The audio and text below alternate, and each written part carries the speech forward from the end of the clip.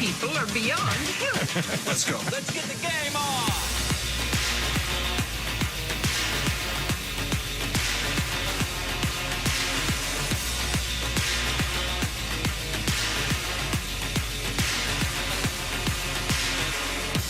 Hey, great morning to you. Welcome into the show. It is a Wednesday, a hump day. It is Chuck and Ashley with you here on Sports Radio 93.3 KJR FM, and we do have you until 10 o'clock this morning as I try to stay on top of things. Man, I'm going to tell you something. I have boarded the struggle bus here as just a human being as of late. Uh-oh. What happened? So Unicorn's out of town, and believe me, I don't sit there and depend on Unicorn for just about anything. I mean, she's occasionally makes a meal, and she's a germaphobe, so she continuously is cleaning the house. So I always go home to a clean house. But she's been out of town on the coast, looking after her sister's property out there on the coast. So sort of like a caretaker, like The Shining. And she thought she was going to go crazy being out on the coast by herself with the dogs and everything else. And she's thriving. I'm a mess. Oh, no. I mean, I never got married, but I've lived with, how many, 4 or 5 women in my life. Probably 20 years of my adult life have been spent shacked up. And then half of it has been spent as somebody that dates, but but I've always thrived the most in those moments. Like I've done the most productive things. When you're by yourself. When I'm by myself. Yeah. Like I've thrived in getting things done. And it's not, being in the best shape. And not because I don't think that the person I was with, I deserve to be in the best shape or she deserves that I'm in the best shape for her. It's not that. It's more of just like I have all this extra time now and I'm going to use it very effectively. Oh my gosh. The lack of effectiveness that I have shown over the course of these last 4.5 weeks. And I am doing some of the dumbest things and then having to fix them. I don't even want to go through the list. I kind of want you to. I'll do it for you off the air. Okay. Because I don't even want to go through the list. But it has been a battle. I have battled myself here for the last 4 weeks when I thought, oh my gosh, she's out of town. She's on the coast. I can go back to thriving Chuck, productive Chuck. I can get so much done here. I can't get anything done because I have to keep fixing the screw-ups that I've made. It's unreal. I don't even know. I guess I should give examples to explain it. This is not even an example to explain it, but it's sort of like this. Like if I wash a dish, okay, and then I'm like, okay, dish is washed. And then I'll take it without thinking and set it on top of a dirty dish. Okay. I'm like, now what am I doing? Yeah. I've got to wash the dish again. Right. Like what is happening? I mean, that's not an example, but it gives you an idea of what I'm doing. So just creating extra work for yourself. Well, she's a germaphobe, and so that's why she keeps the house. I mean, it's perfect. It is perfect.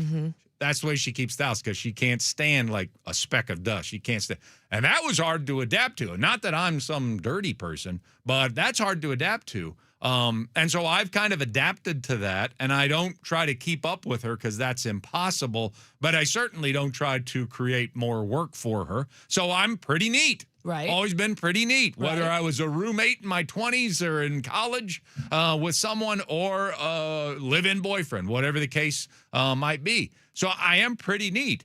But there's something about like now I'm on my own and I need to keep up her germophobic house, and it's not really who I am. And because I haven't had this much time alone in a while, I'm like screwing everything up and having to do it like 2 times. I mean, I'm like, if I had hair, I'd pull it out. Like, and so it's just, even now, like, I know that I locked the door when I left the place this morning because it's habitual. Right. But because it's habitual, you don't really remember doing it. But I've been screwing so many things up. I'm like, Did I leave the door open? Did I just leave it wide open? Did I leave it? Just inviting people in? Yeah. Did I take the groceries and did I stack them in the living room rather than the refrigerator? I mean, is the baby safe? Do I have a baby? You don't. You're safe there. I don't have a baby? No, you don't. All right, so I didn't leave the baby No. alone You and didn't stranded? You didn't Okay, leave the good. baby out on the patio. Very good. Very, very. Yeah, it's been one of those things. Like, did I leave water out for the cat? Has water been invented yet? Water Do I have a cat? You don't have a cat. Okay. So see, you're not screwing up as much as you thought you did. And I don't think it's one of those, oh, you're getting old and you're losing your mind. I don't think that's what it is at all because I feel very sharp in a lot of areas. I mean, I don't think I could do this job if I wasn't really sharp in a lot of areas. Agreed. But it's like, okay, now I have the responsibilities of the home. And I also have all this free time, which I'm not used to having. And I want to use it in the most productive way possible. And I mean, she's coming home probably this weekend. And it feels like I've just accomplished nothing because I keep having to redo mistakes that I'm making. And I hope she's not listening because she'll want an explanation. Oh, gosh. But she doesn't listen anymore. I was going to say, I hope she didn't decide to start listening. Yeah, exactly. When she first moved up here, she listened to every second, got every drop, and I'd go home to like, oh, you were so good on this today. I'd get great reviews. And at some point in every sports talk show's life, the wife is sick of sports and does not want to hear about it, does not want to know about it, and doesn't even really want to watch them. Yeah. So you got a pretty good situation there because I do. your husband's actually an even bigger sports fan than you are, I think. Yeah, he is. Or at least, yeah, I'd say he is, or we're the same. Yeah, equal. And your daughter's being raised the same way. She is. So you got a happy household there. I do. Jeez. Anyway, I'm sorry. top of mind. I don't know. Did I bring pants today? Am I? That much I can't tell you because I can only see your top half. Let me look real quick. Nope. You are out of luck, Ashley. Yeah, you may want to go get me a towel. I will. Gladly. And then I'll just open the door and throw it at you. Is there a KJR robe around here? Yeah, I'm sure there is. All right. Well, good morning to you. Welcome to the radio show. I've got to laugh about my struggle. Otherwise, I'll cry. Yeah. Plus, maybe it's not that enjoyable to roll into the topic I'm getting ready to discuss here again this morning. But we do welcome you to the show. Ashley Ryan is here. My name is Chuck Powell. We got all sorts of things planned for you. I've got what's on tap here in a moment. We'll map it out. We do have you till 10 o'clock today, and you will go nowhere. Otherwise, you're going to throw me off again. That's right. You stay here. Yeah. Don't throw me off any more than I've already been thrown off. All right. So let's talk about last night. The Mariners lose 4-2 to the Cincinnati Reds. So drop back to 500, fall back out of first place. Probably going to do that dance for a while anyway. I'm not so worried about the loss. We're not going to win them all. And I don't think that we're playing all that great a baseball. So I'm not surprised that in game number 2 of a 3-game series with a talented young but mistake-prone Cincinnati baseball team that we lost with Chase Burns on the mound. I mean, he's pretty much beats everybody that he faces. So I kind of warned everybody yesterday. You did. This is going to be a challenge. This is going to be a difficult one to get. So I'm not bothered by the loss. I'm not surprised by the loss whatsoever. And I still don't think this team's firing. So there's no surprise that they dropped a game in the middle of the series at home against the Cincinnati Reds. No big deal, right? But man, Ashley, do I have to keep getting an example or two every single night of what is frustrating us about our manager? I would like to say no, but I think so. I mean, I don't want to pile on. I've made my statement. I don't think that Dan Wilson's the best guy for this job. I think we'd be better off if we made a managerial change. And by the way, Ryan Healy, if you're listening, I made that statement last Monday. There was some confusion. Yeah. Yeah, he was like, you made that Monday after beating the Giants in a series? I know, I made it last Monday during the All-Star break. So I've made it my points known. I've given my reasons. I've defended it. We did an entire show, or at least an entire hour, where I asked for people to disagree with me intentionally so that I could see your point of view.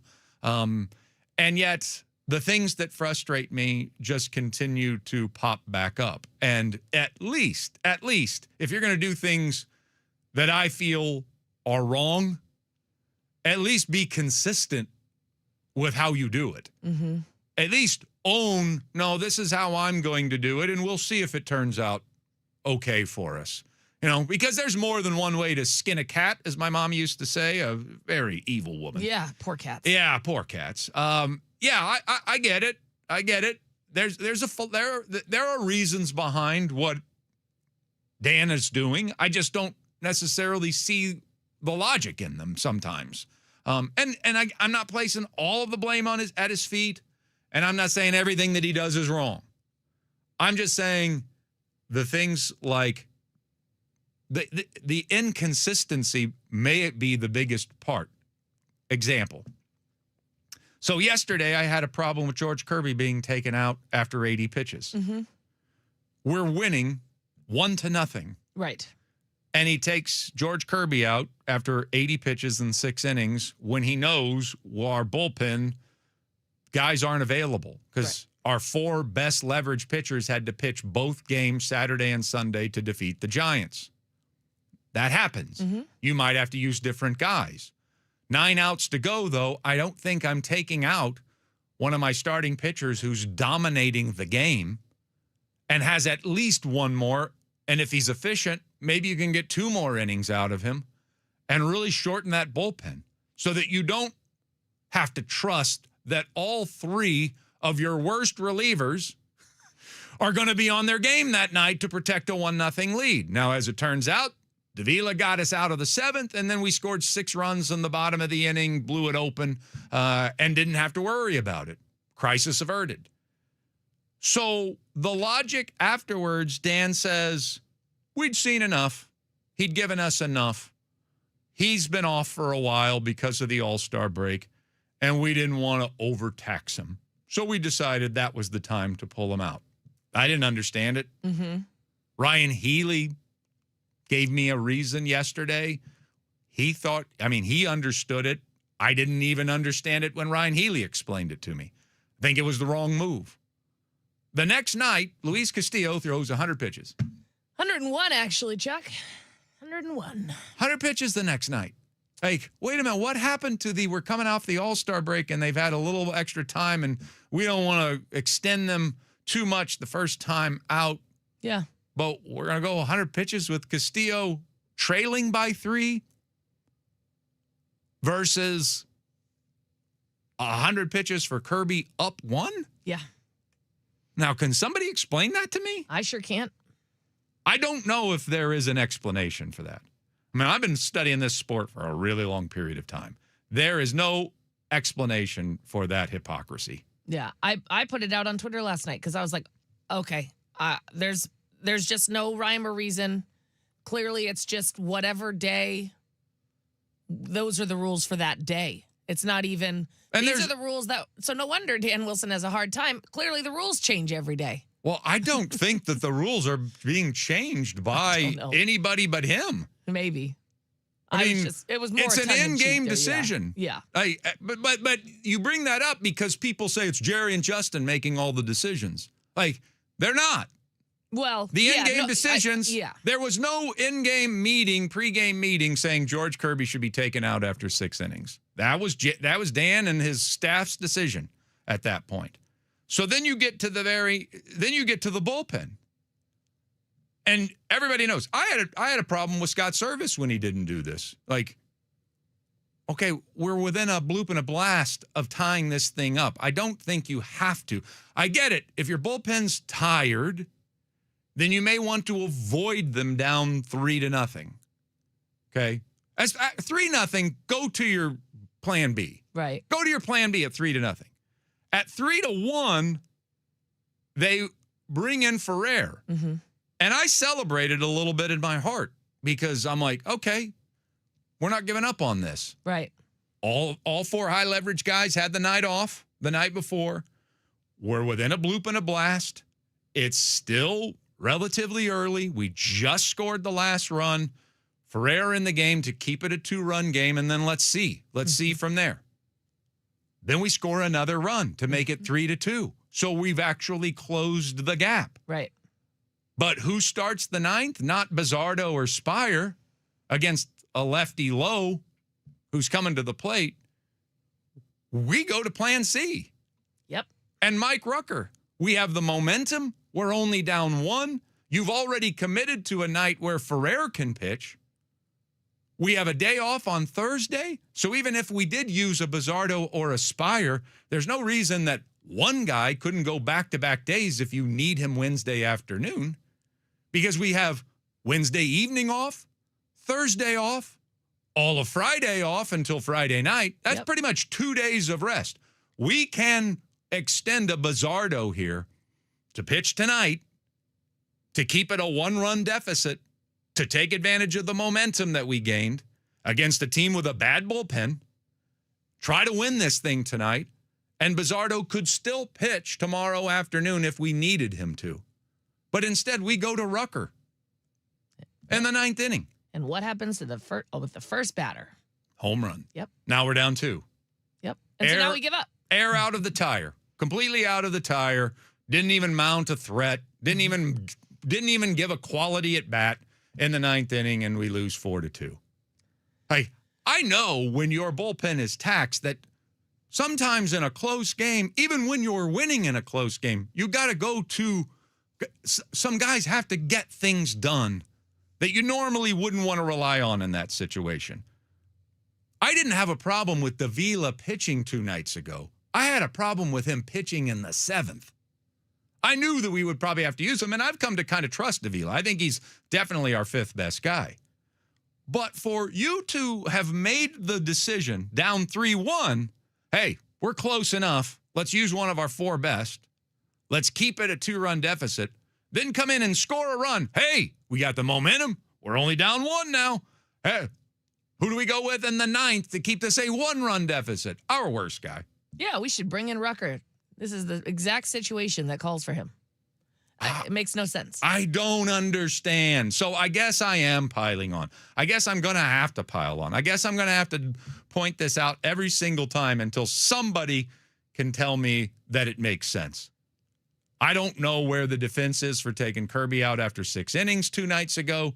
And then I don't know where the defense is for the hypocrisy of letting Castillo go 100 pitches last night if we're protecting guys who are coming off the break.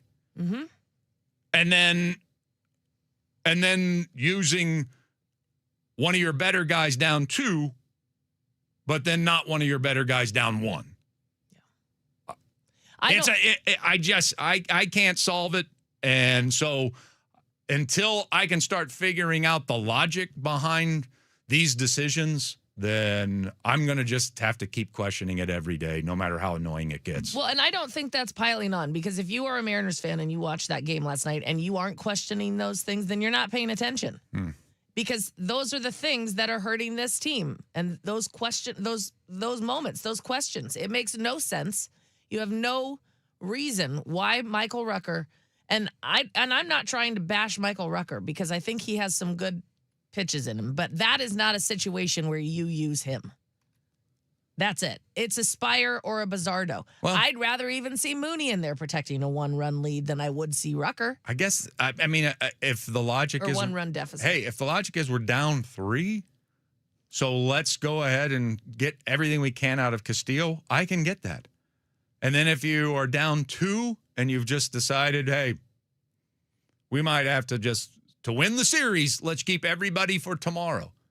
To kind of half commit to staying in the game and then get closer and then decide, nah, let's scrap that plan. We're not going to win this one. Yeah, jump ship. What? Yeah. Makes no sense. There's no way to.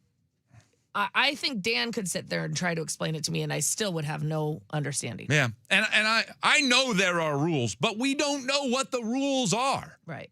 And so to just look at everything, some of you, and just say, well, that's Jerry and Justin making it. You're letting Dan off the hook for everything. What can he be held responsible for? Players play listless and sloppy and unfocused. You're going to blame it on the players. And then every managerial decision that looks ridiculous, You blame it on the front office because they've set rules before? I know they set some rules, but we don't know what rules that they've set. I promise you it wasn't, let's go for it if we're down 2, but if we get within 1, let's abandon that. I promise you that's not a rule. No. All right, let's find out what's on tap. May I have your attention, please? This is What's on Tap, brought to you by Emerald Queen Casino, bringing you the best in live music, entertainment, dining, and gaming. Emerald Queen Casino, always entertaining. For more info, visit emeraldqueen.com. Reds 4, Mariners 2. The M's fall to 51-51 on the season. 60 games even to go on the regular season. Second place right now because the Rangers did win last night, and they will have a chance, to win the series here today, this afternoon, 12:40. First pitch, it'll be Hancock versus Singer. More on that in Mariners Morning After at 6:30. 3 days till training camp, and we're providing training camp previews a few times per show throughout the course of the week. Part of our training camp preview will be Dave Richard joining us. Dave, he's already... He's pumped. He's already had 16 fantasy football drafts. So he's going to join us today and talk about the... who he's got his eye on heading into camp. Give you a little refresher. I don't think there's a bad time to talk fantasy football. Seahawks have made some news this week. Nick Eamon-Warry is on the PUP list. We don't exactly know why, but that's a little discouraging. Sounds like Devin Witherspoon is close to his extension and should get it done before camp begins on Saturday. So that's certainly a big topic here heading into training camp. And Hard Knocks has set its schedule. The first Hard Knocks episode is going to be on August 4th, so Tuesday, August 4th. Sounders in action against Austin today at 6:30. Brian Schmetzer has really been riding his players hard after that 5-1 loss to Portland last week. Stretch is going to join us. We got to talk to Stretch one last time to wrap up the World Cup and also talk a little Sounders soccer with him today at 8. Storm Lynx today. They just played. The Lynx won, but they'll play this time here. And finally, LeBron Watch continues. Apparently, Miami put out a bad PR release yesterday, and it got people overly excited, and it was fake. It was apparently, just in case he does sign, we want to get this out in a hurry, and somebody hit send. So Don't put that person in charge of the nuclear codes. But it's kind of like me. It must be me. I think maybe I was in charge of it. You're trying to be proactive. I was trying to multitask and probably was half thinking, and I probably sent out a Miami Heat press release yesterday. All right, Mariners Morning After next. We're just underway here on this Wednesday. Sports Radio 93.3 KJR FM.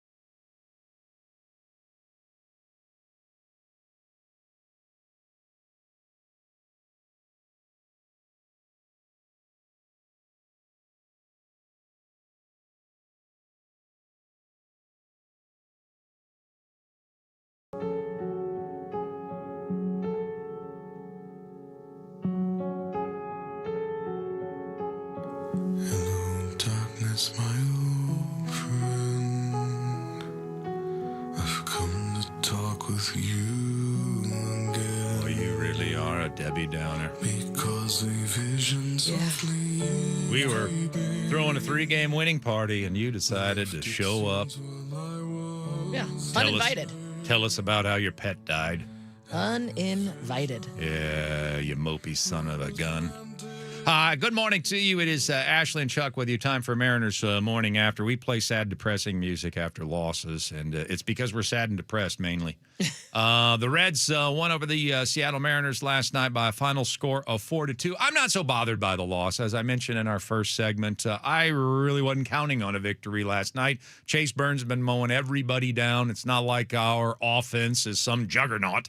So I suspected that we'd struggle. We also are throwing our 6th best starting pitcher against their best pitcher. So on paper, it didn't quite feel like a win. And yet, Castillo pitched well. Yep. Not great, but he pitched well enough, good enough. And the offense was chipping away at a 3-0 deficit that Cincinnati had built through 5 innings. In the 7th, Weston Wilson. That's a big, strong boy right there, yes, that Weston Wilson. And he crushed one out, even though our play-by-play guy had a little difficulty wondering how far he did it. And then... He needs the dinger detector, I'm telling you. And then Julio Rodriguez, who did not start the game because of this mysterious injury, took a ball to the butt the previous night.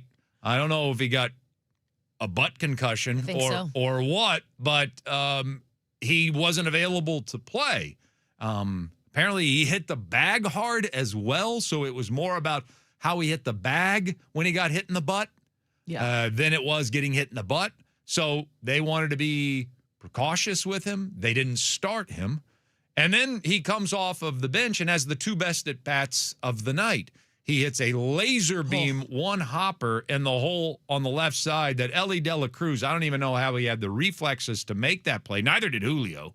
He looked like an octopus out there with multiple arms and legs to make that play. He's so freakish. So that was such a good play. Yes, great play. They played great defense. Gino made a great play. They played great defense. They took away a lot of run-scoring opportunities for the Mariners. So we have to give Cincinnati credit. Their defense was atrocious the night before. That's what I was hoping we'd see again last night. But it was fantastic last night. And so that went into the loss. But Julio hits the laser beam. He gets denied a hit. And then the next time up, he does this. This ball torched out to the gap in left center. Gone! Attaboy, Aaron. It's a 1-run game. Julio blast off in the 8th inning. Yeah, that one you could tell he knew, but he's it. like, I'm going to wait till it actually crosses the wall so that my call is more dramatic, and I am good at this. He knew that one, though. He did. You could tell he when knew he that one. Blasted. Yeah. Good caller. Mariners TV, Julio's home run is the 15th of his season, believe it or not.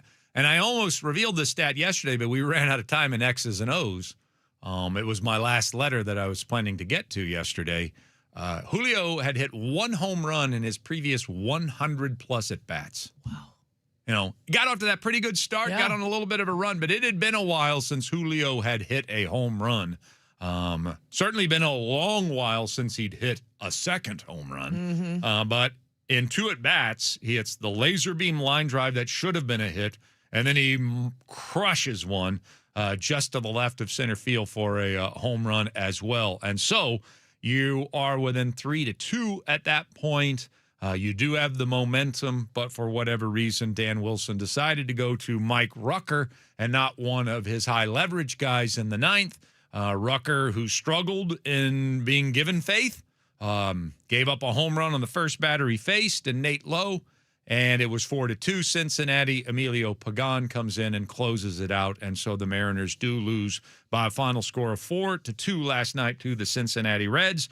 Dan Wilson, of course, met with the media after the game. And after doing his "we fought hard and played all the way through and didn't leave the building in the middle of the game" nonsense, he did address activating Julio when he didn't start the game. Yeah, I mean, I think we knew, prior to the game that he was good to go later in the game if needed, and he came in and I thought he put up a couple of really strong at bats and hit the ball hard, extremely hard both times, and if not for that play by De La Cruz there, we might have had a different inning going there at that point, and it was a couple of good at bats by Julio. Dan, for the night, obviously 1-1 game. You had Rucker pitched yesterday, Spider and Pizarro didn't go yesterday. Just what went into that decision, and were those guys down in that inning? Again, with being down in that situation, we've got a quick turnaround again tomorrow, and so you've got to weigh all your options there, and Ruck did throw the ball extremely well last night, and I thought he threw the ball well too. Just Lowe was able to get him there that first batter of the inning, but outside of that, continued to throw the ball well. What a terrible explanation. I was going to say that was such a non-answer. It does. So down 1, you'll pitch a guy that pitched the night before. And by the way, he pitched well last night, up 7-0. Right. 8-0. Different situation. Right. He's not doing well. I'm not saying he shouldn't be on our team or can't play a role, but he is your mop-up guy. Yeah, not high leverage. Everybody has one of those. You were okay with going to Ferrer down 2, but then down 1, well, let's go to the guy that pitched last night rather than a fresh arm and better arm to try to keep it a 1-run game. And then, 1-run games are easier to come back from than 2-run games. I've heard. Yeah. And to say, we've got a short turnaround. Okay, use one of them. All it takes is using one of them to keep you in that inning. And I just don't like that crystal ball, nervous, playing with fear. Like, what if we need everybody tomorrow? Okay, well, what if you win 12-1 and don't need anybody? You need to play to win the game you're in. Ugh. Not think about, tomorrow. Look, I, honestly, and I said this in the first segment, a lot of the times when you're down 2, teams will, especially if, you have used your bullpen, but we just came off an all-star break. Yeah, you went back-to-back days, but they're going to get a day off on Thursday. And they're going to go 48 hours without playing a baseball game. Yep. Actually, 55 without playing a baseball game. If somebody has to go back-to-back days to try to come back from a 1-run deficit in the 9th, what is wrong with that? How did you commit to, we're in this thing, let's throw one of our 4, and then 1 inning later, 15 minutes later, this is just one of those games where, we're trailing. Let's save everybody for tomorrow. It's so frustrating. And I don't get it. Today, first pitch is at 12:40. It'll be Emerson Hancock going for us, his first pitch of the first game he's pitched since he left injured. Oh, that's right. With the hand. So that's the reason they pushed him all the way to 6th. They wanted to give him full rest, all-star break, and 6th day into the second half of the season so that would not be prohibitive. So they'll probably let him pitch 45 pitches and be done. Only if he's doing well. Yeah, only if he's doing well because he had such a long break. Brady Singer will pitch for the Cincinnati Reds. Now, that should be a guy that we match up with really well. He's right-handed, number 1. He's having a rough season this year. Also, he's not a strikeout pitcher, which we tend to have some difficulty with Chase Burns types. I knew we would last night, but this is a guy that we should match up offensively well against. So I do think we're going to take 2 out of 3, and I do think that maybe there's a little bit of momentum going. And I'm not saying we would have pulled that thing out last night had Bizzardo pitched the 9th. I'm already having a hard time with these pitching decisions. Everybody knows that. And at least, if you're going to do things I disagree with, at least be consistent with your own philosophy. That's it. Because you are all over the board right now, and it feels like you don't know what to do. Mm-hmm. That's what it feels like. Right. And that's one of the things we talked about. It doesn't seem like he has any confidence in his decision-making, and then you do something like that last night, where at least, if you're consistent with what you do, well, this is the way we do it. So that's the decision that was made. I can at least respect that. Yes, exactly. But I mean, his explanation was not an explanation. He doesn't know why he put Rucker in. He doesn't.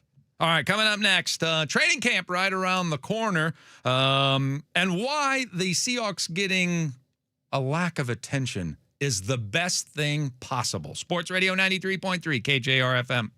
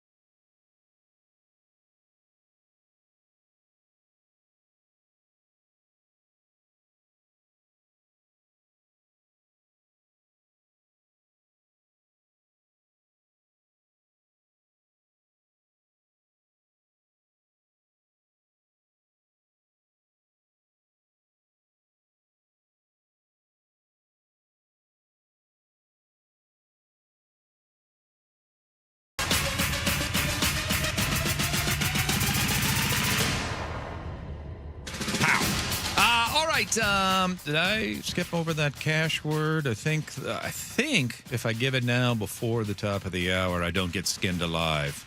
Because that is the punishment. I believe that's the truth. That is the iHeart punishment. They've Yes. they really upped their game in terms of their punishments around here. Got waterboarded last week for skipping a word. Dollar. I thought it was going to be the last time you ever did it. Yeah, no kidding. And then you'd think I'd learn a lesson, but I'm really in a tough spot these days. Dollar is your keyword. Enter it at 93.3KJR.com for your shot at $1,000 in cash. You can own gold from BellevueRareCoins.com, our sponsor. They're not going to give you the money. iHeart is, but they have sponsored the event. So go Bellevue Rare Coins. There you go. I always picture Softy there, like trading in his old gold. I just like coming in with like a pouch of it. Yeah, dumping it out and being like, here you go. Yeah, like, hey, Softy, you're here. Got more gold? Yes. All right. Coming up at the top of the hour, headlines plus something that I wasn't planning on doing, but sometimes you got to zig when others are going to zag at 7:05. Just something I heard this morning and thought that could be a pretty fun topic here. So we're going to do that at 7:05 today. Training camp, of course, is going to change all of our lives. We start Monday, full-scale training camp coverage. Sounds like Hugh Millen and I are going to be together a lot next week, which I'm excited about at the Virginia Mason Athletic Center as we will broadcast from practice or before practice begins there in Renton. And so this week's been a bit of a training camp preview, kind of going through all the things that we'll end up discussing for the next 5 weeks. And one of the things I wanted to bring up is now that the offseason is coming to a close, look, Seattle sports fans, and you've earned this reputation, and maybe it's because that's the way that it really is, and you're just telling it like it is. But Seattle sports fans do have a reputation nationally of nobody pays attention to us. And, we can win a Super Bowl and nobody talks to us. I mean, Dustin Nickerson is like the example of this when he comes on, the epitome of it. And here's the thing, though. Why do you want attention right now?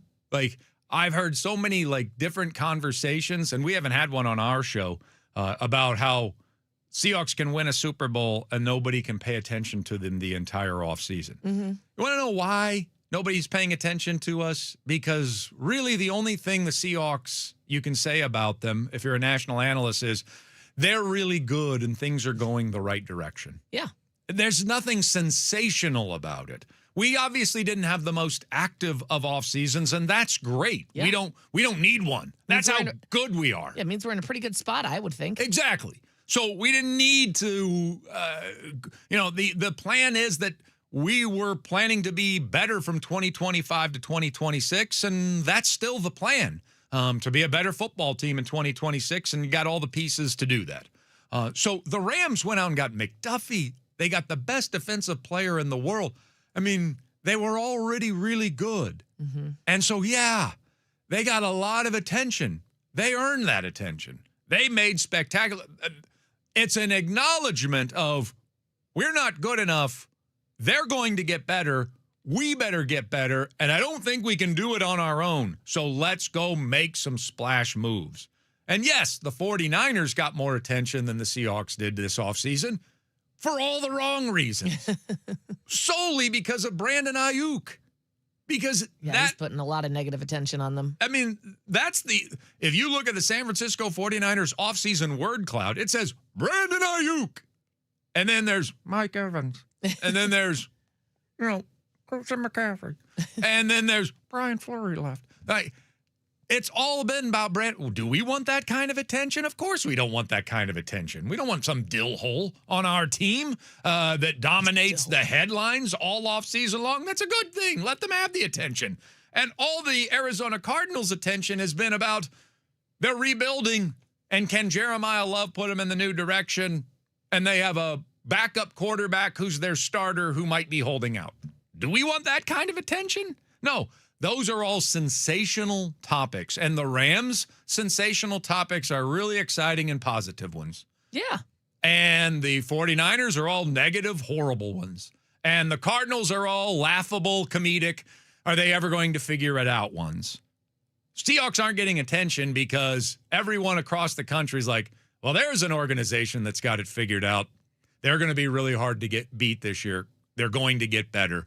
But it's hard to win back-to-back Super Bowls. So there's an opening. Right. That's the attention that we're getting. That's the exact attention that we want to get. And I promise you, Mike McDonald and John Schneider love the fact that once again, even though we might have the best roster in the world, everybody's not paying attention to the Seattle Seahawks. Embrace it. Stop getting angry about it. Yeah, and don't be mad that we're not the Super Bowl favorites. I mean, who cares? You don't win based on the odds they give you at the beginning of the season. We had real low ones last year. I'd rather not be the favorites. I don't want everybody thinking that they're coming for us, even though they will be. You know who else doesn't want to be Super Bowl favorites? Mike McDonald. Yeah, exactly. Yeah. So I think we're in a great spot, and anyone, I don't know, just stop worrying about it. Yeah, stop worrying about it. These are great problems to have. Yes. Let everybody else make all the shiny headlines. Let them be discussed.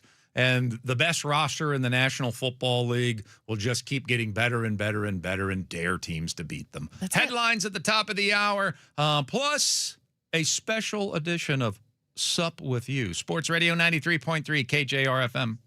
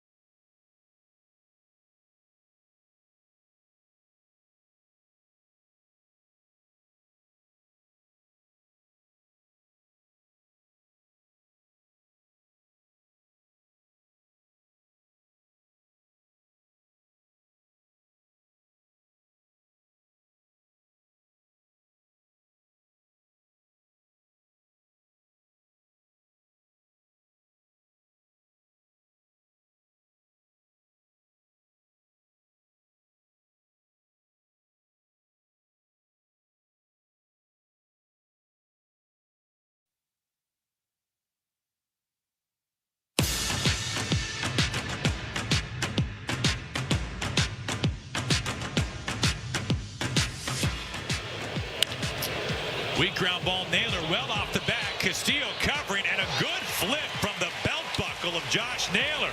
That was a really nice play. One away, second and third now. Look at you finding the positive.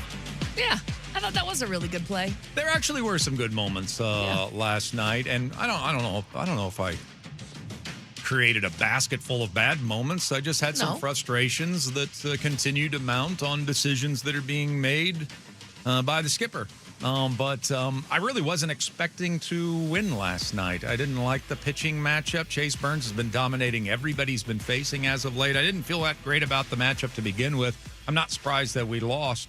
But I would highlight, as somebody did point out on the text line, and I think rightfully so, I again took the opportunity to complain about managerial decision, but not scoring is the big thing. But sometimes you don't score when you're facing a fantastic pitcher. Now, their bullpen's not all that great. Mm-hmm. Maybe we got them out of the game after 5 innings. So had a chance to win. Left some runners in scoring position. Yeah. But they played great defense last night. A bad defensive team made some highlight plays. We played some great defense. The sliding catch by Robles was just weird. Yeah. How early he started that slide. I don't think I've ever seen anything like that. It's like a cartoon. Yeah, it was. Emerson made a perfect play at home. I think that's the most exciting part about Colt is I don't think that pulse ever raises. Like, you get a ground ball, arguably the fastest runner in baseball at 6'7", looks like freaking Predator running down the third baseline, and he just throws, just calmly, I'm going to throw a perfect strike to Cal and make it really easy on Cal. I don't want to make it difficult on Cal. And just throws a perfect, that is textbook. Great play by him. Right when you needed it. He's struggling offensively, but he still just continues to impress me. We got a special second baseman and shortstop going forward here. I'm telling you. Yeah. Rosarina had a really patient at bat lately that started a potential, inning. Started a potential rally, which we loaded the bases and then couldn't do anything with. So there were some good things about last night, but it ends up being a loss 4-2, and we'll talk more about Dan's role in that a little bit later on in the show. But good morning to you all. We roll into our 7 o'clock hour number 2 on this hump day. We do have a cash word for you. It is bank. You can enter that at 93.3 KJR.com for your shot at $1,000. Bellevue Coins. Rare Coins, our sponsor. I'm now trying to do that from memory. No. Bellevue Rare Coins, our sponsor for this round of the cash contest. Also, thanks to Mariners TV for the highlight. Let's get to your Frost Brewed Coors Light Choose Chill headlines. Mariners do lose 4-2 to Cincinnati. They'll try to win the series this afternoon. 12:40 first pitch. It'll be Emerson Hancock for the good guys. Brady Singer will pitch for the Cincinnati Reds. He's not had a very good year, and should be a pretty decent matchup for this lineup. Right-handed pitcher who is not a strikeout pitcher, so I think that could be a productive offensive day. Also, obviously, good to see Julio back in the lineup after a,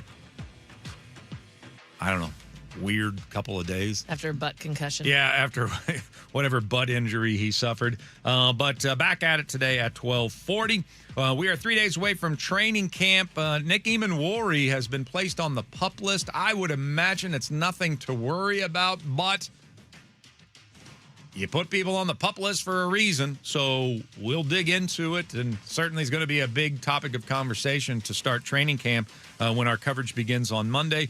Also, Devin Witherspoon, the belief is that he'll be locked up before training camp begins. Just read yesterday where it's getting close. We kind of expected that was the timeline this entire offseason. Just be nice to get that out of the way. I don't think any coach wants to be having a star player in a negotiation while practice gets underway. Yeah. So nice just to tie a bow on that before we get there. We know what we're going to have to pay him, right? Right, John? You know what we're going to have to pay him. I'll give him a call after this and just make sure they know. We're not shortchanging them, are we? Pretty much got to go top of the market there. Yeah. Okay. Yep. Big guy, you know what you're doing. I don't need to tell you. Also, Hard Knocks first date's going to be, looks like August 4th. First show will be August 4th. They'll have, by that point, 2 weeks worth of material to piece together. But August 4th, Tuesday night, will be the first Hard Knocks episode featuring the world champs. Which makes much more sense. I put it in last week because someone had asked when it started, and AI said August 11th. I said, that seems late. Because that's heading into your first preseason game. Right. I have it right, though, right? Yeah, no, you're right. It came out yesterday. They put all the promo stuff out. Yeah, August I don't 4th. always trust AI. It was AI that told me this morning. No, I wanted to make saw- sure I looked that up. I saw it on the Seahawks put something out with their little video, and then there's like a Hard Knocks poster. Oh, okay. Yeah. Once you see the poster, now you know I it's have it hanging official. in my room. Yeah, exactly. Yeah, Cheryl Teagues. Yep. All right. Well, there are your headlines brought to you by Frost Brewed Coors Light. Choose chill, everyone. For goodness sake, choose chill. We're going to do Reckless at Breakfast later on this hour. But you know what? We're getting ready for football season. And there's going to be this collision of another Mariners playoff push combined with the exciting start of training camp. Not just any run-of-the-mill training camp for the defending world champions. We got Huskies football start. So we're getting to that point in the season where there's not going to be a breath that you can take in sports talk radio. And so here we sit on a hump day, and I love hump days. I love Wednesdays. For some reason, they feel more fun than the rest of the week, with the exception of Friday. Yeah, Fridays are the most fun. But I was listening to something on the way in because we are a little bit in a transition period. Petros was on the show before us. And he's on every Wednesday at 5 a.m. Yeah. And he's fantastic. He's just he's so funny. He's so smart. It's too bad the other guys are there. Well, that's true. Well, listen when he's on with Softy. Yeah, he's because much that's better gold. there. That's Yes. absolute gold. Well, he's great on both. But at least Softy's great too. But anyway, he's on every Wednesday. Well, he was talking about he really enjoyed the soccer, but he's now had enough officially of soccer guy. And what he meant by that was, okay, soccer guy, I get you're feeling your oats. You were front and center, even with people that have bashed you in the past. We had to admit, boy, that was a good tournament. Boy, I really enjoyed myself some soccer this past month. That was an event, and I really loved the magnitude of it all. I love the culture of it all. And certainly I love, maybe more than anything else, I love that America had a really great month. Really great month. Yeah, absolutely. And people finally, I think, globally were reminded, oh, yeah, that country's not all about murder. Yeah. Oh, they are actually pretty decent. Yeah. So it was fantastic. But he made the point, soccer guy's taking a little too far. He's still going to the grocery store in his short soccer shorts with his sausage thighs, I think was the phrase that he used, sticking out of his soccer shorts. And, just as kind of rubbing in our face now. And it's just okay, it's time to move on from soccer guy and let's move into training camp guy. Because even though I can't stand training camp guy, this is Petros talking, that at least it's something different, and I'm not yet sick of training camp guy. Right. So he went on this whole thing, and he even went as far as saying, oh, and then there's trade deadline guy at this point in the year. So I'm laughing through the whole thing. And I laughed hardest when he got to me. Of course. Because he called me because I'm trade deadline guy. I'm the guy that's, it's trade season, right? Yeah, we celebrate. I make sure I do a segment every show for the entire month of June, at least one, to celebrate trade deadline. So he got me. He called me out, and I'm certainly trade deadline guy. There's no question about it. But here we are in this transition period because football guy's about ready to take over here. And so I thought maybe we could do a Sup with You segment here today where on the Talkback feature, 93.3 KJR.com, just lay down a 30-second sort of editorial on the sports guy that drives you nuts. And we'll replay some of those coming your way today at 8:30 because there are a lot of them. And frankly, I'm about 7 of them, maybe 12. Pretty much everybody listening, you're at least 2 or 3 of them. I used to do this segment once upon a time down in Phoenix when I wasn't doing sports, and it was called That Guy. And it was, I must have done 500 of those. And they were just little editorials, and it would just point out that guy that wears sunglasses at night, that guy who brings his pet to the bar, that sort of thing. Yeah. So I did that for years, and that's kind of the waters that we're fishing in here. So I'm looking for your sports that guy that drives you crazy. And there are all sorts of them out there. Like football guy. See, everybody talks about baseball guy, and the guy that talks about baseball guy the most is football guy. Like, football guy doesn't even know he's football guy, and that part of his character is bashing on baseball guy. But then again, football guy bashes on all other sports. Because football's king. Calls himself a sports fan, but only really wants to ever watch, talk, think about football. And I'm going to go ahead and announce this because Ian Furness has some tendencies to be football guy. Oh, does has some tendencies. He'll bash baseball guy, and he loves himself some football. But Ian loves a lot of sports, so he's not football guy. Ian probably likes hockey as much, if not more, than football. So he can't be football guy. I thought you were just going to say Ian probably likes hockey. And I was like, you know what? I think you are right. I think he does.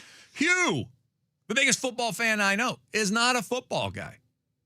Because Hugh likes other sports. Mm-hmm. Hugh will get into other sports. So, and he also doesn't just like football because of what football does for him. You know what I mean? Yeah. Like, so many people, you love football and all you want to talk about football because you just love to gamble or you love your fantasy team or whatever the case may be. Hugh loves football because he loves the cracks and crevices of the sport. He loves it in a way that, man, that's special. Yeah, he dives in. Yeah, I think that he would dive into football if it was the 8th most popular sport in the country. Just so happens to be the most popular sport in the country. But the math about it and how many times have you heard Hugh say the precision is in the details? The details of it. The pass route where he was a half step off. He sees that stuff. And he loves that stuff. Mm-hmm. So he's not really football guy because football guys only, why are we talking about baseball? The World Series is stupid. It's not like the Mariners are ever going to get back there again. Like, we could be in the middle of a Mariners World Series run and football guy be like, why aren't we talking about Sam Darnold? Oh, we definitely get those. Definitely get those. Yeah, so that's football guy. But everybody's got their own guy out there that they would like to sound off on. Where we're going to give you that opportunity today at our talkback feature at 93.3 KJR.com. Give us your sports that guy, 30-second breakdown of him, the one that drives you the most nuts. And if it's me or if it's one of that guys that I am in the sports world, so be it. So be it. We all got to laugh at it. I laughed out loud when Petro started talking about trade deadline guy today. Yeah, that's funny. And it is you. It is me. It is me, for sure. Yeah, he nailed me. Yeah. Good. Well, I'm glad he did. Do you have a that guy? I have a that guy. Who's your sports that guy? Speaks in absolutes guy. Like, and we get. I have a problem with that guy just in general. What? Yeah, but it's like, especially, I feel like in our job, we get, we share our opinions, our thoughts, our projections. We're supposed to speculate all of these things, but you get speaks in absolute guy who comes in on the text line or Twitter or YouTube or whatever and is like, you guys are wrong. This is going to happen. And it's like, I understand that's your opinion, but you can't tell me my opinion's wrong. You could just share yours like, hey, I think this is going to happen. And then you don't sound like such a turd bag. When you're like, oh, you guys don't even know what you're talking about. This is the outcome. It's like, you don't know the outcome either, buddy. Like, you can't. It's just, it's probably mostly in the wording, but it's like you're speaking in absolutes. Like, you know more than everybody else, and everybody else is wrong. Yeah, that guy. I mean, and just to give you an idea, there's hates LeBron guy, and there's why does he defend LeBron guy? Yeah. I mean, there are so many sports guys out there that people can tackle here this morning. And I know that there's a specific type of sports fan that drives every single person listening nuts. And by the way, when you do this exercise, I used to say this. This was my tagline when I did my That Guy segment. If what I'm saying today offends you in any way, there's probably a good reason for it. You're that guy. You're that guy. Yeah. So you got to laugh at yourself. When somebody nails you, you kind of got to laugh at yourself. Now, I don't want to be mean about it. I don't, Right. but nonetheless, I think we could have some fun with this today because we are in that transition period. We're coming off soccer guy having his heyday. Mm-hmm. And as Petros pointed out, maybe I'm a little tired of soccer fan feeling so good about himself. Yeah. I'd like to move on, even if I have to deal with training camp guy. He brought up training camp guy because training camp guy, this is Ian. This is an Ian. Okay. Curtis Crabtree, like just going over the last 3 guys on the roster, like constantly. That's training camp guy. So he said, I'm so sick of soccer guy, I'm ready for training camp guy. Yeah. But at some point, he'll be sick of training camp guy. And obviously he's sick of trade deadline guy. So they're all out there. It doesn't have to be just football guy or soccer guy. There's specific things within the season. Fantasy football guy that can't stop talking about his roster and his match from the previous week. Yeah. I make sure I only talk fantasy football with someone else when they initiate the conversation. But then there is a feeling out process of, wait a minute, are you fantasy football guy? Because if I'm going to see you again, I don't want you to think that I'm the guy that you can come over and dump on for 3 hours about your fantasy team. I'm not that interested. If you want to share with me a nice little anecdote, a little crazy story about how you lost last week, or who you picked up that you think's a steal, that's a nice little 15-minute conversation that we can have. And if you're good, if you follow the rules, we can have it every time I see you. Yeah. But let's not be calling me. Oh, gosh, no. Asking me who you should pick up, things like that. All right, we're gonna do other things too. We're gonna have other conversations too. But yes, there's fantasy football guy out there as well. Yeah, I also don't like Baba Booey guy when you're watching a golf tournament. Oh, hey, Baba Booey. Yeah, guy. why do you have to yell Baba Booey every time someone hits a damn golf ball? And who still thinks it's cute? Like the first guy that did it should be Baba Booey guy. Yeah, and he's the only one that and there is should be allowed. a picture of him. And he should probably get some sort of benefit since he started this phenomenon. Yeah. But who's the person that's doing it for the millionth time and thinks it's funny? I wish I knew, because that guy is annoying. And I also don't like attend a sporting event in a random jersey guy. Just because you're going to a game doesn't mean you need to wear a sports jersey of any sort. Like last night's Mariners game, there's a guy in a Lakers jersey behind home plate. Wrong sport, bro. See, now you got it. I like this. Yeah. Now we're on it. So, yes, get specific. I'm not going to do it next. We've got some other things to do here this morning, but we're going to replay some of your Sup With You responses to who is your sports, that guy that drives you nuts. We'll play them coming up at 8:30. And if you can do it, if you can mention someone briefly on the text line, or if you could do it on the YouTube channel, we can handle that as well.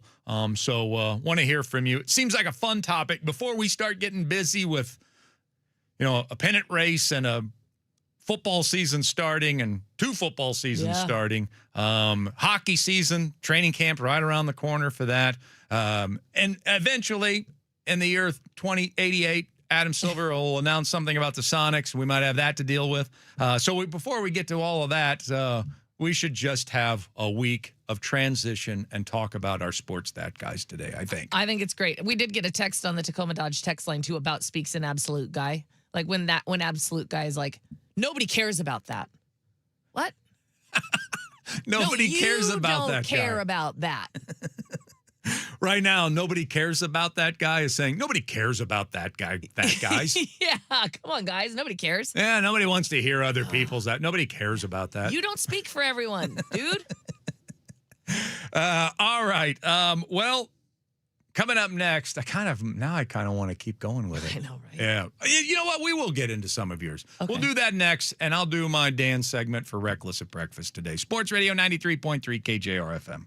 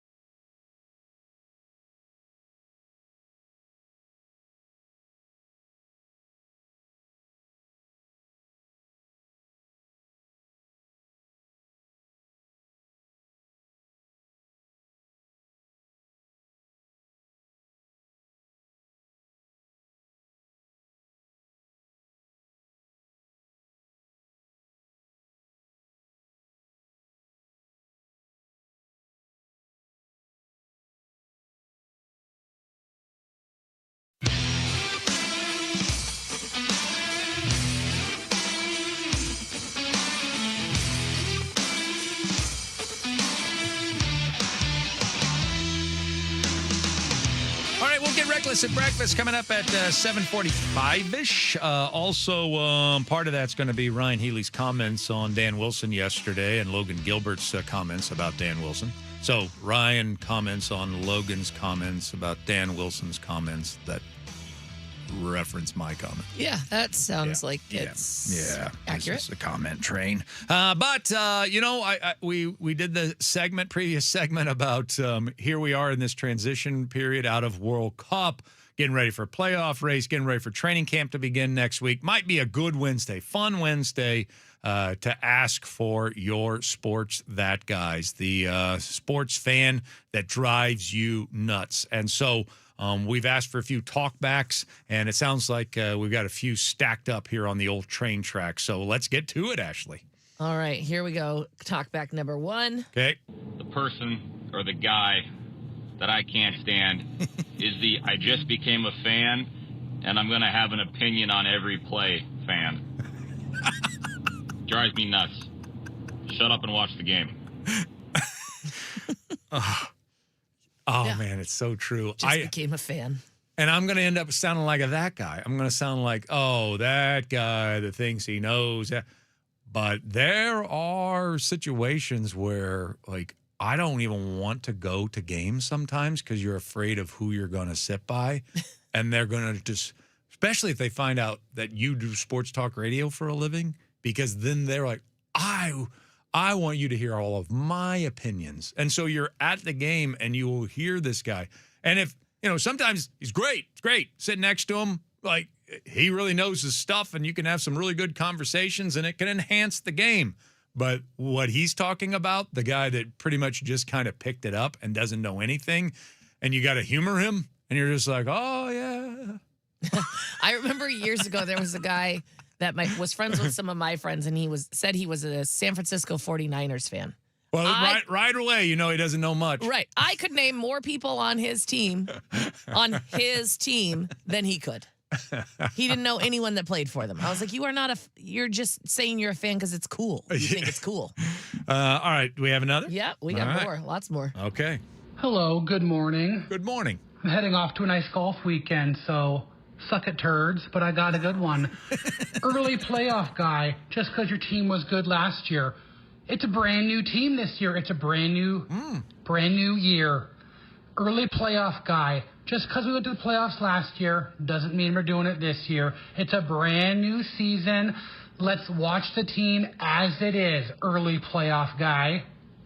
Like it. Early playoff guy. Early playoff guy. Yeah, it is true. You can't just assume. And the guy that's like, well, we did it last year. We'll do it again. Yeah. Especially if you're a Mariners fan, you can't assume that. Early playoff guy has already punched his ticket. I'm surprised that elevated to the top of his list. But he did not hesitate. He did not hesitate. Early playoff guy is on his last nerve. Yes, and I get it. I understand. Yeah, here we go. Soccer guy is the worst. They aren't the greatest athletes in the world. The average NBA or NFL player are bigger, faster, and stronger than soccer players. And the other thing, soccer players are not running around the entire game. If you actually watch a game, there's a lot of walking in soccer. Second place is fantasy football guy. I only want to hear about fantasy football if you're in a high money league and you have one fantasy football team. That's it. That's you know fair. what? That's a good point. Yeah. Like, that's fair. Like if you are like really invested and yeah. I think that's fair. I do have as a friend too. Yeah, I would care about my friend's financial well-being. If you've got a lot of money on the line and you've got one team that you're riding on, I think that makes sense. Yeah, I go every Thursday to the kitchen, Wooden Creek Kitchen, to watch football during the season, and the bartender Jake I told you about, like that's our first 20-30 minutes of conversation. I get there a little bit early, get a beer going, maybe something stronger. And then, but that's just sort of our routine. I enjoy that. I kind of look forward to that. But he's so right. Like, fantasy football guy that it just can't stop talking about his roster for sure. And there's nothing worse than someone that's got like 5 or 6 teams. And I can say that because I used to have like 5 or 6 teams and I couldn't even remember who was on any given team because how do you keep 6 teams straight? I will only have one. I got invited to play in another one, and I didn't have the heart to tell them at the time. I can't do more than one. I played in 3 last year, and I even think that's too much, but I really only care about 1. Yeah. Yeah, All that's the main one. All right, here we go. And then I'm just going to not touch soccer right now. Yeah, we'll leave that alone. But maybe you and I could have a beer sometime. At Wooden Creek Kitchen on Thursdays. All right, here we go. Wah! I'm Yankees guy. Look at me in my nice new Yankees hat. I'm from Arkansas. Wah! We haven't been to the World Series in 2 years. Wah! We only have 26 World Championships. Wah, wah, Dodgers are spending all their money. Oh, it's so true. Yeah, I know. Yankees guy. Yankees guy. Yeah, and just how they act like they're so, oh man, what did we do to deserve this? Yeah. An owner that keeps his top 5 payroll every year. We make the playoffs 4 out of every 5 seasons. We have Aaron Judge to root for. Why us? Yeah, we're so. I mean, don't you guys feel bad for us? It's not fair what the Dodgers are doing and the Mets. Yankee guy. Whiner Yankee guy. Good call. Yeah, suck it, Yankee guy. Yeah, That's for what I'd say. sure. Yeah, here we go. This is our last one for this. Okay. Yeah. I hate the guy who says that the 2013 Seahawks could have won the Super Bowl with any quarterback. Russell Wilson was not the only quarterback they could have won the Super Bowl with, but he was a big part of why they won, all those games that season and the Super Bowl. The trick plays, running behind that crappy O-line, making those moonshots to Doug Baldwin and Golden Tate and Jermaine Kearse. Not everyone could. All right. It's funny because I actually fully disagree with that guy. I mean, they could have. Well, not anyone. Not anyone. Yeah. But there are at least a handful of quarterbacks that the Seahawks could have. That defense was so good. Well, yeah, beyond good. That was one of the all-time, if not the all-time defense. Yeah. I think you could have won with a lot of quarterbacks. I think that was more when Russell was in game manager mode, and he was a lot bigger part the following year. And then he was a lot bigger part of it in the years that you didn't make it to the Super Bowl. So he did not spend his career being a game manager. He was certainly much more than that. But if there was a time that it was the first Super Bowl. Yeah. So, but I get what he's saying. I think there's going to come a time, there's going to be a redemption time for Russell in this town. And it's not right now, but there's going to come a time, and that the appreciation will return for him. But there's still a lot of diehard Russell fans that have had to endure not only watching him decline and all of their friends who didn't like him, kind of waving it in their face. So they've had to kind of be quiet here for the last 5 years. That's a very specific sports. That guy, though, right there that drives you nuts is that guy that didn't appreciate Russell Wilson enough. No, not anybody could have won that Super Bowl that year. Yes, and you are correct. And I don't think anybody could. And I did appreciate Russell Wilson during that time a lot. It was just then he got really full of himself and drove me crazy. It's going to be interesting what they do when they choose to put him in the Ring of Honor. He's certainly going to go in the Ring of Honor. But he might have to wait longer than he normally would have, because I do think you're going to have to let some time pass, people to kind of forget about a few things, start remembering him for the good. There's going to have to be a time in the distant future. You could put Bobby Wagner in the Ring of Honor the day he retires. Right. You could do it right now while he's still playing. Yeah, for another team. Yeah.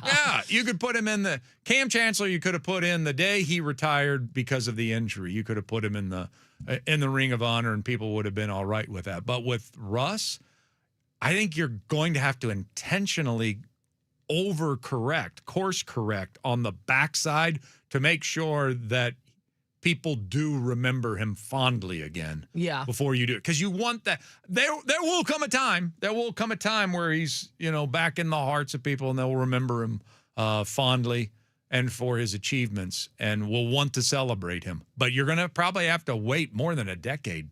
Yeah, I would think so. It's going to be a while. Before you could do that, because you certainly don't want to do it when people are still anxious to boo the guy. Right. That's the biggest nightmare, putting a guy in a Ring of Honor and the crowd's booing him. No, it's got to be a long time from now. We got some texts on this on the subject matter as well. Oh, okay. From the 206, thinks the Dallas Cowboys are a good team guy. That guy drives him nuts. That's just a Dallas Cowboy fan. Right Yeah, there. exactly. That's just Dallas Cowboy guy. Yeah. From the 206, the yells get in the hole on a tee shot on par 5 guy. Sick of that guy too. Yeah, he's, exactly. He's Put him right there with in the Baba Booey. Right there in the family. He might be the actual father of the family. Baba Booey is his crazy son. Yeah, exactly. From the 425, sup, Chuck? If you won't own it, I will. I think you're owning this as well, though. I've recently become the bitch about Dan Wilson guy. Can't really avoid that one. Yeah, and my teammates keep reminding me. So, yeah. I've kind of been put front and center on that one. Yeah, it is. Let's see. Oh, from the 253, it's the worst is the my team won a bunch of championships decades ago guy.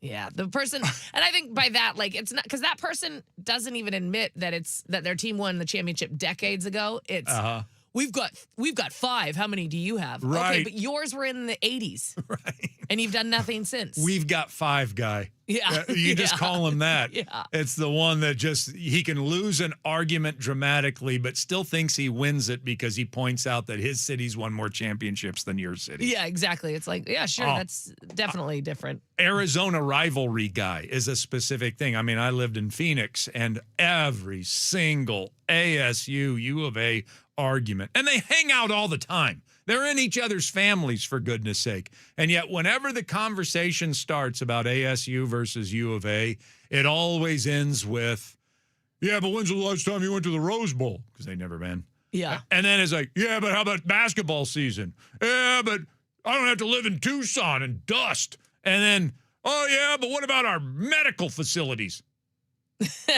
And then it ends. And then that's it. Have you seen our library? That's the last word every time. Yeah. How about our medical program?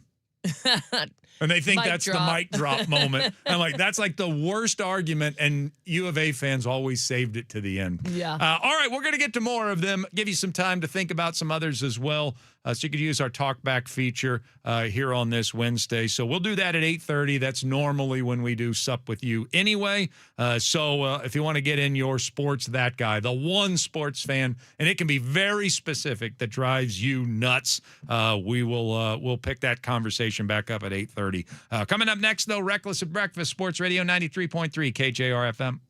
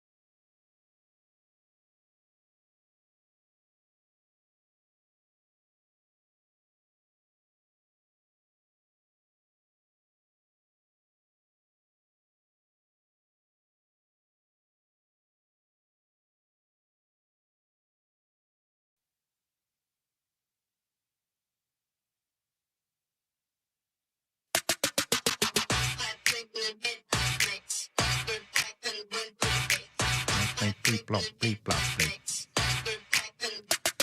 All right, more of your talkbacks. That was fun. We've had a good, fun hour, and we'll pick that back up at 8:30. We got Stretch coming up at 8 o'clock. Feels like it kind of feels like having had a guest in your house and you didn't get to say goodbye and to find out if he had a good time while he was there. Yeah, there you go. So we're going to have Stretch on coming up at 8 o'clock here in a little bit. Don't forget, Tulalip Resort Casino is waiting for you if you are into yourself some music. Summer concert series is coming.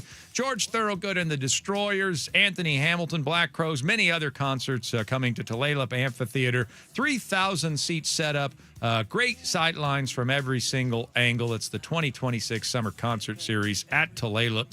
For more details, go to TulalipCasino.com, or if you're just saying, you've sold me, buddy, I'm going to Ticketmaster and I'm buying them all. You can do that too. There you go. Yeah. See you there. All right, you hear the Reckless at Breakfast music. It is, in fact, time to get a little reckless at breakfast here on this hump day. And I was going to do this in the previous segment, so I'm just going to use it as reckless today because I kind of feel like some people thought, and when I say some people, 19% of people have thought I'm getting a little carried away with my Dan Wilson issues. 81% of you, though, think I'm spot on, according to a David Softy Mahler poll. So let's talk a little bit about Dan here in this segment, because I don't want my opinion to sort of carry every 4 hours every morning throughout the course of the rest of this baseball season. I want to bounce it off of other people, including Ryan Healy, which is exactly what I did yesterday. And Softy earlier this week decided to bounce it off of Logan Gilbert, who said this: "Hey, I'm always pretty nice, but if I ever heard people say that Dan should be fired, I'd get pretty fired up," said Logan. "That's ridiculous that people would say that. Dan is one of the best people I've ever met. I think he's amazing at his job and what he does and the way he gets us going. I think every single one of us would go to bat for him. I love playing under him, and I hope he stays here forever." That's from Slim Pitchins himself, who's an adorable creature. Logan Gilbert. But I played that for Ryan yesterday. Here's what he said in response. I think that's so special. And I've been on teams where players wouldn't say those exact words about managers. And the fact that he's willing to, I think that just shows the connection that's happening behind the walls that none of the fans and most of the media never sees. The conversations. And if you really think about it, Chuck, there's one situation this entire season where it has come outside of the locker room where people were frustrated with the lack of communication that Dan Wilson was providing. And that was when the piggyback first started. That's the only time where there's been public criticism or frustration demonstrated by the players within these walls. The rest of it, it's just the media. It's just the fans. It's people on social media wanting to get rid of Dan Wilson because they think he's the one at fault. Where I think what you've actually done on this call today, Chuck, is you've actually labeled a couple real reasons why this team is having a hard time being consistent. And for the first time, Dan Wilson is in the top of the list.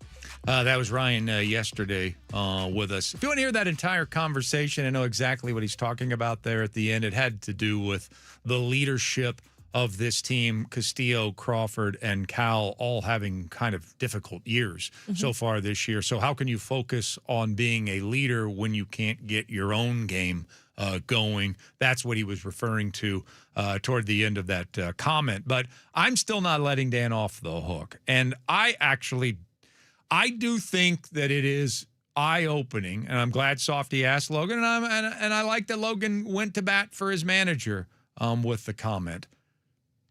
But then again, one of the statements in there, what he led with is, Dan is one of the best people I've ever met. Anybody care about that? I mean, this is sports. This is competition. It's great that Dan's a great person. Call him when you want to move, or call him when you want to go grab a beer and watch the football game. I need the best trait of my manager to be, Dan's tough but fair. Man, Dan's direct, but he keeps us on our toes. I mean, okay, you're saying that everybody would go to bat for him, but is it because Dan always has your back. Like, you guys have played sloppy, careless, reckless at times. Looks like you've not really wanted the moment. Your own leader said as much. I won't put that many words in Cal's mouth, but Cal said just 2 nights ago it's been an issue. Jerry DiPoto said, yeah, we've not been buttoned up.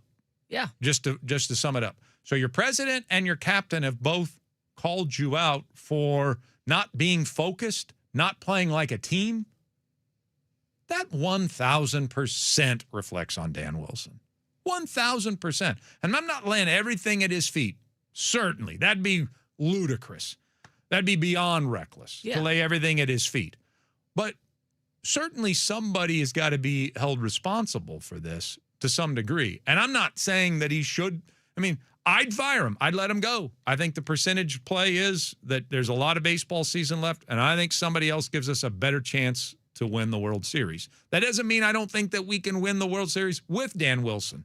I think we got close last year, and I think he could get the job done again this year. I think this team could rally around it. But all of those merits, like, he's always got our back, and, you know, we all love him, and we love playing for him. And he's one of the best guys. If that doesn't manifest itself in him getting you to play your best, right, I don't give a damn about any of that. Give me Billy Martin for the rest of the season. I mean, that's the guy that wasn't a good guy and didn't always have people's backs. But for a short spurt of time, wherever he was, he got the best out of the team. Maybe you have gotten too lax. Maybe he is too nice of a guy. Maybe he's your friend and not your manager. Because I need to see a much better version of you going forward. So does your boss. So does the captain on your team, by the way. So I'm not alone in that. Again, not laying everything at his feet, but I do think he bears some of the responsibilities for that listless, careless play that we've seen through 102 games. And maybe because everybody thinks he's such a nice guy is getting in the way of them playing more focused. Yeah, and I can understand why them wanting to like their manager is important, you know, and wanting and thinking he's a nice guy, that's important. But yeah, if this guy's so great and you want him there forever, then you guys have to realize that his job future and security is dependent on how well you perform. So step it up. Yeah. Yeah. It sounds like a substitute teacher. Hey, he's a really good guy. Did you learn anything? No. No, but we watched movies. We all day, had fun. and he gave us popcorn. Yeah. And he brought M&Ms from his house. Yeah. Yeah. Well, I never get M&Ms at the house. Yeah. I want you to learn something. Be your best. You haven't been. All right, coming up next, Stretch is going to join us. Matt Johnson, he has been at his absolute best the last month, and we got to get his thoughts. Sports Radio 93.3 KJR FM.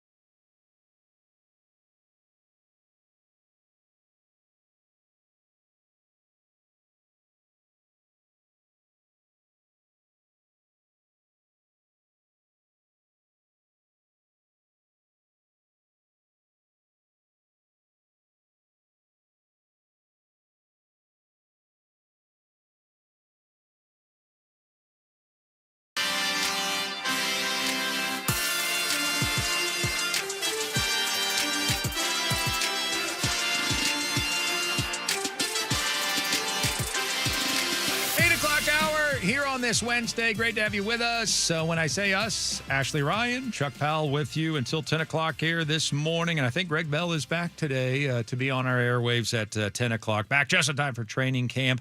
We do have some cash to give away. Check is your keyword, CHECK. Enter that at 93.3 KJR.com for your shot at $1,000 in cash. That brought to you by Bellevue Rare Coins. And so check, CHECK. Enter it at 93.3 KJR.com.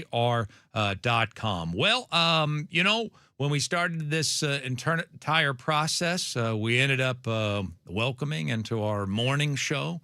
He co-hosted early in the process the day that we faced Australia at home. And, it just felt like he became part of the family here in the mornings, having him on every once in a while just to gauge his enthusiasm level. And then I suddenly get done with a World Cup, and it's like I returned to the house, and he'd packed and left and left a really sweet note, like, thanks for having me. But I want to make sure we follow up, call him to see if he just had the time of his life. Joining us now is a man you know and love. It is Matt Johnson, known by Stretch, and he is with us right here on the radio program once again. How are you, sir? I'm good, Chuck. Yeah. I just assumed I would talk to you in 4 years. No. Would just take a little hiatus. No. We are bonded now. We bonded over soccer. I'll move back in 4 years from now. Mm-hmm. Yeah. Good morning to you. Yeah. All right. Did you have the time of your life the last month? I thought it was an outstanding tournament. Yeah, okay. I did. I mean, if you want to do the personal route, I went to 9 matches, 3 up in Vancouver, 5 in Seattle, and 1 in LA, and everything. Travel was easy. The stadiums were unbelievable. The atmosphere. I just thought the U.S. nailed it. I mean, yes, there were some downsides, but I just thought, and I was just on the West Coast, granted, but yes, I had a time of my life. And from June 12th to July 19th, I didn't get too much done. The U.S.'s first game, I guess I should say June 11th, but I thought it was an outstanding tournament. I had a blast. I had an absolute blast. And I think it's good to remind people that might be familiarizing themselves with your story for the first time. This is how many World Cups have you gone to? This is my 9th tournament. Wow. My 9th. My brother and I in 94 were lucky enough to go to the semifinal and final down in LA. We had cousins living right outside of Pasadena, and I don't remember who won lottery tickets, but we got to the final. Yes, it was pretty boring. Italy versus Brazil, but still it was at the final at the Rose Bowl. And on our way home, Alan just kind of elbowed me and said, why don't we just do this every 4 years? And that's literally how it started. So it went, France, Germany, South Africa, Brazil, Russia, Qatar, Korea, and we just have said we're going to do this until one guy can't push the other guy in the wheelchair. So this is what we do, and it's been a blast. And not only am I traveling with my very good friend, my brother, but you're discovering the world. It's just not a party. So we're doing museums and whatever the countries offer. So we are planning on going to Spain and Portugal in 4 years, but we thought we would just, we just stayed on the West Coast on this side. And then when you're in the host country, you just get to see everything in your own time zones as the world bitches about when the games were being played.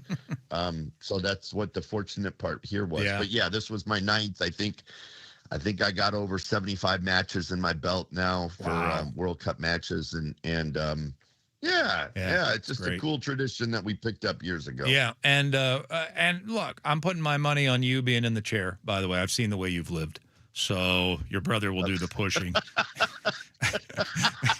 Just want you to know.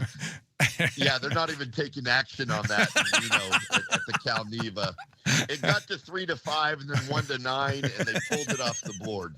You can't even bet it on Kalshi anymore.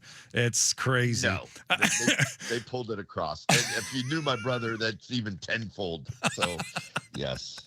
KJR alum, former voice of the Sounders, Stretch, Matt Johnson with us here this morning on Chuck and Buck. So Just to kind of tie a bow on that, okay, so you've been to 9 and you obviously had a great time. So can I assume this is the best experience that you have had? Is this number 1 ranked out of the 9? No, I wouldn't go that far. Oh, just because traveling. Got it. The accessibility, obviously, going up to Vancouver and then coming home and being in my own house and not spending money on airfare and hotel was outstanding. But for some reason, I've always spoke about, not for some reason, but Korea was just so easy and so amazing, and they loved Americans at the time. And we got into 10 matches in 10 straight days, taking speed trains around the country, and our money system was killing theirs 5-1, so we came back with money. But regardless, I mean, not to sound dramatic, it's tough to compare them, because France in '98, and with the French team winning and having a great squad, and we saw that team play a couple times, and tickets were everywhere, and you're in Paris. Paris is your home base, and so they're just all unique. So it's tough to compare. This was unique because we barely left the West Coast and barely left Shoreline, yet I got to 9 matches. Wow. And I'd much rather, no offense to anybody, I'd much rather be in Rio de Janeiro than Shoreline, Washington. So they're all just so cool in different ways. St. Petersburg, Russia is just one of the most beautiful cities. And then war breaks out a couple years later, and we don't think we'll ever go back or be allowed back into Russia. So they're all pretty unique. This one's way up there because the games were so good. And like I said, it was important that, they're in your time zone. So you saw, I didn't get much done for a month. I'm watching 3 games a day, if not more, DVR help or no. So it was amazing. They're just all amazing for different reasons. Go get your mail, Matt. Make sure you do your dish. Make sure you clean your dish. Make your bed for the first time in a month. Yeah, the sheets are clean. Well, the sheets are clean that's July true. 20th, but it's all good. But it's just different. I'll say this: the soccer itself, which I enjoyed, and we'll get to that in a moment. But let's talk about Spain. I don't want to go any further without talking about the champion. The older I get, the less I root for the underdog. The more I want the team that looks to me like that's the best team. They played the best from beginning to end. I don't think there's any doubt that's the best team that I watched play. And I don't know a lot about soccer, so I leave it to you. Are you satisfied with the champion? Did the right team win this thing? Yeah, I thought it was a fair result. The best team did win the tournament. They were the best from the very beginning. I just heard a stat yesterday that they gave up 1 goal during the tournament and more than 300 goals were scored. I mean, they had the best defense. They were the most balanced. The best team won the tournament, which is pretty cool. The final, I think, after the build-up, especially the Final Four, and then the consolation match, which ended, I think, 14-13. I think people were expecting more goals, but that was kind of a final. That's how finals are played. The back and forth, the tacticians at work. But yeah, fair result, fair tournament. The best team won, and outside of individual countries' disappointments, I think it played out as well as FIFA would want it to play out. Also, there were great matches within group play. There were, up until the quarters, but then the semifinals were the 4 superpowers, and the best team won the tournament. I think it was very fair. What was the high moment? What was the low moment for you of the tournament? And it could be anything, whether it's play, a game, a situation. What would rank as your favorite part of the last month and your least favorite? Even though the disappointment, how the Argentines acted at the end of the final was pretty predictable. There's some countries that do that sort of stuff, but the high moment might have been Argentina versus Cape Verde. I mean, that match, I was around non-soccer people out and about, and it was, everybody was glued to the TV as that went into extra time. I think there's individual matches that took this World Cup, and especially in the U.S., to a new level of interest. But the low is easy because it was USA Belgium being there, having the egg laid, and I left early for the first time I've ever never left early a game, and in the 88th, I just said, my buddies are like, "You're leaving?" I said, "Yeah, I'm done watching. I'm done." You know, and I didn't even know the fourth goal was scored until the next day. That was obviously a low moment. If it was 2-1, it might have had a different tenor going the rest of the week, and the rest of the tournament. But those things happen also because Belgium then played Spain, do a decent match. But I would say some individual matches. Argentina versus Cape Verde is number one, and then for me the disappointment was being there. USA Belgium was just an absolute low point. What level of satisfaction did you glean from seeing friends of yours, fellow sports media members of yours enjoy this so much, who have done nothing in your life but bash soccer, and yet they couldn't deny that they enjoyed it? How much satisfaction did you get from that? Yeah, I think we've talked about this. Maybe we talked about this when I was with you all morning a couple of weeks ago. I'm not a soccer defender and or argumentative person when it comes to people who don't enjoy what I love. And especially soccer. Maybe other subjects when I was younger, I'll argue tooth and nail and go on it. But, there's parts of it that if you don't get it, you don't get it. And I don't sit and defend a 0-0 draw just because both teams have shot, 20 times, both have 20 shots or 10 on goal.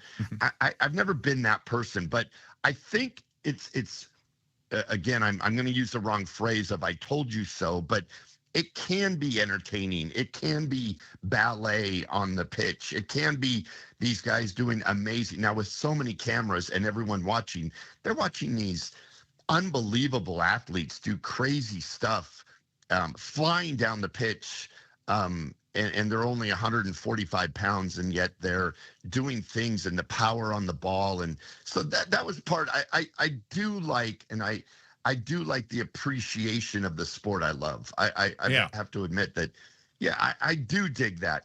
But I've never been a guy that defends a sport because it is 0-0. There is flopping. Now it's micromanaging of a technical offsides. There's so many things that still, I can't defend, but I've loved this sport since I was 5 years old. I have 2 fake hips to prove it. And so it's just kind of like, I like it that the national media, or there's maybe interest moving forward into the USA of, hey, will the coach stay? How will they do in the Gold Cup? But really everybody goes back to, college football starting soon. Training camps are starting soon, and we go on our way. My favorite team, West Ham United, got relegated from the Premier League, is playing in the championship, and that's rocked my world. And I only maybe 1% of the country would know what the hell I'm talking about, right? So there's that movement in there. I'm glad there was, and the U.S. did well. Seattle did unbelievable, right, showing off and showing out for the country. So it only goes so far for me because I get it. I mean, it's great. It was appreciated. Then we move on. Do you think the MLS benefits? No, I don't think so. It never takes that bump. I mean, yes, it's got to. I mean, a few weeks, it's got to. Action has started. I believe games are tonight. And they'll be interested in players that their names that people are familiar with now. And, that guy scored or that guy scored. A lot of the U.S. plays in Europe. Some guys play here, but I think it just goes back to, kind of where we were. Yes, the interest goes up a few percent, a little bit, but, I think those soccer fans are already soccer fans. And are there going to be more people at a Sounders game? Are there more people at a Timbers? I mean, down in Miami, they already sell them out, and Messi's going to take a few games off. I mean, it's still ratcheted in, right? It's in this little category of fifth or whatever it is where people follow. Will people buy more Apple TV subscriptions? I doubt it. I don't know. Maybe they sell 100 more, 1,000 more. Maybe I'm totally wrong. I just think MLS is where it's at. The European club, the European leagues will be followed, and I think maybe stat sheets and or scores. The people who aren't soccer fans, they'll look at the scores. Oh, yeah, that guy did that. That guy did that. Will they sit and watch 45 to 90 minutes of MLS? I don't think so.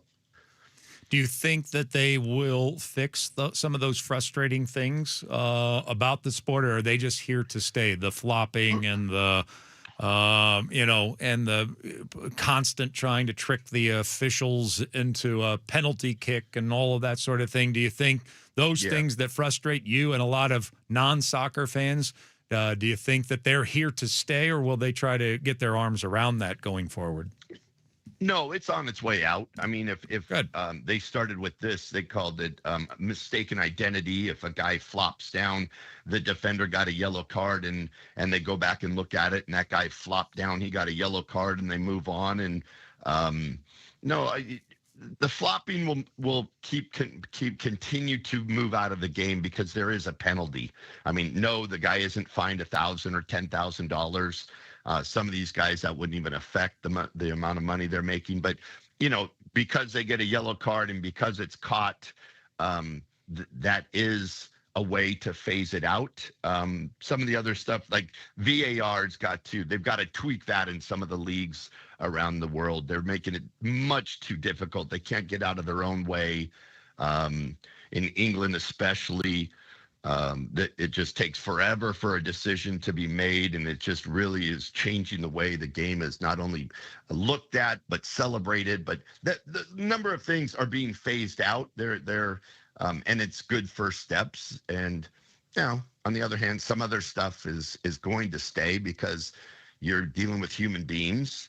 But they're just adding so many cameras to the pitch. There used to be 3 cameras. Now there's 23. There's massive amount of eyes on everybody's actions. So the bad will continue to be phased out. Good. All right. So now what do you do with your life? Your now empty existence. Yeah. Without empty shell of a human being. You're just going to stare at a candle and you're going to go in your kitchen and just stare at a candle for a week and just kind of clear your thoughts? Are you going to buy a cat? I mean, what are you going to do with your life now?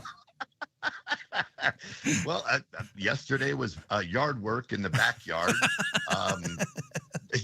Starting on projects, doing things that I haven't been doing. But I honestly go full scissor hands. Turn that shrubbery into a dinosaur. I'm telling you, you'll get a kick out of it. Absolutely. Yeah, the neighbors will love it. They're already. I'm way up on the list for the neighbors already. No, this was planned. This was I was going to.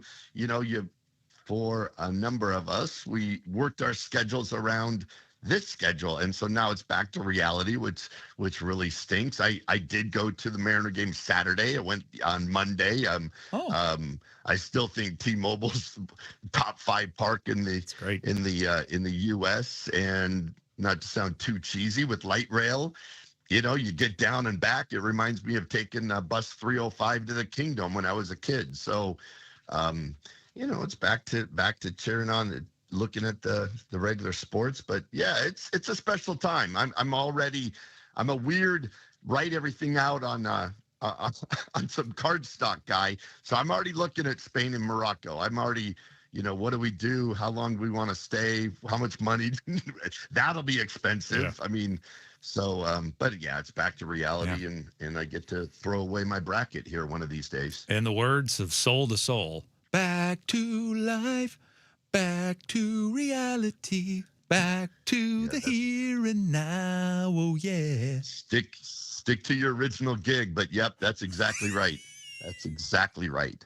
Yeah. And I'm going to start a Soul to Soul cover band, and you're not invited. Yeah. Yeah. Hey, I'll be missed. I know. I'll be missed. All right, absolutely, man. Great to catch up with you. It's been fun having you part of the morning show here in the last month, and glad you had a great time. It's a really cool thing that you and your brother do, and I'm a little jealous. I think we all are a little bit jealous. So keep it up, and we will talk to you very soon, all right? Right on. Appreciate it, Chuck. Thanks so much for having me on the last month or so. All right. There he is, Stretch, joining us. Matt Johnson right here on the radio program. Coming up next, back to your talkbacks, your feedback. Ashley and I started a conversation at 7:05 this morning. We're getting ready to get very busy. Not that we haven't been very busy in the sports world, but with football getting ready to start, I mean, we're not going to be able to focus on anything else. Our children, forget about it. They can raise themselves. We've got sports to discuss. So we just took this Wednesday to have a fun little transitional topic. We asked for your feedback on who is that guy, that sports fan that drives you the most nuts. And get as specific as you'd like, because the more specific you get, the more fun it is. We're going to get to your talkbacks, your feedback next. Sports Radio 93.3 KJR FM.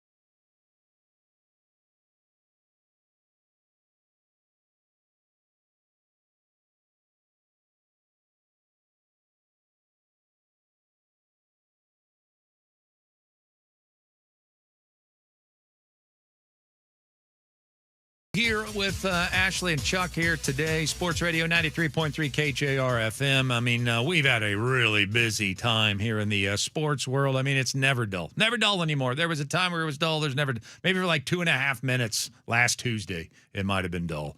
But it's never dull anymore. And starting Saturday, it gets even crazier. I realize the World Cup has come to an end, so we don't have to we just kind of closed the chapter on that with Stretch in the last segment, but football's getting ready to start. American football is getting ready to start, and let's face it, it's our lifeblood. And so we were just sitting there having a conversation earlier about, in this transition period, we heard Petros talking this morning, Papadakis, about he's had enough of soccer fan, and even though he's got to face training camp guy, he's ready to make the transition. He knows he'll get sick of training camp guy soon enough, but not nearly as sick as he'll get of trade deadline guy between now and August 3rd. And so we just had a fun conversation about it, and we've asked you for your sports that guy that drives you up a wall. We've been taking texts all morning long, also talkbacks, and let's get back to those talkbacks. All right, here we go. What's up, show? Sports guy I don't like is the guy who complains about contracts. It's like, hey, Carl, you're just a line cook at Denny's. Don't worry about the 10-year, $450 million contract that they just signed this guy for. It's not your money, bud. Just relax. Relax. Just enjoy the sports. Be a fan. Don't stress about the money. Yeah, if you think about the money, it can drive you crazy. I think that's why my dad stopped being a sports fan. Really? I don't think he could take it anymore. Like, my dad still watched Cardinals baseball, but I have a feeling he doesn't know how much they make today. Otherwise, I don't think he could handle it. He still thinks they have their same salaries. My dad is one of those type guys, and I don't like this about him, but you'll have to stick after the meal because whenever he has his kids together, he wants to pay for the whole meal because he doesn't get to do much for us, so he'll pay for the whole meal. But then you've got to stick around afterwards because he'll just leave a $2 tip. Oh, so you got to finish. Like, he could have a $300 meal or a cup of coffee, and he'll leave a $2 tip every single time. So, like, the finance thing does, he's a little off. Yeah, that's fair. That's fair. At least you guys know. Yeah, we know. We take care of it. What else you got? How about 18-year-old recency bias guy? You know, the guy who starts every sentence with bruh and then follows it up with, you know, pick any generally good player at their position in any league, in any professional sport, and then go on and try to tell you that they're the top 5 person all time at that position. Yeah. Hey, bruh, why don't you live some life? Live some life, bruh. Oh, man. Yeah, that is a great one. I cannot stand. I don't like that person when it comes to music or anything else. The person, well, I wasn't born before. I wasn't born before. You can still understand things happened. Right, exactly. I mean, I recognize that I Love Lucy's the greatest comedic actress. I wasn't born before Lucy was on the air. Like, go do some research. Right. Go brush up on some things. If you want to say, like, in my lifetime, yeah, sure. Yeah, in my 3.5 years on Earth watching sports. Yeah, that's a great one. That one drives me up a wall, too. The sports guy I hate the most is the didn't play any competitive sports past T-ball guy who has to correct you on every fact that you know, even though he's wrong. Shut up and enjoy your adult pickleball league and leave us all alone.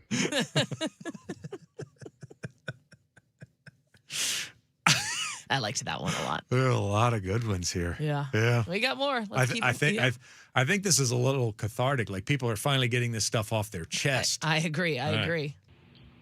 How about I get all my hot takes from TikTok guy? You know, the guy who will sit down in a conversation with you and be able to go into detail about Cal Raleigh's swing speed, launch angle, and why it's having an impact on his home run stats, but, you know, really has something better to do every night from 6:40 to 9 o'clock than to sit his ass down and watch a Mariners game. How about that guy, bruh? Yeah, the guy that doesn't watch baseball but thinks he knows because he watches short little. That's quite a bit. That goes with like a lot of things in life right now. Yeah.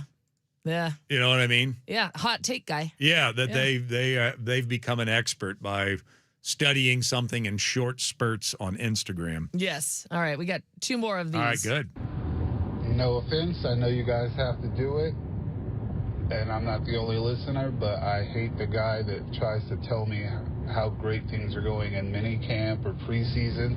I had a friend who thought Amara Darbo was going to be the next Randy Moss, and wait till the season starts to make any sort of prediction. I hate that guy. I think that's fair and that's unfair, because certainly in sports talk radio we do sort of overreact to things that we see like in training camp, but also there's an element of it of just updating you on who looks good at training camp, right? Who might be better than what we thought. And you're right, you can't know until you know. So part of it is really just sort of highlighting people that you might not have thought of that are having good camps, and it might not mean they're going to be good players, but I can see how it comes off as, oh, wow, this guy, ooh, special. And certainly a lot of us, me included, probably get a little carried away at those times of the year. So I think that's a very fair assessment, but there's slightly unfair too. Yeah, and I would say, I think when you're covering a camp and you're out there, you become a prisoner of the moment because you're seeing what you're seeing, and that's all, somebody looks impressive that day and they surprised you. Okay, well, you're going to talk about it, and it's going to be more exciting than it would be if it was like they, went on a 10-yard run in the fourth quarter up 40. And I would argue that Darbo came pretty close to being the next Randy. Yeah, for sure. Gosh, all right, last one here. What's up? I can't stand me at games. I feel sorry for the people sitting in front of me because all I do is bitch about the coaching. Our pitching staff, let them go if they're having a good game. Do you pinch hit for a batter that's 3 for 3 on that day? No, you don't do that. When you strike out, choke up the next time. Put the ball in play somehow. What happened to bunting, hit and running? With our pitching staff, just find a way to manufacture 2 runs. I like that he can't stand himself. And yet, he's not going to change. No. No, that's what I'm going to do because I know I'm right. Yes, exactly. So even though I'm probably insufferable to my friend that I took to the game or to my wife or to my kid, I know I'm right. It's driving me up a wall. Yeah, we do have some texts as well. Totally unrealistic trade guy. Let's trade 4 of our scrubs for 3 for a 3-time All-Star. That's from the 253. I was just texting with Luke Arkins last night, and we were going back and forth on this. Like, how bad are people making trades? And some of them, consider themselves professional baseball analysts who have podcasts and blogs. They're the worst. Yeah. And by the way, the Seattle sports fans know better than the St. Louis sports fan or somebody else on average. I know some of you know what you're talking about. But they're terrible. The large majority of them are so bad. Yeah, would we all want to trade 3 of our top 60 prospects to get Aaron Judge? Yes, but it's not going to happen. And sometimes it goes the other way. Sometimes we're giving up way too much to get a guy. I mean, there are a lot of them are not good. That's a good one. Yeah, that is a good one. We've got from the 253, how about soccer is boring guy, but he watches a lot of baseball? Oh, stop it. Yeah, I know. That was a dig at both. Is that supposed to hurt me? It's supposed to be, I think. Okay. That's not funny. Yeah. No, that's not funny because I'm trying to be the shepherd here on soccer. You're working on it. Yeah. And I've yet to break through that crust to see exactly what is so incredibly special about soccer. But baseball's not boring. You don't appreciate the details. It's really not. It's great. 2 more texts from the 206. It takes 2 minutes for a sports convo to lead to his high school injury and excuse as to why he didn't make it, guy. Could have been a big leaguer. Could have been a Pro Bowler. Oh, the famous one that Bucky always tells is the guy who told him he was standing outside and he was, you played professional ball? And I think he was worked at a restaurant or something like that. And Bucky's just outside getting a smoke or something like that. And the guy comes up to him and says, yeah, I was going to play majors, but I couldn't slide. Oh. Yeah, I just couldn't get it down. Couldn't get it down. Yeah, I was going to be a big all the leader. way to be all the way that far without sliding. Yeah, just the sliding game kept me from getting there to the very end. There was also the guy that you and Stretch talked to that, like, the outside the hotel guy during the World Cup that, like, had some story for you guys as to why he didn't make it as successful. I can't remember. Oh, that's right. Yeah. Yeah, he was still going to try to be on the Sonics when they came back to town. That's right. Yeah. Last text here from the 206. There was something wrong with that guy. Last text from the 206. The roots for two different competing college basketball programs. Oh, wait, that's just Dick Fane. So never mind. Just Dick Fane guy then. That's a great one to end on. Yeah. Dick done. Fane. You're on all of our last nerves, Dick Fane. Choose a side. Oh, gosh. All right. Coming up next, it is trade season. So even though this morning Petros Papadakis called me out, trade deadline guy, I'm going to own it next. Sports Radio 93.3 KJR FM.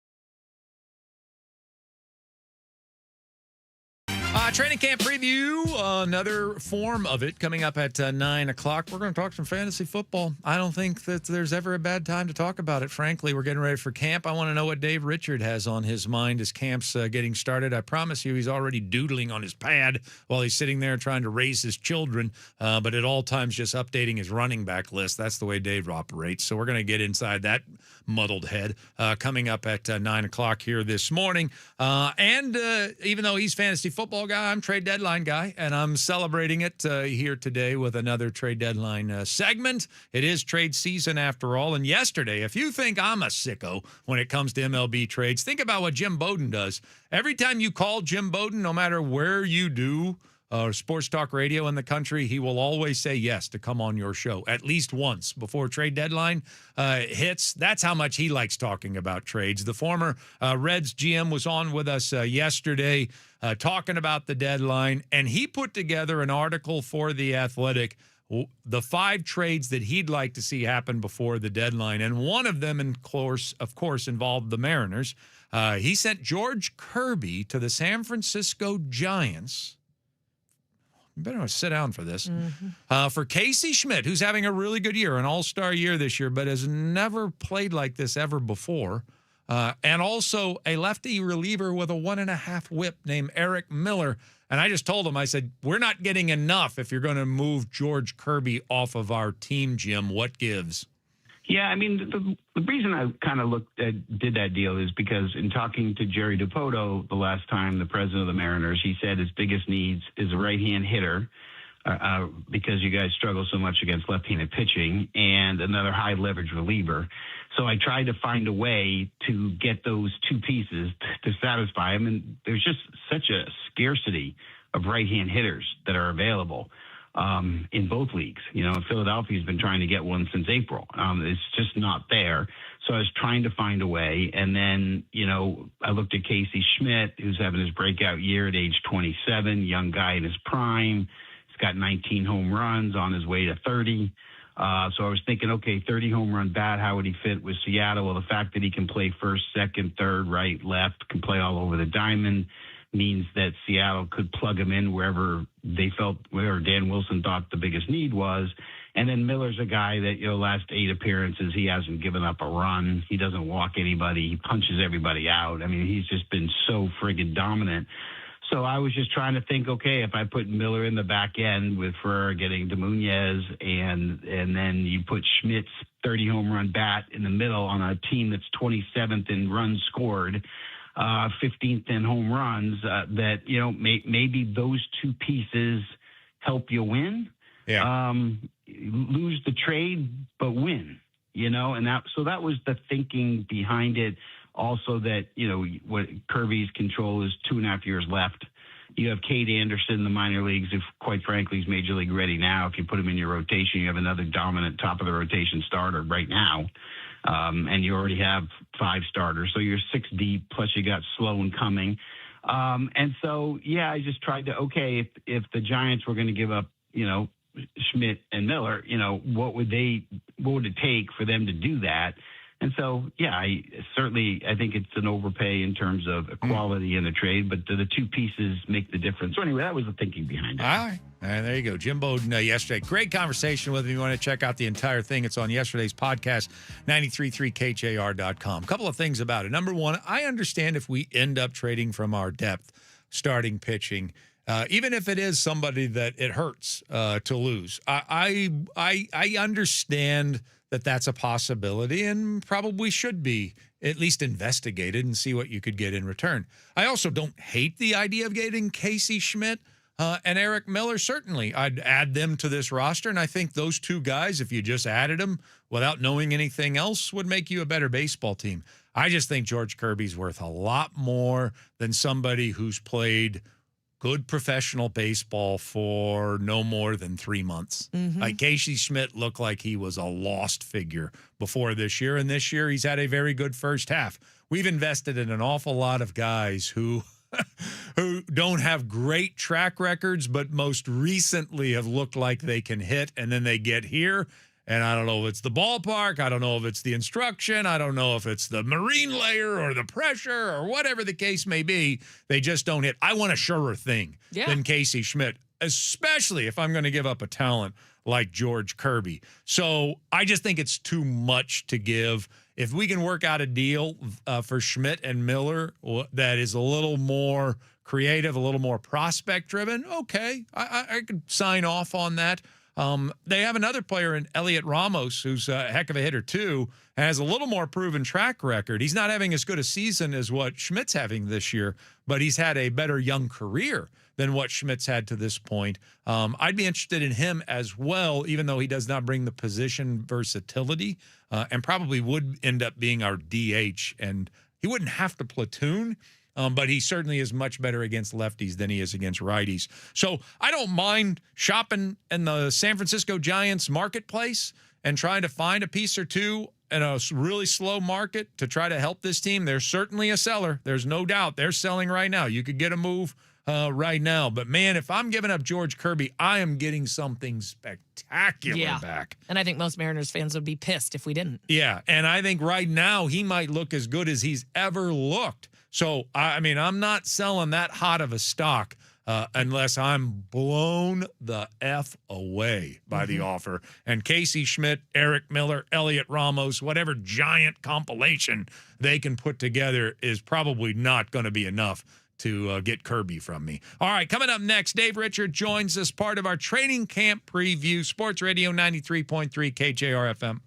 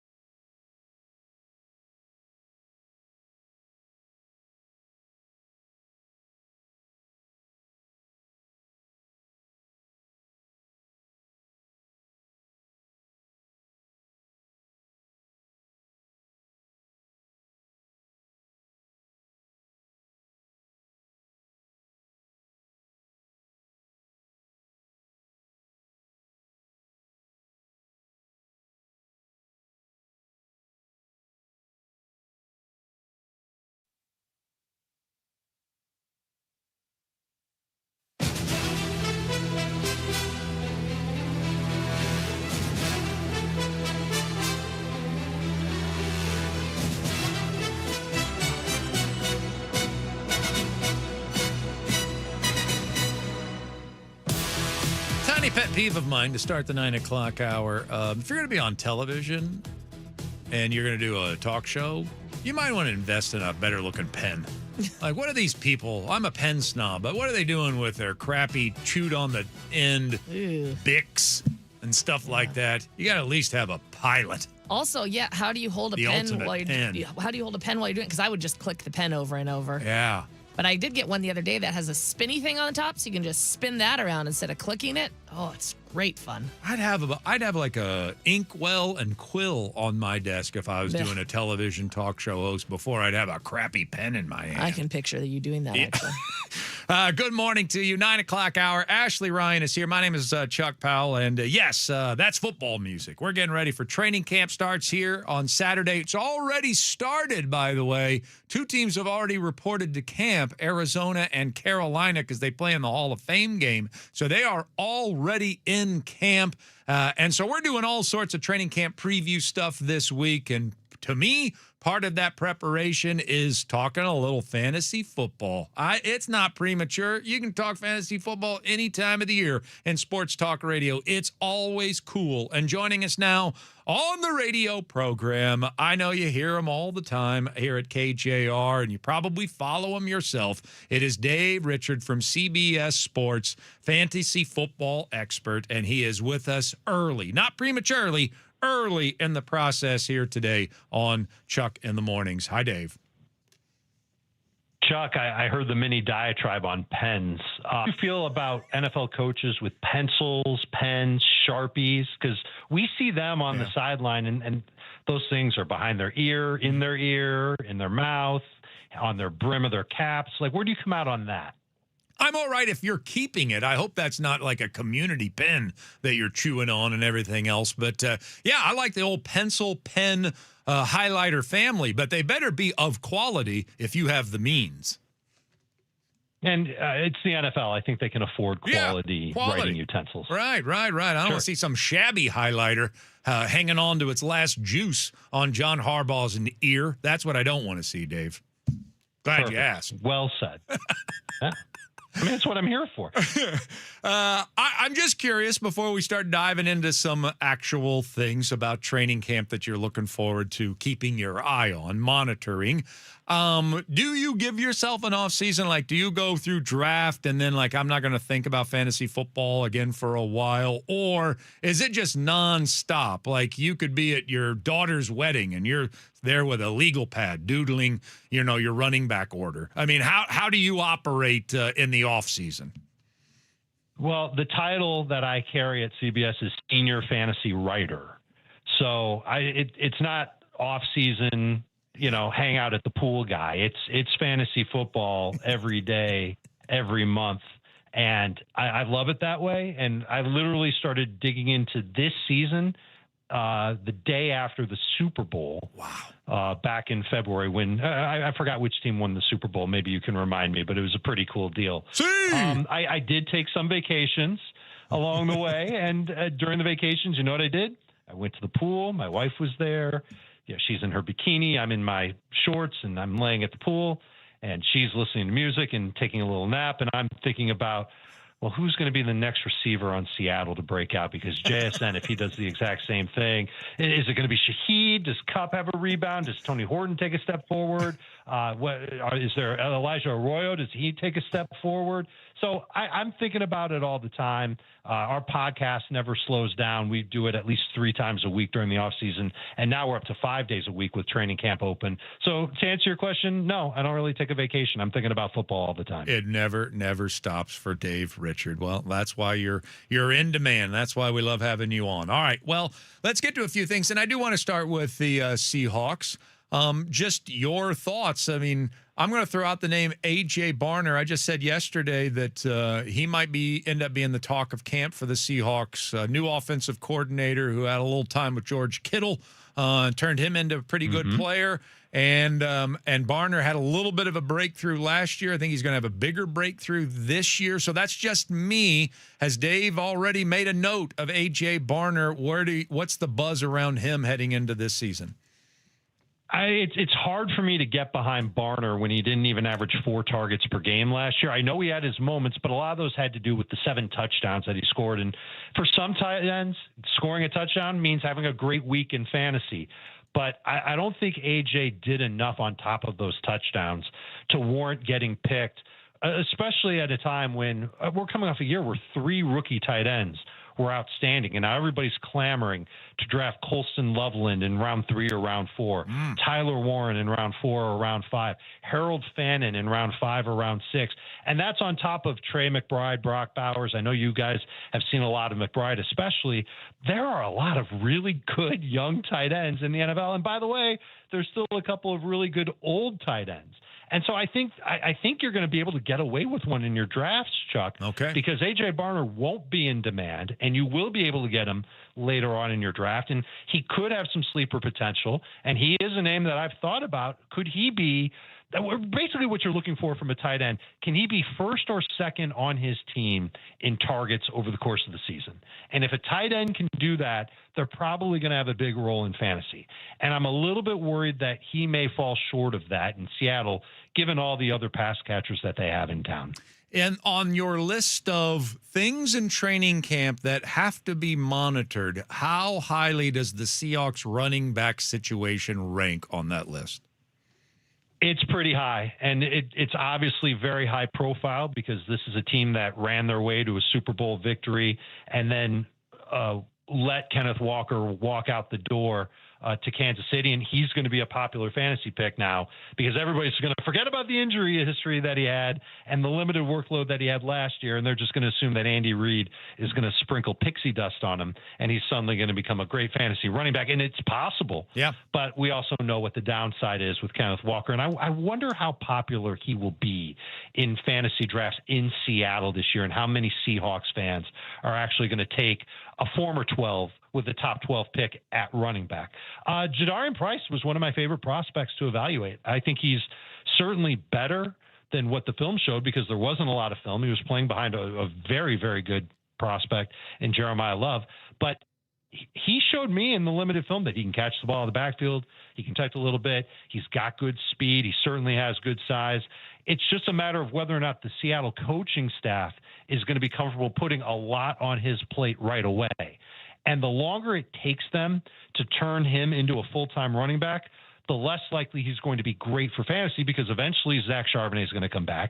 Charbonnet will be back. He'll have a ramp-up period, and then he will probably resume his role of being the passing downs guy, the goal line guy. We all know what Charbonnet's great at, and the coaches would be stupid to not use him as such, and that would limit the touches for Jadarian Price. So I think it's a really tough thread to get through the eye of the needle for Jadarian Price to be a great fantasy running back when there are so many obstacles that are in his path, the least of which being that he is going to have to end up sharing at some point to some degree to begin the season in Seattle. If I could answer your previous question, my guess is 11 years of doing sports talk radio here that a lot of Seahawks fans will overdraft Ken Walker. One of those protect my heart kind of things. Like if he goes and has a huge year, if he ends up being the running back that we wanted him to be in the regular season for 4 years here in Seattle, at least my wallet will benefit where my heart will be hurt.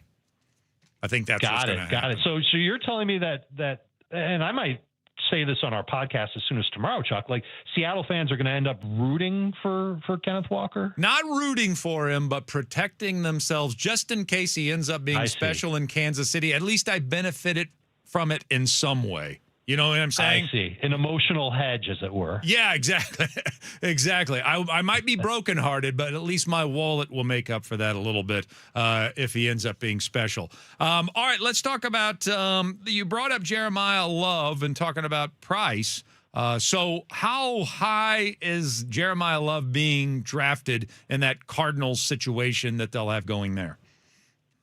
Well, fantasy managers are always excited about rookies. Yep. And there's been at least one rookie running back that's come out and been a popular pick. Goodness, I think we're going back 3 or 4 drafts now when it's happened. And Love actually is not going as high as I thought he would. I thought Jeremiah Love would get taken as a top 24 pick. We're seeing him going in round 3 right now. And I think it's because of a couple factors. Number one, we all know this. The Cardinals are not a great football team, and they're especially in a tough division in the NFC West. Their defense isn't good. Their offensive line is a big question mark. So that's a factor. It's also a factor that the Cardinals signed Tyler Algier from away from Atlanta to add to their running back group. And he's somebody that could handle some of what Zach Charbonnet does. The short yardage goal line work, Algier's been very good at that. They also still have James Conner as of now, their roster, whether or not they trade him, find a new home for him, or keep him because he's got valuable veteran experience. That remains to be seen. Those two guys could cut into what Jeremiah Love's workload can be. And then there's the other factor in Arizona, which is as bad as that team is, particularly on defense and on the offensive line, they still have a lot of other weapons on offense. So they don't have to overload Jeremiah Love with 20 touches per game in a similar way that maybe the Raiders tried to do with Ashton Genty last year, and once upon a time the Falcons did with Bijan Robinson when he was a rookie running back. So I'm thinking that the round 3 price tag is fair for Jeremiah Love. And the reason why you'd be excited about him is because he is such an exciting talent. He's got amazing acceleration. He will break some big runs that the offensive line doesn't really have a lot to do with. He'll create it himself, and that'll endear him to fantasy managers because he'll put up points. It's just a matter of how many of them he will have over the course of the season that keeps me from putting him higher than Kenneth Walker, for example, Kyron Williams. Those two guys also in the NFC West. Definitely, I would take ahead of Jeremiah Love as we sit here today. All right, well, give me the rookie that you do think is going to hit the ground running, and you should draft him high. And then give me that Dave Richards special, that rookie that you're going to be closely monitoring in training camp because you got a pretty good feeling about him. And if you think he lands with the right team and is used the right way, that he might be worth somebody investing in. Well, that wide receiver is definitely going to be Casey Concepcion on the Cleveland Browns. And It's kind of gross to talk up a Cleveland Browns wide receiver, but, one of the things that I did with CBS Sports this offseason was write the player profiles and evaluate the top players in the NFL draft. So sort of scouted these guys, watched a lot of their film, studied them, went as deep as I possibly could. And when I watched Casey Concepcion play, he reminded me a lot of Zay Flowers. And Zay Flowers was the top wide receiver in Baltimore last year. He had a career year last year. His play caller last year was Todd Monken, who is now the head coach of the Cleveland Browns. So I bet Monken saw some of Zay Flowers in Casey Concepcion's game and liked him enough to put him on his team with a first-round pick. He's the one that I'm really going to be paying attention to this training camp because I think he could end up being better than advertised for the Cleveland Browns. And as far as any other rookie goes, that's a tough one for me because this sounds wasn't like Concepcion an amazing... satisfies both parts of the question there. You know what? If I can get away with answering that, I'm going to go ahead and take it because the Kenyon Sadiq was the top tight end in the draft class. I hated where he landed. There were other wide receivers who I definitely liked. I hated where they landed in the draft class. Mekhi Lemon, for example, love the talent. I think he'll be good next year. I'm a little worried about him this year in Philadelphia with all the changes that Philadelphia made. I think their veterans are going to be good. I'm worried about Lemon being a huge contributor. Same thing with Carnell Tate in Tennessee. So I want to give most of these rookies a little bit of time. I don't think the Browns can afford to give their rookies time. I think they need to get them on the field and see what they have. Concepcion can win at all 3 levels. He's somebody that I'm trying to target in all of my drafts. Fantasy draft expert Dave Richard from CBS Sports joining us. Yeah, we're previewing training camp by getting ahead of this fantasy football conversation before camp even begins. All right, new systems, new OCs that have changed places, things, areas, people that are going to get unlocked by the fact they got a different play caller. Who stands out when I describe that scenario? throw a rock and hit an LA Charger, and you're going to find somebody who could be significantly better with Mike McDaniel calling the plays in Los Angeles. And I do think there will be a Jim Harbaugh influence to lean on the run game, maybe a little bit more than Mike McDaniel did in Miami.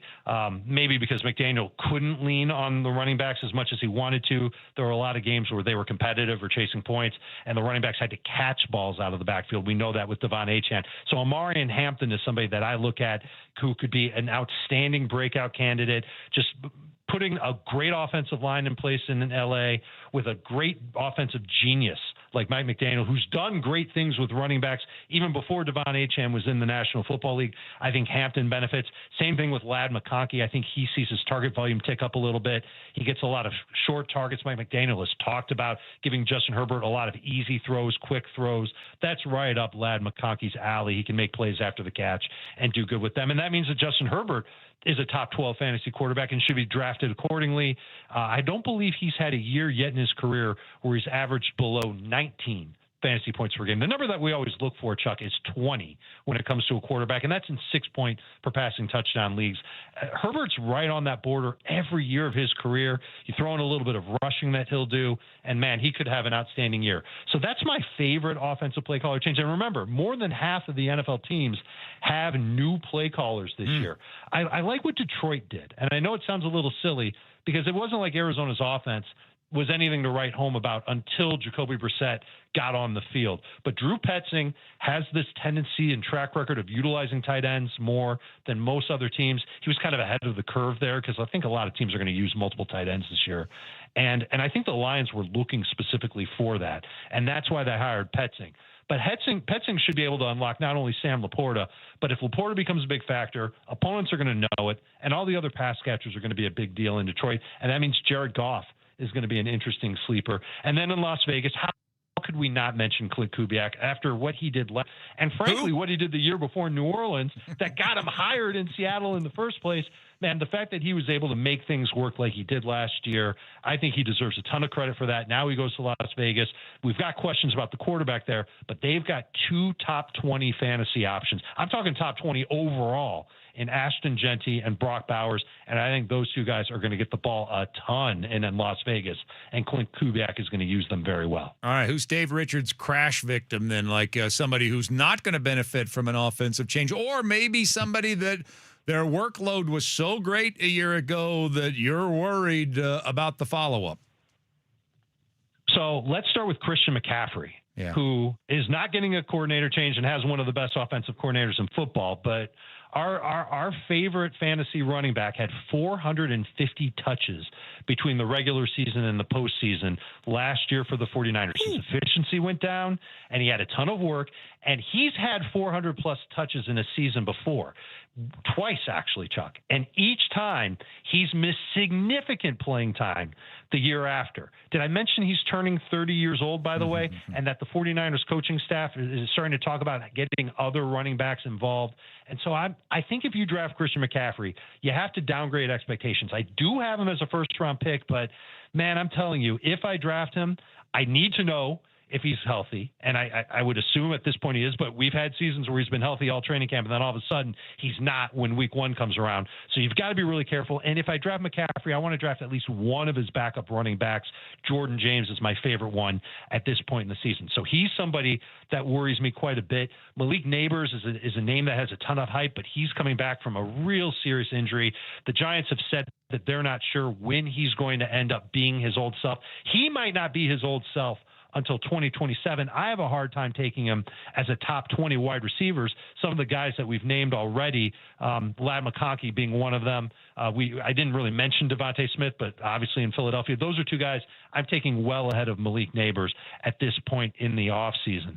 So those are two names I think fantasy managers, they recognize those names. They expect big, big things. I don't know how big of things they're going to end up being. They might disappoint. Last one, and I'll let you go. And I'm bringing this up because I was actually I was on a little bit of a run the other day, and Trevor Lawrence came across my mind. And I'm like, for some reason, I'm like, hey, Trevor Lawrence, man, I think I'm going to target him in the draft. I'm a real sleeper there.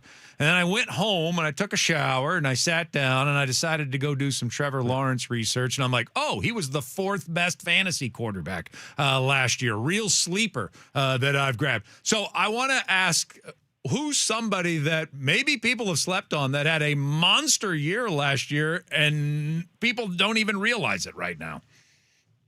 Let's start with the league MVP, Matthew Stafford, who you've seen 3 times against your Seahawks, and you know that he's capable of putting up huge numbers. You might say he's overrated, but you know what? He's going to get a ton of opportunities. He's fantastic to throw the football. And I think do you remember that press conference after the first day of the NFL draft when Sean McVay looked just like totally stressed out over the team picking Ty Simpson? Yeah, do you remember that? Oh Chuck? yeah, we made a big deal out of it. I think it was because Stafford didn't like the pick. And if there's one thing a head coach wants to do, it's keep his league MVP quarterback happy. And so I wonder if Matthew Stafford kind of plays with a chip on his shoulder this year, as if to say, screw everybody. I'm better. I just had an MVP year. I've got to go and back it up again. I'm not ready for a rookie to take over my job just yet. And Stafford goes out there and he has another big year. We're seeing Herbert, Caleb Williams, Jaden Daniels, all going. Jackson Dart is going ahead of Matthew Stafford. And I think you could just wait on draft day and you can let people take those other guys. You can let people take Trevor Lawrence first. Stafford, I think, is a good fantasy pick. I don't think he'll be as good as he was last year, but he was also like 28 fantasy points per game last year. I don't think he needs to be that good to be worth a pick that late in fantasy. Well, camp just getting underway. I know you're going to be monitoring everything all at once with your little crystal ball that you have there in your CBS office. So we appreciate you joining us now, kind of getting that appetite going here this morning. Have fun during training camp. Enjoy the process. And I promise you, we're going to bug you again real soon. I'll answer the phone when you call me, Chuck. I always do. All right. Thanks, man. All right, Dave Richard joining us right here on Chuck and Buck in the mornings. Of course, you can follow him at CBS Sports. And, of course, he's with CBS Sports. You can follow him at Dave Richard. And he's got the podcast going right now. So there's all sorts of access to Dave. And the fantasy football world really never does shut down. It is a year-round spectacle now. They're always dicing it up, chopping it up. And, some great stuff from him today. And I got a million more questions for those of you that were like, why are we talking fantasy football? Well, it turns out I left a million questions on the table. Who knew? There was so much to talk about when training camp is only 3 days away. I did not realize Trevor Lawrence had that fantastic of a year last year. He had like 10 touchdown runs last year. I did think you were going to say, and then I got in the shower and I kept thinking about Trevor Lawrence, and I was like, this is a lot of information. That No.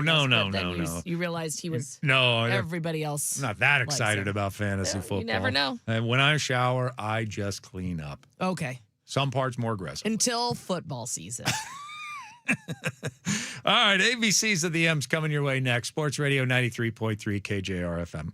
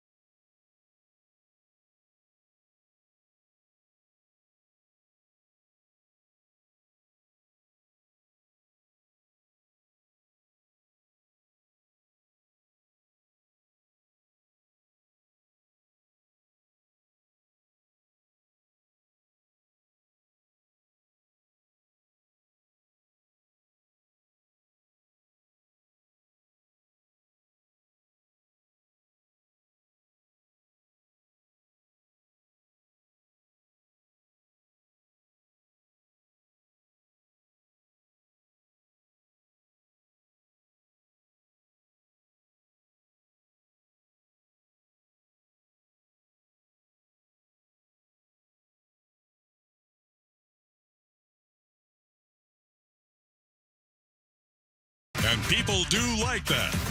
ABC, easy as 1, 2, 3. All simple as do, re, mi. ABC, 1, 2, 3, baby, you and me, girl. I'd like to clear up a terrible rumor before we get started. I've never even met Cheryl Swoops, so there's no way that there's any validity behind the fact that she is my girl. Oh, she's not your girl. Oh, Yeah, it wow. sounds like that she's everybody's girl. So I don't even associate with myself with people that are everybody's girl. She might be that kind of person, though, that everyone meets her and feels like she like that's my makes girl? you feel like, oh, that's my girl, Cheryl. So it wasn't like a personal thing. She wasn't like, I don't 'cause that's think an so. awful, nasty rumor to spread. Well, Not my girl. no, okay. Well, at least you said it straight. Yeah, I did want to take a little bit of time to set that straight. All right, let's get into the ABCs of the M's. We're at the end of the alphabet. We left off yesterday at the letter W. What else do you think I'm going to start with? I have to. W is for Wilson, and we did talk about this at 6:05 and 6:30 this morning, and also 7:45 this morning. But we haven't talked about last night's game in the second half of the show whatsoever because of other commitments.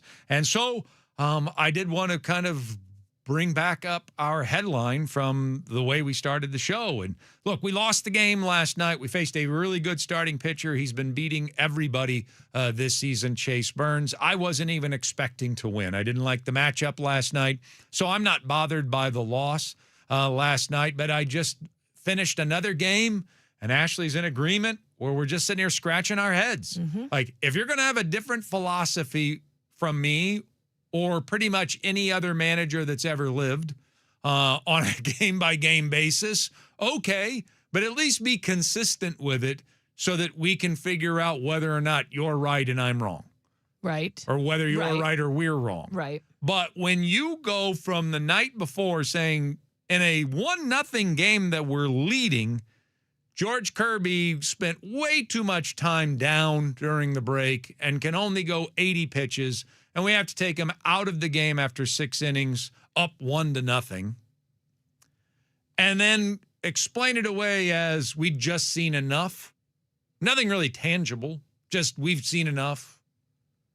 And then the very next night, you let Luis Castillo, who had just as much time off, go 100 pitches. How does that make any sense? Doesn't to me. I can't figure it out.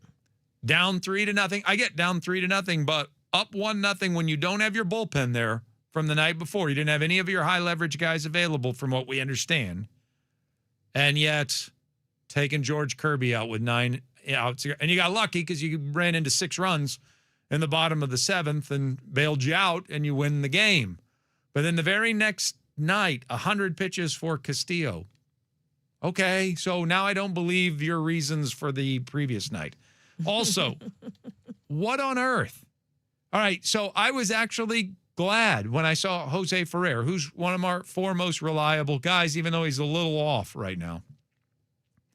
But down to 8th inning, and we went with Ferrer. Like, okay. I would have understood if you didn't go with Ferrer, if you would have gone with relievers 5 through 8 here, because we're down 2. There's 6 outs to go, even though the Reds bullpen is bad. Even though I would try to count on our guys getting a bloop and a blast and tying this thing up, or maybe something more in the last 2 innings. But at 3-1, let's put Ferrer in the game. We got a little momentum. We scored the most recent run. Ferrer pitches. He's kind of all over the place, but you get out of it.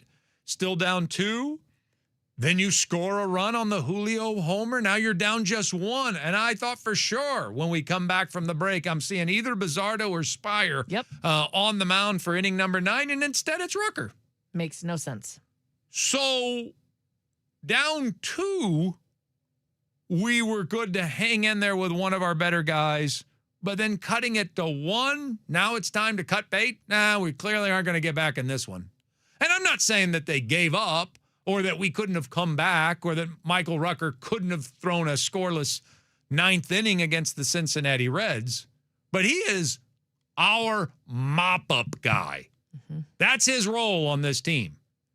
And the fact that he was used last night after you'd used Ferrer, like if you would have used Wilcox, and then I would have said, okay, well, they've decided to save everybody. They don't think we can come back. They've decided to save everybody for the next days to make sure that we win the series. But to be down 2 and throw one of the better guys and then be down 1 and decide, we don't have a shot here. Let's go to Rucker. Or at least, even if you didn't think you didn't have a shot, to take the risk. Like, you want someone. I'm oversimplifying that. I know that they weren't giving up on the game. Right. But down 1, put Bizzardo out there. We're 1 hit away. And I'm not surprised that we didn't come up with a rally in the bottom of the 9th, because it feels like the manager gave up. Yeah. What it felt like last night. Yeah, as you said, either go with Rucker, go with Wilcox, whatever, right after you pull Castillo and go from there, or go with your good guys. It makes zero sense to me why you had Ferrer in and then your next move was to bring Rucker in when you're only down 1. It seems like you would want to preserve that 1-run deficit. Plus, we have a day off on Thursday. We play a day game today. That's like 55 hours of everybody getting rest. Yeah. Until we play again on Friday night against the Texas Rangers. And we're not going to try to win that game last night because we're down 1. And to try to say because it's a short turnaround for tomorrow, I mean, come on. These guys can handle this. And then the reason was because Rucker looked good the night before. In an 8-0 game. Yeah, very different situation. X is for excrement. Because that's all we are when it comes to challenges. We are straight up shampoo. Gave me a little scare there. We are terrible at it. And last night may have taken the cake. That Randy Arozarena talked Dan into challenging that play. Mm-hmm. And then Josh's challenge was horrible under the situation. Yep, and so was Cal's. And then Cal's was the worst I've seen all season long by any player, manager, anyone.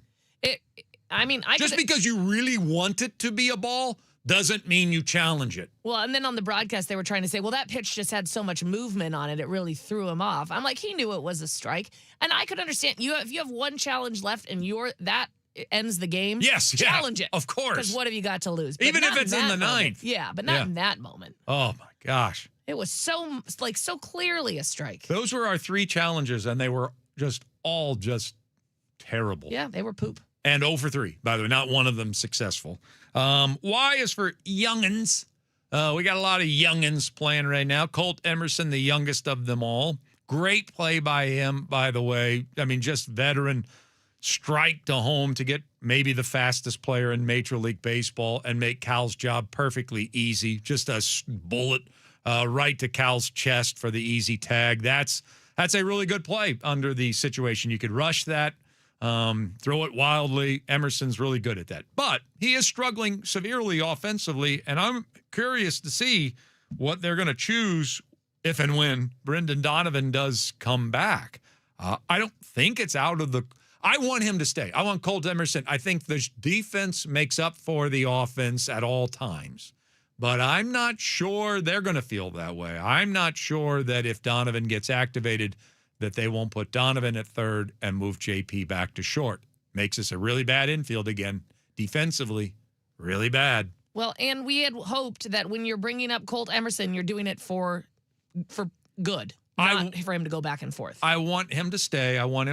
But I don't know. I don't know what they're going to do on that front. They might decide with him having such offensive struggles that we're a better lineup, which is definitely, I mean, I can complain all I want about Dan, but scoring has definitely been the biggest issue all season long, and they may opt for the offense to keep JP in the lineup, down in the order, have Donovan at the top of the order. So I don't know. We'll see. I wouldn't do that to Colt Emerson, but they might. Finally, Z is for Zisk. Richie Zisk. The Richie Zisk Bowl getting ready to start on Friday. 4 games against the Texas Rangers. I'd like to go into that game in first place, if you don't mind, and then I would like to make a statement. But I think about the Bucky Jacobson glossary of terms. You don't ever call anything big until it's time to be big. But this will be the biggest, I'll say, series of the entire year thus far. 4 games against the Texas Rangers starting on Friday, and so we get ready for the Richie Zisk Bowl. Okay. Yeah, all he right. played for both teams. Yes. Yeah. All right. Coming up next, one last thing to close us out. Sports Radio 93.3 KJR FM.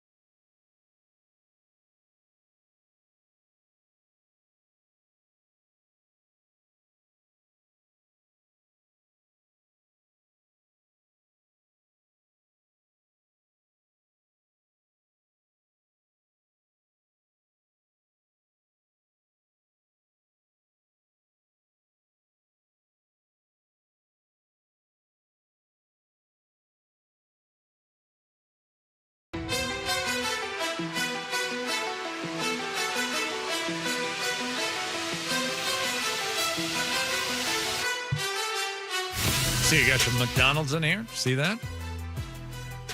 I didn't see it. Yeah, we got you some McDonald's in here. Oh, look at us. Apparently they got these clear plastic bags now that apparently you can take right into the ballpark with you. Oh, those now. are nice. In the clear plastic bag. I'm not really sure why you couldn't take a McDonald's like unclear plastic bag into the ballpark. If it's small enough, why shouldn't you? But anyway, apparently you can do this now at the old T-Mobile. You can just go get your McValue bag. All right. Yeah, and it's clear plastic, so make sure you don't, bring any shivs into the ballpark. This is just making me hungry. It's like Well, McDonald's. you got food. Yeah, I'm saying it's like McDonald's knew I was hungry and then was like, I'm going to bring them some food and make her real happy. Yeah, and you can just sit there. It's just when I was a kid, when I went to my grandma's and she would buy me ball cards. Yeah. She would always take me to the dime store. It's called Benjamin Franklin's. She called it the dime store. We went there. Yeah, and then I loved going because Ben Franklin's in Bunker Hill had the clear plastic ball cards. Oh. You can get 3 packs in one, and they'd be wrapped in cellophane, so you could see at least who was on the top of the stack and who was on the bottom of the stack. So you knew 6 guys that you were going to get. So I'd go through them all trying to figure out the combination of the 6 cards I wanted most. Yeah, being able to see through. I went to Ben Franklin as a kid in Gives you Issaquah relief. because they had the clear plastic jelly shoes. That's what they were Oh. also see-through. And Oh. now they have apparently come back, but on adults, which is odd to me. What if we can combine the two? Put a ball card inside the jelly shoe. I mean, put it on the bottom. That'd be cool. Kick your feet up. What do you got? All right, well, thank you, McDonald's. We Yeah. appreciate it. All right, one last thing. What do you got back there? Well, last year I gave a lot of attention to Mill Creek Little League when they had advanced to the regionals for the Softball Little League World Series, and then obviously to the actual Softball Little League World Series. I got to give a shout out to our neighbors to the northeast, Snohomish Little League. They are in regionals in San Bernardino right now. They have made it to the final. Okay. They beat Idaho. They beat Hermiston, Oregon. They had, who else did they beat? I think that was it. Yeah, I know I laughed a little bit. And they will await the winner of Idaho and Montana who play today. So the final will be tomorrow morning at 10:45. And one of our show guests has a daughter on the team. Danielle Laurie's daughter, Maddie, is on the team. Oh. She got a shout out from Little League the other day because she struck out 14 people in a game. They might win it then. Yeah. Like the whole thing. Yeah, no, I thought that yesterday too. They got a real good chance. They are a very good team. Oh, boy. Yeah, so hopefully people will tune in tomorrow. Again, their game's at 10:45. It is the championship. What's it going to be? Is it going to be on It is on ESPN. Oh, it is on ESPN. It is on ESPN. Okay. Got to see little Lori. Yep, there you go. Maddie. I'm sure that's not her last name. No, Maddie Locke. Maddie Locke. She's very good. Yeah, 14 strikeouts. Pretty impressive. Yeah. I have a feeling she's going to end up being really good, too. I don't know why. What makes you think that? All right. Good. Well, Yeah. another team. We always have a team to monitor. Yeah, we have to. Has there been a boys team that has emerged here locally? Or I think that they just are finishing. Oh, they're just finishing They're up? behind. Okay. So because their Little League World Series, I think, is middle of August, if I'm correct. Yeah. So we'll have to see who's going to the regionals and how that plays out. I know Mill Creek went to the state tournament, but I think they didn't make it out of state. that time of year. Yeah. Time of year. Yeah. I'm going to close with this, and it can be very light. I mean, we can dismiss it within seconds. I'm just curious because I do like these two celebrities. I think that they come off really well. Mm-hmm. And they really do seem to like one another. But are Tom Holland and Zendaya as big as what we act like they are? Are they like monster, like A-list, A-plus list celebrities? Yeah. Because they are everywhere. They are. I believe. They're in the biggest movies, so they have to be. Well, aren't they just in Spider-Man? No, aren't they both in Odyssey? Did you see Odyssey yet? Oh, they are coming in. Yeah. That is coming out. But that's Yeah. like the first movie he's done other than Spider-Man, right? Yeah, but I think he was real popular from that. And then she's been in a bunch of been different in stuff. Dunes. She was in Euphoria, that show. Oh, is that right? Yeah. she's Okay. been- So they're justified then? Yeah, Did yeah. they get that much attention? Yeah. Okay. I think so. All right. I think they handle it well. And then the fact that they're a couple just makes them get more attention. Yeah, I mean, there's some that I don't think handle it well. So I think they handle their celebrity really well. They seem really down to earth. Yeah, I was thinking the same thing. He seems a little like territorial with her. But yeah, I was just curious. It was just a question. Yeah, like, are they that's fair. really this big? Are they like A+ celebrities? Yeah, I think they guess are. they are. I think they are big time movie All right, stars. answer. Ask and you'll receive an answer. Yep. All right, that'll do it for us. Thanks for being with us. We appreciate it. We will talk to you tomorrow at 6 a.m. I think Greg Bell is back with Jessamine McIntyre today. Sports Radio 93.3 KJR FM.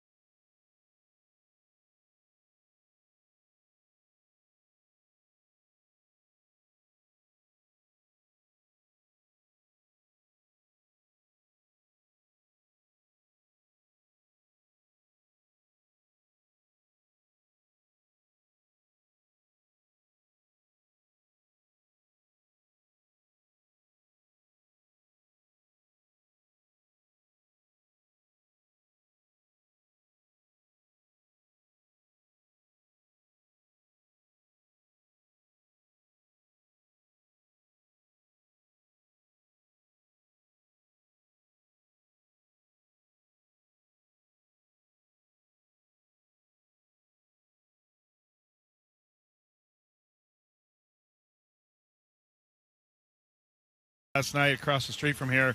Eugenio Suarez homered off his former M's early and off former Red starter Luis Castillo. The Reds built a 3-0 lead. Mariners are chasing the game the rest of the night. More interesting bullpen decisions late that we'll get into. Julio Rodriguez did not start, yet came into the game.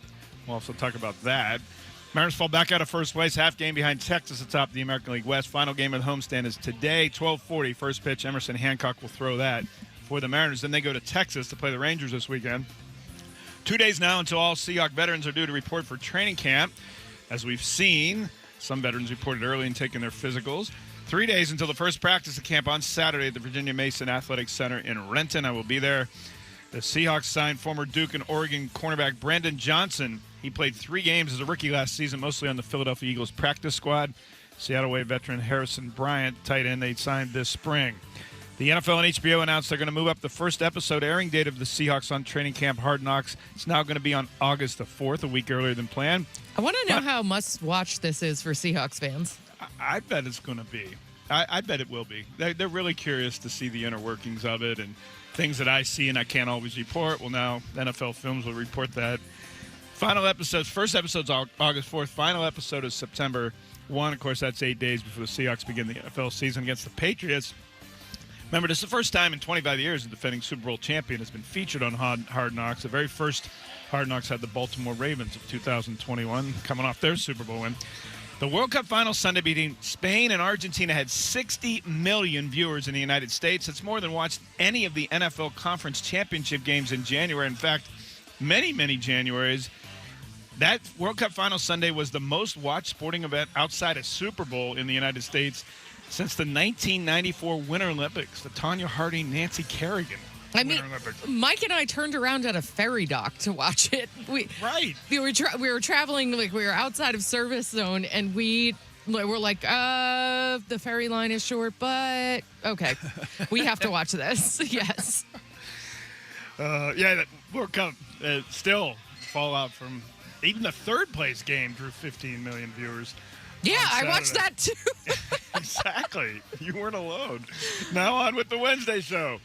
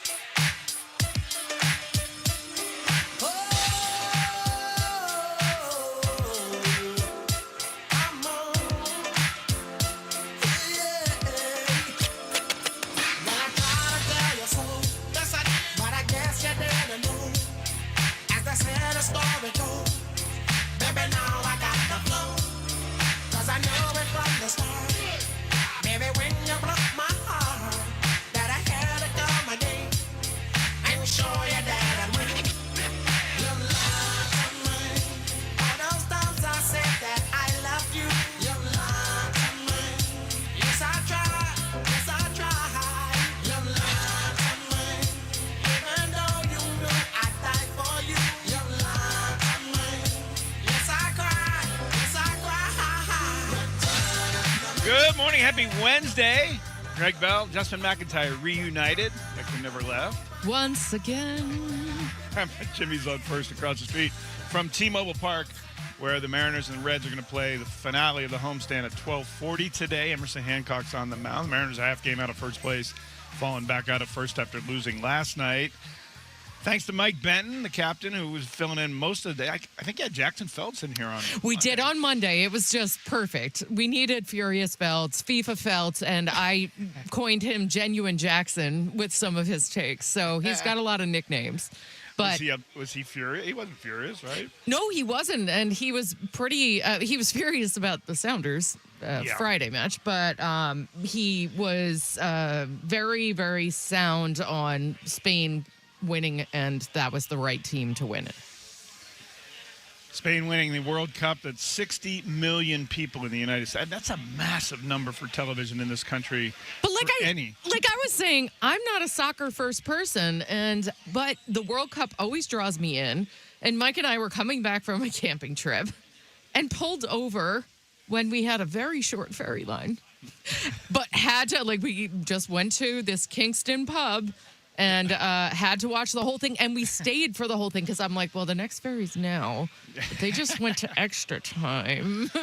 And we just decided to stay. That's the Northwestern's dilemma: the ferry or the event you're at. Exactly. That sounds so Northwest. On the show today, you're gonna hear me ask Nick Eamon about his sprained ankle from the Super Bowl and after. That's now become a topic.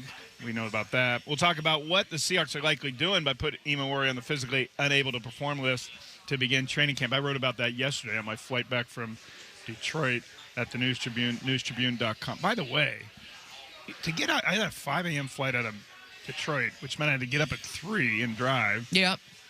Sounds accurate. I got a midnight Pacific time on Monday night is when I got up.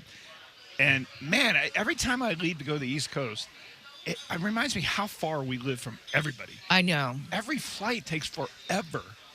Well, yeah, I guess I did Australia last month. Yes. And so I'm like, that's why I decided to go to New York for a weekend. Like, I didn't take a day off work. 36 hours there. I was like, yeah, I'm going to crush this. And I'm like, I'm still not recovered from the time change. No, that's a long, long flight to Australia, obviously. It makes New Oh, York seem yeah. like No, I meant the New York one even, East Coast. And, I took a red eye. And I was good to go, come back. I got back at like midnight on Sunday night, came to work the next morning, and I felt okay. And then I'm like, man, I have not recovered.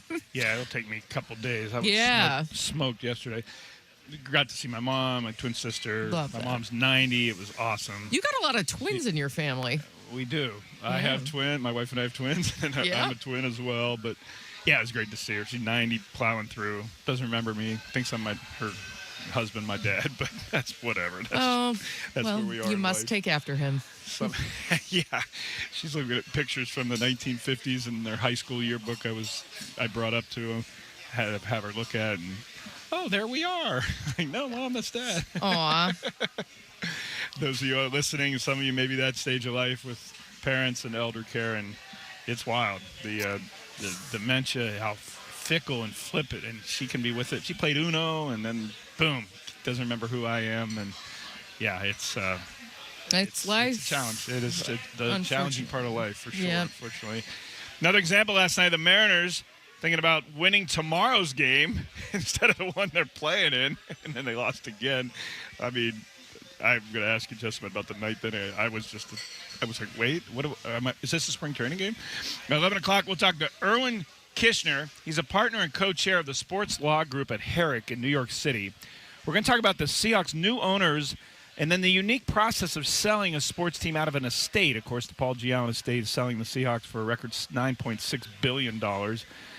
And the sale is to be completed, the presumed vote on August the 26th among other NFL owners.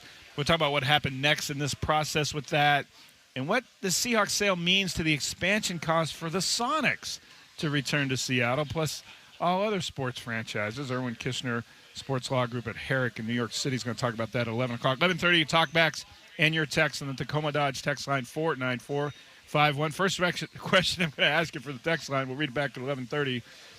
What was your reaction when the Mariners brought in Michael Rucker last night?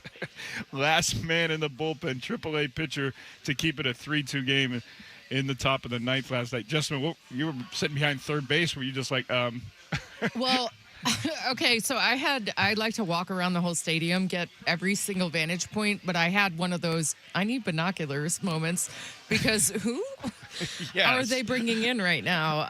I was a little confused, and then obviously we saw what happened.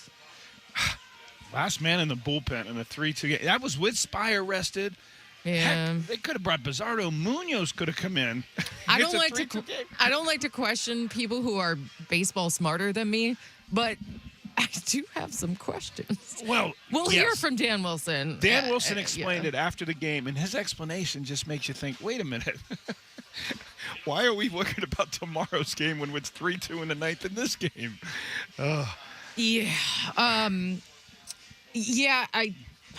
That's one of the things that I think this whole organization, we've heard it from Jerry from a long time back. I'm glad you said that because that's where it starts. It does. And that's where it ends as well. At the end of the day, but we have heard that for a very long time. We're building towards this, we're building towards that, and we see that there's everything you have, mainly the pitching staff that we've seen them have over many years. This is not just one pitching staff that we've seen be phenomenal.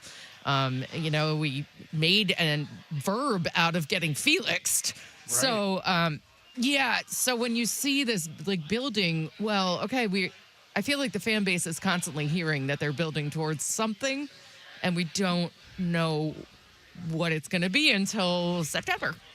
Yeah, last night, that was tough.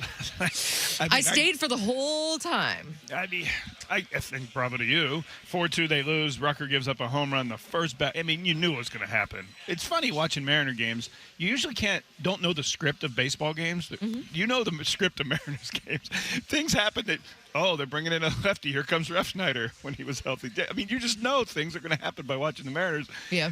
But you didn't know Rucker was coming in, but then you did know when Rucker came in, it was not going to be a 3-2 game by the bottom of the ninth, and it wasn't. Mariners lose 4-2. First question for the 49451 Tacoma Dodge text line. Your reaction when they brought in Michael Rucker last night. You'll hear from Dan Wilson here later in the show about his explanation for that. Jessamine, you've got a new sideline duty this year. Not that you have a new job, but you're going to be on a different sideline at Martin Stadium. The Washington State Cougars yesterday announced that for football games, the Cougs are switching sides. They're going to go from the student section side opposite the press box to the press box side of Martin Stadium in Pullman, where the season ticket holders and alums sit. Yeah. And now the visiting team's going to be in front of the Rowdies, the Zoo Crew, on the student section I think that it's honestly probably a good power move. Also, I'm going to appreciate the more shade that I get during those hot days out there. But when it comes to, at first I was like, and I'm totally going to walk to the wrong sideline. I've done it for 14 seasons. I'm totally going to mess up. For those of you that don't know, Jessamine McIntyre is the sideline reporter on the radio broadcast for the Washington State Football Network. That's what we're talking about here. Yeah, if you're a UW fan, I am the Elise Woodward of the Cougs.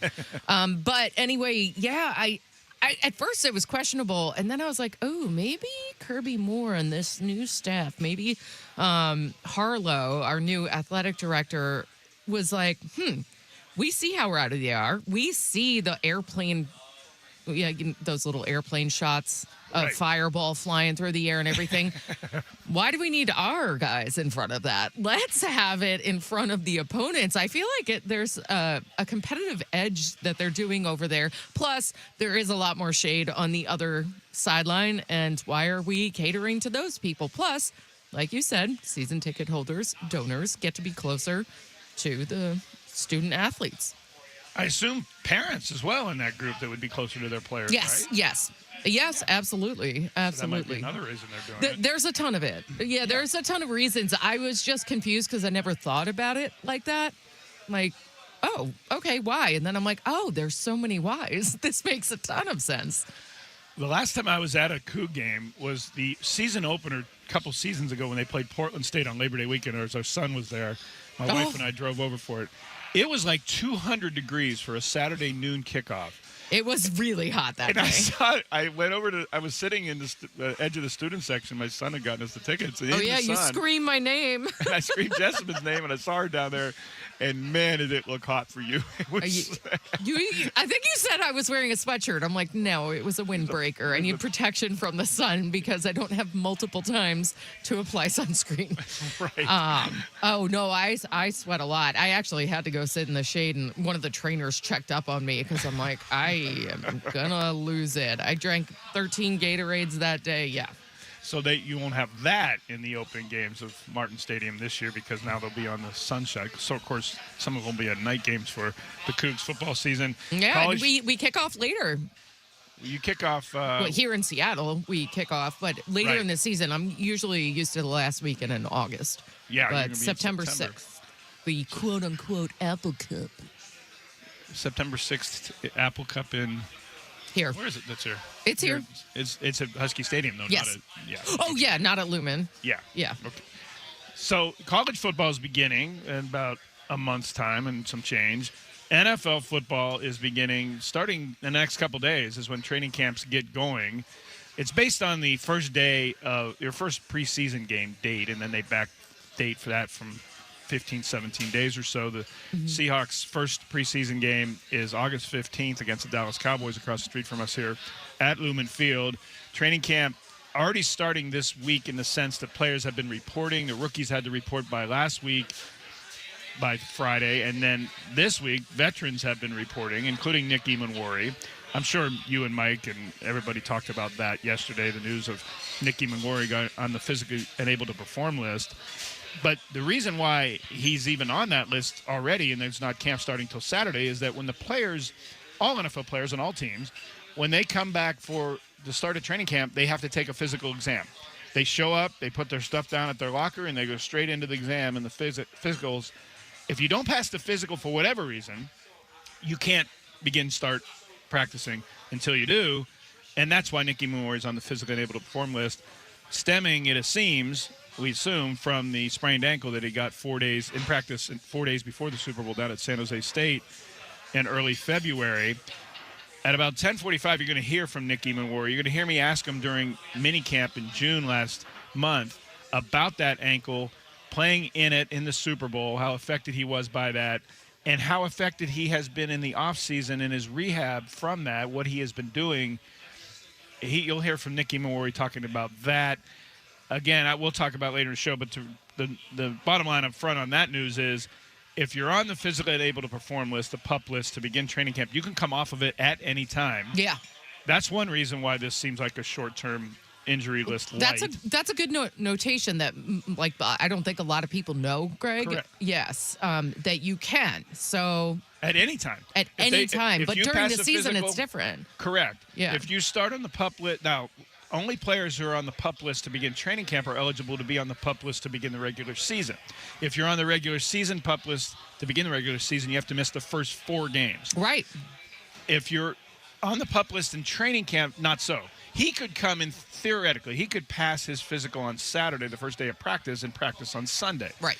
So that's one reason why this is injury list light for Emanwari, and it's a sign that the Seahawks don't believe it's a long-term absence. The other reason is PUP list players count on the 90-man off-season preseason roster. Mm-hmm. Not like injured reserve. If you go on injured reserve at the start of training camp, you're done. You're out for the season, and that's for major, major injuries, and we don't anticipate any Seahawks to be announced, for not even Zach Charbonnet, who they think will be back from his reconstructive knee surgery from February, perhaps during the fall, maybe a few games into the season or more. But the fact that you still count against the 90-man roster and the fact that you can return to practice at any point during training camp, day 1, day 2, day 15, day 20, those are the two signs for the PUP list that the Seahawks don't think this is Nick Emanwari thing is a big deal. When I was flying back yesterday, I saw a bunch of reports, even Monday night, oh, Nick Emanwari is on the PUP list. Holy cow. Because people don't understand the difference. There's a nuance to it, yes. Yes. And exactly. It is not the injured reserve list. It is not even a non-football injury list. The PUP list to start training camp is a stowaway place. And in fact, the Seahawks, in my mind, are doing this to protect Emanwari from himself, to keep him from doing too much too soon in July and August when they don't need him to. He kind of strikes us as that kind of player. Correct. Yes. And he's only in his second NFL season. And that's why we love him. He talked last month about wanting to improve this and improve that and improve himself to be a lead on all downs and improve in run support and be a more complete player. He's not going to come out half-stepping at training camp. So this makes him, dials him back. The rules of the PUP list are that a player cannot participate in practice on the field, but can do everything else. He can be in the weight room. He can be in the meeting rooms. He's obviously in the locker room with the players. He's in defensive position and defensive team meetings. So he's doing everything but on the grass drills. He can be in the training room. He can be in the rehab medical facilities. All of that. Oh, my God. Give me that job for, I'm obviously not the athletic talent, but give me that. Get massages, go in an ice pool, like give me a plunge, give me a sauna. Like, I want all of that. Injure me. All while making a couple $1 million a year. Yeah, I don't do that either. But suffice to say, call off the alarm bells on Nick Emanwari being on the PUP list. Yeah. Yes, it was noticeable. Yes, it was a surprise because he had, again, participated in all the off-season OTA practices, minicamp practices. I saw him out there. He's in the middle of the defense. McDonald moving him around, and then he shows up on the PUP list. And you're like, hey, what the – but it seems like it stems from the ankle injury, unless he's done something to aggravate that since mid-June, or if he has a new injury from left over from minicamp. We'll see. I don't think this is a major deal. I know that the Seahawks think it's temporary by the nature of the list they put him on. But the fact they put him on early in the week is because even were reported early. They also put Kenny McIntosh on the PUP list, which was not nearly the surprise. McIntosh had reconstructive knee surgery after a knee injury early in training camp last year. Yeah. There is a belief that he will come back at some point this season, and they hope during training camp. But in the meantime, put him on PUP with the possibility of putting him on the PUP list to begin the regular season as well. So you'll hear from Nick Eamonwari coming up at about 10:45. But up next, we're going to talk about the Mariners. They keep thinking tomorrow's game and winning that one instead of going all into the one they're playing. We'll talk about that next on 93.3 KJR FM.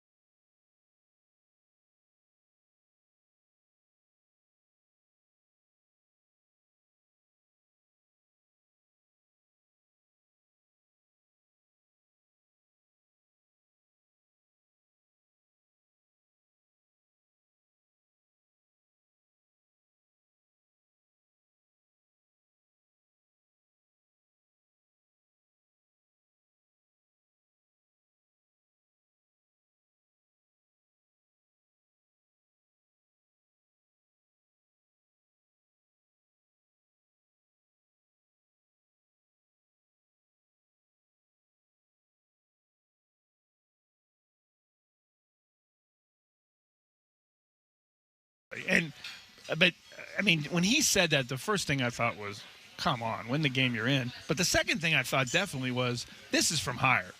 You have to. This is Dan Wilson saying yes and doing exactly what he's been hired to do, which is carry out the wishes of the front office and above. I just wish Dan Wilson could manage the game himself. And maybe he isn't good at it. Maybe it is that he has a black spot in his head about and just a blind spot toward using bullpen guys and the wrong instincts at the wrong. Maybe it is. But I suspect that he isn't pulling all those triggers and levers, and that he is, like you said, Jessamine. What's he going to say after the game? Well, my GM and president told me I have to do it this way. Well, he's not going to say that. No, he's obviously not going to say that. But So- I mean, I think he handled it pretty well, considering. Okay, why did you make that decision? Well, he threw it well yesterday. Like, he's not going to say I don't know. Or I got a call to the bullpen, or I'm sorry, to the dugout from upstairs. Like, he can't say that. So I just don't blame Dan. I don't either. I think he is a product of the people who hired him, and the reason he's here is because of this situation, because he'll say yes and he'll carry out the duties, and that's why they don't have a Joe Madden or an Alex Cora or anybody else. That's why they're not going to make a decision, a managerial change in the middle of the season. This is the guy they handpicked. He'd never managed before. Just like Scott Servers, he never managed before. He is handpicked for this job. Why is he handpicked? Because he agreed to do this. He agreed to follow the grand plan, a long-term, whatever the analytics say about pitchers and back-to-back and when to use this reliever against this, whatever. But the fact that Rucker was good and shoving an 8-0 game the night before a team that was ready to go back to the hotel versus a 3-2 game the next night doesn't make sense to me at all from a baseball perspective. I totally understand exactly what you're saying. But when you were on the East Coast on Monday, Logan Gilbert joined Softy and Dick. Oh, yeah, I heard that. Yeah, and I want to revisit this one thing that he said when it came to the criticism of Dan Wilson. I always try to be pretty nice, but like if I ever heard people say that, that's probably when I would get fired up. I think that's ridiculous that people would ever say that. Dan's one of the best people I've ever met. I think he's amazing at his job and what he does and the way he gets us going. Like, nobody outside of here knows what it's like in a locker room with him. Only the players do. And I think every single one of us would go to bat for him. So he's the man. I love playing under him, and I hope he stays here forever. And Logan, go ahead. Yes. Logan Gilbert, by the way. Yes, on with Softy. And the one thing that I would say about that is that there is a very fine line between being a great manager, coach, whatever sport, when it comes to being able to rally guys and also being a good technical person. And I think Dan has the rally part totally locked up, and he might need an assist from the upstairs people. Some of the upstairs assists are hurting him, to be honest, hurting the day-to-day. If that's what's happening, who maybe knows? the long-term, yes. But you know what Dan Wilson also is a former player who spent his entire career, 20 years, in a dugout, in a clubhouse, with the guys. He is obviously going to be a player's backer. He backs them publicly. He never criticizes. He also probably is a shield from the front office and what they want to do. 100% he is buffer. He is totally buffer. And you don't think Logan Gilbert and at all appreciate that they have a guy who's got their back and buffering them from what Jerry DiPoto and Justin Hollander and all of them push down onto Wilson. And then Wilson's the middleman. He's the guy who has to carry out those plans, but he also has to, as you mentioned, rally and support his players inside the clubhouse. And that's a tough job. Correct. And you've never heard me say they should fire Dan Wilson, and I never will. Because I have not. And I don't think they ever will. Not during a season for sure, because of just what happened last night. He's carrying out the wishes of the front office in a way most managers would not, because most managers have experience in the dugout and have guts and a gut feeling toward a game. And here's what my eyes tell me. Wilson does not. Wilson has that from a catcher's perspective, but he doesn't have that from a managerial dugout perspective. And that made him an ideal candidate, like Scott Servais was, to be the manager here. This regime wants someone to be analytic-driven, to follow the grand plan, their master plan, and they don't want, it appears, unless someone can show me evidence otherwise, they don't want a guy managing on gut instincts. They don't want a manager who says, Nah, Michael Rucker, 3-2, top of the night. No. I'm going with Spire. I'm going Bizzardo. Hell, I might even go with my all-star closer, Munoz, throwing 102, so we can keep this game at 3-2. They don't want a manager that way. They want a manager who follows the grand plan. And then the grand plan obviously was, let's stay away when we're behind in the ninth inning from the high-leverage guys because we got a game tomorrow afternoon. Whew. That's a lot for a guy or gal who spent $100, $300, $400 to take his family to a game last night and wanting him to win that game last night and wanting to see Julio Rodriguez in the lineup last night. It's not the friendliest quote to read if you're a fan. I do understand that part. And I'm trying not to be defensive. I'm an even Steven person. I like to see both sides of everything. And yeah, it's not the friendliest quote.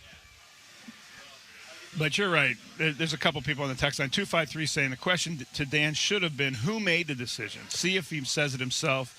It would be tough to admit it. He's never going to say that. And anyone who's in a clubhouse and in a post-game presser who's on the team beat every day, know better than to ask him that.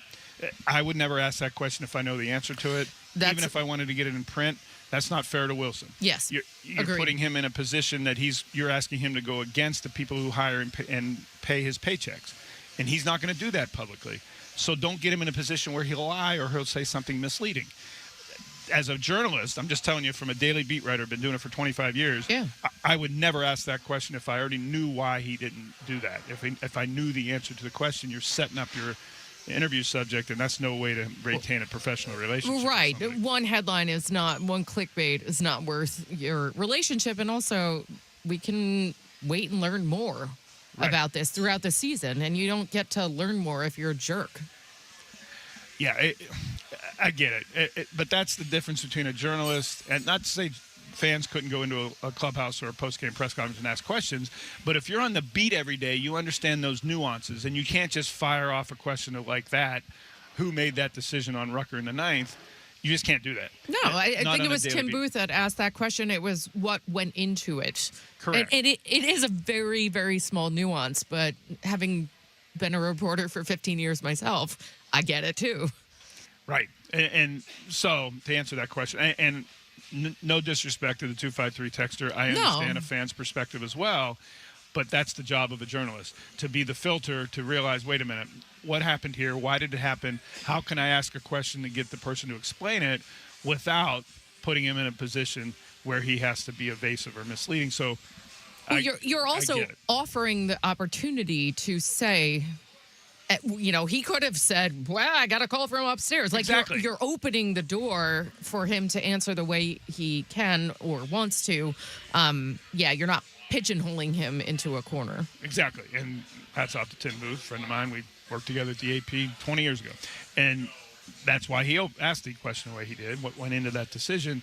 Tim probably knows a lot of what went into that decision, but he didn't put manager Dan Wilson in an awkward position to go against his bosses. It just wouldn't have been good for anybody. No. So that explains that. 49451 on the Tacoma Dodge text line. Your reaction to all of that, just know there's more than meets the eye there. Yes, it looks like Dan Wilson doesn't know how to manage a bullpen. There's much more to it than that, and it starts with the people at the very top of the baseball organization. It stops at the very top of the organization with the chairman, John Stanton, and the fact that he had the manager in place that will carry out decisions like last night. Up next, let's go to Seahawks training camp. It starts on Saturday. The veteran deadline to report is on Friday.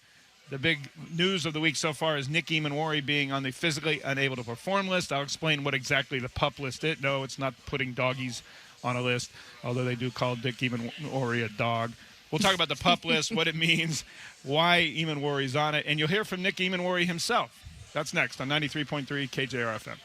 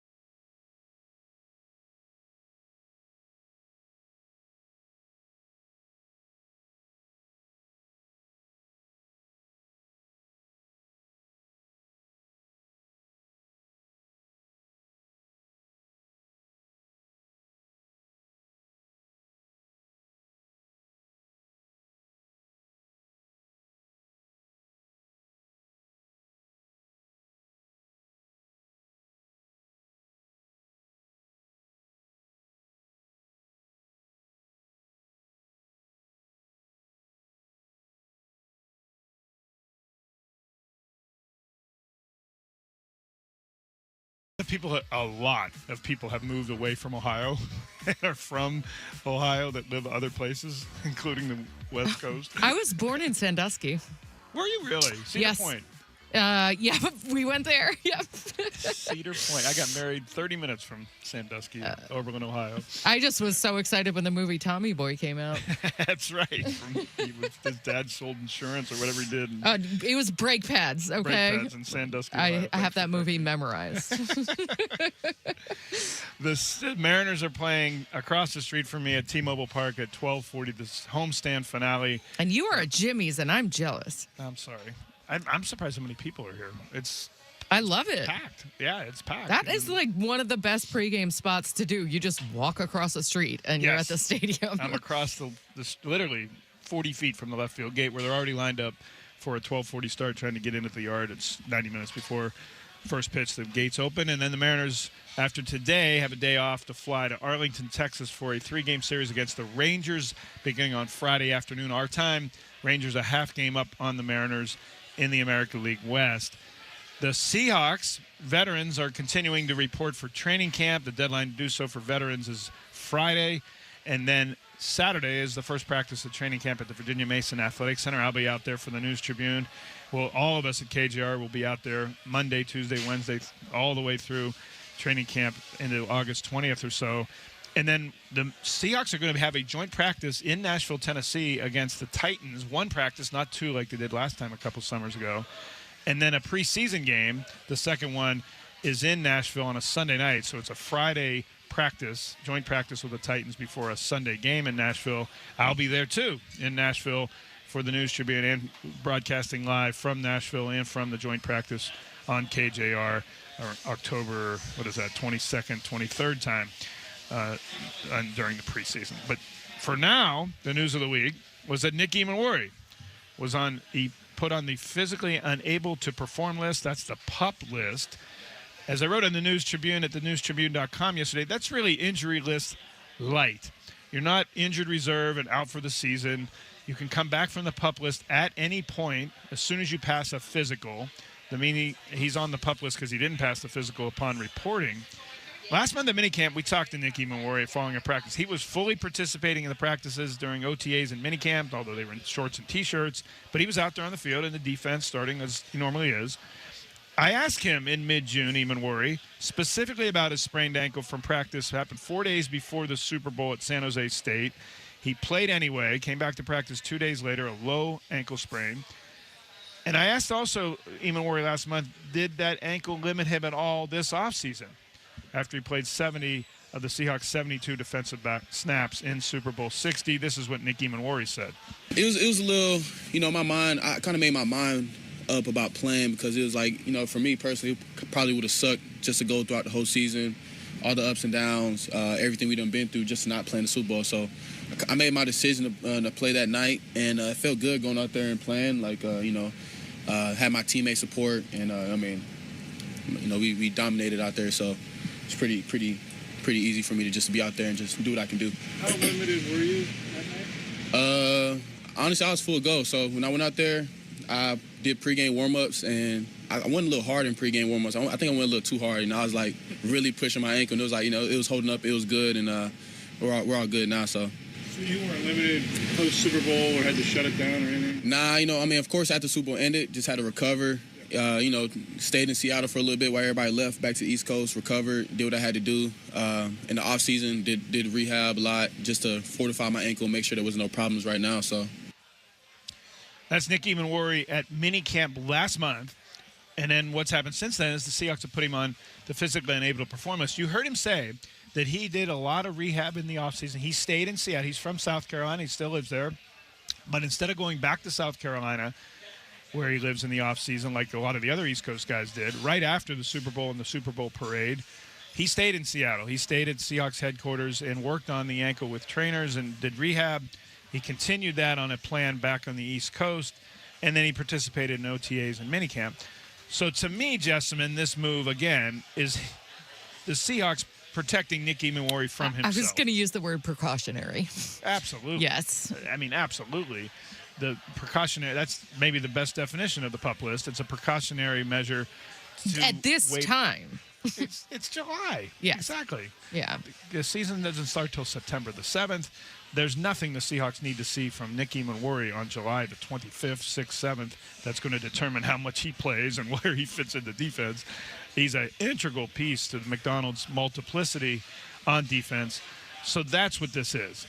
They also put Kenny McIntosh on the PUP list. We mentioned that is a different situation because players on the PUP list at the beginning of training camp are then eligible, if they stay on it throughout camp, to be on the PUP list to begin the season, and you'd miss a minimum of the first 4 games.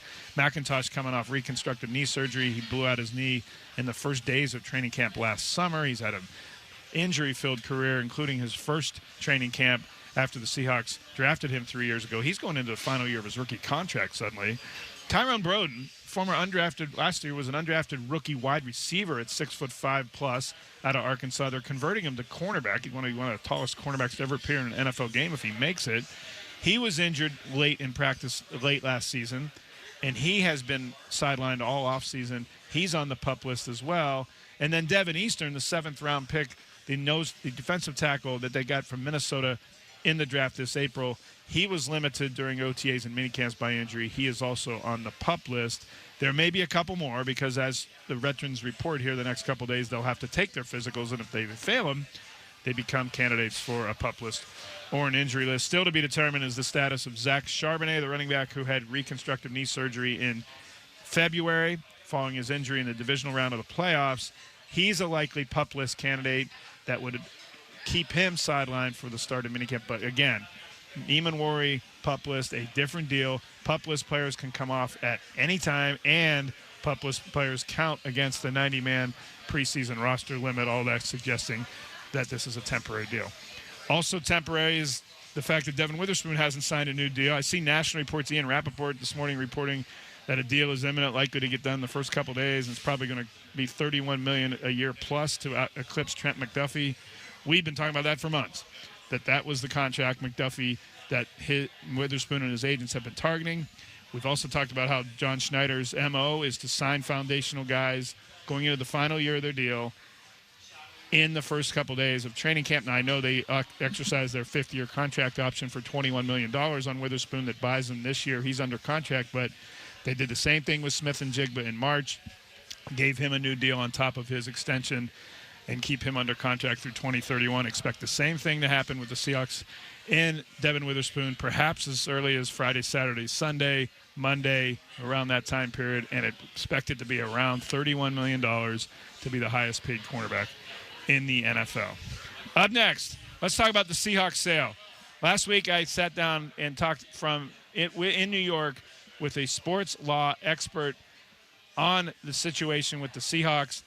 You're going to hear from a lawyer in the Herrick Sports Group, Erwin Kishner. He's going to talk about the nuances of selling out of an estate, what to expect next in this sale process that's supposed to culminate in a vote August the 26th among NFL owners, and what this sale may mean for the Sonics' value of an expansion franchise in Seattle. Erwin Kishner, co-chair of the corporate sports law group with Herrick in New York City, is up next on 93.3 KJR FM.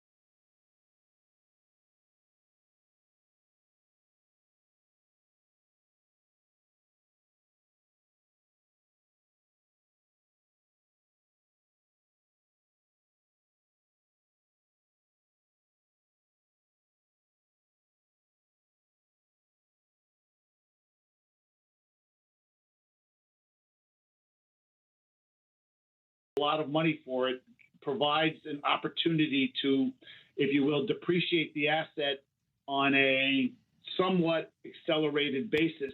So if somebody has in their portfolio large gains that they could otherwise realize and have to pay tax, you could use this to offset some of that. And so that's another, if you will, a benefit to ownership of a professional sports franchise. All that being said, the economics have to make sense. People are not just paying lots of money for a professional sports franchise. They're paying a lot of money for it because it's worth it. And the laws of supply and demand and economics talk to, raising the price as time goes on. So I definitely predict as time goes forward, this $9.6 billion sale for the Seahawks, we'll see it eclipsed in due time. And it's going to be, buckle your seatbelt. It's going to be a fun ride. Erwin Kishner, co-chair of the sports law group for the New York law firm Herrick. Thank you for your time and your expertise, sir. Have a great summer. Appreciate you talking to us. It's been fantastic being here. Good luck and pleasure speaking with you.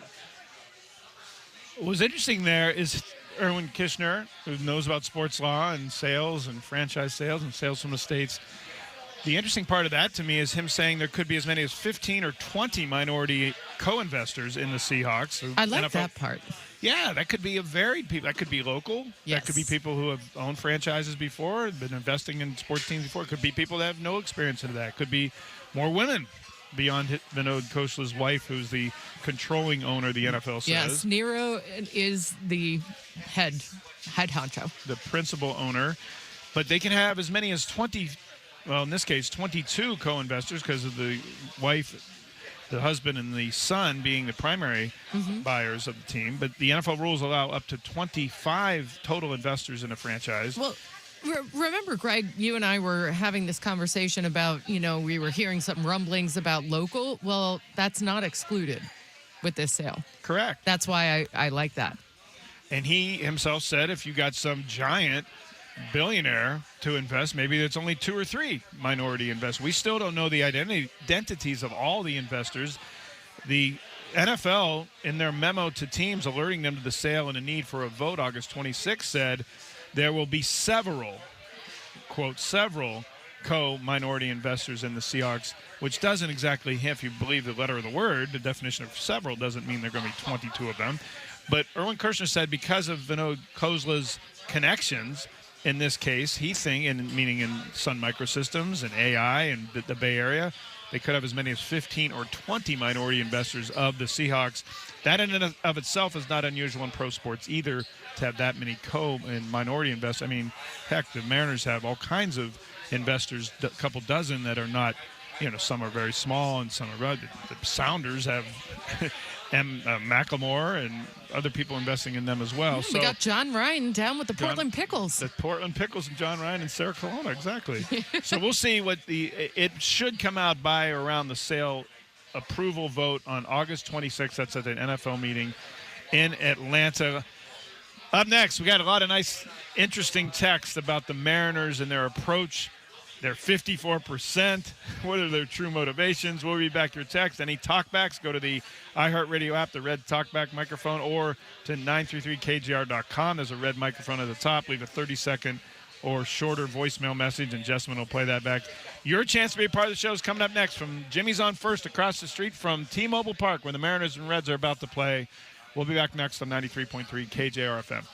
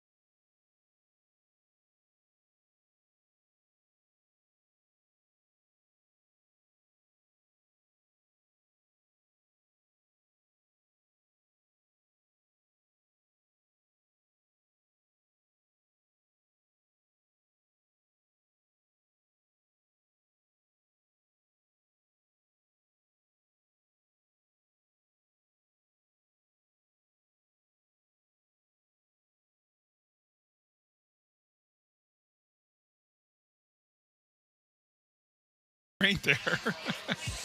I do understand the frustration, though. I get it. 50 years, man.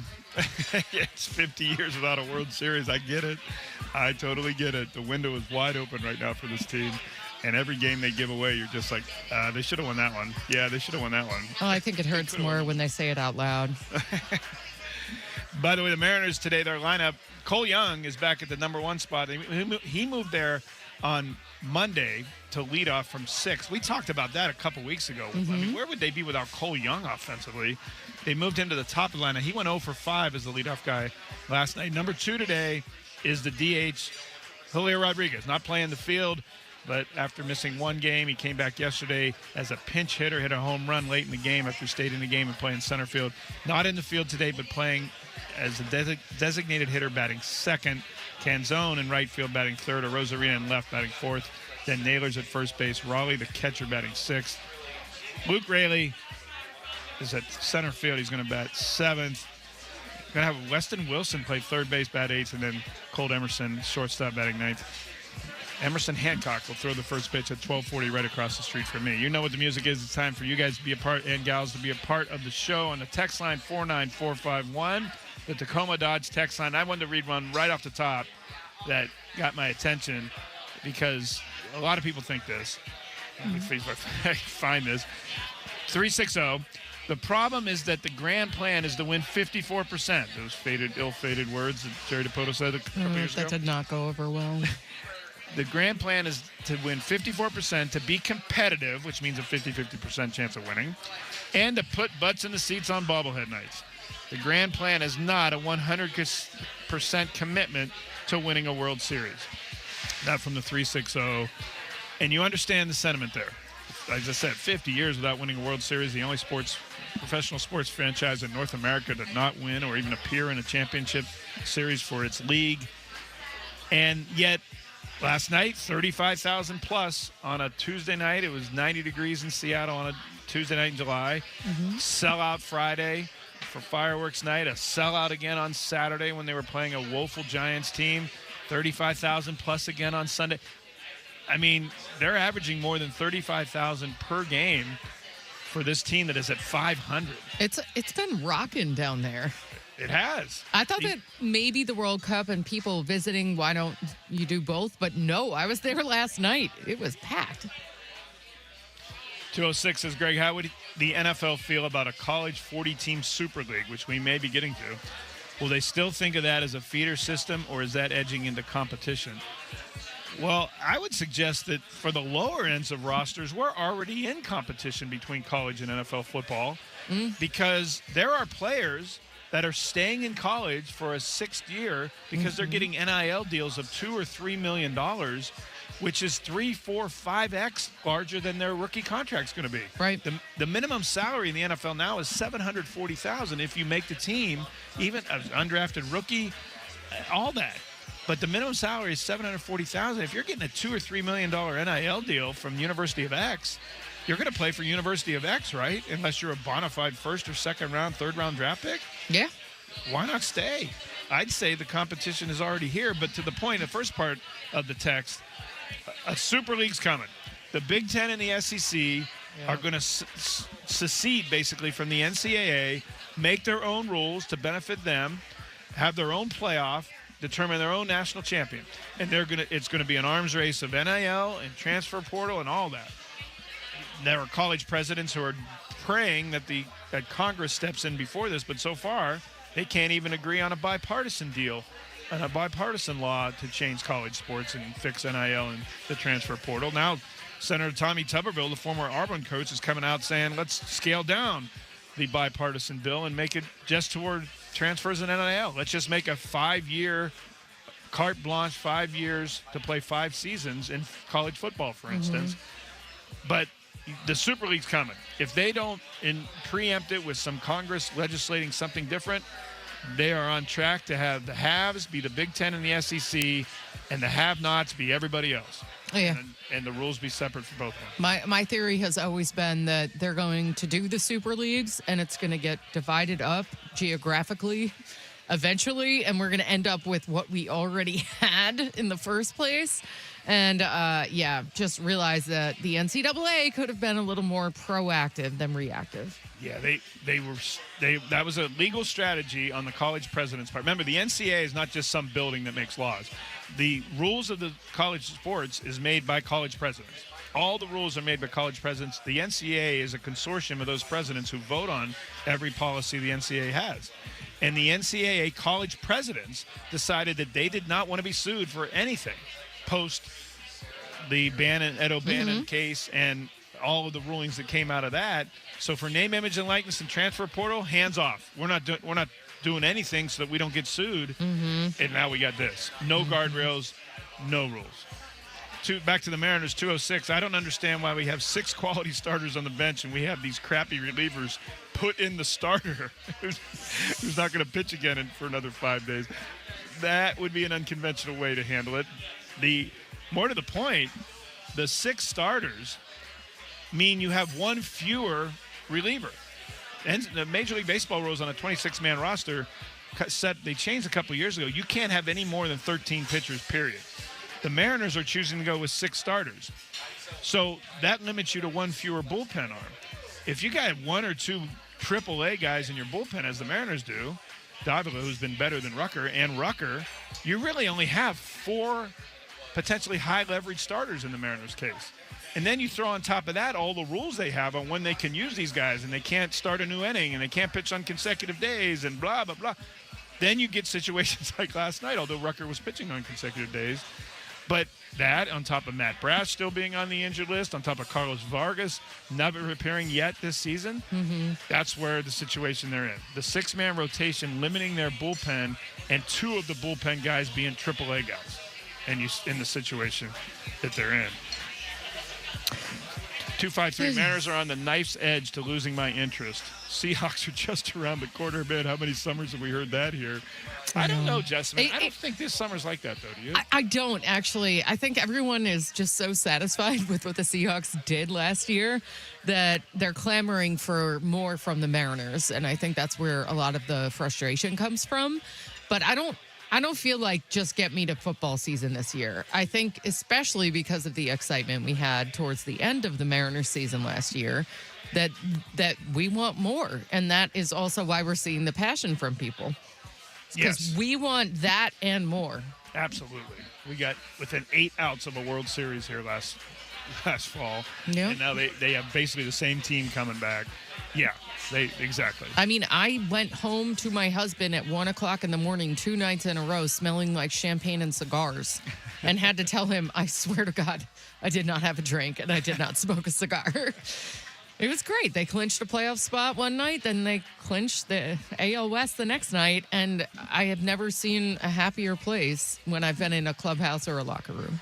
And there are lines forming down Occidental to cross the street to get into the left field gate. There's lines up and down Royal Brom. There's lines up and down First Avenue South here at Jimmy's on First for a day game on a Wednesday in July. It's a hot ticket.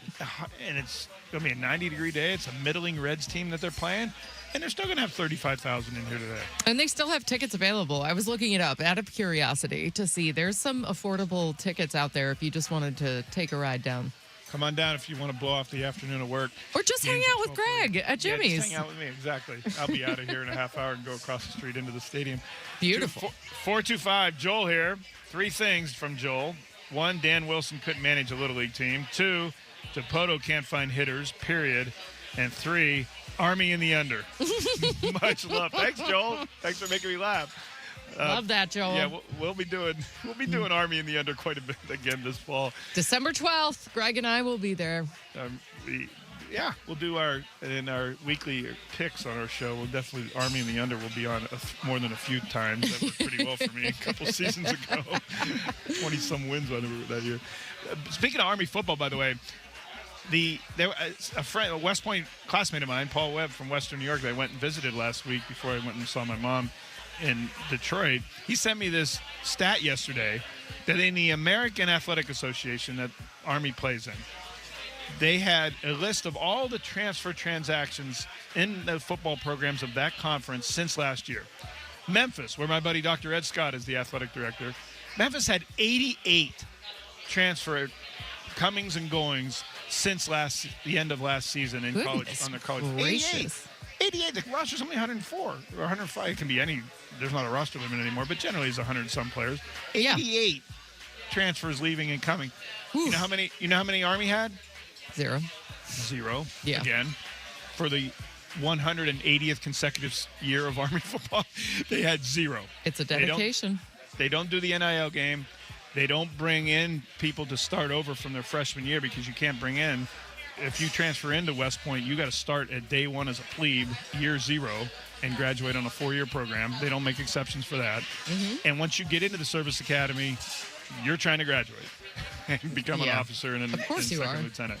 So, yeah, Army 0. Even Navy had 2. They were 2 departures, but 0. Memphis 80. I'm going to send that note to my buddy Dr. Ed Scott. It is quite the stat. That is quite the stat. 253, we talked about Zach Charbonnet going on the physically unable to perform list this morning for the Seahawks. No surprise there. Makes him eligible if he needs to stay on that list throughout the preseason to be on the PUP list to begin the regular season. That would mean he would miss the first 4 games. No one expected him to be back at the beginning of the season from the reconstructive knee surgery in February. But the 253 asks, what is Torrey Horton's status? Well, we're going to find that out in the next couple days. As the veterans continue to report to Seahawks training camp, I mentioned earlier in the show, they then take physicals. If they don't pass those physicals, they go on some kind of injury list. I expect Torrey Horton to be on the PUP list too. He was not practicing during OTAs or mini camp. If he's not ready to practice, he'll probably be on the PUP list to begin camp as well. Remember, again, as in the Nicky Mawari case, players on the PUP list to begin training camp can come back to practice, can be on the practice field in camp as soon as they pass their physical. Up next, Ian Furness, the mayor of Maple Valley. I believe he's in the studio with Jessamine up there. He is. Elliott Bay. We'll see what Ian's got on the show next. I'm live at Jimmy's on First. It's filling up at T-Mobile Park for the Mariners and Reds starting this afternoon. 93.3 KJR FM.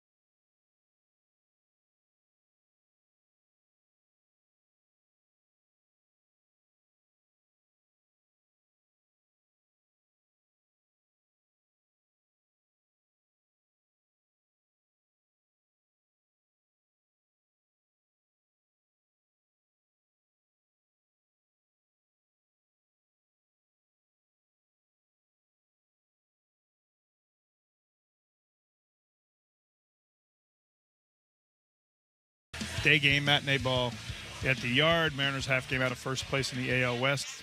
Heading after this game to Texas to play the Rangers, the first place Rangers, for 3 in Arlington. Jimmy's is packed. I'm just still kind of surprised, not to mention a big crowd forming outside the left field gate. A couple other things I didn't mention so far in the show I was going to bring up at the end when he joins us. Down in Portland, the other team that the Paul G. Allen Trust and Jody Allen sold to this past year, last spring actually, was Tom Dundon. For $4 billion, he bought the NBA's Portland Trailblazers. Well, Dundon is not making friends in Portland. Now, after 70 layoffs of front office staff, he's cutting the Blazers broadcasting team. He's cutting longtime TV analyst Michael Holton, statistician Tom Haberstow, Neil Everett, the former ESPN anchor, who was a part-time host of the Blazers pregame, postgame shows, Jamie Hudson. They're all departing the Blazers broadcast team. There's talk of deep pay cuts or non-renewed contracts, and the future of play-by-play announcer Kevin Calabro, the institution, is also uncertain. That's what Tom Dundon is doing on top of all he's already done in Portland with the Blazers. The other thing I wanted to bring up is yesterday I was on Paul Sylvie and Chris Egan's show on King 5, the Ultimate Sports podcast on King 5 and Kong TV and King5Sports.com. And they asked me about the new ownership and what I expected them maybe to do, one of the first moves they make and changes they make. And I told them that the owners want to really make a positive impression on veteran players, such as Julian Love. They'll install real grass in Lumen Field. And don't tell me it can't be done in the winter because it rains here. It absolutely can be done. And if he wanted to be friends with his players, new owner Vinod Khosla and his family could invest. It just takes money. They do it in Pittsburgh. They do it in Cincinnati. In Cleveland.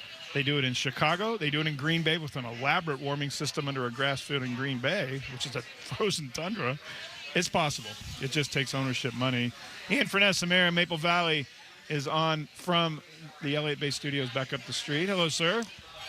It's not going to happen, Greg. Well, we know it's not going to. But it's not. I don't think it's just the money. It's just it's the stadium. You know, I mean, you've got an MLS team, an NWSL team. Unless that changes, if those teams, what eventually the Sounders are talking about having a new soccer facility. Concerts. All the other events. They have concerts in Pittsburgh. I know they do, but I'm telling you, Greg, I did a whole bunch of this research the other day with a guy that actually does turf, and hopefully I'm going to have the information the next, not today or tomorrow, but hopefully by early next week. That stadium is used so much that it just doesn't pencil out. Well, that's a chicken and egg thing. The stadium's used so much because it doesn't have a grass field. Right. That's why they. But you're talking about at some point, because at some point you're probably talking about, okay, we're going to have 10 NFL games there, and maybe that's it. Maybe one concert in the summer, then we replace the turf. Pittsburgh has like half a dozen concerts in the summer. They have Pitt playing there. They have high school teams. I'm just telling you. And then their owners spend billions of dollars. The Rooney family spends money to replace that field 2 or 3 times a year. But the Seahawks don't own the stadium. Correct. So it would have to be. It's almost. You were just talking about Portland. It's almost like we were talking about with Portland. Like, who's really going to pay for it? Like, who's really going to pay for it? That's the question. Well, right. I'm going to push back on something else too. There are a handful of players that want to say that we want to have grass and only grass. There's other guys that will tell you no. Because, and you know who usually it is? Linemen. They don't like it. And because you've got to try to anchor on. Hell, I can remember going when Charlotte had the natural grass, which, by the way, they switched back, right, to turf now. Yep. Right. And I remember sitting there we're doing a 5-hour pregame show for that playoff game, and guys were coming off and they're losing their mind because of how bad the grass was. And it's like barely grass. It's like slicking around. Green Bay is not a great turf field, even with all the warming and stuff. I've been on it. I've talked to guys. It's not great. I think there's guys. I think if you really pulled an actual, not a public poll, but just let's do an anonymous poll across the league. I bet it would be closer than you think with field turf. Field turf. I bet it'd be 50-50. Yeah. But my point is there are a lot of players who just want to do it for their long-term health, their legs, and you're right. There are anchor guys on the line of scrimmage who don't want to do that. Right. I will also tell you anecdotally, there are guys, including that play for the Rams, who hate SoFi Stadium's turf. Yeah. Well, and that's the other problem, is not all turf is created the same. Exactly. Much like not all grass is created the same. Hell, remember the first, 7 years we were going to Levi Stadium? Right. And how bad that was, and how No, it's guys definitely- hated it. Exactly. Guys hated it. So And now it's the best. you know how those guys make a good impression? Status, flipping, quote.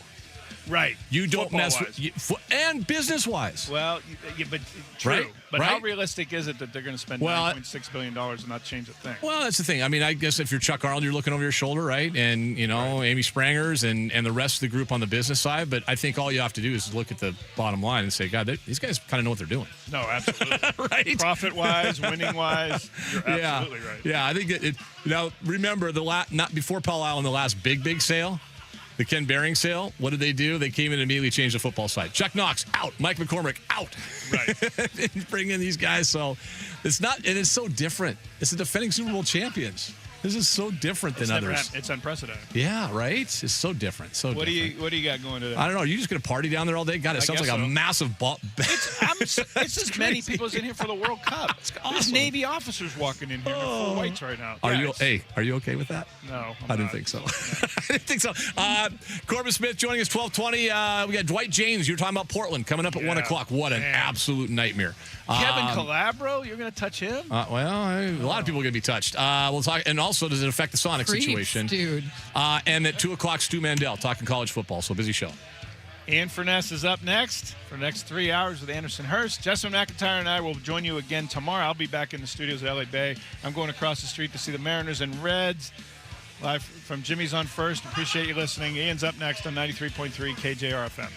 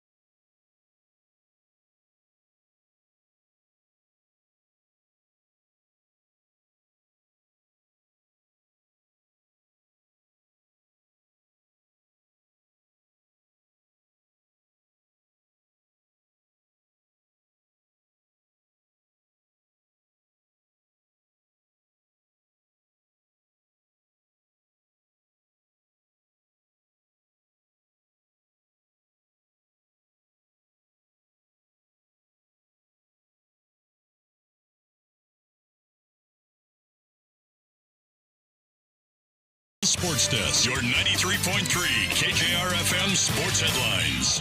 Headlines are brought to you by Frost Brewed Coors Light. Choose chill. Gino Suarez brought the good vibes to the Reds on Tuesday night. 4-2 win over the Mariners over Luis Castillo. Gave up a pair of solo home runs. M snapped a 3-game win streak with that loss as well. Gino was great. Had one of those solo home runs. Also made a great defensive play. Emerson Hancock, Brady Singer start today. Rubber match coming up a little bit later. Seahawks placed Zach Charbonnet on the PUP list this morning. That was expected. Unlike Nick Eamon-Worry, that was expected. Training camp starts on Saturday for the Seattle Seahawks. Seahawks, Devin Witherspoon, according to Ian Rappaport, are close to a massive contract extension. We'll see what that ends up making. He's due to make $10.1 this year. Remember, he was a high first-round draft pick. That's his standard 4-year rookie contract, so hopefully they get something done before the weekend. Otherwise, we'll probably see Devin Witherspoon doing a lot of standing around during training camp. The hold in, hold out, as they do out there as well. Storm play tonight, taking on Minnesota. Their star player, Nafis Collier, is back in the lineup for the first time this year. Sounders later on tonight against the Austin team. I think they're playing that one late in Austin, too. They postponed it an hour. Yeah. And it's going to be on 9:50. Because it's hot, right? Yeah. Hot. It's hot there. In Texas. It's hot in Texas. Water's wet. Water's wet. Sun is hot. Ice is cold. And it's hot in Texas. All right, let's go. The Ian Furness Show is presented by Snoqualmie Casino. Text us at 49451 and hit the talkback mic on the iHeartRadio app. This is the new Sports Radio 93.3 KJR FM. Sports Radio 93.3 KJR FM brings you the bonus bucks presented by Bellevue Rare Coins. Your chance to win $1,000 each weekday, every hour. Listen between 6A, 6P. Enter the nationwide keyword on our website, 93.3KJR.com. This hour's word is rich. All right, let's go. Here it is on a Wednesday. Getaway day for the baseball team coming up here a little bit later on.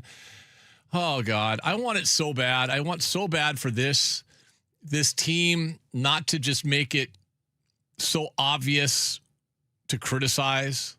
You know, like just if you're going to lose a game, just lose a game. Don't do it with the thing that you did last night. Don't make it so hard to defend Dan Wilson and the organization. Just you're going to lose games. It's 162 that you play during the course of the year. You're going to lose games. But last night was one of those games. Again, It was one of those games. Now, before I get to the bad, and I've never, ever, doesn't matter what team, what sport, if it's a team that I am a fan of or I root for, if somebody leaves, almost 99.9% of the time, if somebody leaves, I'm like, see you later. Not rooting for them, don't care, move on, not a fan. You're either with me or you're against me. It's really that simple. I have the 1.1%, I guess, would be this would be one of the rare exceptions. Gino Suarez. So cool on Monday, seeing the ovation he got. Just awesome. He was 0 for 3 that first game. I think he had punched out twice. Just wasn't great. But I watched him. And I watched the emotion, you know, when he was here the first time. I talked about it yesterday, the impact he made in the clubhouse, Service talking about what he could do off the field, all those things. And then watching him yesterday do two Gino things. He's not the same. In fact, I think they made a late inning defensive replacement for him, which is kind of odd. But the defense at one point was stellar. And last night he made a play that you will never see made by a Mariner third baseman this year or maybe ever. No. Because JP doesn't have that arm. And it just isn't going to happen. But the play he made where he backhanded a hot shot and then threw the ball while he was in the air to get a guy that's got some speed in Randy Arozarena, spectacular. Really cool. Like, okay, there's Gino. There's vintage Gino right there in front of us. And then the home run. And if you're going to lose a game, I guess the silver lining is cool for Gino. I think it probably didn't make sense to bring him back, although I guess maybe it does. I don't know. We could have that argument. I'm sure baseball. Well, I'll bring that up on Monday with the Molly Whoppers. But that was cool. Because that was the only good thing in a loss. Because the rest of it, like I said, makes it too easy. AAA pitcher brought in a one-run game. Why? And, Wilson was asked that last night. I think both Booth and Kramer and Tim Booth and Daniel Kramer both in some ways asked that question, and they got the answer of, well, he pitched well. God, the soundbite. Oh, my God. He pitched well the night before. It's a blowout game. You want to see very much the opposite of a high leverage. It's not even a low leverage situation. It's a no leverage situation. Right. And so that happened. So a 3-2 game turns into a 4-2 game. It just that just made absolutely no sense. And then, let's go back a couple weeks when Justin Hollander came out and did his little he does a lot of updates in the dugout pregame. He speaks a lot, which I do appreciate. I think fans should appreciate it as well. The GM speaking as often as he does and giving updates, but he kind of went on this little soapbox about the lunatic fringe fan base and or media and people criticizing the medical staff and all of that. I'm not going to criticize the medical staff, but I'm going to question, so not criticize, but I'm going to question the process. So Julio takes a ball off the ass on Monday, gets taken out, which then we're coming off the World Cup. Toughness is always a big question with soccer. Writhing in pain, getting back up, you're fine. Julio goes out, and then Julio is not available for yesterday's game, we don't think. But then he comes in later in the game. Oh, by the way, he hit a solo home run. What are we doing? Yeah. What are we doing? Why aren't you starting him at this point? If he's healthy enough to play, and it wasn't just like play one, like have an app, like if he's healthy enough, like why is he not in there? You're already dinged up. Brendan Donovan was 0 for 3 last night with a strikeout in Everett. His 7-month-long rehab assignment continues. Oh, jeez. You've got Matt Brash is still out with an injury, which is hurting you tremendously. In the if you do have a high leverage situation in the bullpen, in a shortened bullpen already, you're offensively challenged most nights, and so Julio, why was he not available? I think treatment, my ass. Get there. You know what? Get earlier. Get to the ballpark earlier. Get your treatment at 10 a.m., 11 a.m. Have some lunch, take a nap, come back. What are we doing? This is, I think, the frustration for not just me sitting here pontificating, but I think for a lot of fans, is you ask yourself, why? Why are they doing what they do sometimes? Because there's a lot of things in baseball, the nuances that make no sense to most of us, and that's why these guys are managers and GMs, and they're paid a lot of money, and they run the show. Other things seem to be fairly obvious. I don't know, run the ball from 2 yards out on a first, in the NFL. At the goal line. Ouch. If Julio's healthy enough to play, let him play. It was just a little bit mind-boggling last night. That was one that you probably should have got. And now they could still win the series. Get a win today, you win the series, you're fine, you move on. Then you get the big one against Texas. But we see what the margin of error is right now. You go from first place to second place, and that'll probably be back and forth. We're set up for just an incredible series in Texas, by the way, guys. That's the cool thing. Here's the fun thing. You have 4 games against the Rangers. Now, if the team's split, whoever ends today half game up. If the team split the next 4, obviously it's still just a half game lead. But it sets up for somebody has a great opportunity over the next 4 days after today, Thursday through Sunday, to maybe even put a little distance between themselves and the other team. You hope it's our team in Seattle. But to get to that point, you can't just keep kicking games. Greg Bell made a great point. The games that you kick in May and June and July, they matter as much as the ones that you kick in August and September. They all count the same. This isn't college athletics where it's subjective in nature. And you go, well, we didn't get... No. They all count the same.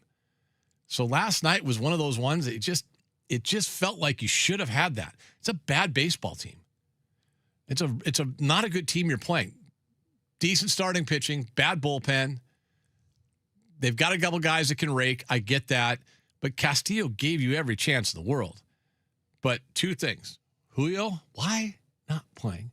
And late inning, that's still high leverage in a one-run game, even if you trail by one run. Yeah.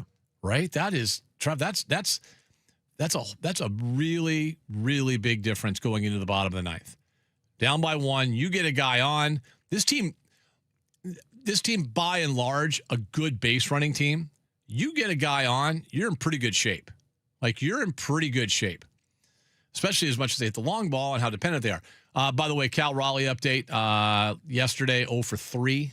Did get on base with a couple walks yesterday. But he was, 0 for 2 officially with 2 walks, and did strike out as well. We'll see if he can bounce back. He's back in the lineup tonight, which I thought is a little bit odd.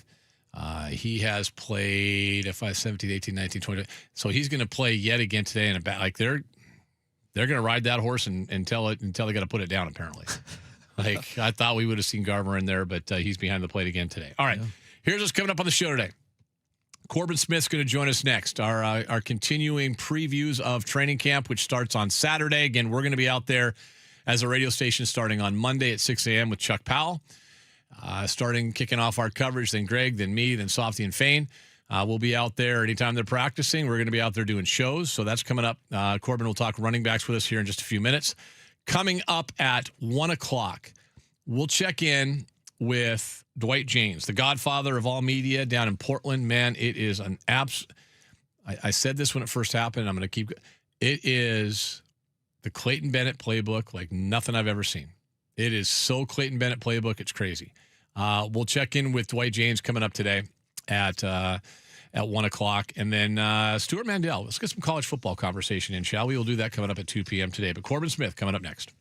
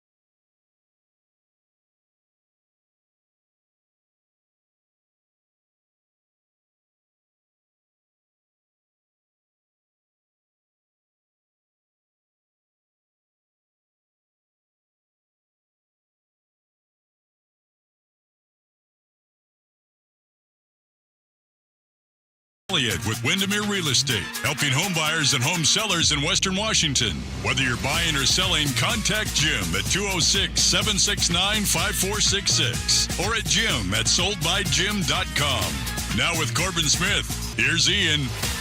All right.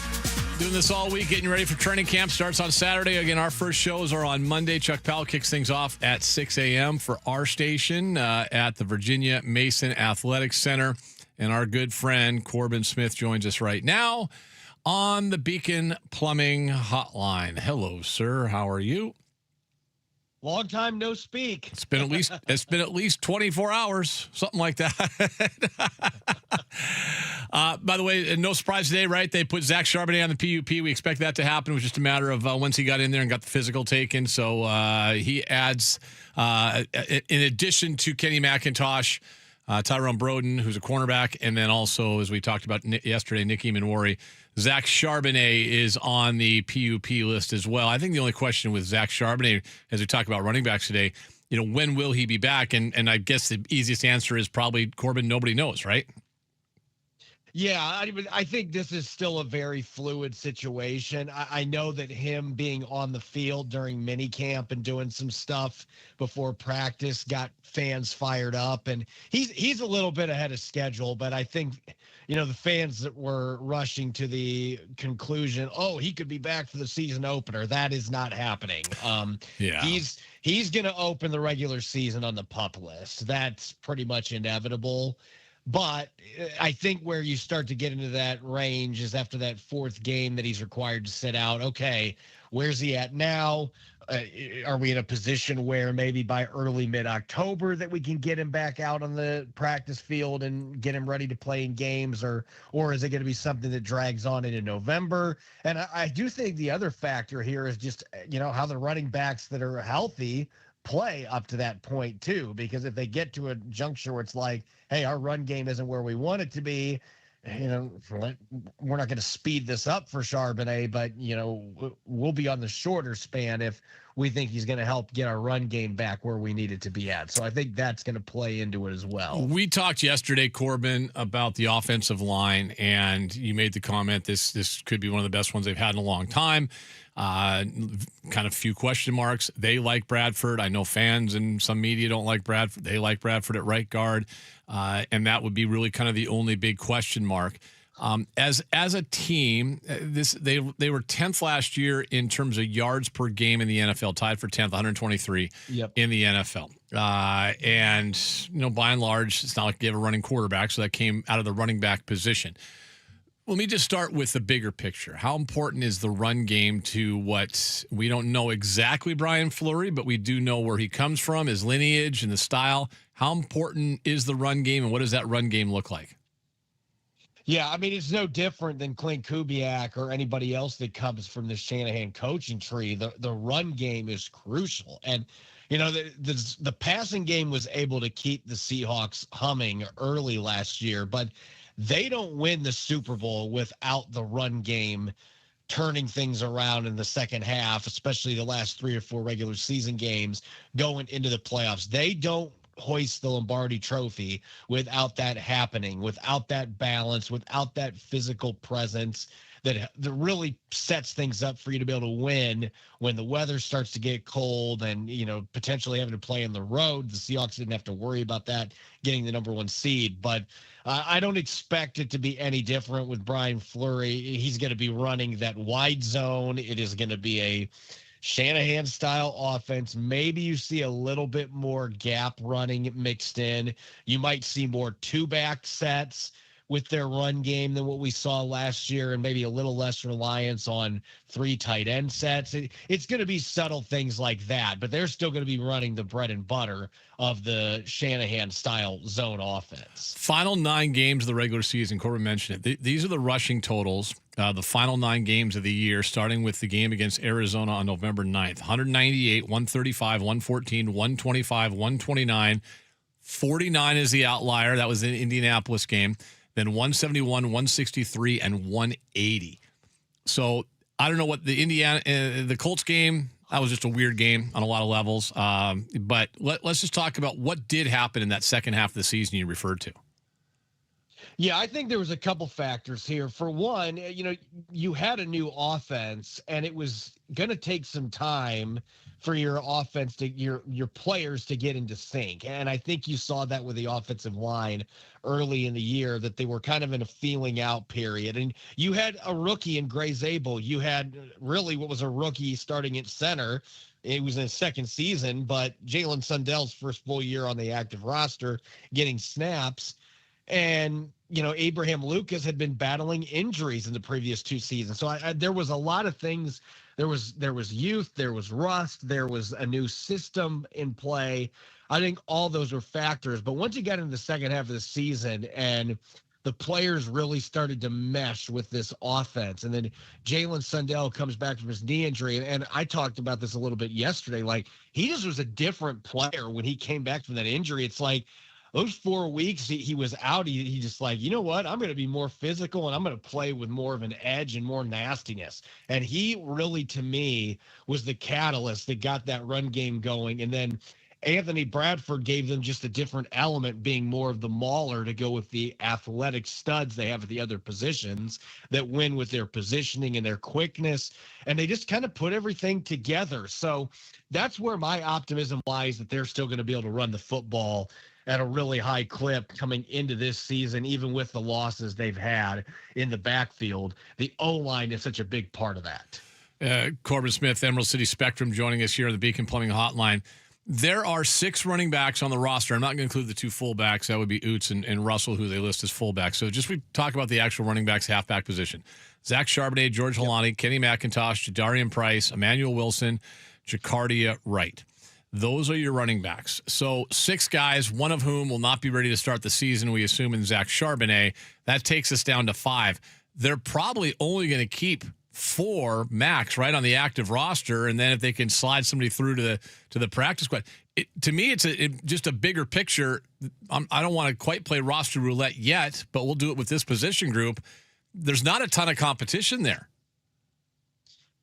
No, I don't think there is. And, I think that the player that's got the toughest situation that he's dealing with is Kenny McIntosh, because when he's been healthy, he's played really well. I mean, you look back at the end of the 2024 season, Kenny McIntosh had some really good games down the stretch for Seattle, but he's just not been able to stay healthy. And the fact that he's starting camp on the PUP list when he is almost a full year removed from his torn ACL, that to me, and we'll see, this could be a situation he practices pretty quickly and he's got to ramp him up, but that did not seem like the kind of update that you would want for a guy that is that far removed from that injury. And you added Jadarian Price in the draft. You signed Emmanuel Wilson, who is a more established regular season player than George Holani or Kenny McIntosh. And Holani was great in the playoffs last year, and the organization loves him. It feels like those 3 guys going into camp, we'll see how it shakes out between those 3. But it feels like those 3 are going to be the backs unless there's an injury there. And maybe somebody like Kenny McIntosh can play his way back onto the roster as a 4th back if they're going to keep him. But I just don't know that they're going to keep that many on the 53. Let's go through and talk about these guys as individuals and just kind of what they bring to the party. And we'll start maybe kind of work our way up from long shots to, roster locks. Let's talk about McIntosh. Again, he's going into his 4th year already. Rarely he's had health issues 2 times, 2 significant ones. He's still on the PUP, but when he does come back, what does Kenny McIntosh bring to this team?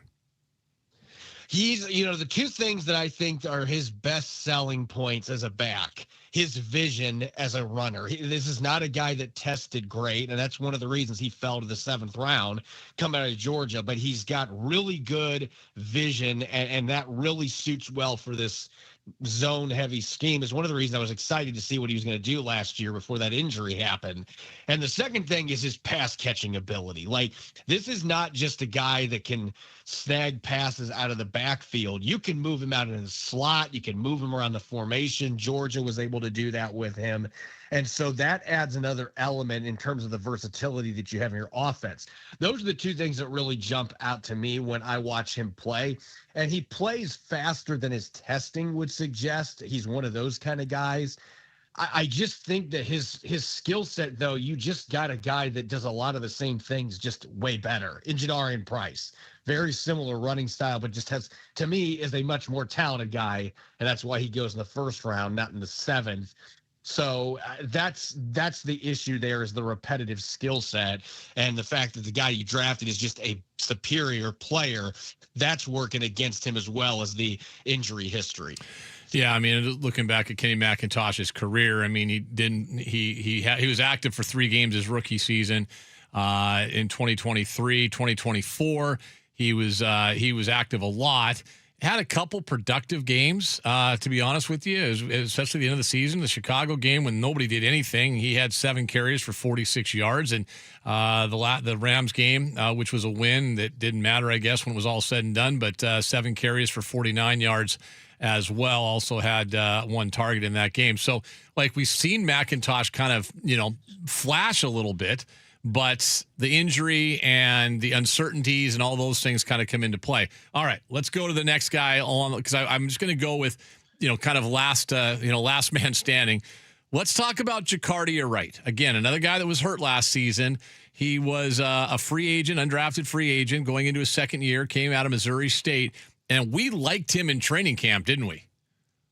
Oh, yeah, we did. And I think he is still, I did a Locked On Seahawks. We're doing positional, 90-man positional by position bonus episodes this week. And I have him as my clear dark horse in this group, because he brings a little different element. He's 225 pounds, in that range. He's a bigger back that's got some twitch to him. I think he and Emmanuel Wilson are different stylistically. They both are bigger backs, but Wilson is more of that get downhill, turn on the accelerator and thump people. Whereas Jacardia Wright, he's a guy that, I don't think he's the athlete that Chris Carson was, but I see some Chris Carson in the way that he runs the ball, in that he's got a little bit of that zig and zag to his game to go with the ability to break some tackles. And he caught a lot of passes in college, so he's got that working for him. And I thought he looked really good in the one regular season game he played in last year. And then unfortunately he got hurt in that game, and we don't know what the injury was, but he didn't play the rest of the season. But if he can pick up where he left off there, this is a guy that could very much push Emmanuel Wilson, because he's got athleticism, he's got size, he has pass catching ability. So I wouldn't count him out. I actually think he might have a better chance than McIntosh of trying to break through going into this training camp.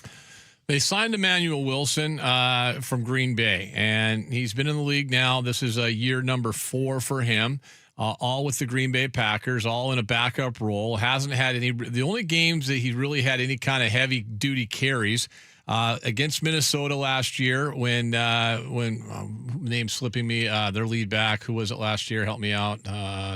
For Green Bay, who was that last year? I should know. Oh, Josh Jacobs. Yeah, he was hurt. He had 28 carries for 107 yards, but a 3.8 yard average.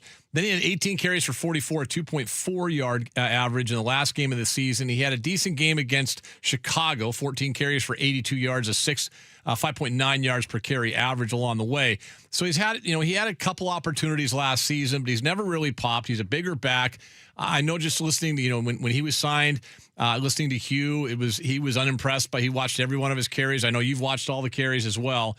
Emmanuel Wilson, to me, feels like maybe in some ways this year's Marquez Valdes-Scantling. If he pops and he gives you something, you keep him. Otherwise, it's kind of like an easier guy to cut as a veteran.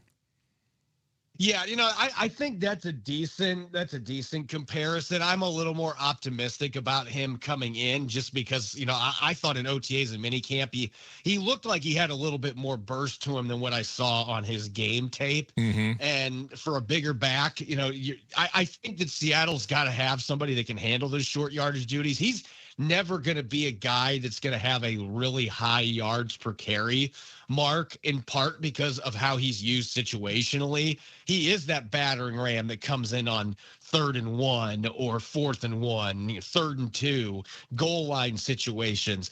And that's what they're going to be missing with Zach Charbonnet not being out there right now. that's where he is the best fit for them. And it gives him an opportunity to get a fair number of carries each week when you get into those short yardage situations. And maybe he can end up being a little bit more than that. But I don't think that he's got the ceiling as a former undrafted guy. I don't think he's got the ceiling where he's going to be threatening Jadarian Price, or if Helani is in the mix for that number one spot. I don't see him being in that mix. To me, he is that situational back that is going to help bridge the gap till they get Zach Charbonnet back. And then I don't know what happens with him when Charbonnet comes back. If everybody else has stayed healthy, then it becomes interesting if there's a fit for him at that point. All right. We know what Zach Charbonnet is about, so I won't get to him. I got two more guys I want to hit to. Before I get to the rookie, Jadarian Price, I'll let the president of the George Helani fan club go ahead and talk about him. Well, Rob's not on the phone right now, so. You're right there with him, and I got Rob on Friday, so don't worry. We'll go down that road with him. We'll go down that road with Ranger. I know that we read our comments on Locked On Seahawks, and I know there's plenty of people who are like, what's with the love affair with George Helani? It's like, look, George Helani he's one of those guys, and I've summed this up before to you, Ian. I don't think he's got the ceiling to be a starter in the NFL. But I think he can be a really good number two, and we saw it. We have seen it in the playoff games, and I know a few people are saying, 5 carries for 10 yards in those 2 games. He didn't get very many opportunities to run the football, but he had a couple massive conversions for first downs on catches in the NFC Championship game, and his pass pro film in that Super Bowl was textbook. Like, if I was coaching still, that would be the film I would be showing high school running backs. Like, this is what this is supposed to look like. That is how good he was in that game. And John Schneider's gone out of his way to talk about it a few times this offseason. He's been a good special teams player. He's one of those guys that just does things right. And we know how much Mike McDonald values that. He's got a little bit of wiggle to him in his game. I actually think he's got some Thomas Rawls with the way that he runs. Okay. You just haven't gotten to see a lot of it in regular season games. He's got a little bit more of that compact build and the ability to, if he wants to lower the shoulder. But he's, Thomas Rawls before the ankle injury, one of the things that was really fun about him was he could make guys miss in space. He had a little bit of shake and bake. George Helani's got that. And we just haven't gotten to see him carry the ball very much. I just think his third down versatility and how good of a pass protector he is, like, he's going to get a lot of snaps. The question's just going to be, is he going to be your number one guy to open the season while you're trying to get Price up to speed? Or are you just letting the first rounder just rock and roll right out of the gate? Yeah. And Helani is the change of pace guy. Well, I'll just wrap up Helani with this. There's not the same sort of, I guess, vitriol or what have you that you have towards that people have towards Bradford. But I would just say when you look at this guy and you look at what George Helani, you know what, like Bradford, and beat him out. Like this is the NFL, and there's no loyalty. Like, if they find a guy better, he won't be here. But they haven't found a guy better, and he fits the role you just described. And that's probably a Mike McDonald kind of dude. Like, I got Helani, I know what I've got, and that's one less thing to worry about. It's kind of like how they treat special teams. Like, I just don't worry about it, right? I got this guy, and away you go. All right, Jadarian Price.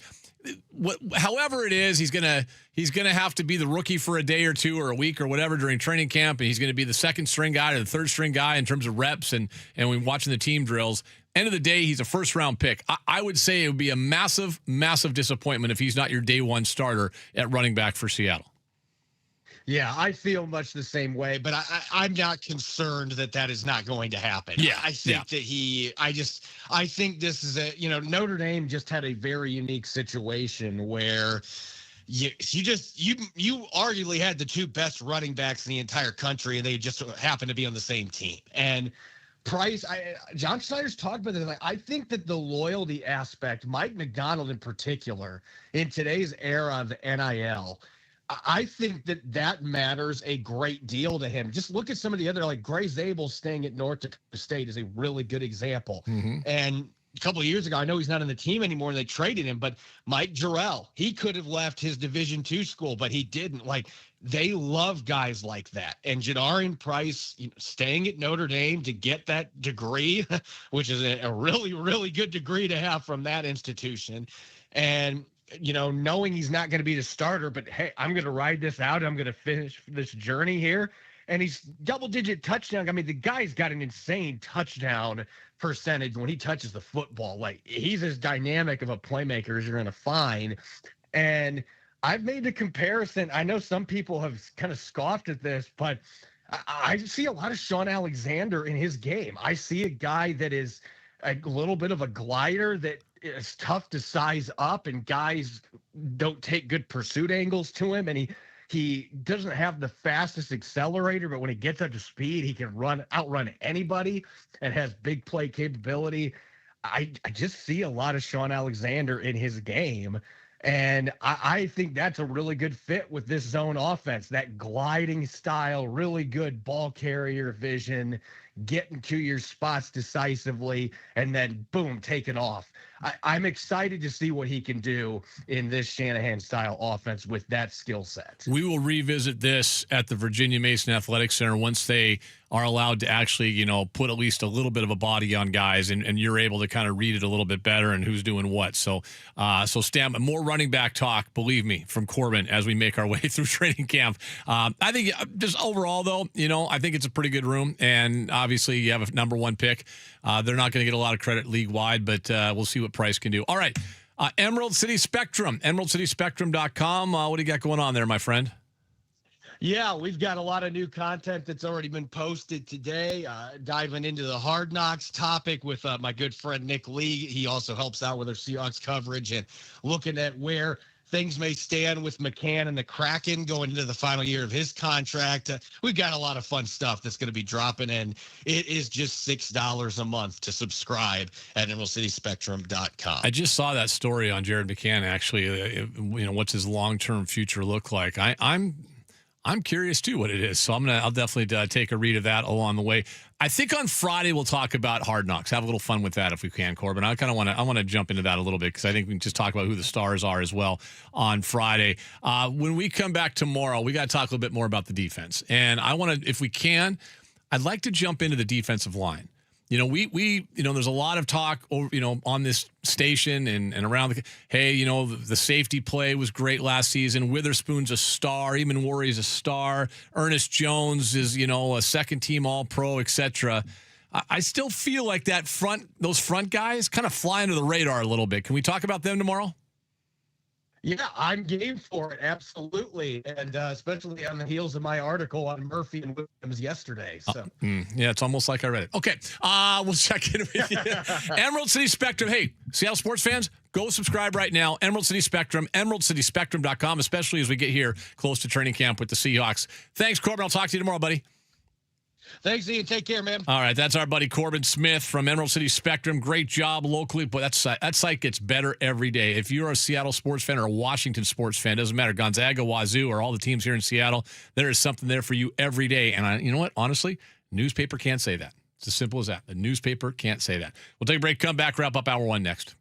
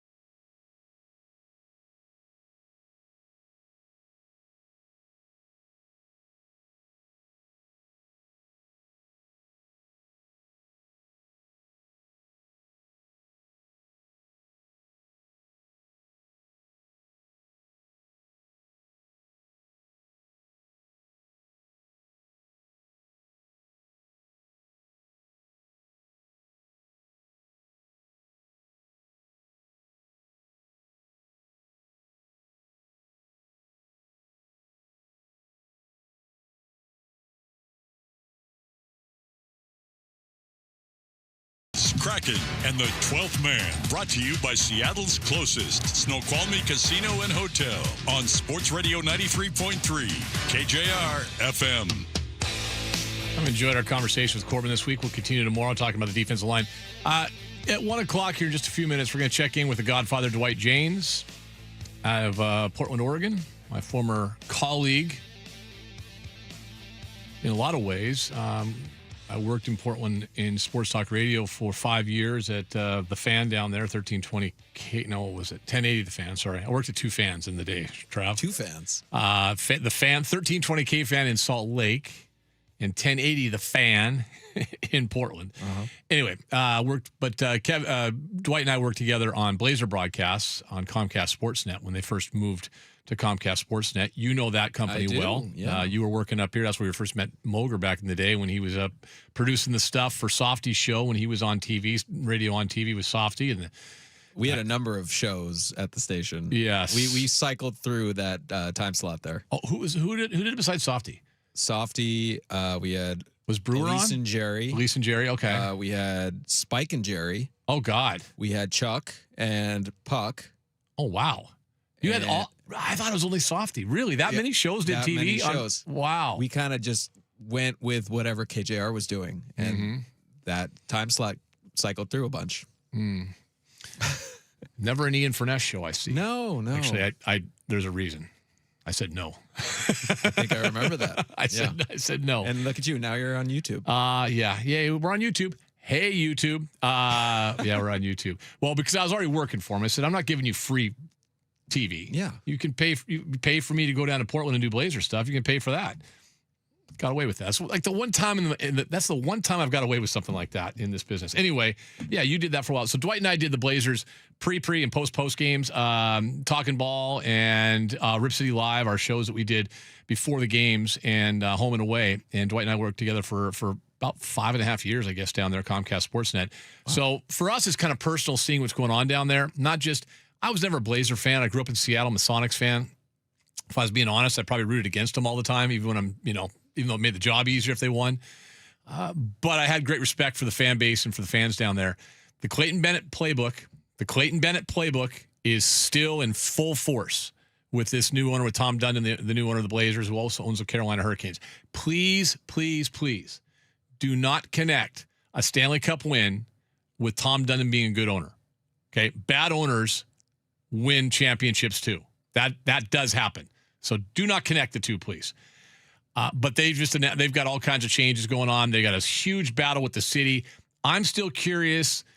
The timing of it, is it going to screw us up here in Seattle? We're not getting the Blazers, but does it mess with the expansion timeline?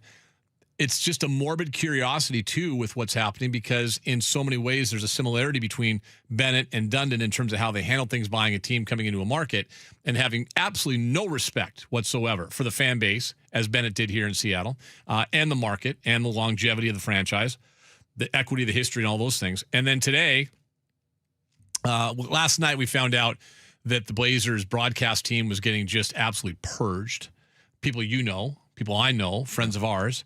And then we find out today, Kevin Calabro telling Joe Freeman from the Oregonian just a little while ago that he's stepping away from Blazers broadcasting. He's not going to call games anymore. So our legend up in Seattle, Kevin Calabro, KC, is out. They're not sure what's going on. It sounds like Travis Demers, who was doing radio, is out. But then they also said in a statement that they're not going to simulcast games. So basically, if you're a college student and have some tape of doing women's soccer at Green River Community College or something along those lines, you may want to send your resume tape to Portland. You're going to make nothing money-wise, but they're going to hire somebody because Casey's out. Travis, that doesn't sound like he's going to move to TV, and he may not even do radio. So if they're replacing both those guys, Kevin said very simply that this is a quote from Joe Freeman in the Oregonian. The team and its veteran play-by-play man had been discussions on a new contract, but he called the offers, quote, subprime, and he's going to move on. We'll talk to Dwight. Move up here, maybe? We're 2 years away from that, but we'll check in with Dwight Jaynes next.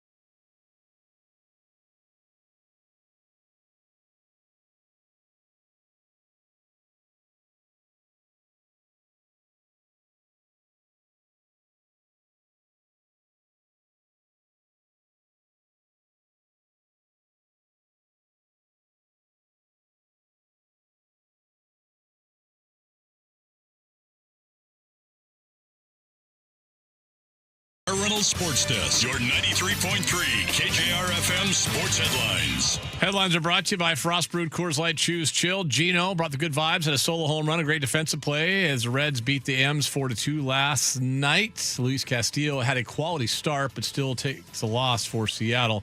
Next up, finishing off with Cincinnati and then heading off to Texas for a 4-game series. Battle for first place in the AL West, which starts tomorrow. Seahawks places Zach Charbonnet on the PUP list this morning, as expected to happen. He's recovering from an ACL injury, suffered in the playoffs last season. Eamon Worry, McIntosh, Broden, Eastern, and now Charbonnet all on the PUP list ahead of the start of training camp. Seahawks and Devin Witherspoon, according to Ian Rappaport from ESPN and the NFL Network, are maybe getting closer to a massive contract extension. Hawks made an offer upwards of $30 million per season. Right now, he's making 10.1. Boy, that'd be cool to triple your salary. Wouldn't that be fun? Chiefs have unveiled renderings of a $3 billion dome stadium to replace what used to be called Arrowhead. I don't know what they call it now. They have some weird name for the Arrowhead Stadium in Kansas City. There would be a dome, though, which is kind of takes away some of the fun in Kansas City, doesn't it, with all the cold weather as well. Sounders tonight taking on Austin. 6:40 on 950, is that right? 6:40 p.m.? It's a late kickoff, right? Late kickoff. 6 o'clock pregame. 6 o'clock pregame, 6:40. Yeah, they moved the game back in Texas because it's hot there, much like water is wet. Weird. Anyway, we move on. Hour number 2.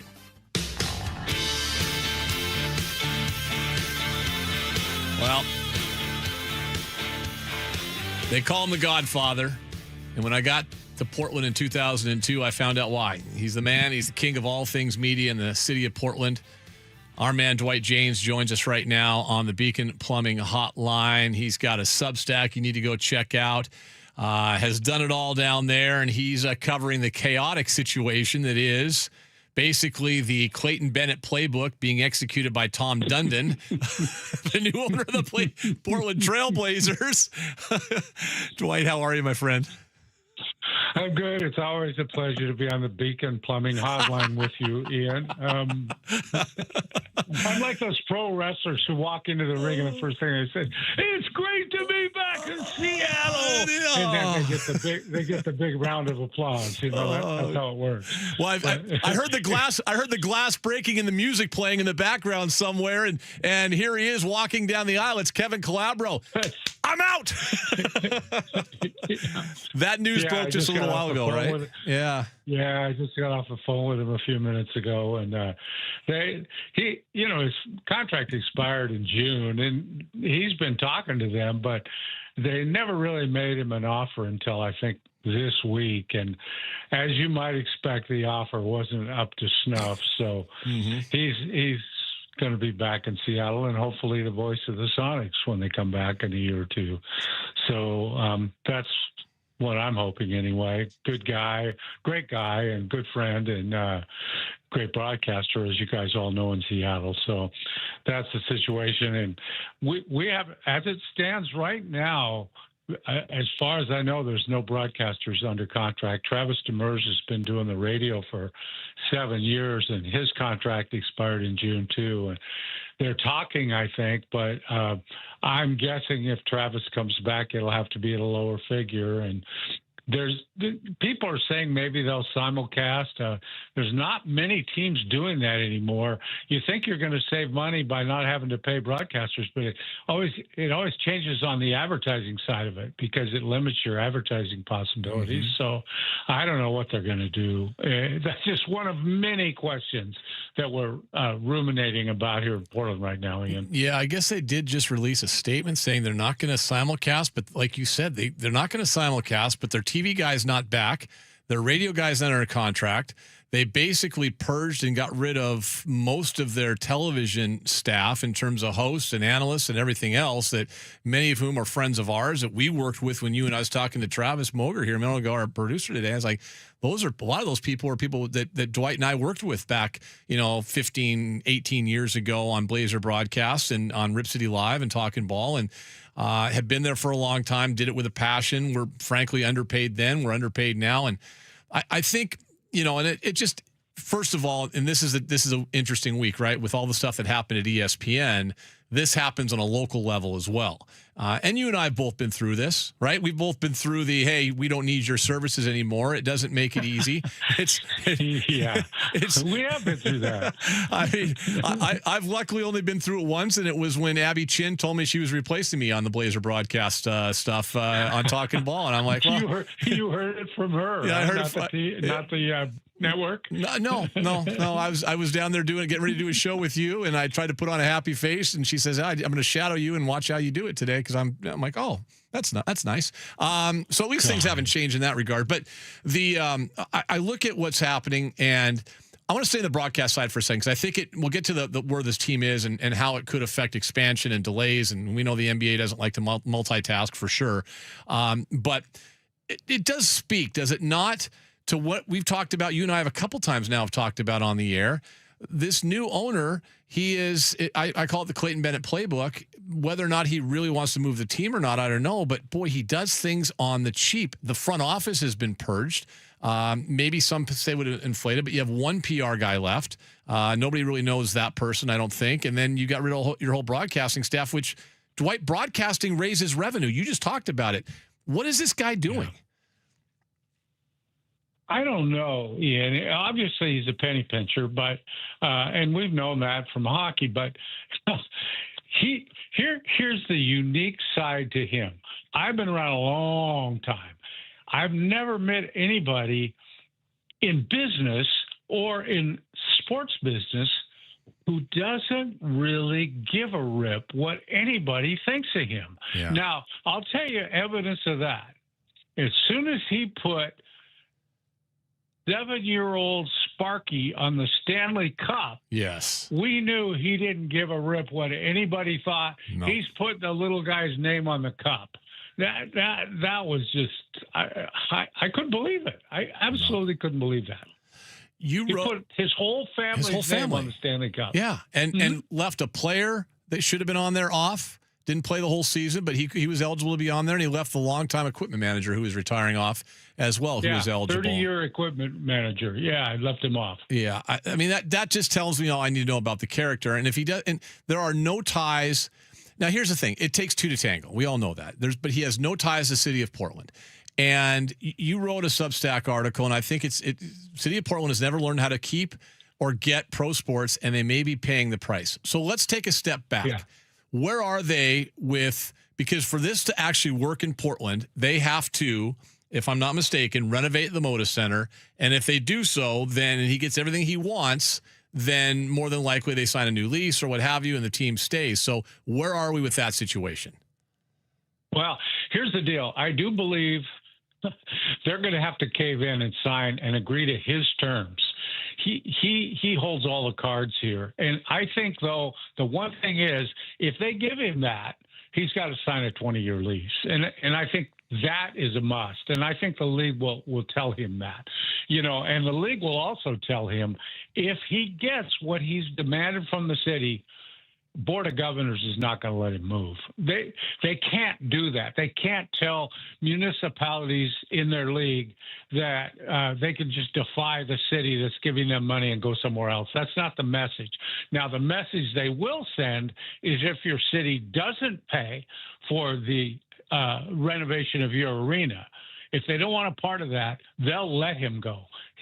I've been told he's already been green-lighted. If the city doesn't sign his contract on his terms, that they'll let him go. Now, what people are saying, Ian, is there's no place for him to go. There's no cities. I've read that from people who I thought knew what they're talking about. The thing is, he has 3 years left on the lease. Mm-hmm. That's plenty of time to find another place to go. And you know as well as I do how these things work. Some city is going to step forward with the checkbook and write him a check for whatever he wants. They'll build him an arena. They'll modify the arena they already have. They'll roll out the red carpet to get him because cities want the NBA. Like they want MLB, they want the NFL, they want the NHL, they want all of these things. Portland has never learned that lesson that if you want to sit at the big boy table, you're going to have to ante up. You're going to have to pay for that. And they don't seem to understand. Hell, Paul Allen built that arena for them. And they're not even willing to pay for the renovation of it. Come on now. That's silly to me. And it's not as expensive as building him a new arena, which he could have walked in the door and said, I want a new arena. And that would have been a whole lot tougher. But this city, and what kind of financial straits we're in down here and all the corporations that left, the city can't afford to lose that team. The heart and soul of the city will be damaged. And those arenas aren't ever meant as money machines. They're never going to make you a lot of money. But the value in having these teams is the intrinsic value of having some place where your citizens can go to enjoy themselves, have a good time, unite, meet people, and just have some fun with a united cause. Just like, you build libraries, you build performance centers, you build concert halls, you build all those things as amenities for your city. But Portland's never understood the sports piece of that. Neither is Seattle, by the way. They've always had to be reliant. Well, you got them all, though. Yeah, we did, and it's been a battle. I mean, we got a brand new, basketball / hockey arena thanks to the Lywickies and the Oakview group and so forth. Paul Allen saved football here with a last-minute Hail Mary to get Lumen Field built, and obviously T-Mobile was a battle just to get that thing done as well, and we've all gone through that. I do find it interesting when people say that too, like, oh, there's nowhere to go. I'll just point out Bridgestone Arena in Nashville, and everyone wants to be in Nashville right now. Dwight, you and I both know that Nashville is where everybody it's wants. The hottest city in the country. It is so hot right now. It's crazy. Well, Bridgestone Arena, which I went to, I called a Kraken game there a few years ago. It felt very old.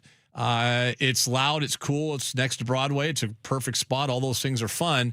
But it needed some work. Well, you know what they're doing? A $750 million renovation that's going to be done in the next couple of years to get that thing up to snuff for not just the Nashville Predators, but who knows what else could go. I mean, there are places they can go. People that say there's no place to go are foolish in that regard. Does the city of Portland, does the city council, do they give a rip about that at all? Does that concern them at all that there are opportunities? He does have some leverage?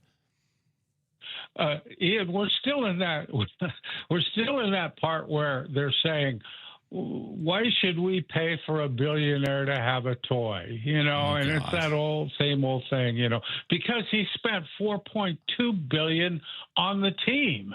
That's why you're going to have to do it. And you're going to have to do it to keep the team here. It's just, and look, I don't think anybody in town likes Tom Dundon. I'm not a fan of his. I think this is extortion. It's blackmail, whatever you want to call it. It's not fair. But these are the rules of the game you're playing. You pay up or they kick you out. That's just kind of the way it is. And I don't see a way out for Portland without agreeing to his terms. Now, maybe I'm wrong. Maybe he's just bluffing with all this stuff. We'll see. But then you're going to see the other side of it, too, Ian. They got help from the state and the county on this. But if they don't do it now, if they don't do it by the end of the year, that money goes away. And so any further renovations, the city would be stuck with all of it. So do the smart financial thing and do it now where you have the state is set to pay more than half of the cost of the renovation. And they still don't want to do it. It's crazy. Is the city, so Dwight James joining us from Portland. Dwight, the city then would have to, the state money would go away. The building is there. It's not, they're not going to demolish the building. So if they move the Blazers or they don't come up with a deal with Dundon, then as you said, the city's going to be stuck with the entire bill because the state certainly isn't going to come back and say, we're going to help you out without a primary tenant in the NBA. Right. But everything I see from the city down there, it sounds like they gave an offer sheet that that he doesn't like and he wants no part of. Apparently, there's a counter offer that two of the council members, and it only takes 3 votes, are putting forward that is cutting back on some of the city money. Would that mean right?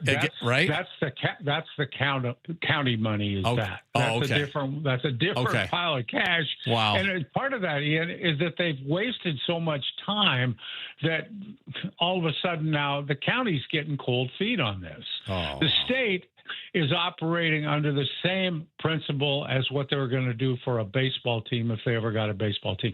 And that is the funds will come from the state tax paid by the athletes, the coaches, the front office people who make more than like $75,000 a year. It's not going to cost any of those people extra money or you or me extra money. It's just going to come from the tax they already have to pay. But guess what? If the team moves, you're not getting that money anymore. You know, that tax money goes away. So really, you're not, you know, the state's not losing anything by giving the team that money or giving the city that money. So it's really the simple math is sign the deal, give him the money he wants and move on. But they get too emotional about who he is and what a jerk he's been and all that. And, you know, nobody likes to see popular people, like you said, the broadcasters, you know, I mean, losing Kevin Calabro is a big loss. Yep. They've already we had Neil Everett doing pre and post, you know, a former ESPN guy. We had Michael Holton doing stuff, and they're all gone. Travis Demers, no contract. And I don't know what's going to happen, but you're alienating a lot of people. And so that makes it tougher to get this signed. If he'd have come in a little sweeter, it might have been an easier deal to make, but he doesn't seem to care. That's why I think maybe he wants to move it anyway. He doesn't mind alienating the whole city. That's kind of the impression. That's where I go back to the Clayton Bennett playbook, because when Clayton Bennett came here, he did the song and dance where, hey, let's maybe build a building in Renton. And they had renderings drawn up of that building in Renton and down where the landing is now and stuff, and maybe even in Tukwila. I remember doing a radio show when I was doing the night show. We did a show from the legislature in Olympia when he went down there, and he brought Bill Russell and Lenny Wilkins with him down there to speak to try to get state funding for a building. Like the thing with Bennett is, as unlikable, and his intentions were from the start to move the team, but he at least went through the process, you know, and tried to and did that song and dance. This guy's not doing any of that. But what you just said is true. Like, here's the thing that cracks me up. First of all, for people to know, Oregon does have a state income tax right now, not a millionaire's tax, a state income tax that everybody who works in Oregon, like whether you live in, we all pay. Whether you lived in Vancouver like I did when I lived there. I lived in Vancouver, Washington, and Vantucky there, but I still paid the state income tax because I was working in Portland. You pay that tax, but like the taxes from the workers, the athletes. And doesn't the state, city, and or county all benefit from events and ticket prices and all that stuff as well? Yeah, of course. Yeah, they do. And there is economic benefit, although all of those economists will argue with you that it doesn't bring any economic benefit. The people just, instead of spending their money on going to a show or a movie or whatever, they throw it into sports. But that's not entirely true. I spend a lot of baseball money, Major League Baseball money, out of state right now that I wouldn't spend if we had a Major League Baseball team here. I can guarantee you that. And so, you know, Ian, the thing is, there's also that value that it brings emotionally. Yes. Right now, the Blazers are kind of the heart and soul of the city. There's not a whole lot else to hold on to. And you know how it is. I mean, how important are the Seahawks to Seattle's well-being right now? Yeah, you know, people are feeling pretty good about themselves, right? Well, I think that's the part with, you know, we went through the same nonsense when the Sonics were leaving about, you know, listening to mostly politicians and then, you know, the economists that they would hire that would, you know, give them the report they wanted, you know, because you can slant that stuff any way you want. But we would hear that all the time about like, well, you know, it doesn't bring this, no economic impact and things. Well, if we take that, I'll come back to that in a second. But Dwight, it's what you just said, the emotional bond that people have, the community pride that people have. And yes, a Super Bowl's extreme, but having 500,000 people, you know, twice in the last 15 years, you know, up and down the city streets for a Super Bowl championship parade, or watching what happens when they're taking a playoff run, watching what happened last year when the Mariners were going through their run, right? And what that meant to the entire city. Everyone, if you're just a fringe baseball fan, you're watching, you're into it, you're excited about it. Hell, I'll go back 3 years ago when the Kraken made the playoffs the one time. That was the first time since the Sonics left that we had a springtime when the city was alive. Everyone's on Lower Queen Anne for the first time since the Sonics playoff series in the early 2000s. It was crazy. And the whole thing, Dwight, that drives me most insane is the lack of economic impact. I could call my guy Gary and Justin from the Occidental Beer Hall, which is right next to Lumen Field, and ask them about, geez, was the World Cup beneficial to you guys at all? Like, I drove by there. We did shows down there. It feels like you sold more beer than you have in your entire life, right? I mean, tell me it doesn't have an economic impact. Come on. Yeah, I know. It's just I'm so tired of making that impact that argument because they keep bringing these so-called experts in to tell you how wrong they are, and they got all the data and they got all the stuff, but it doesn't agree with what you see with your own eyes. No, no, it does not. It doesn't make sense. No, it does not. If you guys had a baseball team, you wouldn't be going to wherever you go, or people wouldn't be coming up here to Seattle and going to games. If you had an NHL team, the Kraken wouldn't be broadcasting games down there in Portland, right? I mean, it's like, let's go through it. Like, right, all those things are happening. So, end of the day, the biggest thing, Dwight, to wrap it up is this. Despite all of the ill will, whether it's, firing half of your front office staff, whether it's purging your entire broadcast department, many of whom is the Michael Holtons have been there for 20 plus years, and others, Jamie and others that worked their way up. I'm heartbroken for people like that. She worked with us. She was behind the scenes with us. That's awful. All those things. Despite all that ill will, in your mind, the city should just, hey, what do you need? Let's get this thing done. We don't like you. You may not like us, but we need to keep this team here. Is that basically the bottom line? They need to get this thing done. That's been my position from the start, Ian, because I look, if you're in business, and it's a business, if you're in business, sometimes you have to do business with people you're not quite in love with, you know? Yep. But if it's good business, you make the call and you do it. And this guy, believe me, he's not involved in this because he loves Portland or even loves basketball. I don't even know if he likes basketball. He's in it for business. He's been very clear. I'm not Paul Allen. This is not my hobby. I'm coming in there. I want to make money off this. He inevitably will when he sells it. I wish he'd sell it tomorrow, but he's not going to. But that's the way it is. And this guy's a businessman, and you can hate him for that. But if you want the team to stay here, I wouldn't gamble on thinking he's bluffing. I would not take that gamble. Dwight, one more quick one real fast. How culpable is Jody Allen in this, or was the NBA as much to do with it in terms of who they decided to sell the team to? Well, I think she's a hidden villain behind all of this, Ian. Honestly, they had a great offer from the family in California that owns the Fire and the Thorns. And they had a very legit offer, just barely under Dundon's offer.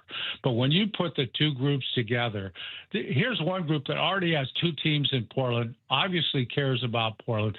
The synergy between these teams would be wonderful to have the same owner so they could cross-promote. They could do all kinds of things.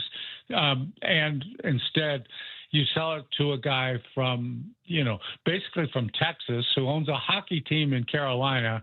And now he wants this basketball team in Portland, and he's got a reputation as being a penny pincher. So wrong move. And I think she's still got a part of this franchise. You keep hearing these rumors that she's still got a piece of it, which she shouldn't have because it was a trust. Yeah. She was never an owner of the team. Right. If she is now, I see that as a conflict of interest. So I don't know, Ian. I was never enamored of Jody. She never had a press conference in the 7 or 8 years where she was running things. Bert Cole didn't either, but I've had my dealings with Bert and was never a fan. I saw him on a float, though, at the championship Super Bowl parade, waving his head off. Boy, he was pretty happy. He was a big part of it, I'm sure. Oh, yeah. Well, you and me both. I've got stories going on days with him from the times. We share some things from the old days, don't we? We do, and then I was lucky enough to run into him here for 15 years with the Seahawks as well. So good times. A few words from the Godfathers, the Substack, DwightJanes.substack.com. Go check it out. He has some great work there, fun stuff. Buddy, great talking to you. Thanks for spending some time with us today. Appreciate it. Thanks, Ian. Always a pleasure to be on with you. That's Dwight Janes. We'll take a break, come back with more. 93.3 KJR FM.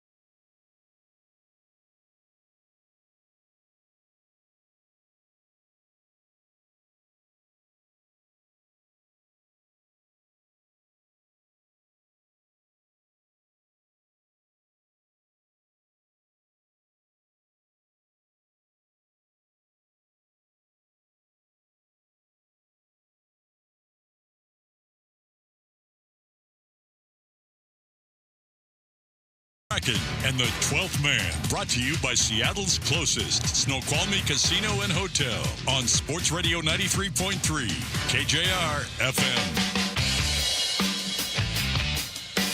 You know, it's just wild how different cities have perceptions of different people, owners, what have you. That's why I asked Dwight at the end about Jody Allen. And, you know, he's right. She wasn't truly the owner. She oversaw the trust that owned the team. But, I mean, she was the acting owner for all intents and purposes of both the Blazers and the Seahawks. And, you know, having talking, you know, since 2018 when she took it over, along with a guy by the name of Burt Cold, who was Paul's buddy from college. You know, like it's Jody's perception in Portland is so bad and just so negative. And yet up here, when I would talk to people with the Seahawks, they were effusive in their praise for her running the team and overseeing everything. Now, when I say running the team, she wasn't doing it on a daily basis, but she had regular contact. And, you know, we've told the stories on the air. We've heard this from Schneider. We heard it from Pete. We've heard it from Mike McDonald. She had regular contact and conversations with the people on the football operations side to check in. And I'm sure that was the case on the business side, probably even more so with Chuck Arnold and company. And they just did a great job. But she was in it. She was active when need be.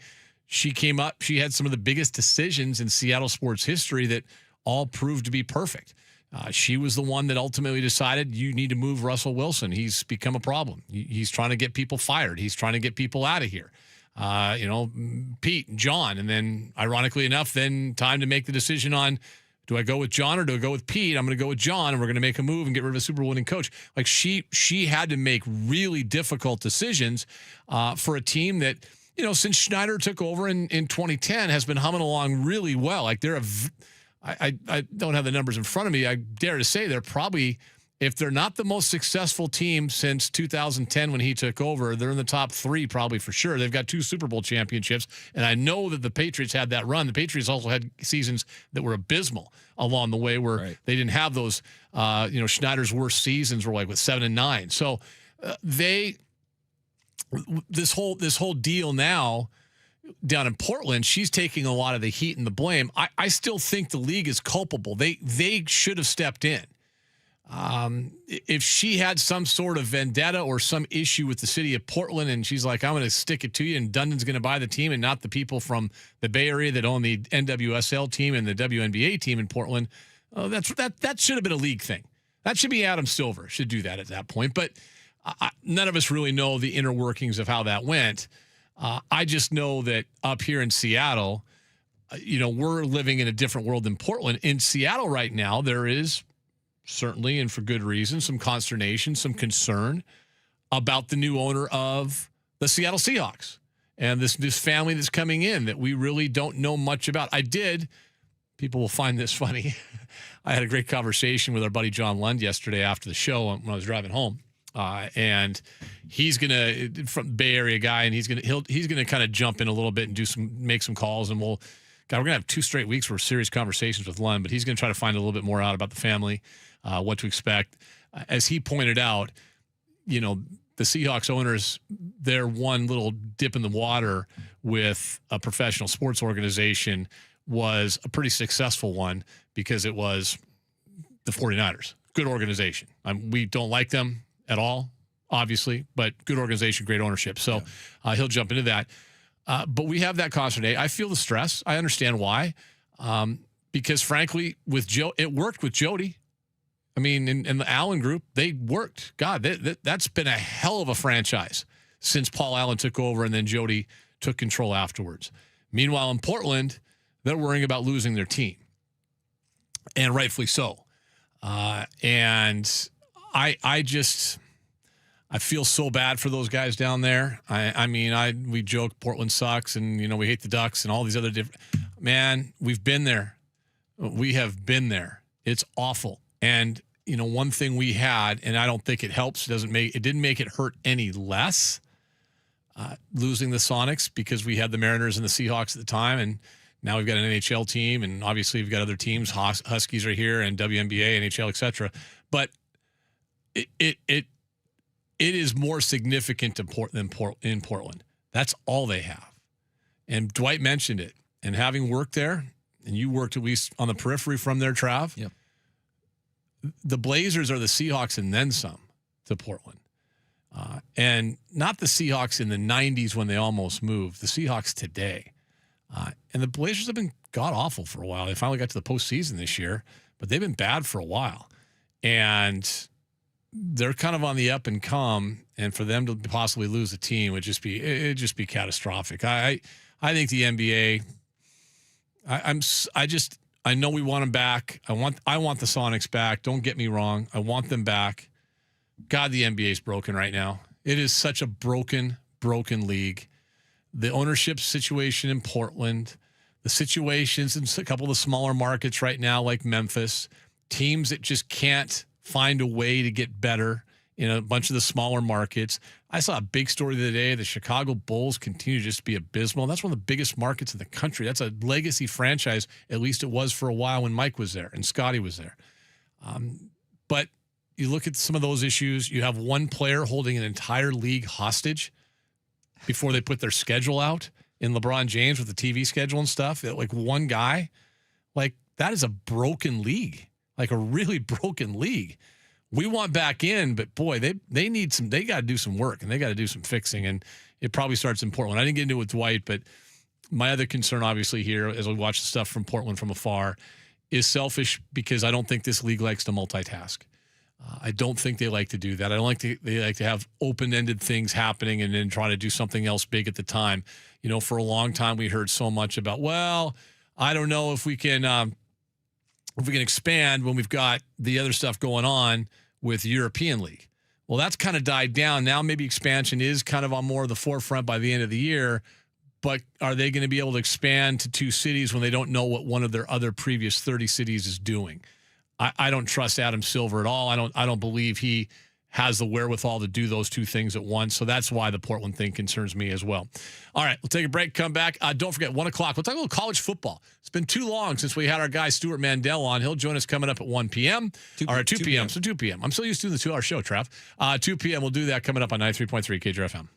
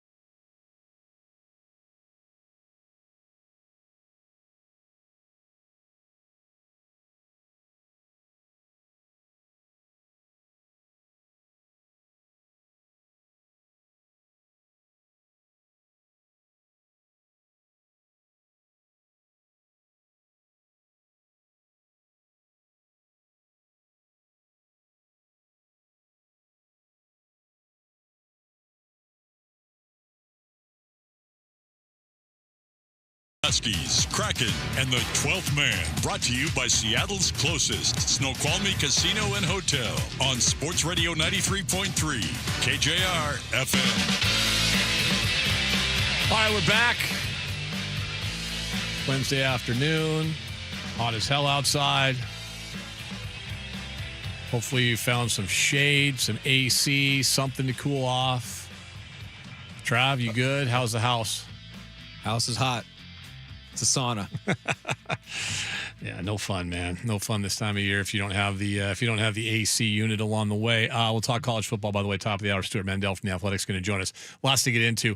The 49451, by the way, is the Tacoma Dodge text line. 49451. Also want to tell you about our cash contest we got going on right now. How about this? Sports Radio 93.3 KJR FM brings you the bonus bucks presented by Bellevue Rare Coins. Your chance at $1,000. Go to 93.3KJR.com. Enter the keyword fun for your chance to win some money. There's a great quote from Kevin Calabro that he gave to The Athletic about not coming back and stepping away from the Blazers TV play-by-play. Easy decision, not worth my time, which is sad because it's a great roster and the people there are great. Wow. Wow. Yikes. So here's what you need to know about that owner is that 2 Hall of Fame broadcasters left because of him. John Forsland in Carolina, and we benefited from that here in Seattle, which is awesome. John's love the guy. He's awesome, fun teammate, great teammate. I love working with him. I owe him a lot from this past season, and he's I think he calls the best game in the NHL, and I don't know if there's a close number 2, to be honest with you. And Kevin Calabro, I've thought that since day one when he was working with Bob Blackburn. He is a legend, and he is phenomenal. And this guy let him go. And your broadcasts are your window to the world. They're window to your fan base. Like just ridiculous that you don't value that. Plus, if you're not making money, like if you're not generating a lot of revenue off your broadcast, then that's a you problem. Like that's not the broadcaster's problem. You generate good money with better people. It makes absolutely no sense what he's doing. But how about Seattle? What does it do for Seattle? Well, it does make it easier when we get a team in 2 years in the fall of 2028. It makes it a hell of a lot easier and a hell of a lot less ugly and nasty to have Kevin come back, right? Like, so we're not taking him away. So we're not taking him away. Yeah. He doesn't have to have any kind of rough split, right? And say, well, I don't want to, rock the boat or whatever the case. Like he will be easily hired here, assuming he doesn't go to another NBA team. Who knows? I mean, maybe San Antonio's looking for a guy. I don't know if you saw the San Antonio, the Spurs. Yeah. Their TV play-by-play was messing around with one of the players' sisters. Apparently that didn't go over too well. I don't know what the deal was, but yeah, so he got turfed. So, I mean, the Spurs job is open. Who knows what else is out there? Plus, it's Kevin Calabro. If I'm running the team, I'm like, I'll bring Kevin in. First call. Yeah, he would. But he also should be doing national games, to be honest with you. Like, he should be doing national games. I've long thought or long kind of wondered why he doesn't do more. He used to do a lot more ESPN playoff games, ESPN radio playoff games. I've long wondered why he didn't more. He's that good, and he should be doing more along the way. But it does make it easier for us. I think we've all kind of assumed when we get the Sonics back that Kevin will be on the call on the TV side from day one. I don't know how long he'll do it. He's just turned 70, but looks fine. Just saw him. He was playing golf. He had suffered through a golf tournament with Benton the other day, and if you can survive that, then he must be in good health. He must be in great health. He's got to be in great health. The other thing, 49451 Tacoma Dodge text. The other thing I just want to touch on real fast. I brought up last segment, the whole perception of Jody Allen. My perception of her, my understanding of Jody here, I think she's been a fantastic steward of the franchise, owner, whatever you want to call it, for the Seahawks. Does she get credit for the Super Bowl? I think a little bit. She made the decision. Got rid of Pete, hire Mike, and let Schneider hire his guy, and that guy was Mike McDonald. I think that's like a good owner allows good people to make decisions, but also has to make hard decisions along the way. She did that. So, for us, I think when you talk about a Seahawks Super Bowl win, you have to talk about Jody Allen. But down in Portland, it's just it's a whole different perception. I don't know what, and I always say that, and I hear a lot of media people in our market talk about Jody as well in that regard, with kind of some high regard. I don't know what the fans think of her. Part of it is I hear Dwight say this, and it's interesting. Well, she never even never held a press conference in Portland since Paul died, and she kind of started running the team. No, but she didn't do that here either. Like, we heard from her when they won the Super Bowl and she's on the podium taking the Lombardi Trophy, right? That's when we heard from her. We never heard from her here either. And, it would have been nice probably to hear something from her. It would have been nice to hear from her during the McDonald, Pete Carroll, John Schneider transition. Was it necessary? Maybe not. Would have been nice to hear from her. Not necessarily. But things here have been going swimmingly. Things down there have not been going swimmingly, right? So it's a little bit different perception up here. But that is a funny quote from Kevin. Easy decision, not worth my time. And that was the same thing with Johnny Forsland. Like, you want to lowball guys that should be paid at the very top of their profession. Good for them stepping away, and good for KC. So, all right, 49451, Tacoma Dodge text line 49451. When we come back, we'll check in with Stuart Mandel from The Athletic. There's a lot to get to with Stu. One of the things, as we head into media days with college football, which are taking place, some have already taken place, some are taking place. Big Ten is next week. Pac-12 did not hold a media day, which, whatever, don't really care. Those things used to be a big deal. I think maybe in the SEC they're a big deal. I don't know how big a deal they are in some of the conferences. At Big 12 it was a big deal. A lot of back and forth between Brett Yormark, their commissioner, and a couple of media people, but regarding the Cincinnati and Brendan Sorsby thing. But we'll talk about media days, but more importantly, confusing time in college sports. Very confusing time. And what do I mean by that? This world we're living in right now with college athletics, NIL and transfer is one thing, but what about realignment? And is the SEC really serious about breaking away? And what the hell does that mean? Like, what does that look like if you're going to, quote, break away and go on your own? We'll talk about that with Stuart Mandel from The Athletic coming up next.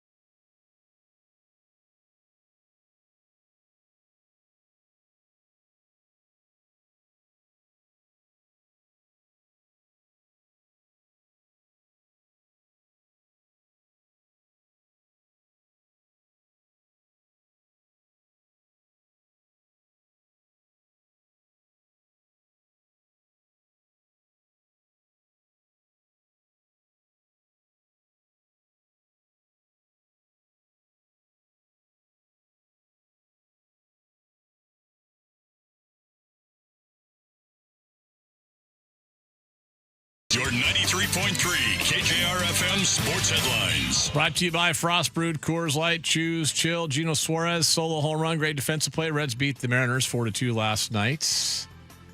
M's leading 3-2 right now. The next up, Texas tomorrow, 4-game series. Big one. First place on the line. Seahawks placed Zach Charbonnet on the PUP list this morning. Move is expected. He's recovering from an ACL injury. Got in the playoffs. Devin Witherspoon and the Seahawks are getting closer to a contract extension, according to Ian Rappaport from the NFL Network. Red Sox have now won 15 straight games, 6-3 over Baltimore today, the final in that game. Storm are going to fall to 6-23 in about 14 seconds. They're down 8 at home, a little matinee affair against Minnesota. So they'll be 6-23. They played them tough. They still count the scores.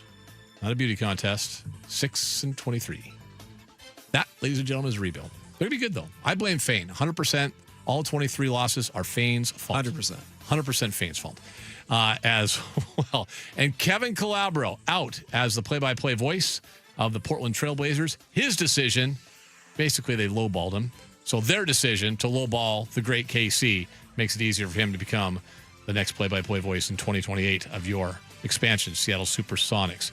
Hey, don't forget, we're giving away cash. That's right, cash money. Sports Radio 93.3 KJR FM brings you the bonus bucks presented by Bellevue Rare Coins for your chance to win $1,000. Listen each weekday, every hour, 6 A, 6P. Nationwide keyword, enter our website at 93.3KJR.com. This hour's word is bonus. Let's talk a little college football. Stuart Mandel standing by. It's time to go inside college football with Ian's weekly visit with the Athletic's Stuart Mandel. Brought to you by Ben Holiday Bourbon. This football season, team up with a glass of Ben Holiday Bourbon. This real Missouri bourbon bottled in bar represents the perfect union of distilling tradition and modern-day production. On the rocks or in a cocktail, pick up a bottle today. Must be 21. Please enjoy responsibly. Now, Stuart Mandel on your home for college football Saturdays. Sports Radio 93.3 KJR FM. All right, welcome back in. Sports Radio 93.3 KJR FM. Ian Furness with you as we roll on. Listen, this has been, everyone knows, big college football fan. Love the sport. And, you know, outside of the hockey world that I live in, I'm all in on college football. Can't get enough of it. And, you know, one of the cool things we talk about all the time, Stuart Mandel from The Athletic, who's joining us right now on the Beacon Plumbing Hotline, along with Ralph Russo and Bruce Feldman, do a great podcast called The Audible. And Stu, I got to tell you, The Audible, it gets me. I am an old man, need a lot of work in the gym, but it gets me through the elliptical and or the bike. So I appreciate all the new episodes that have been out in the last week or so. Well, thank you. We're glad to have you as a listener. People can find it anywhere they get podcasts, including YouTube. Yeah, there you go. Yeah, I'll have to watch it sometime. I'm an old soul. Just figured out podcasts here a couple of years ago, so I'll get to the YouTube stuff at some point. We're actually on YouTube, so this fall when we have Stu on, we might have to figure out a way to do the video. We'll get Jess in on that. That's a Jess thing. We'll get her going. Listen, there's a lot of stuff going on. As we're in the midst of media days. Some are done, some are going on, some didn't even happen. But we're getting closer and closer to the start of fall practice coming up in early August across the country. So there's a lot of things to talk about, and we won't bother Stu every week until we get to the college football season. But in the meantime, I want to get to a couple things. One, I mentioned the media days because I think it's a confusing time for a lot of college football fans. One thing that's not confusing, we've always had media days, although the new conference, which is the old conference, didn't have one. What was your thought on the Pac-12 not doing a media day in their first year of the revamped Pac-12? Honestly, I didn't think it was that big a deal. Now, I'm not the world's biggest media days fan. The only one I'm going to is the Big Ten. Mm-hmm. They're mostly a circus at the major conferences. But I have been to the Mountain West media days in Vegas. This was a couple years ago because Big 12 was there too. And God bless them for doing it. But, you know, you could count the number of media at Mountain West media days very easily with your fingers.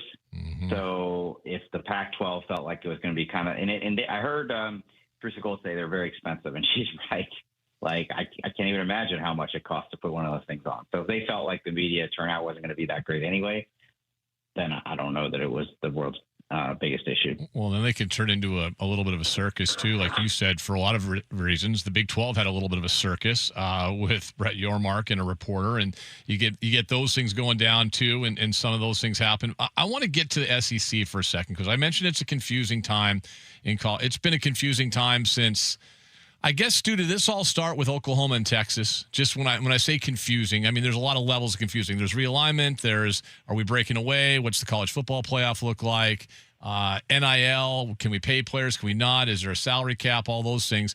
Did the confusion really start with Texas and Oklahoma moving to the SEC? What's crazy is if you look back to the summer of 2021, all of these things happened within a couple months of each other. Yeah. Most notably, July 1st, NIL became legal. I think 9 or 10 days before that was the Alston decision at the Supreme Court. Oklahoma and Texas announced they were leaving or broke at SEC Media Days that they were leaving in July. And there's another thing I'm forgetting. But the point is, like, everything about the sport changed in an instant in 2021. And so you say, well, did the confusion start with OU Texas? Yes, in some ways, because that was just one of many seismic changes that happened that summer. Yeah, and then of course what happens with USC and UCLA, and that starts the domino effect over the next 12 or 14 months, I guess it was, with the Pac-12.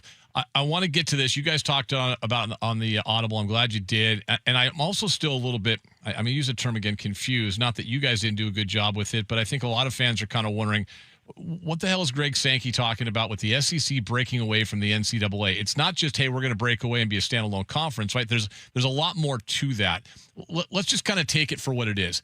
SEC breaking away from the NCAA. What does that truly mean, and how likely is it? I don't think that scenario is particularly likely. Even Greg Sankey himself tried to clarify and say that's not even what we're talking about, right?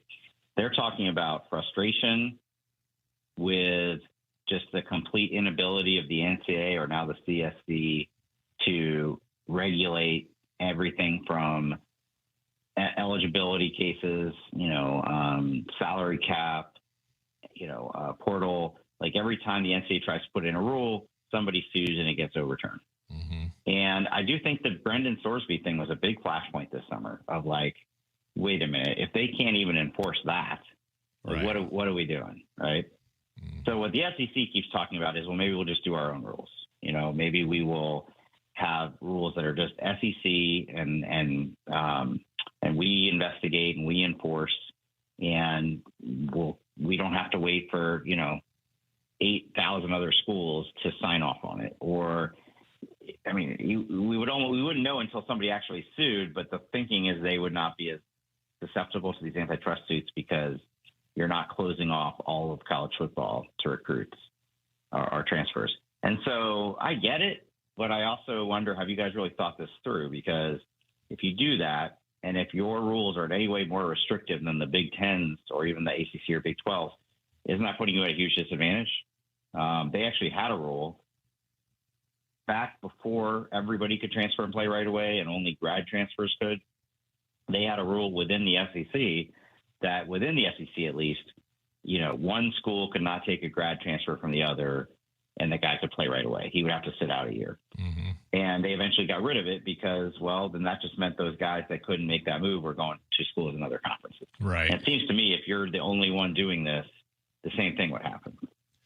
You're protecting your own brand at that point, your own conference, and protecting each other in that sense with that transfer rule, for sure, along those ways. With the SEC, so when they say breaking away, they're not talking about, hey, it's just going to be us, and then there's going to be 3 other Power conferences, and then the group of 5, and we're going to play for our own CFP. That's not what they're talking about then at all. There are people within the SEC that think they would want to do that, that think that would be a great idea. I think Greg Sankey, though, is very aware of the ramifications that would have for, like, that might make sense in football. Right. Although I don't know how you can claim you're playing for a national championship if you're not playing the other conferences. The basketball teams need to be part of the NCAA tournament. All of the other sports need to be part of NCAA championships. And they know that.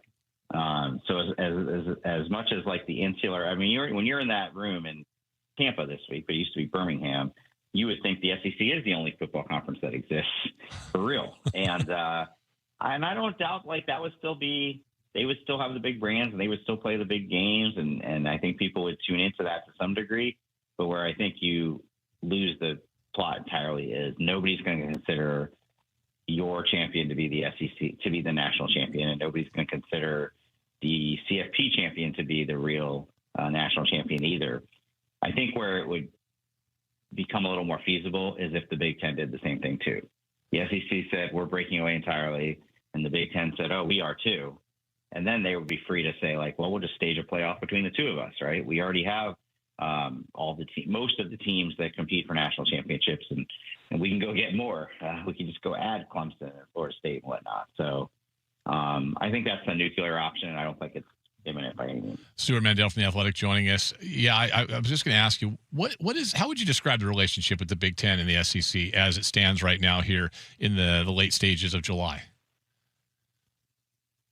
They don't agree on anything is really what it comes down to. I think ever since Tony Petitti came to the Big Ten, they have drifted further away from each other. And, the CFP being the obvious example. You might have heard people say in the SEC this week,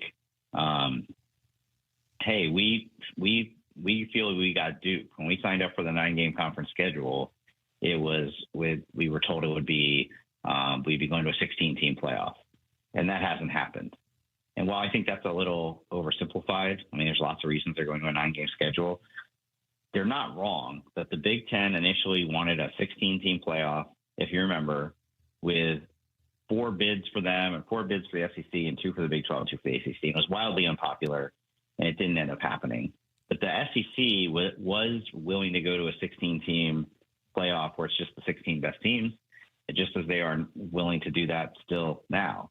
And as soon as they came around to that, the Big Ten moved the goalpost and said, no, we've changed our mind. Now we want 24.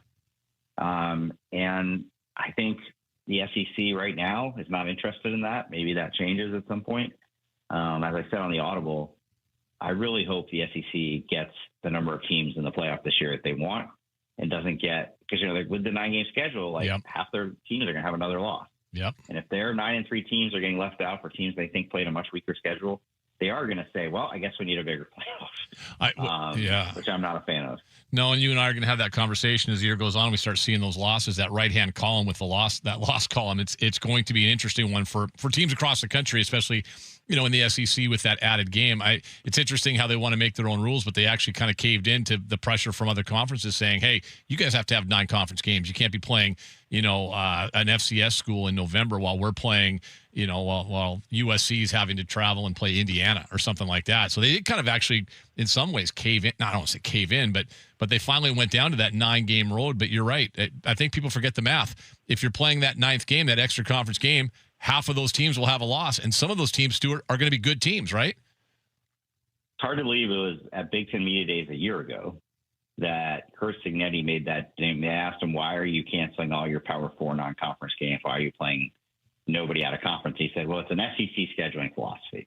And I was there, and I couldn't tell. It was in Vegas actually last year. Mm-hmm. And how many different coaches in the Big Ten, some of them since fired, complaining that they play 9 games and the SEC only plays 8. So the SEC said, fine, we'll go to 9. And they require a 10th Power 4 game. And the Big Ten doesn't. The ACC and Big 12 have that requirement. So the Big Ten has gone from complaining that they have it so hard to now having the loosest scheduling requirement of any of the Power 4 conferences, which Indiana and a few other teams take full advantage of. Indiana is going to continue to play 3 patsies until they are told they can't. So I think that's unfortunate, but I don't think, as Eli Drinkowitz said, that's the reason they've won 3 straight national championships. I can't think of anything that has less to do with it. Yeah, I agree. Stuart Mandel joined us. One of the things as we talk about, having the same rules and playing on the same level field and it's all football centric, yet there's other sports that are out there.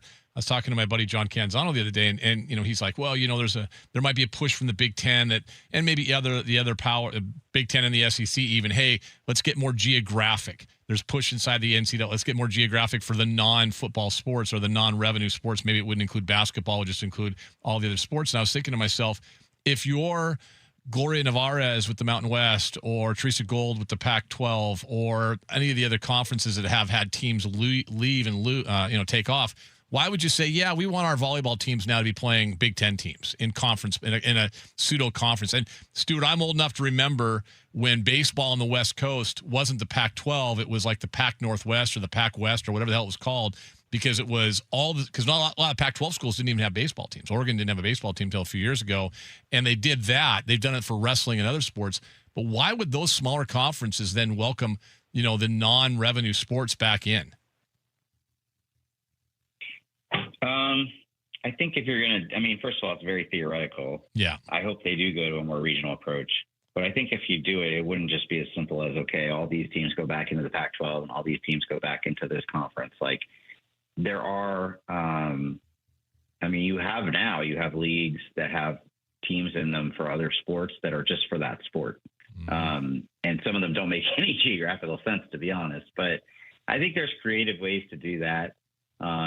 Maybe you say these conferences really are just football and basketball conferences, and we're going to create some new or regional ones for the other sports.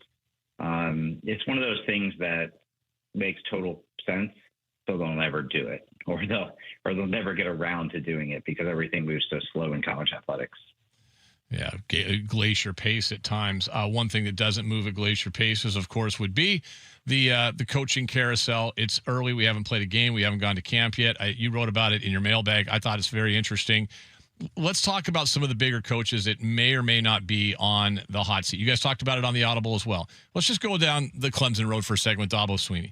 Dabo Swinney is a legend at Clemson, but for whatever reason, it hasn't been the same lately. I think you might have made the comparison to Bobby Bowden. He's a lot younger than Bobby Bowden. But what needs to happen, what could happen at Clemson over the next couple of years? Is there any chance that they would make a coaching move, or are they just going to be okay with him being so-so?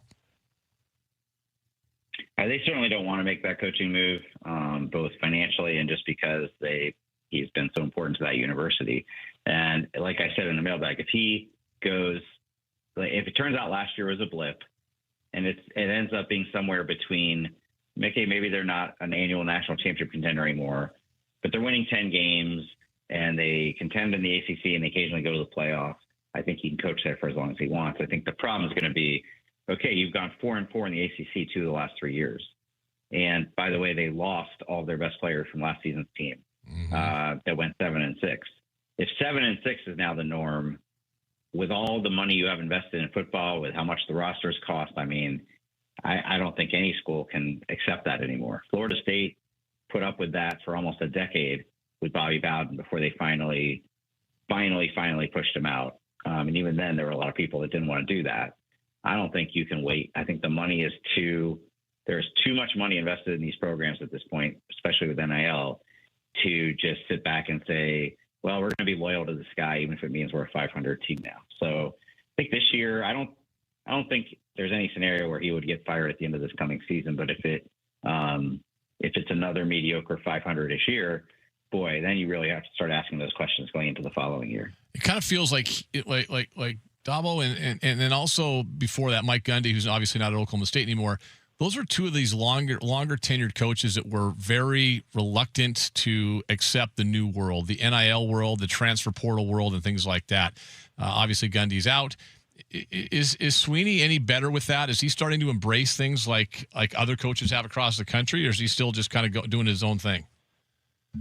Well, the big difference, first of all, is that Gundy just absolutely imploded. Yeah. I think they've lost 18 straight conference games. He's starting to take some transfers. He hasn't, he's not loading up like maybe some other teams are, but he's starting to take some transfers. But I don't think it's just as simple as that. He's made some questionable staff hires over the last few years. He is bringing back Chad Morris, who was his OC when that whole run got started, right? So that's a good sign. Yeah. And then, I think recruiting has changed, and you can't just pick and choose who you want in recruiting because sometimes those guys are going to go wherever the money is the best. So I've said for a couple of years now, you're really getting two types of coaches now in college football. The ones who whine and complain about the portal and loyalty and guys making too much money, just all the stuff, right, going on. Mm-hmm. Those guys tend to be the ones that end up getting fired, right? I think of Brian Kelly, I think of Gundy, a couple others. And then there's the guys like Kurt Signetti who say, just tell us what the rules are now, and that's what we're going to do, right? You don't hear him complain about it. You don't hear Dan Lanning complain about it. You don't hear Kenny Dillingham complain about it. Kind of this next generation of head coaches who are like, whatever, like, well, I'm the best at evaluating, or we have money and we'll just do what it takes. And, that's why I noticed at SEC Media Days today, John Summerall had a great answer when they asked him about, this is the new Florida coach, John Summerall, came from Tulane. They asked him about 8 versus 9 conference games, which every SEC coach gets asked about at some point. And he said, hey, I'm not going to whine and complain about being an SEC head coach. As in, like, no excuses, no complaint, just go out and kick butt.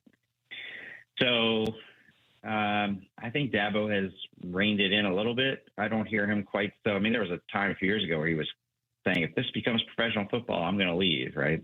If the players get paid. I don't think it's quite that anymore.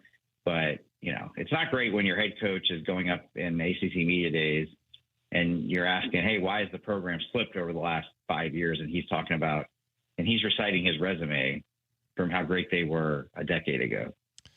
I'll wrap it up with this, my friend, Stuart Mandel. I've got relatives, a lot of family on my wife's side in Alabama, so I always have to ask about our former coach in Seattle, Kalen DeBoer, down at Alabama.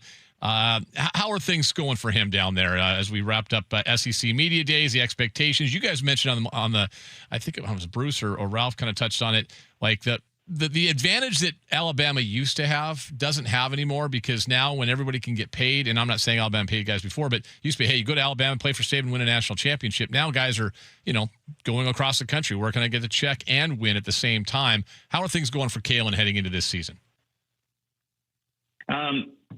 I would say things are a little awkward because of the way last season ended, right? Like, on the one hand, they won 11 games. They went to the playoff,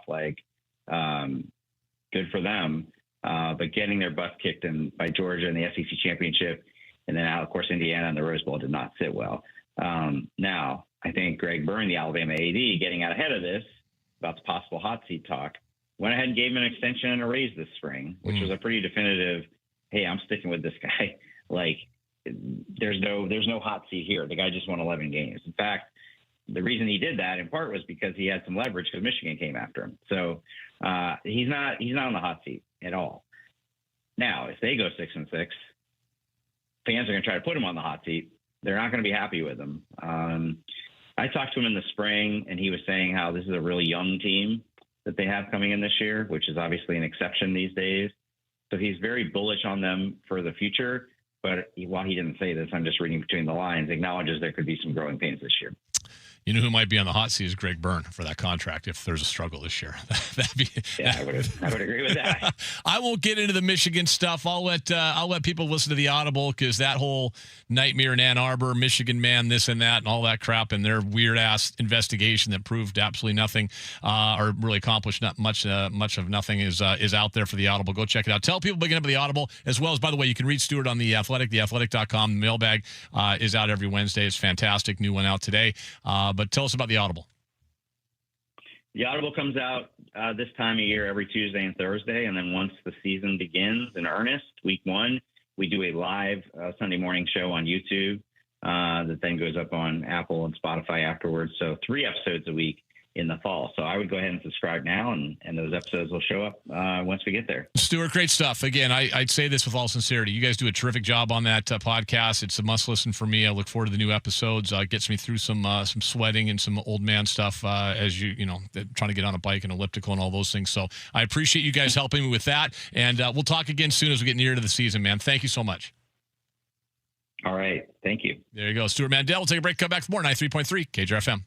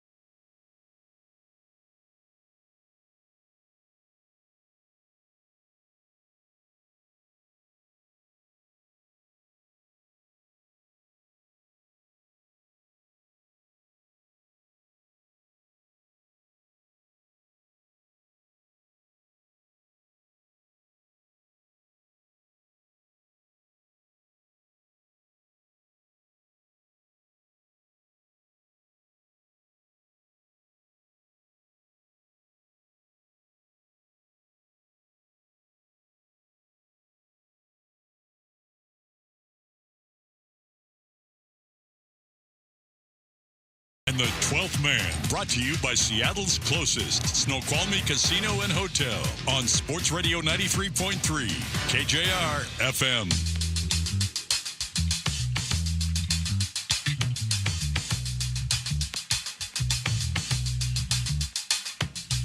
Hey, Ian, it's the Ancient Mariner again. Actually, I'm the ghost of Danny Kaye.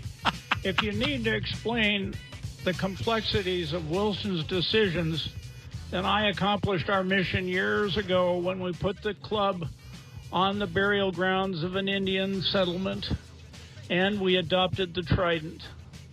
Just thank me, the ghost of Danny Kaye. Oh, my God. That's good. Danny Kaye, by the way, one of the original co-owners of the Mariners, is an actor, singer, comedian, all that stuff. Off-brand Fred Astaire, maybe, I guess would be the way to put it. But that's awesome. I want to welcome all those, by the way, that are now disgusted and just after what just happened and are tuning into our station now. Thank you very much. We got one more talk back. Go ahead. With Portland, I feel like the fix has been in, just like with the Sonics and Stern saying 20 years, and now it looks like the Sonics will be back at exactly 20 years. I don't think it's a coincidence that the Trailblazers, their lease is going to be up like at 3-year mark, and that's just about exactly when the Sonics will be back. I don't think that's a coincidence. But it also blows my mind that the league is willing to do a full-on Dust Bowl league. Memphis, New Orleans, San Antonio, Oklahoma City, and Nashville. Nashville's not the same as those ones, by the way, in any way, shape, or form. Nashville's the place, man. Nashville, didn't they got a Super Bowl coming there, right? Yeah, they got a Super Bowl going there. Yeah, with the renovation of Nissan Stadium, they got a Super Bowl going there. Fact check me on that, Moger, but I believe they got a Super Bowl awarded to them. 2030. Thank you very much. There ain't a Super Bowl going to Oklahoma City, etc. All right, stop it. Nashville, but that guy's right. The fix is on. See, there's a lot of blame going around. And there's a lot of blame when it was here. To me, the blame also has to go to the damn league. Has to go to the commissioner. That's on him. Stern dictated a lot. Silver doesn't dictate a lot, but at the same, you've got to be a leader. But the fix is on. All right, 4945. By the way, great talk back today, 49451. Let's go check them out. We talked earlier about Julio not playing last night much. You think Cal Ripken Jr. would take himself out? Come on, Julio. Yeah, there was a lot of fans last night questioning, and I don't like doing this, but there was a lot of the questioning of, quote, toughness last night. I think that's a little bit, I don't know. I'm saying that it's unfair, and yet I'm still questioning it myself. So I guess maybe I'm the hypocrite here, but I don't know. It just seems odd. Just seemed odd. You're good enough to play, then you start. Right? Isn't that what you do? Yeah. Okay. 360. By the way, with the last two numbers, 76. Thank you. Yes, you did. Disgusted. Screw it. I'm going to listen to what Furness is doing right now. Thank you. I appreciate you. Oh, good. Good. Right hearing from the Godfather. The guy is awesome. He's a curmudgeon, but I love him. Old Dwight James. I love the guy. God, I had fun working with him on TV, man. He was so much. He is an NBA savant, too, man. The guy he's covered the league for a zillion years. I love that guy. Was there something in Portland that happened that made Jody dislike the city? Did the report on her personal activities come from there? I don't think it came from there. I think it was Seattle Times or Seattle PI did the story here. No, I don't know. I just don't think she was invested in the city. I think that's it. She's invested here. Paul was invested in the city there. Here's the problem. Paul was the best owner that the Northwest has ever seen. I do see people writing about Paul and Blazer fans not loving him as an owner. I don't know. I worked in sports radio there for a long time. They would question decisions sometimes, but they wouldn't necessarily question like his commitment. The Whitsitt era didn't end well. They hired Steve Patterson to replace Whitsitt and then John Nash to replace the GM side of it. And those guys were bad hires, but they weren't even really Paul hires. That was the first time Paul really kind of got sick. Then he kind of went in remission. Then he obviously got sick again, but that was more a Burt Cold move.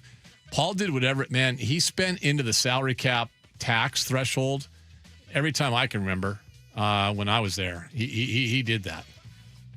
Paul was committed. He wanted to win. He was at every damn game, every home game he was at, every home game. I mean, I probably missed 5 in my 6-7 years there, or 5-6 years there in sports radio, and he was there at every game that I can remember. He was committed to them. Jody wasn't. It's fine, but she was committed to the Seahawks. She was definitely committed to the Seahawks. Yeah. Let's see. Portland should let the Blazers leave and dump all that money into getting an MLB team. God, I should have asked to wait that. That's actually an interesting knot. The problem is they still have the Albatross.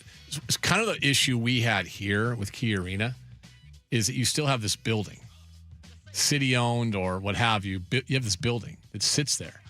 And if it needs renovation, it needs work, if it's not functional, you still have it there.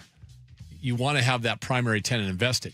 I still believe Portland would be a phenomenal MLB town. God, I wish the A's would have moved there. If we would have had, God, give me an American League team in Portland. How awesome would that be for a rivalry with the Mariners? Like, we don't have a rival. Like, we don't have a rival.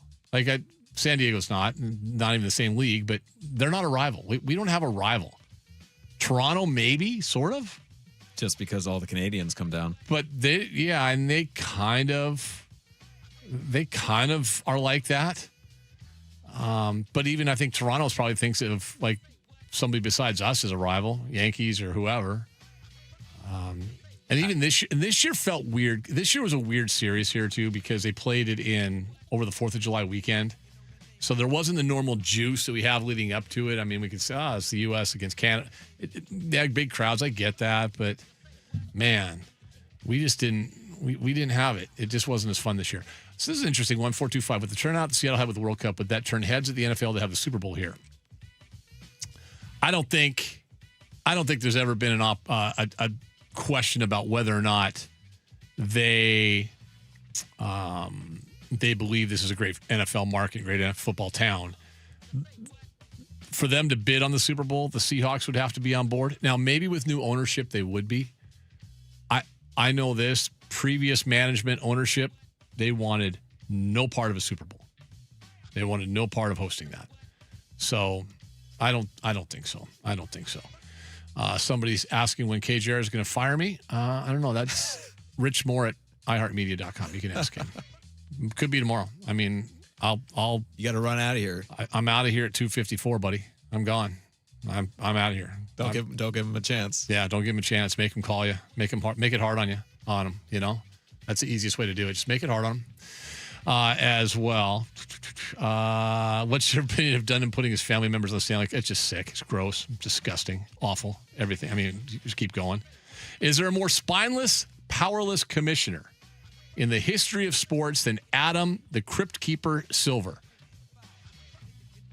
Baseball people, if you ask that, Chuck Powell was sitting here, he'd say Rob Manfred. But I think Silver's the biggest zero.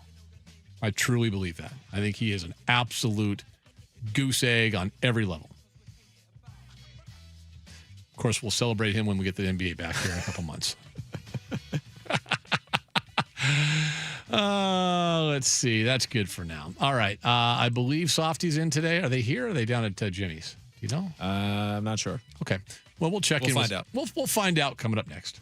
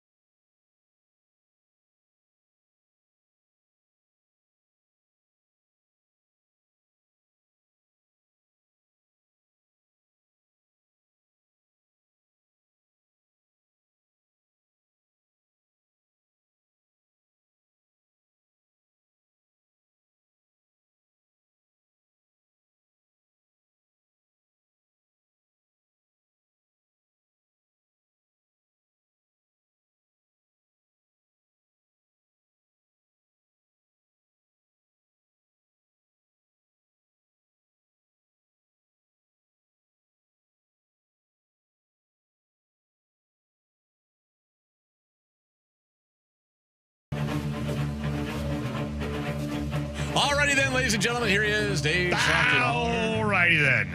Hey, just checking. Everybody still has jobs here, right? God. At this radio station? You know that. Making sure, because I saw what happened down there in Portland. So the today. ESPN stuff happens on Monday/Tuesday. Right. Ryan Clark Monday night, and then the Ravitch, Pelissero, that was yesterday, right? Yeah, Ravitch, they waited till he finished calling the Phillies and Dodgers game. Right. Correct. And then told him the next day. Right. But yeah, that came out. And then for people that missed it, and we talked about, we had Dwight James on earlier. Not only is Kevin Calabro out, but basically their entire broadcast crew, not named Brooke Holzendam's out. Absolutely. In Portland. And that just,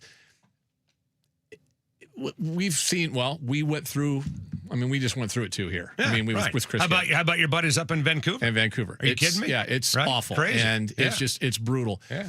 That human side of it. The business side of it, Softy, that I don't get with the Blazers or other teams, like individual teams. That's your conduit to the fan base. Right. That's your marketing tool to the fan.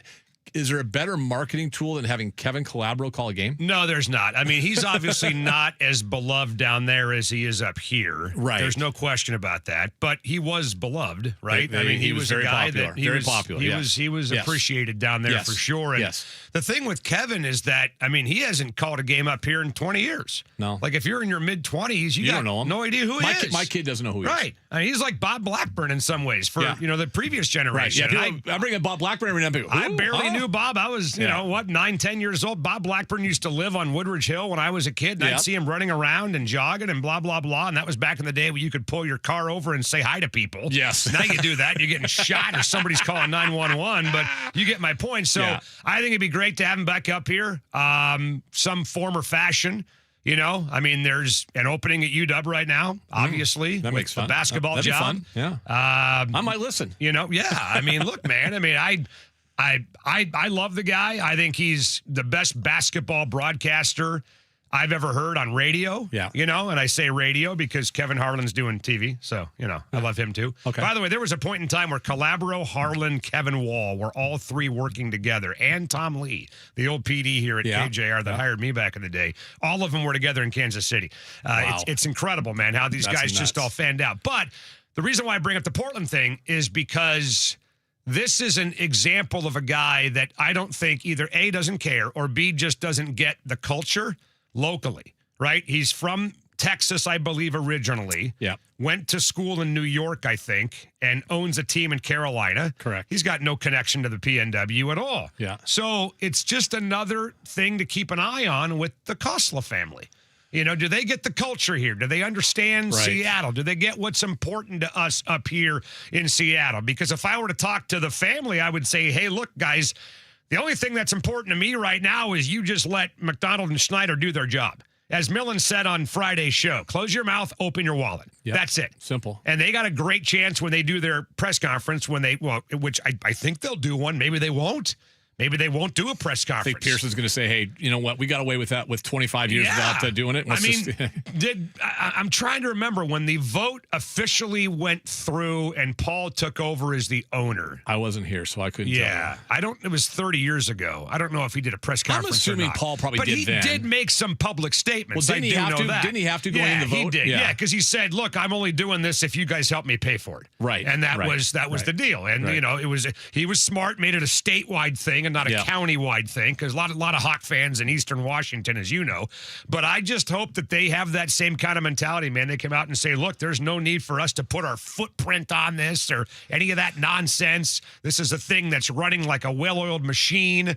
All we can do is just sit back and let the great people that run this organization the way they do continue to run it and give them everything they need to keep the train going. That's what I want to hear. Yeah, and I think the biggest difference is plural would be one, Dundon bought a team with a building that is in disrepair. Right.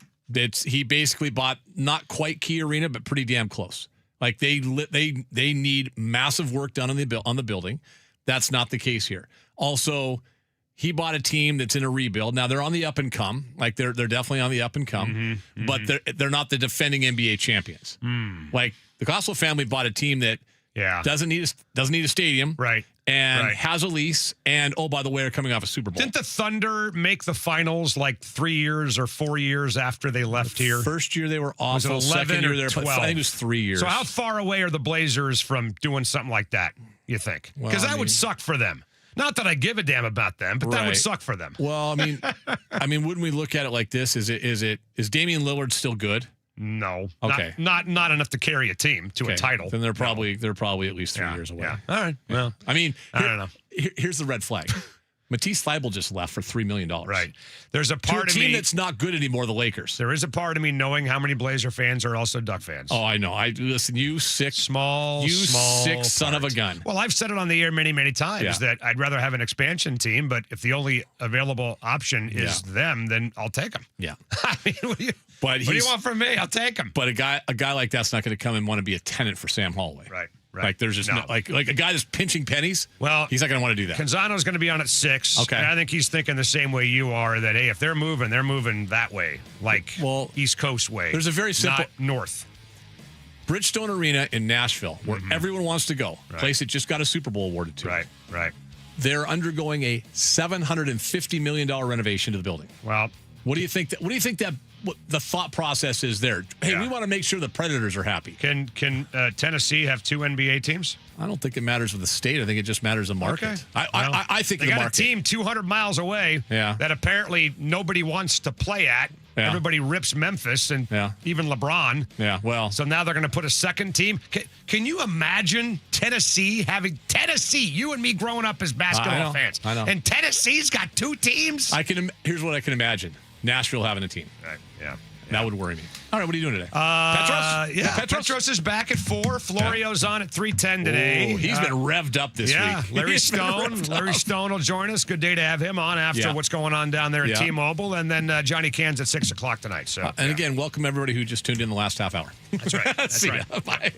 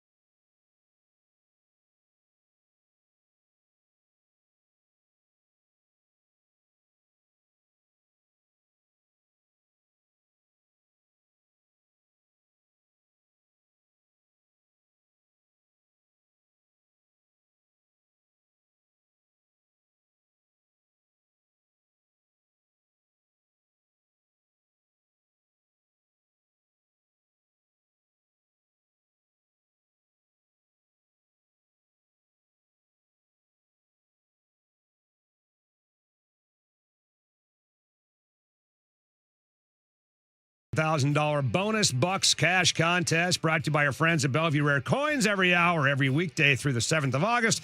If you own gold, now's the time to sell at Bellevue Rare Coins. 4 convenient locations in Bellevue, Tacoma, Issaquah, and Linwood, are on the web at Bellevue Rare Coins. Enter the keyword at 93.3KJR.com. That keyword right now, here it is, preset. Preset at 93.3KJR.com for a shot at $1,000. Now, from the Star Reynolds Sports Desk, your 93.3 KJR FM Sports Headlines. All right, here we go. Happy Monday. I hope you're staying cool out there. Headlines, of course, are brought to you by our friends at Frost Brewed Coors Light, as cold as the Rockies. I don't listen to you often because you're not interesting. How about this news in NBA TV and radio land? My God, Black Wednesday in Portland. Holy hell. Longtime Blazer TV face and voice Kevin Calabro is out after, in his own words, getting a low ball offer from Tom Dundon, the new owner of the Blazers. Travis Demers, the longtime radio voice, is also out. And longtime TV colorman Michael Holton also is no longer with the Blazers network. How about that? Ian Rappaport reporting this morning that negotiations between Seattle and Devin Witherspoon have advanced significantly. The report also states the Seahawks have offered Witherspoon a contract worth around $32 million a year. That's a figure that would place him as the new highest-paid corner in NFL history. Baseball, the Red Sox won 6-3 today over the Orioles. Why is that significant? Because they've now won a team record 15 games in a row. They were 37-48. They were 11 games under 500. Now they're 4 games over at 52-48. And they can win their 16th in a row in about 4 hours. Because they got a doubleheader because yesterday's game was postponed due to rain. What else news in the NFL? We'll talk to Florio about this. The Chiefs have unveiled the first renderings of their new stadium in Kansas. $3 billion stadium. It's going to seat 70,000 people with the intention. You tell me if this sounds like they want to take us on as the kings of noise in Seattle. Intention of, quote, amplifying crowd noise in Kansas City. And here we go. And now, two goofy, wacko, out-of-touch homers. Just brutal radio. Just horrible. Live 41 yards. from Elliott Bay. Can you feel it now? This is Softy and Dick. All righty, here we go on this beautiful Wednesday afternoon right here on 93.3 KJR FM. The handy-dandy iPhone weather app, by the way, Dick says it's only 85 degrees outside. Is that correct, by the way? Severe heat alert, Dave. Yeah, severe Be careful. heat. 85 degrees in Seattle, but 90 in the Des, by the way. Yeah. So, I don't know. I think we should do this old school like we did back in the day. Text us 49451. Report in from wherever you are what the temperature is in your current location at 49451. You go deep into the Black Diamond Enumclaw area. That can get toasty on 90-degree days in Seattle. It's 148 degrees in Moses Lake, Washington right now. So shoot us a text at 49451. Mike Florio will join us, obviously, in a matter of minutes. ProFootballTalk.com, all courtesy of our friends at SimplySeattle.com. We got a lot to talk about with Mike. I mean, not just the Devin Witherspoon story that you reported there, Dick, about how the Seahawks apparently have offered to make Devin Witherspoon the highest-paid cornerback in the NFL. And, I mean, I think he should be. He's next up. I think he's better than Trent McDuffie, and Trent McDuffie right now is the highest paid. Yeah, I mean, you've been on the next up train. I think you're exactly right when you're talking about elite players, right? I mean, the next up when you're talking about like Dak Prescott's and Tua Tagovailoa's and those guys shouldn't be next up. But when you're talking about a top 5 corner in the NFL,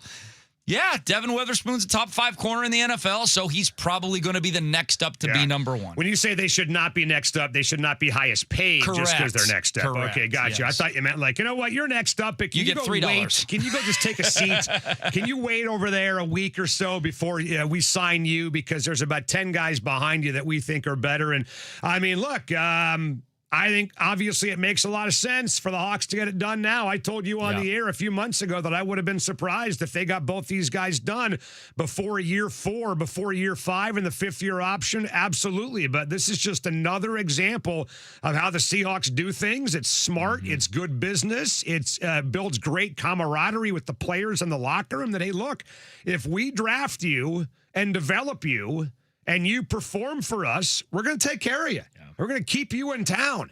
And I just hope that the new owners continue the train. That's all. I mean, you got this horror show going on right now in Portland with Tom Dundon. And, guys, have you seen what they're saying down there about Jody Allen in Portland? They are ripping her ass. They are barbecuing her. Well, they didn't like Paul either. It is a totally, you go across the Columbia and the perception of the Allens down there versus what it is up here is a complete 180. Well, you cross the Columbia, a lot of other things happen to you, too. Not just that. It is unbelievable, man, the way they think of her down there. And we're going to talk to Mike about this because Mike had the story, I think it was last week, where he not insinuated, he actually reported that one of the appealing things about the Khosla, am I getting that name right, by the way? Khosla. Yeah. The Khosla family is that the wife was going to run things. And that appealed to Jody Allen. So how many times did we have conversations, guys, on the air about, hey, how much does she really get to decide here? Right. Is this going to be just a committee and they take the best offer they can find? Because if that's the case, then the Dundon thing makes total sense. Like, nobody vetted the guy because nobody cared. They just took the biggest check they could get and they moved on. But if Mike is right in that the idea of Khosla's wife running the franchise was appealing to Jody and that may have put their offer over the top, then that insinuates that Jody did have some control over who bought the team. Which I love. Yes. The word I was going to use is encourages. Totally. That encourages me. 100% And, agree. I heard you and Hugh talk about it a couple of days ago about, Hugh said there's no reason that we should be optimistic about this sale. Well, that's a fine attitude to have. If on the flip side, you also say there is no reason to be pessimistic about the sale, because he said it himself. Yeah. A third of the owners are good, a third of the owners are bad, and a third of the owners are in the middle. So by his own words, you've got the exact same percentage chance to have a really good owner as you do to have a really crappy owner. Well, I mean, I just tell you what I said to him on Monday is that I don't know. And I mean, I think that's the only way to go. I got no idea how these guys are going to perform. I think you just let their actions speak for themselves. Let them show you what they are or are not. You got three doors. One of them is massive success. Yep. The other one is massive failure. And then there's door number 3. It's a mad door. I don't know what's behind door number 3. I mean, honestly, like, what's the in Dune when he sticks his hand in the box, he's got no idea what's in. I got no idea what's going on, man. No clue. They may be total failures. They could surpass Paul Allen. Maybe they win 5 titles in 7 years. I got no clue how these people will do. They've never owned a team, ever. And the point that I made to Hugh, and I think, Hugh may have made the same point, Dick, to you when I was gone, that, this Neil Khosla kid, he might be the dude down the road. I mean, the wife is, 71? Is that what she is? I think she's in her 70s. They're high school sweethearts, so they got to be about the same age. 71 years old, 72 years old. I mean, this could be another Jed York situation, like in San Francisco with the 49ers, which started off terribly and then kind of, I think, evened itself out a little bit. But Neil Khosla may in the end be the voice. He may in the end be the face of this thing. It might take 5-10 years to get there, but that may be the guy that we need to start kind of investigating and find out what makes him tick. Well, and you got the 71-year-old owner right now when everything's hunky-dory, right? Right. And you're going to have a 5-year window. It's a great time to take over. You've got a 5-year window where everything's going to be fine. Like the 2013-14 Seahawks, well, they were still good for like 4 years after that, right? Before they started to fall. You would imagine this team's at least going to be good for about the first 5 years of his ownership. You would think, as long as they don't muck it up. Right. Which is possible. I hope not. But, when this guy comes in and says, hey, John Schneider, that free parking spot you have, that's gone. We now want you parking at Dino's and crossing the freeway on foot. I mean, I'm not saying that's going to happen, but who knows, man? We have no clue about these people. A guy that we do have a lot of intel on. I'm so glad he's back. Mike Florio joining us. It's time for our weekly conversation with Pro Football Talk's Mike Florio. Brought to you by Simply Seattle. Tired of buying and repping the same old Seattle sports gear everyone else has? For the best Storm, Seahawks, Mariners, Kraken, Rainiers, Sounders, and not to mention the largest Sonics collection in the world, check out simplyseattle.com. Now with Mike Florio, here's Softy and Dick. Dick, I'm sitting there in Montana last week in this beautiful Whitefish, Montana area overlooking the serene perspective, this valley, a creek. It was almost fake, green, unbelievable atmosphere. Sitting on a deck, enjoying a cocktail while the wife is doodling and doting over Clydesdale horses. And I am thinking to myself, this is great, but man, do I miss my friend Mike Florio. And here he is right now I am so honored and I am so happy to once again be talking to my pal from ProFootballTalk.com. Michael, how are you, pal? Well, like Don Draper once said to the guy in the elevator, I don't even think about you. Yeah. You pretty much made that clear from your text when I reminded you about coming on the radio show. Did he give you the middle finger emoji? It was pretty much what I expect out of him. Yeah. So at least he's consistent, man. Right. But hey, Mike is with us, courtesy of SimplySeattle.com every Wednesday at 3:10 from Pro Football Talk. And Mike, why don't we start off with your thoughts on, I don't think you guys have spoken yet since the article that you had a week ago on, you thought and what you had reported that Jody Allen was very intrigued with the idea of the wife of, is it Vilad? Is that how you say his first name, Jackson? Kosla, taking over Vinod, taking over the Seahawks. You were very intrigued by she was very intrigued, by the idea of the wife taking over the franchise, which insinuates that she had some control over who bought the team. First of all, it's Vinod. Vinod, yes. I would suggest getting that right since he's about to own the team in your market, subject to approval on August 26th. It was a factor.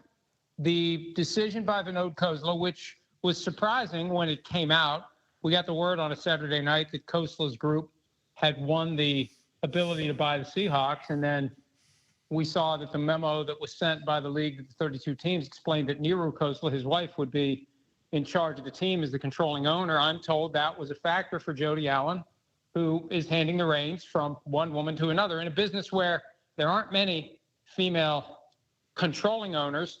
That was a factor. It was a very close process, basically an auction going back and forth between the last two groups.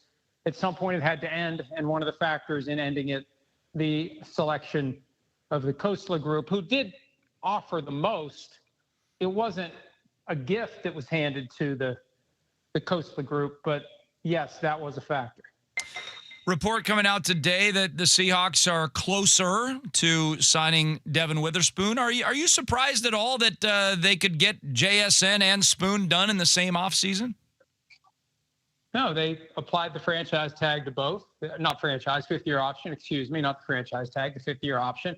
They got JSN's deal done quickly. The Witherspoon deal, a little more complicated. And I'm intrigued by this wrinkle where both Witherspoon and Christian Gonzalez, the Patriots corner, who was drafted in the first round the same year, trying to get a long-term deal, represented by the same agency. It creates potentially some delicate negotiation. You have to convince Witherspoon to go first. The idea is he goes first, and then Gonzalez comes in and gets more than Witherspoon. Then the other way around, you got to get Witherspoon on board with the idea that Gonzalez is the more valuable player, the better player, the guy more likely to get more. So Devin Witherspoon goes first. That sets the bar that Gonzalez tries to beat, and both deals get done. So it feels like that's what they're trying to do. Whether it happens or not, it's a different issue. Yeah, well, Mike Florio's with us on the radio show. And, Mike, I saw where the Chiefs unveiled their first renderings of their $3 billion stadium that will house the Chiefs in a couple years from now. Give us your thoughts on this. I mean, it's going to be a place where they're looking to obviously trap the noise like they do at Lumen Field here in Seattle. Is this going to start a new trend of stadiums around the NFL? How unique is this thing going to be, you think?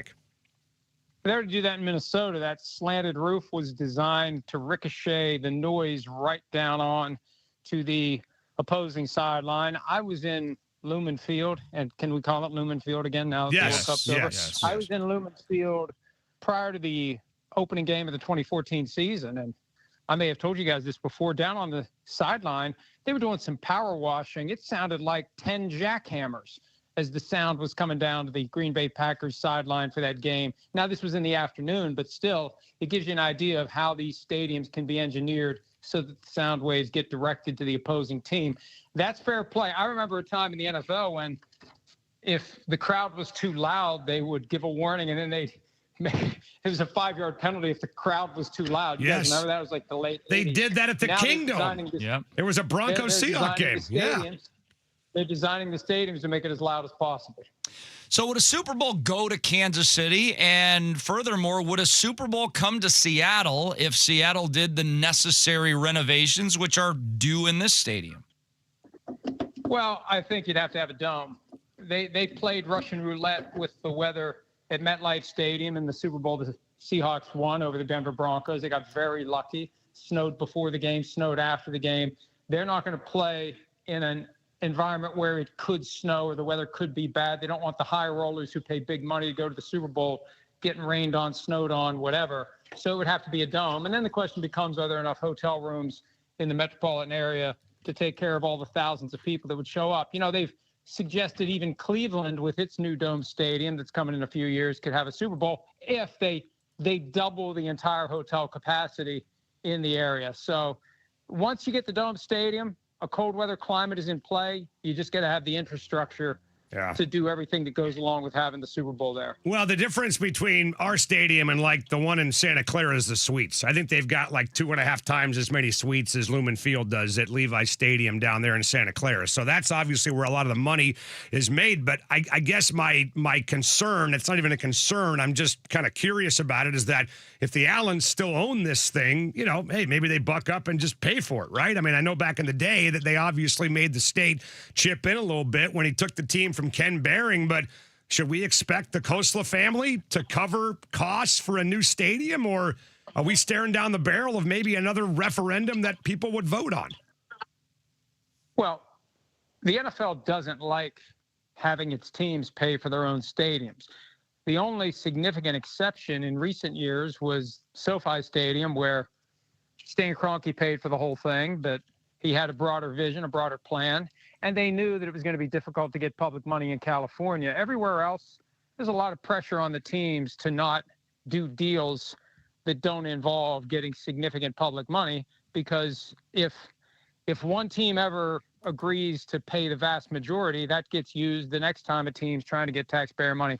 So that's what's weird about this idea that I own this business, I can decide what I'm going to do with my business. Oh, but if I want to build this stadium and I want to pay for all or most of it, I got to get 23 other owners to agree. But that's going to be part of this if it would ever come to it. Are they talking about building a new stadium? How long's that one been there? Isn't Lumen Field fine? It's been there for about 23, 24 years. It's fine for the most part, but again, they're lacking in the suites. They don't have nearly as many suites, Mike, as other stadiums do. Yeah, well, got to come up with a way to renovate it to put more suites in.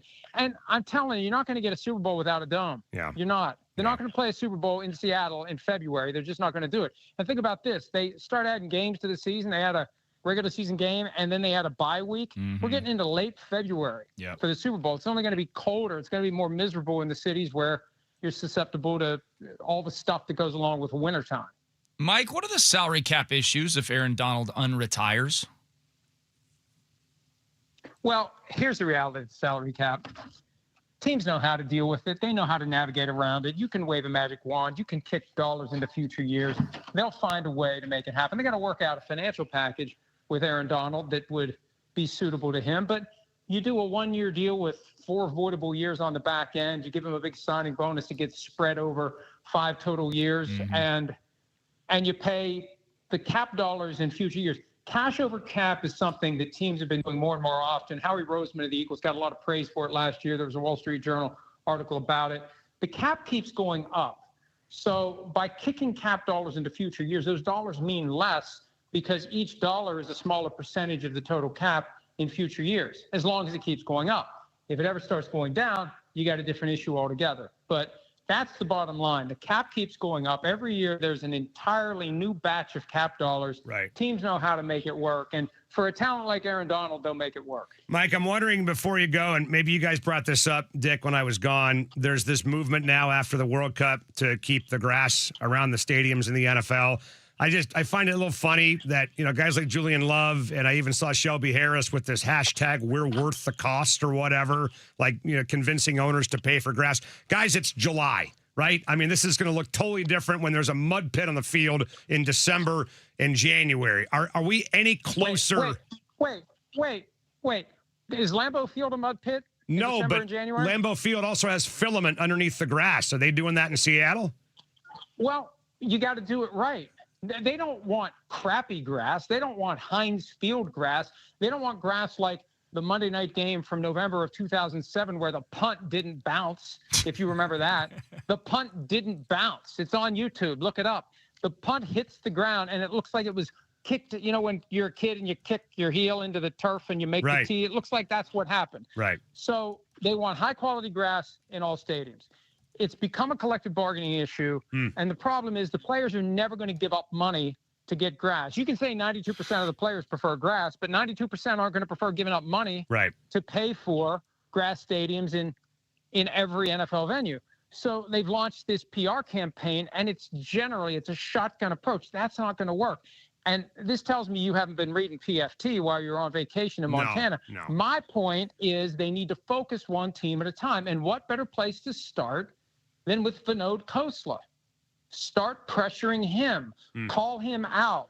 Put him in that spot because he seems like a rational, reasonable guy who cares about his workers based upon some of the things he said publicly. He comes from the 49ers ownership group. They prefer grass. They understand the value of grass. They need, the NFLPA needs, and the Seahawks players need to take this one team at a time. Start with the Seahawks. If you can flip the Seahawks, then you pick another team, and you just keep going team by team. You're never going to do it as a collective bargaining issue, and you're never going to do it as a PR issue, because if you try to pressure everyone, then each individual owner can just kind of stand back. You got to focus on one owner at a time. Yeah. Well, you know what? I was looking forward to having you back on the air, and now I'm not so sure. So, Mike, great stuff, man. I'm kidding you. It was fabulous. I'm kidding you. Well, listen, you can be a smart ass, but I can't. Is that the way this works? It's a one-way relationship now? Well, I'm the one that can walk away at any time. I'm the one that's getting grossly underpaid for this.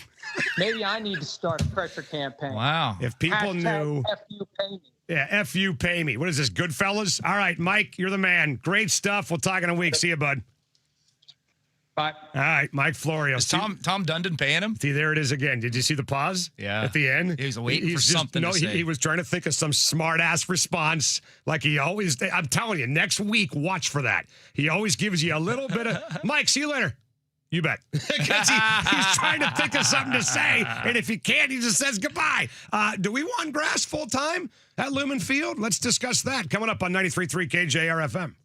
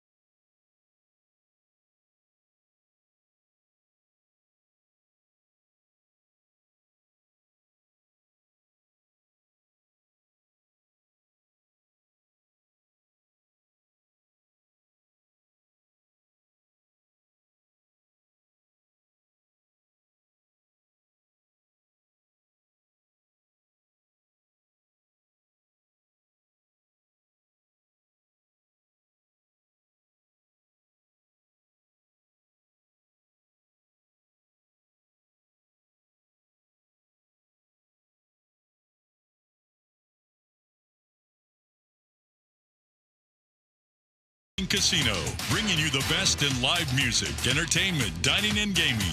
Whether it's your favorite games, food, concerts, MMA, or professional boxing, it's all at Emerald Queen Casino. Always entertaining. For more info, visit emeraldqueen.com. All right, we'll get to the Mammon News conversation. Do we have to? Yes, we do. In just a second here on the radio show. Just kind of picking up on the Florio thing from last segment, the grass at Lumen Field.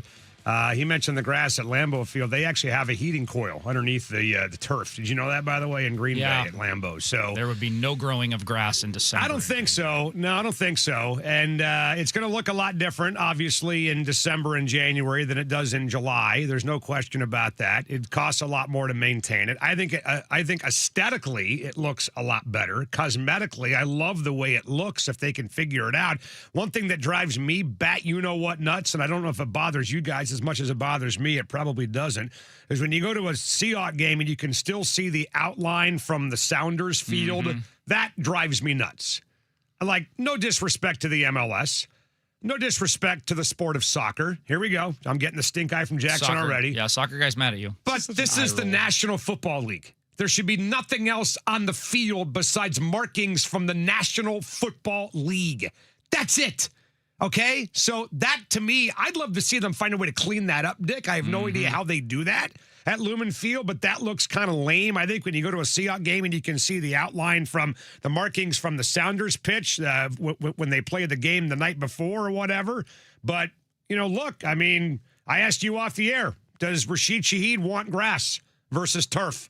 Does Jackson Smith and Jigba want grass versus turf? Do those skill players, those burners, do they want to play on natural grass or do they want to play on artificial turf? Because most of the commentary that I've seen online from players about grass is either coming from defensive guys or like linemen. I haven't seen wide receivers talking about this. If you're in the trenches, you're a linebacker, you probably want the grass. But if you're quick, you rely on the consistency of the turf to be able to plant and move. I remember playing.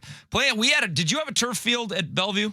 No, we had grass. So we had a turf field, and I loved it. I mean, I felt so much faster than I actually was playing on turf than playing on grass. We'd go to grass fields, and I felt like I was running in quicksand after playing on the turf every single day and practicing on the turf. Well, yeah, I'm old enough to remember grass. We had grass at Bellevue, both baseball and both football. I think they have turf everywhere now, obviously, and everybody shares it, obviously. But I don't know, man. I mean, I think Seahawks fans, for the most part, would love it. And maybe Mike's right that this would be a great way for the new owners to kind of welcome themselves to Seattle by saying, hey, look, we're going to rip this thing up and we're going to put natural grass inside the stadium. Is that what fans want? Do they want grass? Because, again, whatever makes this football team win today, like even if they have to keep going back and forth to fit their roster, that's what I want them to do. I'm just telling you that every soccer fan and every soccer player and every soccer coach and every human being associated with the sport of soccer wants grass. Of course. It's quite obvious. That's not football, though. But what's the reasoning? Just the wear and tear? There's a number of reasons, but I will say, all of this is moot. It's just meaningless because the reality is, like, listen, if the Coastlers say we're building a new Seahawk Disneyland in Auburn and it's going to be a dome stadium and it's going to whatever they want to do with that, that's a whole different conversation. But until we reach that, dream point, it's 0.000, not even a 1, that this is even a possibility. There's no chance. Well, why? Why not? Because they just did it for the World Cup for a month. Now I get my point is it's the summer. I get it. But you're saying no chance because they won't pay for it? No chance because what? Because for Chuck Arnold, it removes all of the first and goal concerts. Lumen Field would not be able to have the concerts and would not be able to do the events, the motocross events that they do, the monster trucks that they do. I can go on and on with the events that would not be possible if grass was at Lumen. Do they not have events at Levi Stadium? I don't know. You're telling me they the don't. only thing that happens there is Niner games? I genuinely don't know. But here's I know the in Vegas and Arizona they got grass that they roll out of the stadium. Right. So maybe I don't know if that's even the reality is having grass that's there year round for Sounders starting in February. Well, I mean the schedule changes, but still, that's just not a reality. Lumen will not put grass down because they have other events. Well, that's a good. When we do our President's Day show and we have Chuck on again, remind me about that because we get him once a year, right, for President's Day. And we're going to be the VMAC next week, right, for Seahawk training camp, so we can kind of investigate all that. But this is, I mean, the idea of a grass field for all NFL teams. I just will say this, that the World Cup gave that a giant shot in the arm for notoriety. Everybody now is, not everybody, but a lot more people are talking about that now after what we saw from the World Cup. Hey, I hate to transition to the negative, by the way. Why are you doing it then? Why do we have to talk about this team? Because they're still in first place. No, they're not. No. Well, okay, fine. Forget it. We won't talk about them until they're back in first place. Are we doing the refuse to talk thing now? Is that what we're all about here on the radio show? Because they're the only major professional sports team that we have going right now. No disrespect to the Sounders and Storm, but they're only the only one Big Four team that we have going. And I think they deserve attention, whether win or lose. You want to be the guy that only talks about them when they win? Is that what this show's all about? Is that what the station's all about? So today, and here's what irritates me, Dick. We can talk all you want about, and I'm sure we will, and Larry will join us at 5. Great day to have him on. About the decisions by Dan Wilson with Michael Rucker the other day and bringing Kirby out of the game and Bizzardo today, blah, blah, blah. I thought that we were through the idea of a Mariners starting pitcher going 6 innings, giving up 2 runs, and losing the game, right? This is Cal Raleigh. This is Julio Rodriguez. This is Josh Naylor. This is Randy Rosarina. This is Cole Young. This is Cole Emerson. It's J.P. Crawford. You get my point. And yet here we are in back-to-back days. Like, what was the last thing you said to me yesterday? Dick and I had a conversation privately in the elevator behind your back, Jackson. He said, don't you think Castillo's kind of due for one? I said, yeah. He pitched well. Yeah, he pitched well. He was fine. He wasn't the reason 7 they lost. innings, 3 runs last night. 6 innings, 2 runs tonight, and they lose. Starting pitching gives up 5 runs over 13 innings in 2 nights, and the Mariners lose both games, mostly because the offense stinks. Bizzardo came in today. Can't blame Wilson for going to Bizzardo, right? Gives up a 3-run jack to Sal Stewart, whoever the hell that guy is, and the Mariners lose the game. And they lose the game because their offense for the second night in a row. This is why it drives me nuts when you and I talk about, like, average runs scored. How many runs did they score in the first game of this series? Was it 8? 8. They won 8-0. Then they go in the tank the next 2 nights, right? So that's the problem. That's what drives me bat you-know-what crazy, Dick, about this offense, that one night they'll explode, and then they won't even show up for the next 18 innings. I'm looking at the war of Josh Naylor, Julio Rodriguez, and Cal Raleigh. That's a third of your offense, and the best 3 in your offense, arguably, coming into the season. You would say, who's my best 3 hitters? Yes, agreed. I'd say Cal, Julio, and Josh Naylor. 100%. It's a 2-war, Dave. That's bad. They've won 2 games total. Right. Those 3 guys. I mean, it's just. I was talking to Jackson before the show in the pit, and I just said, "Isn't Without the me? most Behind my back? Yeah, you The were hell's in going like on here? talking to Petros or something. I don't know." And I said, "Isn't the most likely scenario that this team does just enough to get into the playoffs?"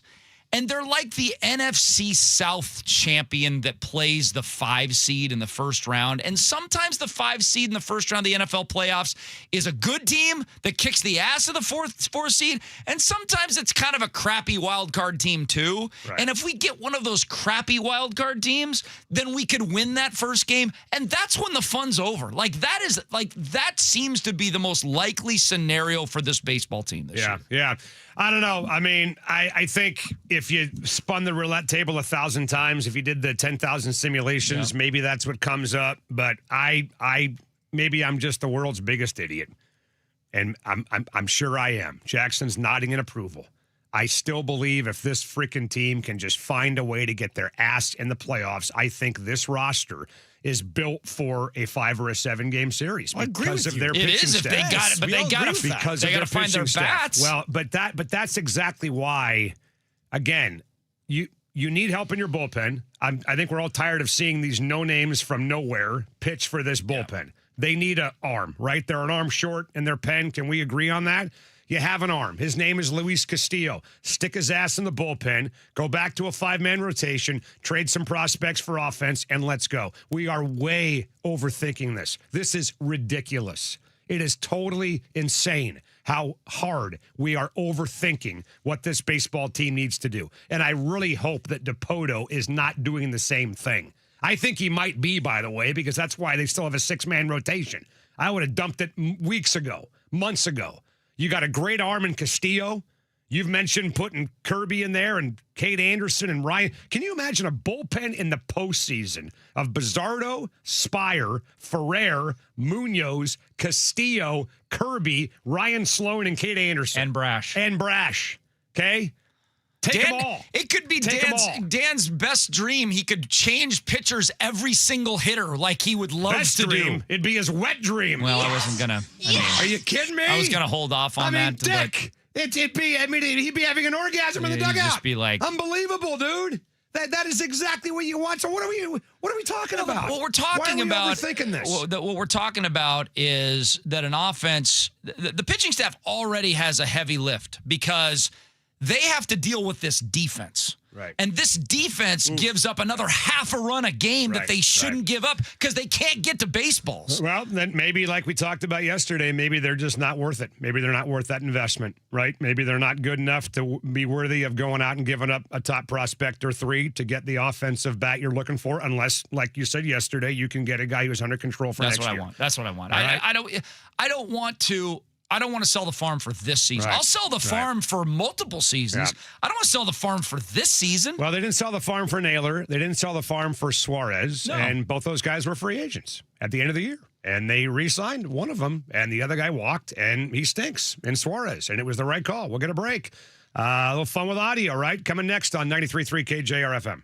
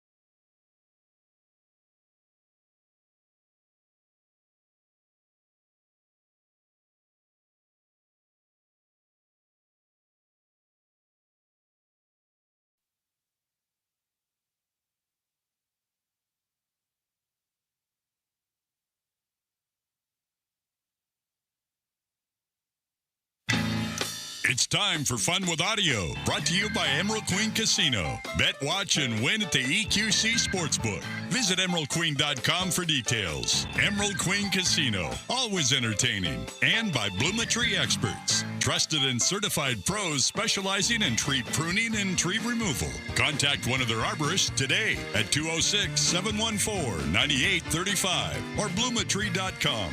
Now, Fun with Audio.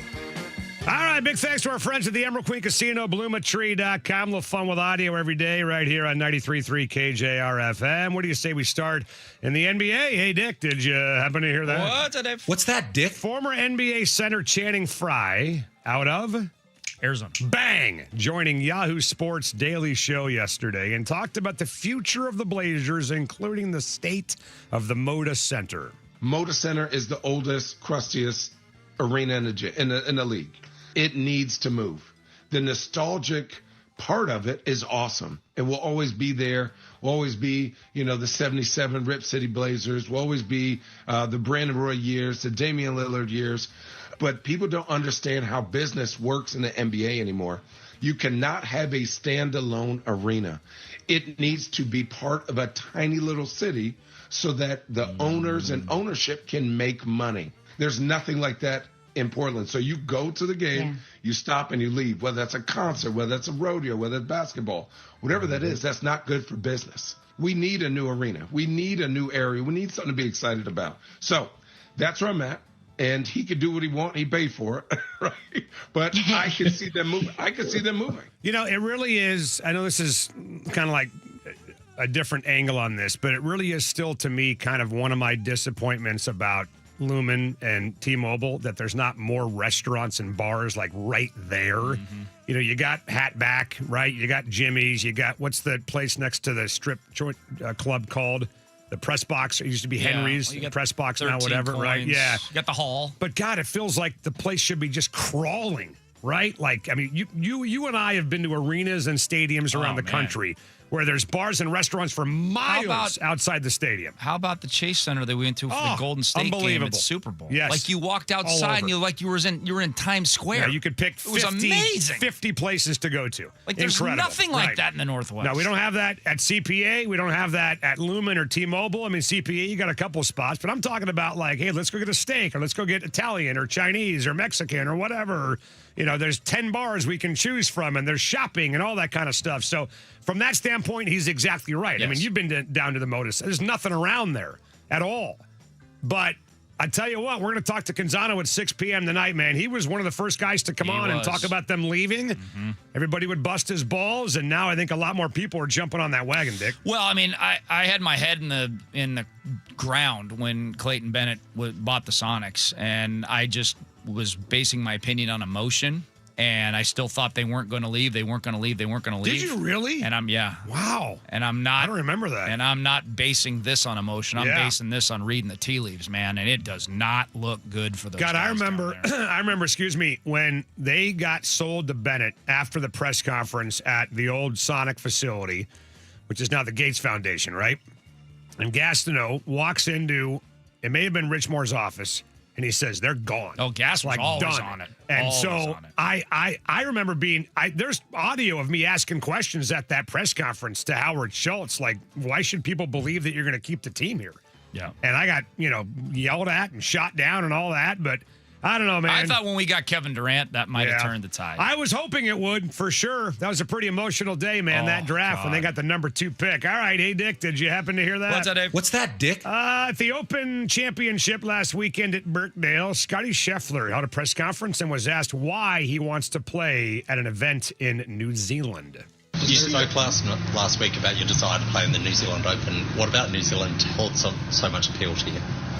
Just the views from Lord of the Rings, pretty much. Yeah, we get that a little bit.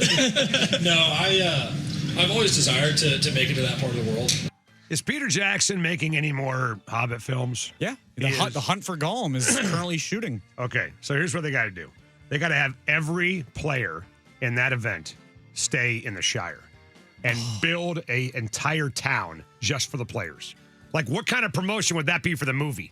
Are you kidding me if they did something like that? I want to go to New Zealand because of Lord of the Rings. I'll totally admit it. Yes. 100% Well, if want to go Scotty there. Scheffler plays in the New Zealand Open, it puts him on the map because I'm a golf fanatic, and I've never heard of the New Zealand Open. Geez, Jackson and I are well aware of it, man. Call yourself a golf fan? What the hell? Are we getting the PGA? What's going on with that? Are they coming? I think Are they it looks coming here? really, really good. What's at the Sahali. update? Sahali? Okay, good. All right.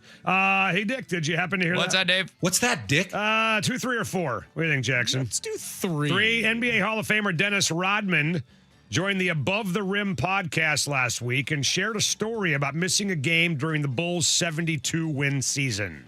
I missed one game. I had such a damn good time. I went to a strip club in New York, and then I left the strip club, and then I went to Atlantic City. I had the stripper I was with, and then I had her ass going on there playing some dice, and then I was sitting there playing dice all night, and next thing you know, I forgot what time it was. I said, oh, I got a game. It's 5 o'clock in the evening. I missed the game. Wow. Well, you missed That's one story. Game. That's one story. Having a real good time. What did they say? What did the team say?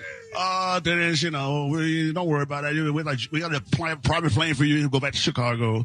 They got so used to me doing stuff like that. See, now I know why Jackson wanted us to play that clip.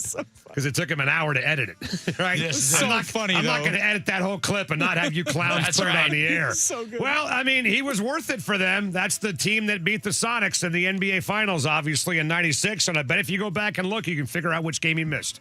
Look at the game log that year. Yeah. You Probably absolutely can figure out which game he missed. But he still is, for me, for my money, he still is the best rebounder I ever saw in the NBA. I never saw Wilt Chamberlain play, obviously. Right. But he was the most aggressive. Yeah. He hustled more than any other player I ever saw for a rebound. He's the best I ever His saw. nose for the ball was incredible, and Yes. what he mentally did to Frank Brakowski was criminal. Right. But criminal in In the a good, finals? in a good way Right. for Chicago, because he Brick was supposed to be the enforcer, and Dennis Rodman got under his skin, into his head, and just owned that guy. We got time for one more now. All right, we're going to break. Petros Papadakis is back.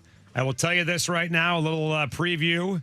He is going to prominently feature that guy, Jackson Phelps, in the next 20 minutes. All right. Find out why. Coming up on 93.3 KJR FM.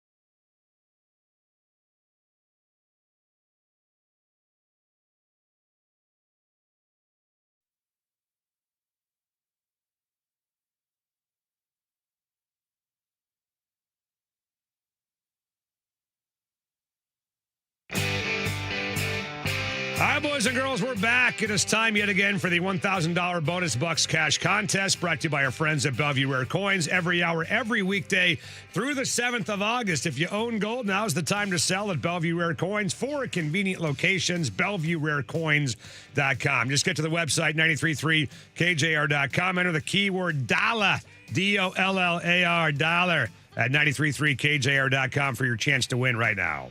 Now, from the Star Reynolds Sports Desk, your 93.3 KJR FM sports headlines. All right, we're back on a busy Wednesday afternoon. Petro's coming up in a matter of seconds here. Headlines, of course, are brought to you by our friends at Frost Brewed Coors Light, as cold as the Rockies. It's all down here from here, kiddos. Well, the Mariners have gone downhill against the Reds since their first win of the series. That feels like it was a month ago on Monday night. Remember the old Cal Raleigh Grand Slam? That was a good day, and things just since then, man.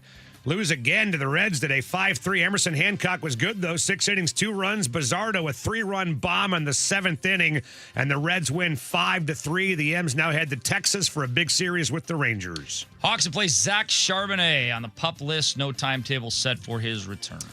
More news in baseball. The Boston Red Sox have won now a franchise record 15 games in a row. They took game 1 of the doubleheader with the Orioles 5-3. They can make it 16 in a row in about 7 minutes from now when game 2 of that doubleheader gets underway from Fenway Park. Let's get to Petros Papadakis right now. It's time for our weekly conversation with college football analyst Petros Papadakis. Not that I'm a smart guy, I'm stupid. Brought to you by Sweet James Accident Attorneys. 41 yards. If you're hurt in an accident, call Sweet James right away at 800-500-5200. Sweet James will be sweet to you, but tough on insurance companies that will bully you. Baruch atah Adonai, Baruch atah Ushalayim. And now with Petros, here's Dave Softy Muller. Losers. All righty, boys and girls. Here we go on a busy, busy Wednesday afternoon right here on 93.3 KJR FM. It is my honor, it is my pleasure to welcome in a guy that, let's face it, he is one of the premier sports talk radio hosts this industry has to offer. As we've said many, many times before on this radio station, sports radio producers, talents, talk show hosts, program directors lining up, begging, pleading for this man to join their program. But we have him every single Wednesday at 4 o'clock. He's a USC football star. He is my friend from Southern California, one half of the Petros and Money Radio Extravaganza, Petros Papadakis. Brought to you by Sweet James, the dense beard of justice, a man that can come through for you with his awesome law firm. He knows the ancient secrets in which to extract the money you are owed from your insurance company. So give him a call. 809-million is the number. That's 809-000-000 or sweetjames.com. Yeah. He's the best. How are you? How was Dick? Everything good with Dick while I was gone? You okay with Dick? Yeah, I took last week off because I had to go to Las Vegas. Really? I wasn't on last week. Well, you blew Dick off, huh? I did. Wow. I had to. I had to go to Las Vegas and interview with all the Mountain West teams. Yeah, Mr. Big Time. Yeah, big time Mountain West meeting at the Palms. Who'd you talk to down there? Any big names? Well, any big Emmy award-winning interviews? Well, my interviews are private. Oh, I'm sorry. Yeah, so why don't you shove it up your fat ass? Hey, I'm not so fat anymore, you know. Just shove it up your skinny, saggy ass. Well, no, I talked to Coach Ken Niamatalolo. Yeah. I talked to old Timmy Chang, a great guy. Oh, He's yeah. done good things with Hawaii football. Yes. Talked to the North Dakota State coach, Polasek, who used to be at Wyoming and Iowa. Talked to the Wyoming coach, Jay Saville. Talked to, of course, Dan Mullins of America's Guest. Yeah. The UNLV coach. The guy I like a lot, Coach Choate. Okay. From Nevada. Yep. I like him a lot. Yep. Former Husky, by the way. Yeah, same old stuff. But it was nice to get college football going a little bit. And I am glad that the muscly-legged, hairy-legged, kit-wearing soccer dork is done for the next 4 years. I got as much fun as the World Cup was. I got a little tired of the soccer dork. God. Oh, did you see the Equalizer? Yeah, shut up. You mean the goal that tied the game? Yeah, I saw it. You Pissing mean the match? all over the World Cup, man. Yeah, and by the way, they play in a pitch, just so you know. Whatever. I'm glad it's over. I was going to ask you how you enjoyed the World Cup, but forget that. I thought it was great. No, I thought it was great. Yeah. I really do. I don't know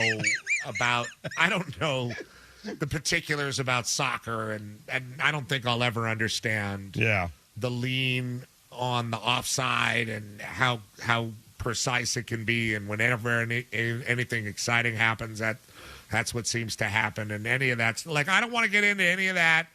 But just the culture around it all, right? The different stuff from the different countries, the music, the singing. I mean, for us, right, USA Soccer loses, and you literally say, and you are somebody that understands this better than most, because I kind of feel like you're the one person that I actually would talk to and like be friends with that acts like this. But like if when the Mariners lost the World Series, you guys got like anus bleeding butthurt. They've never been to the World Series. When they lost the chance. You meant the ALCS. Yeah. Right. Yeah. Yeah, and I played that sound of the guy and the thing. And you guys got super butthurt. Yeah. And like it still stings today, right? Why are you doing this? Well, I'm just saying. I don't understand. I haven't talked to you in 2 weeks. It's like a gajillion degrees outside. But everyone's in a good mood. No, I get it. I'm just saying. It feels like that's how the soccer people are. Okay. When their country loses. Right. That aren't in our country. Right. Right. Like they get really sad. Like they wear that on their chest for years, if not until the next World Cup. And for us, like USA Soccer lost, so we're like, oh, okay, well, we don't have to book those guests anymore. Right. Nobody really, we don't feel it viscerally. No. Like I was watching a video of these two guys that were clerks at like a 7-Eleven type of place in Argentina. And they watched the go-ahead goal, the Messi assist or whatever.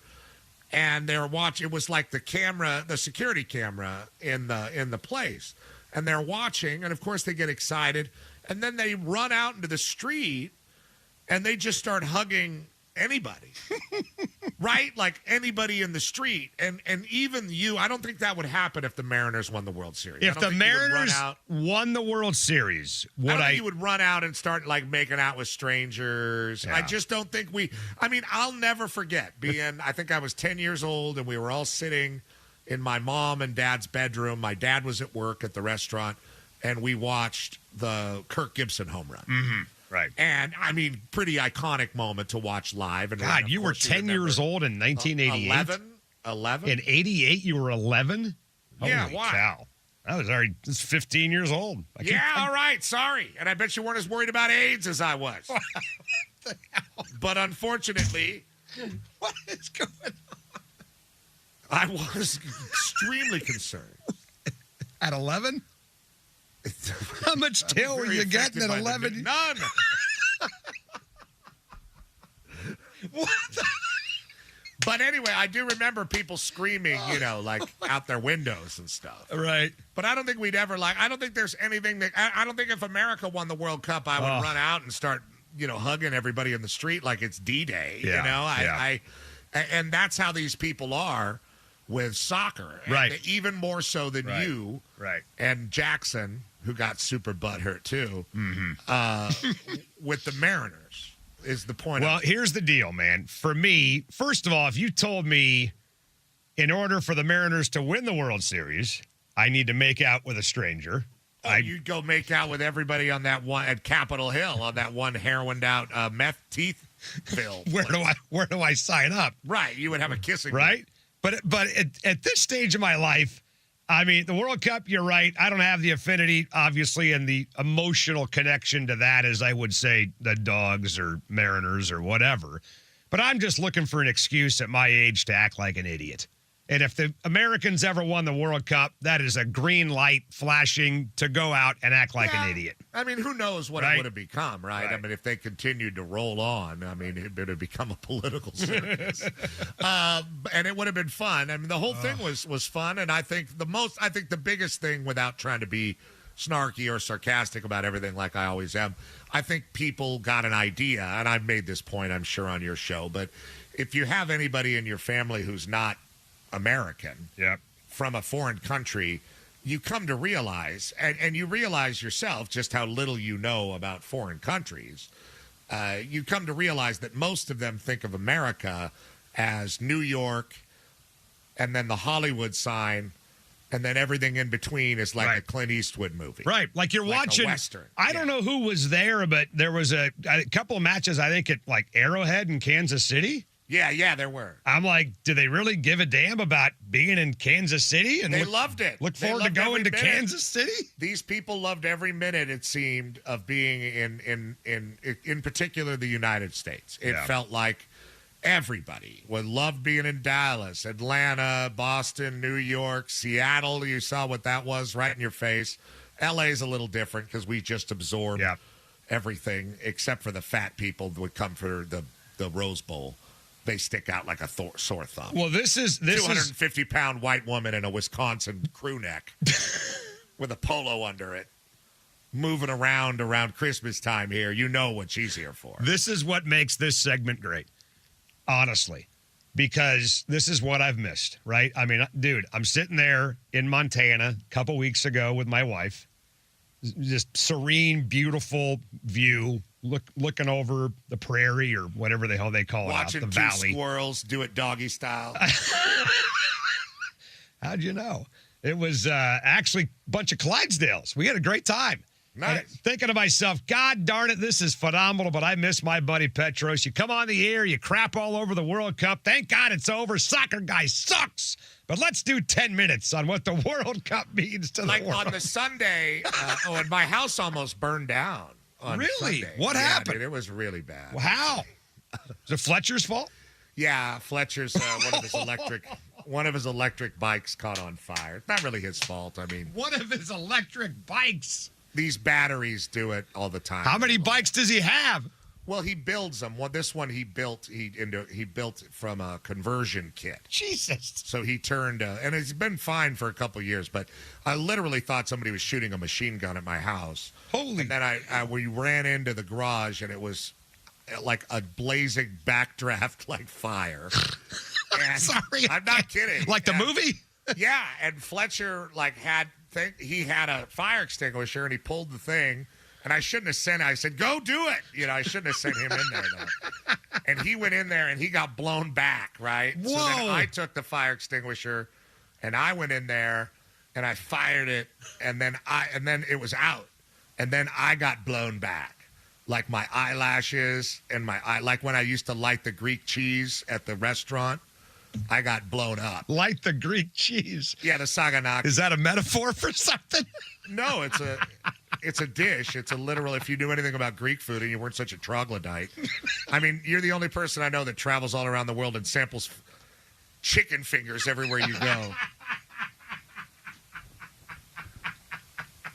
But anyway, like next thing you know, I was like Paul Revere era, like getting a bucket of water and running it from my pool, even though it was an electrical fire. Like, because if a battery catches on fire, I didn't know this. Yeah. But, like, first of all, you can't put it out with water. Second of all, every one of those volts is going to blow out of the battery and blow up. So if it's a 70-volt battery, you can expect, 70 projectiles. Is there any, like... And then, my wife and the house is getting all smoked out. My wife and daughter are not even, dressed barely. I'm no shoes, none of us. All out in the street like refugees, like Vietnam. Wow. The cops showed up. Jesus. The cops were like, dude, we opened, like the thing at that point was like shooting at us. The cops wouldn't touch it. So then the fire department came, and right when the house caught on fire, the fire department showed up and took care of it. Yeah, God, it kind of felt like maybe it could turn into like the hazmat scene from E.T. They showed up too. Hazmat came after and made sure all the batteries were okay. Right, well. So we're lucky to have the house, honestly. Everybody's good, though. We're all okay, healthy. Right? We got a pod in the, now the garage is cleaned out. We got a pod out there. And, have your eyebrows grown back yet? A little bit. Okay. They're still my eyelashes, not so much. Yeah. Well, you know what's... But anyway, before that happened, I was at a coffee place, And I saw these two dorks, like in their tight shorts and their stupid soccer kits and their freaking muscly, hairy calves, getting, like, of course, the most complicated effing coffees that take forever. And then they got in, like, a Subaru. And I keep saying it looked like the Subaru could have dribbled a soccer ball. And they drove off. And I was like, thank God this ends today. And then my house exploded. And they want, by the way, those people want nothing to do with you. And they want you to have nothing to do with them. They don't want you. No, they want me to put on their stupid LAFC guys. No, they don't. They don't, because the Johnny Come Latelys, man, that irritates the hell out of those guys. I mean, I have admitted that I am an absolute 100% Johnny Come Lately when it comes to the World Cup and the U.S. men's national team. I won't care at all for 4 years until they're back in the World Cup. And 4 years from now, other folks like Jackson and Anders, who works here, and those two dorks at the coffee shop, they'll keep an eye on all the international tournaments and all the qualifiers. I couldn't give a damn. So I am absolutely a Johnny Come Lately, and they hate that. I'm glad that the Jacksons of the world, their time is over. For another 4 years. The guy that's like, actually... Spain has a really great youth program, and it's just based on Spanish soccer. It's got nothing to do with any of their teams, the clubs. It's just for the national soccer. But we don't have that in the U.S. So good. Tired of those people. Did you happen to? Well, never mind.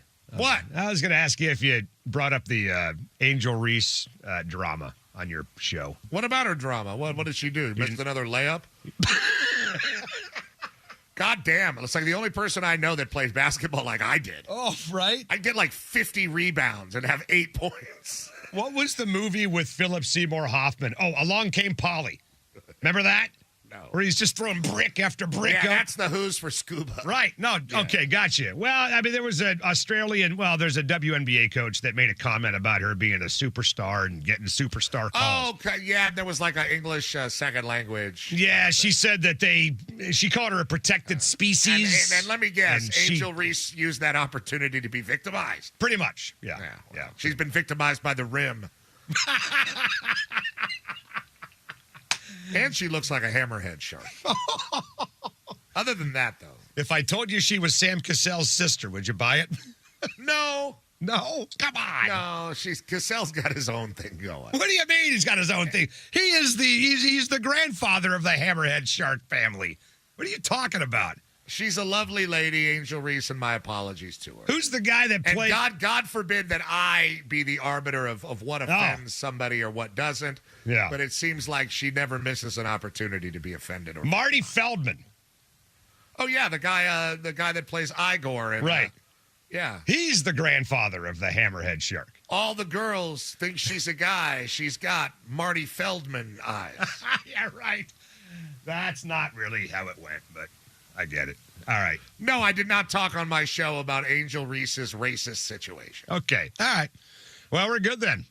Anything else you want to add before we wrap it up? Hey, by the way, next week is Just big. tell Jackson his time is over. Hey, time's up, Jackson. Sorry, pal. Take a seat. Yeah. See you in 4 years. Hey, go take a seat till CONCACAF, dork. The big Big Ten Media Day is coming up next week. It's like that's too big of a media day for me to get involved. Yeah, I'm not going. It's in Chicago. I go to the now. crappy ones. Yeah, we don't do that anymore anyway.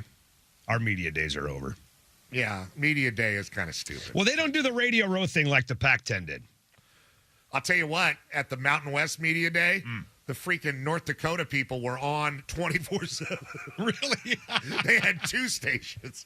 North Dakota State had TV going. Oh, yeah? Every time I went down into the room. Yeah. In the morning, at night, North Dakota State had TV and radio going. Yeah. Simultaneously the whole freaking time. Well, that's their, just to wrap it up, that's their World Cup, man. Right? That's they're geek. That's what they got. That's all they got. I mean, I wouldn't mess around with the Bison from Fargo. That's kind of an interesting thing. We'll see what that's like this year. All right, we'll talk in a week, man. Hey, good to catch up, and missed you. Glad to have you back on the show. Now your time is over. I'll see you, man. Yeah. All right. Larry Stone coming up at 5 o'clock after today's Mariners game. And then John Canzano is going to join us. What is going on with the Blazers radio and TV deals down there? A bunch of people leaving today. Are they coming to Seattle? Are they going east? Are they staying in Portland? We'll find out at 6 right here on 93.3 KJR FM. Tell him to dunk his head in the Willamette.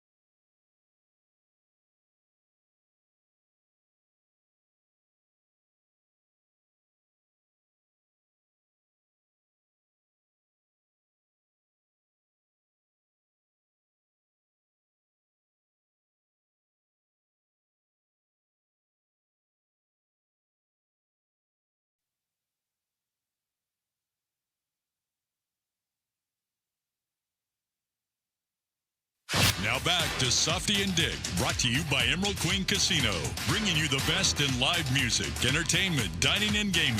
Whether it's your favorite games, food, concerts, MMA, or professional boxing, it's all at Emerald Queen Casino.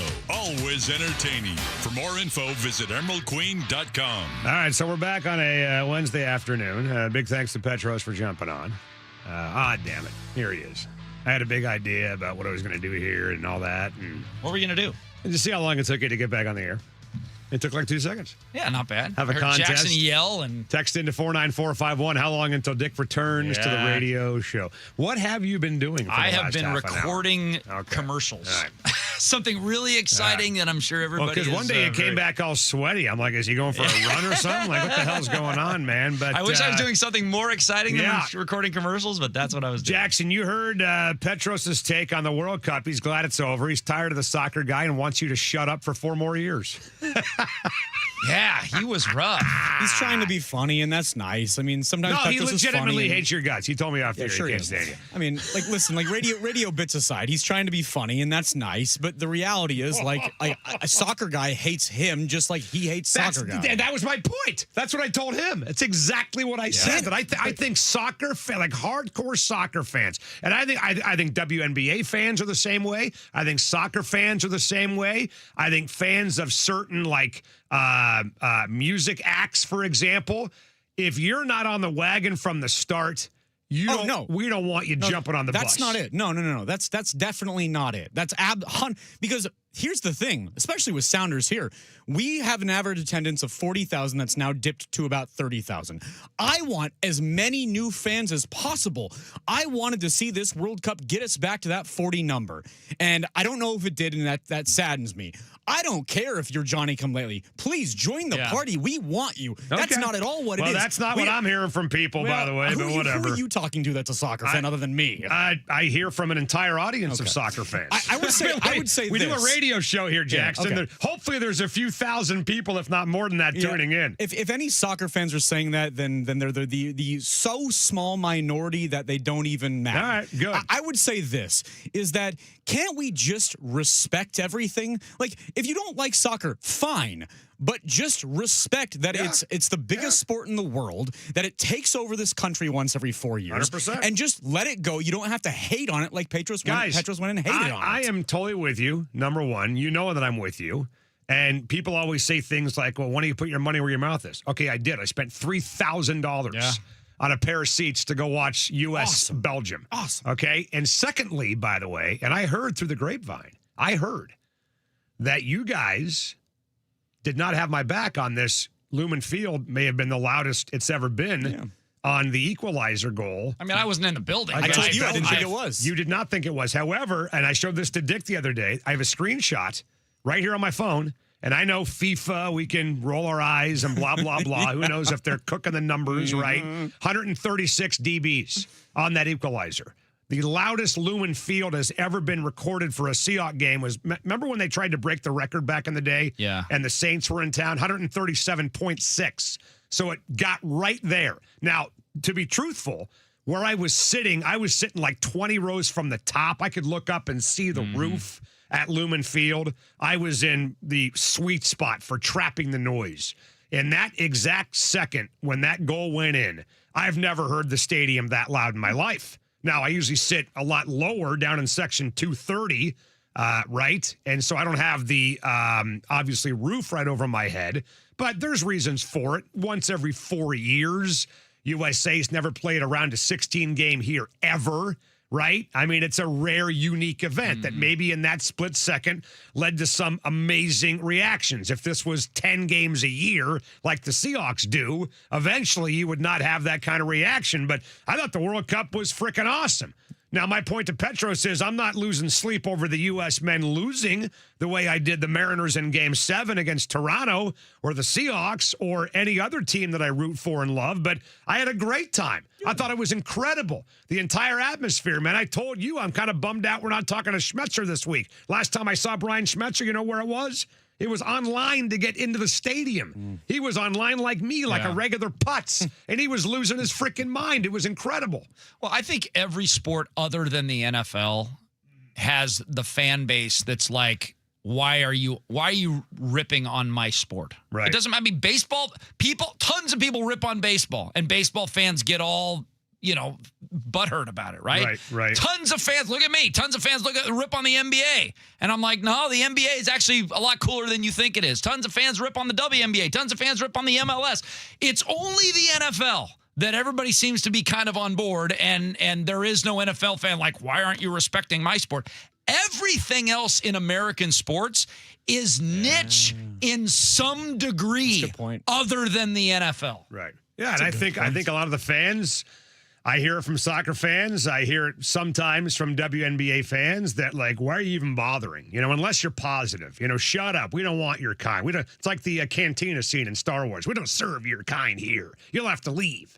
I do get that a lot. So I do think, Jackson, there are some fans out there that would rather have you not even speak your mind if it's a criticism than speak your mind at all. I think that exists. I think there's two different conversations. There's the conversation of the criticism of soccer, of penalty kicks are stupid, of there's too much faking of injuries, of I can't figure out added time. Why don't they just stop the clock?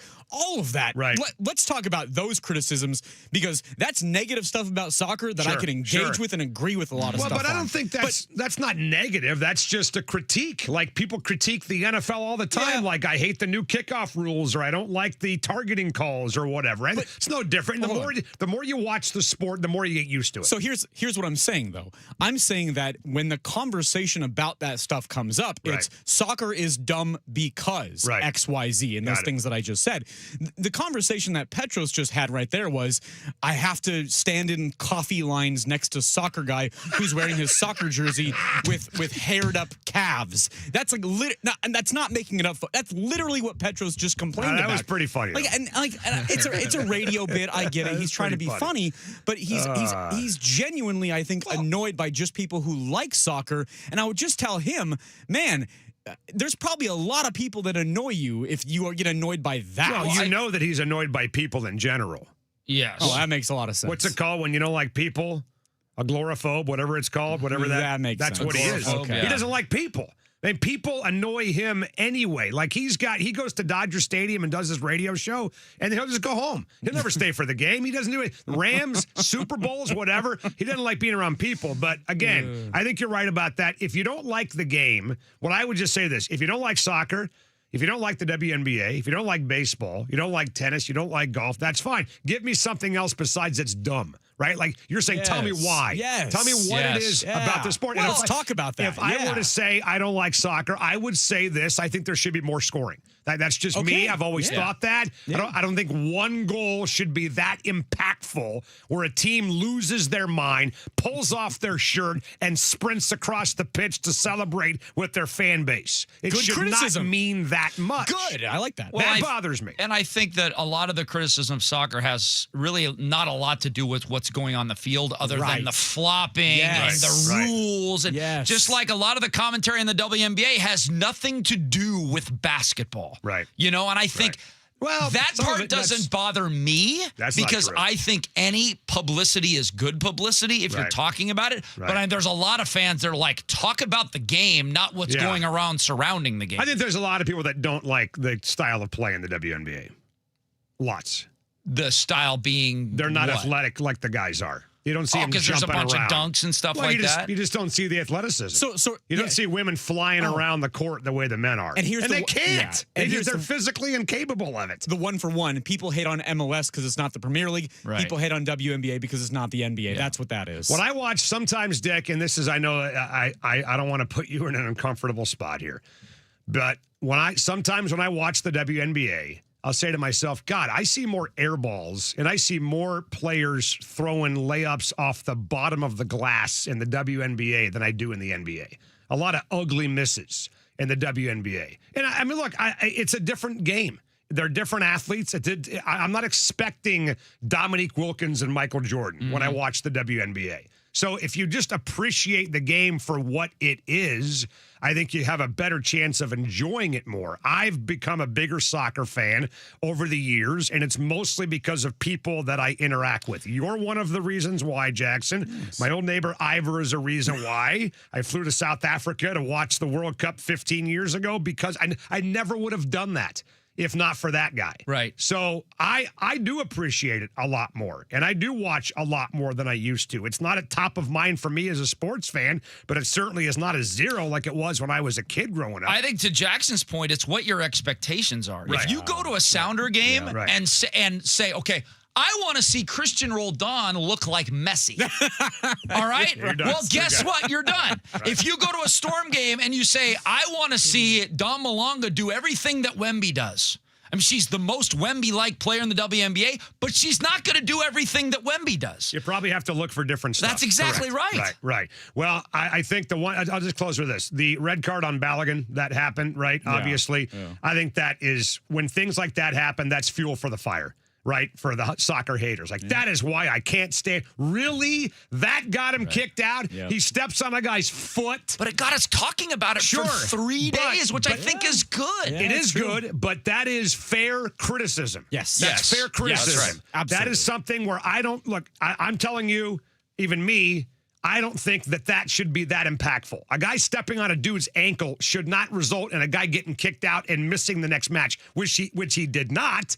Yeah. Because the president made a phone call, apparently, and FIFA changed its mind. Well, I think the primary thing is the fact that they really realize this ref screwed up. They screwed up the video review. It never should have been a red card.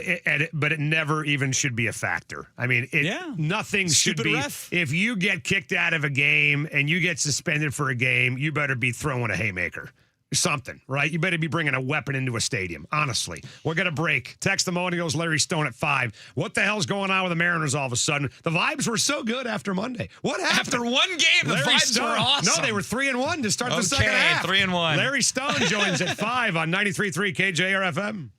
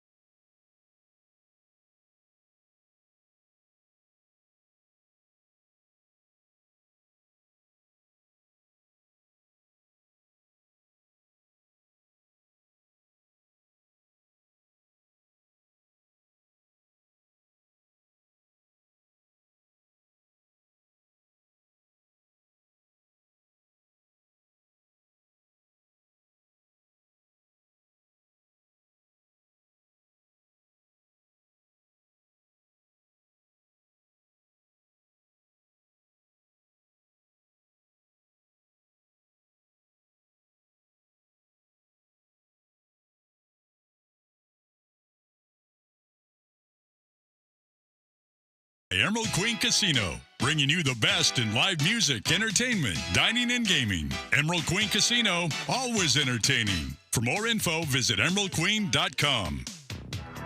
All right, here we go on a Wednesday afternoon right here. Satya Dick Jackson with you until 7 o'clock. A big thanks to our friends at the Emerald Queen Casino.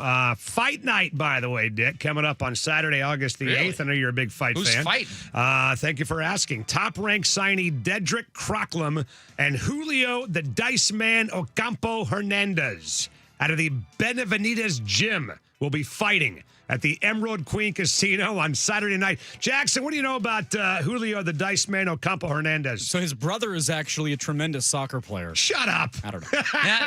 The way that you said that, I was buying it for about a half a second. You should have just kept going, Pretty man. good, You would man. have had us. Get your tickets at emeraldqueen.com. Make a weekend of it. Attend the free weigh-ins on Friday the 7th in the EQC Event Center foyer. Or is it foyer, by the way? Foyer. All right, here we go. 49451 testimonials. What do you got? Reporting live from Puyallup. It is 93 degrees. Almost hot enough to grill an earthquake burger on the blacktop at the Puyallup Fair. Earthquake burger. Is it the Puyallup Fair again, or is it still the Washington State Fair? It's Did they go back? No, but okay. The locals will always call it the 100%. Puyallup. I thought there was a movement to change it back and that they were thinking about doing it. And they didn't. Oh, I didn't know. They did not? I saw that, but they didn't do it. Okay, good. Because that would be a hell of a marketing ploy. I'm telling you, man. North Lake Tavern, Tup Tim Tai, Farrell's, the Puyallup Fair, everything of the past. You've been sitting on it now for long enough. You can bring it back and charge people 5 times what you were before, and nobody would blink an eye. I mean, would that not be a phenomenal marketing idea? You know what? We've heard your call. It's now the Puyallup Fair. I'm going back. Would we pay more to go to the Puyallup Fair versus the Washington State Fair? Let me ask you a question. When you went to Puyallup Fair, did you ever really think about how much a ticket cost? No, usually we get them for free. Just yeah, or just hand it over. I'm just telling you now, I would pay $50 for a Tup Tim Tai pod tie 100%. 100%. $50. I think I might go 100. Swear to God. 3-star chicken pod thai. I might go $100. All right, what's next? Weather Channel app says 94 and I am in North Seattle. Yeah. Been working on it all day and I am ready to pass out. I think that first of all, we are really doing ourselves a disservice by not playing the Robin Williams bit from Good Morning Vietnam when he's talking about how hot it was in Vietnam. I mean, we should have, you know what? Can we do that, though? Damn it. Isn't there anything in there that we could actually play on the air these days? 100%. He just bleeped out an entire freaking clip from Dennis Rodman during It takes some time. Fun with Adi. Are you kidding me? I hate when we think of things too late on the show. There's lots of things. things. It drives me nuts, man. How often do you get in the car, you're driving home, and all of a sudden, damn it, you just think about something that you wish you'd said on the air? Happens to me all the time. Jackson, what has more hate? Softy in an hour or you in a week? Hate. I think me in like a year. No. The amount of hate That is not true. I think, Dick, by now you have learned that Jackson Feltz is a really negative bastard. All right, you have learned that. What's next?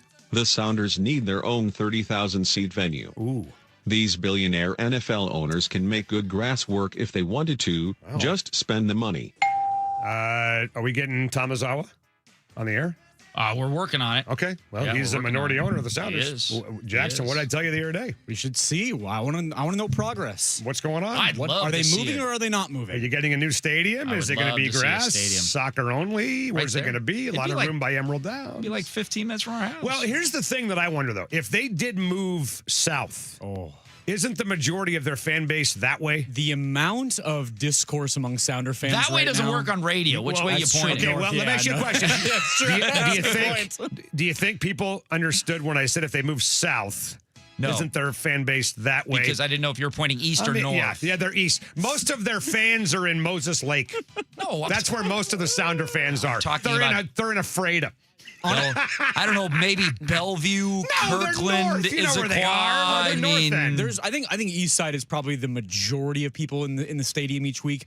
But the problem is, Really? I don't think that at all. The discourse Yeah. among Sounder fans of if they move south is not good. pretty right now. Yeah, all right. Well, Really. if we get Peter on, we'll ask him. Yep. All right, what's next? Look up what Real Madrid does with their grass, with an underground greenhouse under the playing surface. Yeah. It is insane, multiple revolving fields growing underground.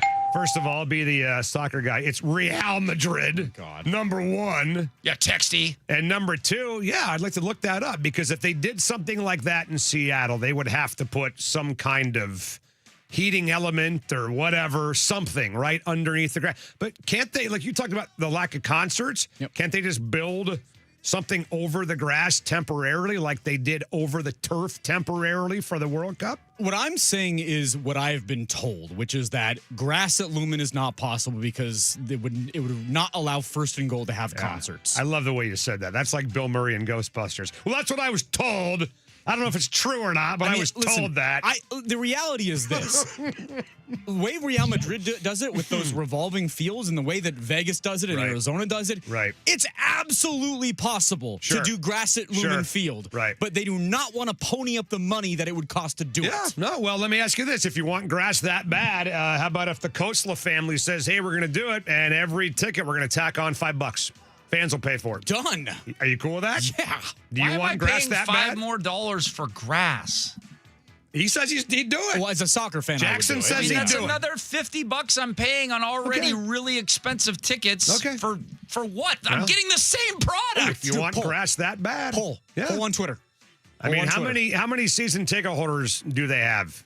Of their seats, how many are season tickets? Sounders, about 20. No, for probably? the Seahawks. Oh. 50,000. So easily 50,000. Okay? So we're talking $5 a ticket. So you're making an extra $250,000 every single game. There it is. How much would it cost to put the grass in? I have no idea. But you know what? I mean, if the fans want the grass so bad, why don't you schmucks pay for it? It's the players, though. All right? Then let the players pay for it then. There's How's a that? freaking idea. We're going to take $5 from every paycheck to pay for grass. Yeah, I don't think the PA would be very happy about Millionaire's tax. How about a player's tax? A There we grass go. tax. Now we're talking. Tell Ferguson to start shoving that How do you down our like that, throat. Scott Boras? We're going to break at 4:55. Larry Stone joins next on 93.3 KJR FM.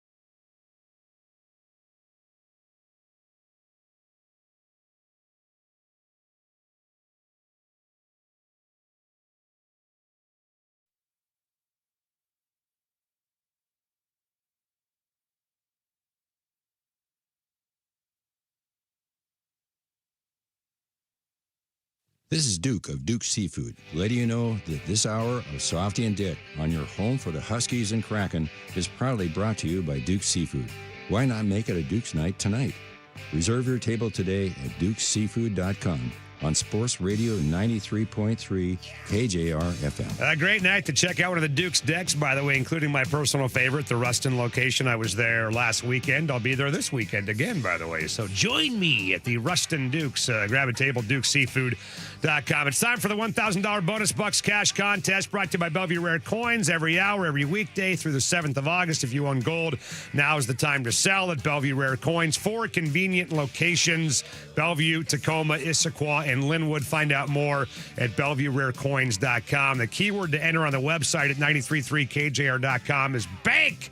BANK, bank right now at 93.3KJR.com for a shot at $1,000. Now, from the Star Reynolds Sports Desk, your 93.3 KJR FM sports headlines. Headlines on a busy Wednesday night right here on 93.3 KJR FM, brought to you by our friends at Frost Brewed Coors Light, as cold as the Rockies. He should be behind bars. Mariners lose to the Reds 5-3. Emerson Hancock was good again, 6 innings, 2 runs, but Edward Bizardo, a 3-run bomb to Sal Stewart in the 7th inning, and the M's lose the series to Cincinnati.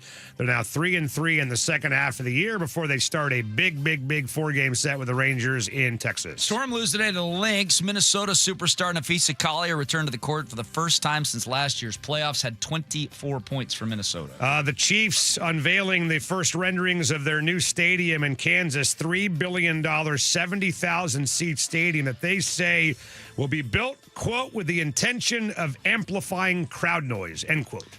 Husky basketball team has added longtime NBA assistant coach Charles Klask to Danny Sprinkle's roster. He is part of the Nuggets title in 2023. What else we got? Baseball scoreboard. The Red Sox are going for their 16th win in a row. They won their 15th in game 1 of a doubleheader against Baltimore. But so far, it's not looking good. Orioles lead the Red Sox 4-0 in the top of the third. Other games that would potentially impact the Mariners: White Sox and Rangers at 5:05 tonight. The A's dropped one to the Diamondbacks today, 15-5. Cardinals shut out the Angels 1-0 in Anaheim. Let's get to Larry Stone right now. It's time for our weekly conversation with legendary sports writer Larry Stone. Brought to you by the Ram Restaurant and Brewery. Bigger, better, and fresher since 1971. With 8 Puget Sound locations from Marysville to Lacey and everywhere in between. There's a Ram near you. Now with Softy and Dick, here's Larry Stone. All right. Hope you're all staying cool out there, by the way. Great night to go check out the Ram as well and visit them. Go see Larry's favorite location, the Issaquah location. Very, very hot outside. And you ask yourself, Dick and Jackson, how hot? I think Larry would appreciate this. Let's turn to the late, great Robin Williams to describe how hot it is outside for us live on KJR. Hey, hi, can you help me? What's your name? My name's Roosevelt Lee Roosevelt. Well, thank you, Roosevelt. What's the weather like out there? It's hot.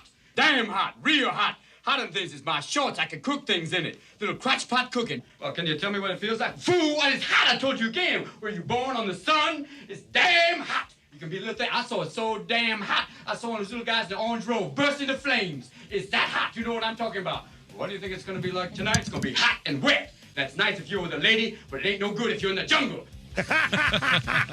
I'm looking at my iPhone app. It says it's damn hot Damn out hot. there. Larry, how hot it is? How hot is it where you are right now, my friend? What's going on? Well, I think Robin just answered it for me, so Yeah. I don't even need to get into it. That's It's how hot it is. damn hot. I don't want to think about how hot it is in Larry's crotch either, by the way, after No, hearing that no. clip right there. Oh, my God. Well, things are a little cold down at T-Mobile Park, man, after a disappointing series loss to the Cincinnati Reds. And I haven't had a chance to talk to you in a while. I know Dick had you on last week. M start the second half 3-1. They drop a couple to the Reds, get good starting pitching, but lose both games anyway. So here we are again. The Mariners are starting to struggle offensively. Why don't you just start off with kind of your take from 50,000 feet on what's happening with the M's right now, man? Well, this was a disappointing homestand. You got to call it a failure. I mean, they were playing 2 really bad teams, the Giants and the Reds. I think 4-2 would have been the minimum for a good homestand, and they ended up 3-3. And now they're they're heading off to a really kind of a make or break road trip with Texas. Texas suddenly is could be a game and a half ahead of them. You know, Boston is now 2.5 clear of them for the last wild card spot. You go and play Texas and the Dodgers, and if you have a 2-5 road trip, you're in a bad situation. So, it comes down to the fact that they're just not hitting. They're last in baseball and in many categories. Batting average, they're 29th and on base. They're 30th in slugging. I mean, they're just not hitting, and the pitching, they're pitching up to their capabilities. Playoff caliber pitching, but they're just not playoff caliber offense right now. Larry, I'm as big a fan as anybody of questioning Dan Wilson's pitching decisions, but I actually kind of go the other way of the skeptics and the critics after last night, because the inexplicable decision to put Rucker in a one-run game in the 9th inning, that to me was so inexplicable that it had to be a general manager / president decision to rest up on a short turnaround, especially when we heard Dan after the game say, well, we got a short turnaround, so we got to think about that. So should he be criticized for moves like that, or really are we just barking up the wrong tree and criticizing the wrong person? Well, you make a great point, Dick. It could be dictated. Sometimes there's health concerns with bullpen guys that we don't know about. I found that over the years. Usually when there's a obvious move that doesn't happen, it's because the guy you think should go in is not available, and they don't want the other team to know about it, so they don't say anything about it, but they might whisper it to you after the game. But I was as puzzled as everybody else was. It was a one-run game at that point. You had all your leverage guys rested. I'm not sure why they went with Rucker the way they did. I mean, maybe it was looking down the road, but I think they're at the point now where you got to win the game at hand and not worry too much. I mean, you don't want to burn guys out, but you can't worry too much about down the road when you have a winnable game in front of you. Larry, do you believe in general terms that Dan Wilson, just to pick up on what Dick was saying there, that Dan Wilson is making decisions that he otherwise, as a manager, if left to his own devices, would not make, but he's being influenced or instructed or in agreement with bosses like Jerry Dipoto and Justin Hollander? To a certain extent. I mean, something like the piggyback, I'm sure is not something where Dan said, I'm going to do this. I'm sure that was dictated from above. But I think in-game decisions, who to, pinch and what pitcher to bring in, for the most part, I think he has autonomy on that. Okay. You can't dictate. You don't know how a game's going to go, so it's hard to tell him how you're going to run your pitching staff or how you're going to run your pinch hitting, because you just don't know. So I think a lot of that. I mean, I've got to think that a lot of that is just Dan and Manny, whoever is advising him. Do you think the offense will fix itself if just a couple of guys get going, or is this just a awful big picture issue with 6-7 problems in the lineup? Well, I've been waiting for them to fix themselves, and I thought they were going to fix themselves, but I think a lot of it could be fixed if Cal suddenly got hot. That would fix a lot. Mm-hmm. Julio could go on one of his tears. I've seen some good signs from Naylor. Maybe. I mean, he's not providing any pop. That they need pop from him, and it's there within him. And I think they'll probably try to do something at the trade deadline to prop up the offense a little bit, but I think there's a lot of inherent problems on that team as well. Yeah. And it may going into the season, I thought it was a pretty good offense. I think you guys probably thought so too. It's just not turning out to be. Yeah, no, I agree. I thought Cal would take a step back, but not fall off a cliff. I mean, if Cal Raleigh was not Cal Raleigh, he'd be demoted. He'd be put in Tacoma. I mean, Larry, he's terrible. Right? He's a one-trick pony. He was not doing his trick. He did it Monday, right, with the grand slam off of Turd Ferguson. But this is a guy who, since he came off the IL, has got a 594 OPS. He got 6 extra base hits and 124 plate appearances. I mean, this is a gigantic fall. What the hell's going on with Big Dumper? Yeah. Yeah, I mean, you could make the case that the Mariners' problems are you can almost solely attribute them to a guy going from the best power hitter in the league to, as you said, probably worthy of a minor league demotion just on numbers. And that alone is probably worth 5 or 6 wins that would put you in a pretty comfortable spot. I don't know how to answer that question. I don't think he knows how to answer that question. I don't think anybody does. It started off, I think, as a WBC issue, maybe not getting the preparation, and then it became an oblique issue. And now I think it's more maybe a little bit, maybe he's not healthy. We saw last year with Luke Raley, who said that, he never felt good even when he came back from his oblique. It took him a whole, off season before he came back this year and felt like himself again. Maybe some mental, I think he's pressing, all that together, I think it's all together is leading to him to where he is now. And he had a nice hit today, drove in a run, but then he came up in another situation, 2 in scoring position, and popped it up. So it's just not consistent, and he just can't get going. And I like you, I thought when he came off the IL that he was gonna, maybe we'd see some semblance of the old Cal, but we haven't. You mentioned that you thought they'd make a move. I agree with you. I think they'll do something. But what type of move? What type of player do you think they're going to try to get? A rent-a-player or a guy that has multiple years of club control? And who are the tradable pieces that you see from this team?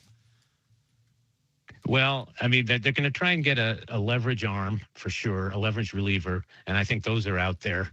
Every year it seems like there's 12 to 15 of those guys who move at the trade deadline. I don't think this will be any different.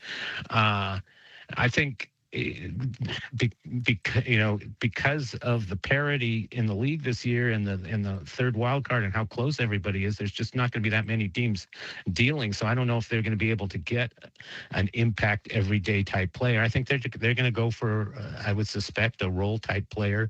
Ref Snyder has been a complete disaster this year. And I mean, you just have a crying need for a right-handed bat when the guys they've run through this year, Wisdom and Joe and Kennedy and Will Wilson and Weston Wilson and, all these right-handed guys, and none of them have really taken hold.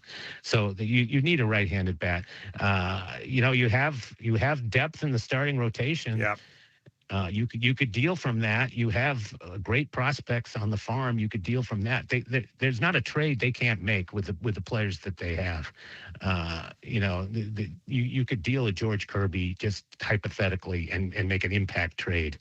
You could deal one of their top prospects and make a great trade. So it's hard to know from outside who's available, but there is a trade to be made there. Well, Larry Stone's with us, Curse the Ram. And Larry, you mentioned that you could, if you want, put this on Cal. I mean, obviously Naylor's numbers are down. Julio a little bit down from last year, no doubt about it too. But Cal Raleigh this time a year ago had a 4.9 WAR. Now he's at negative 0.3. Yeah, that's your 5 games. That's 5 wins. Yeah. That's 5 wins. And if you've got those 5 wins, you know what you are? You're 2 games behind Tampa for the best record in the American League. If Cal Raleigh is now, again, that's him doing what he did last year, right? Which nobody expected that. But can you meet me halfway and be a 3 WAR guy and be maybe 3 or 4 games behind? But the deadline is coming up on August the 3rd. It's on a Monday this year, and people are wondering what they're going to do. Are they going to deal Castillo? Are they going to deal George Kirby? Should they deal a starter, you think? I mean, I've proposed putting one of them in the bullpen and giving you an arm there that I think you still need, and trading prospects for talent. But what do you think they will do? What do you think they should do? 6 starters, and you've got 2 guys in AA that you believe are anchors for the future. So you've got 8 starters. You don't need 8 starters. You only need 5. And, Cade Anderson could be close to ready. So I personally would look at dealing one of their current starters for a trade that makes them demonstrably better at this point. Which one? Which one? Castillo. Which one? Castillo is the one. Castillo is the one you'd want to trade, but he's going to be the one that has the least value just because of his contract, his age. I mean, he's pitched over his last 8 starts. He's got an ERA of around 3, so he's pitching well. So he may have pitched himself into a position where a team, a playoff caliber team, could want a guy like him. But I mean, Kirby is the guy that makes some sense. He's a great pitcher. You don't want to see him leave, but he's got a lot of trade value. There's a lot of thought that he's not going to re-sign when he becomes a free agent in 2 years. You have arms that could replace him. If everybody stays healthy, you even if you deal one of your starters, you still have a 5-man rotation without even having to call up Anderson, and Anderson could be a bullpen piece down the stretch. So, I think there's some that makes some sense, and I think they should look at that. Mason Miller, the more I think about it, the more it intrigues me. If he's indeed available, that bullpen would be unbelievable with Mason Miller and Munoz at the back end with the other leverage guys that they have. You could make it a 5-inning game in the postseason, but you got to get to the postseason too. Well, that reminded me of what Softy said yesterday, and it made me ill, and he's exactly right. He brought up the name Duran that we could have had last year, and he could have been pitching to George Springer instead of Bizzardo. I mean, we're talking about one deal that they didn't make that it could have made all the difference. Well, Larry, this team just seems to have a lot more broken with it than that team did, even at this time of year when that team wasn't great. But which carries more weight? The things that are fixable, the injuries, the Cal turning it around, or the things that aren't? Like, the defense isn't going to get a lot better, and your managerial / GM decisions aren't going to get a lot better. So which carries more weight, the fixable things or the non-fixable things?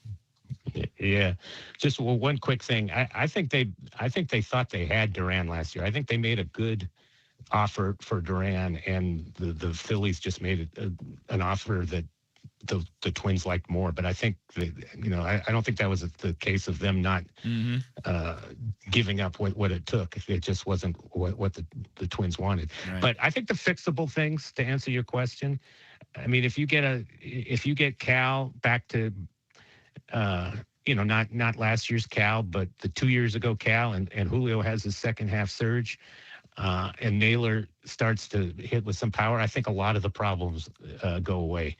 They're going to have to think real hard about what they're going to do at shortstop. Colt Emerson's down to 189. Since the first 2 weeks, he's hitting 155. You talked about Cal would be sent down to the minors with his numbers. I mean, I just wonder if there's a point that's going to be reached when you just have to say Colt Emerson isn't quite ready and adjust accordingly. Yeah.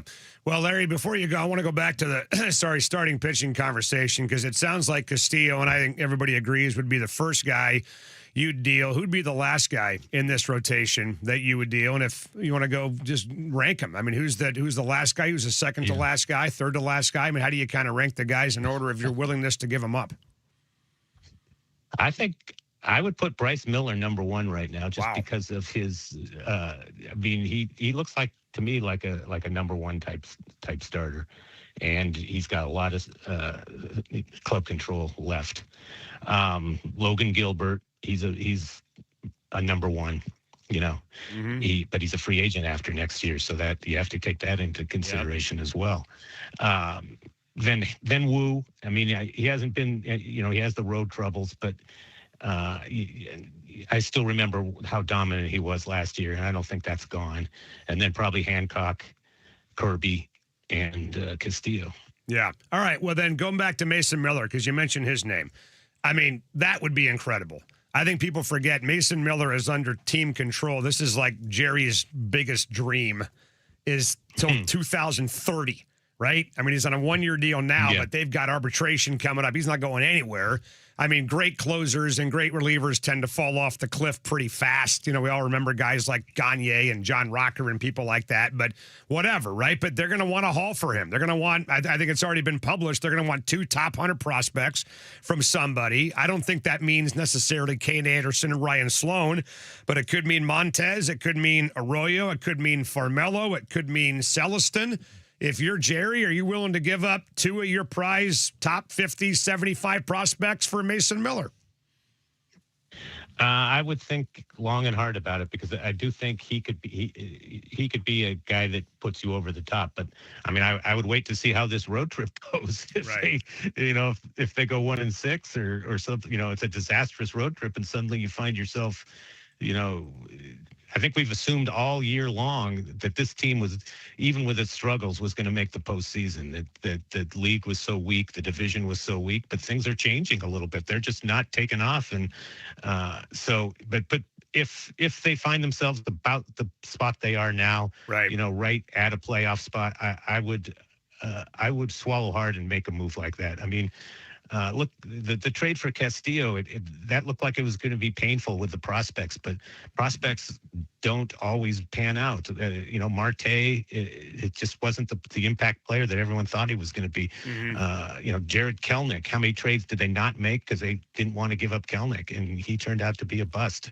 So I think if you have a sure thing like Miller, as painful as it would be, I think you got to think about trading some of your top prospects for him. Larry, we really enjoyed this, and we hope that you enjoy it as much as we do every Wednesday. All right? And if you don't, that's too bad. You're getting paid anyway, so shut up. I enjoy Paid Sounds in like you're- burgers. That's right. That sounds like something you tell someone before they're about to be let go, so I'm a little worried. Well, Larry, if you could hang on the line for Jackson wants to talk to you a little bit before you hang up. No, great stuff, man. We love having you on, and wewill talk in a week, Thanks, buddy. man. All right, thanks. All right, Larry Stone with us. I want to get to that Miller thing, too, next. Okay. And then hear from Dan Wilson. We're going to count the cliche meter next on 93.3 KJR FM.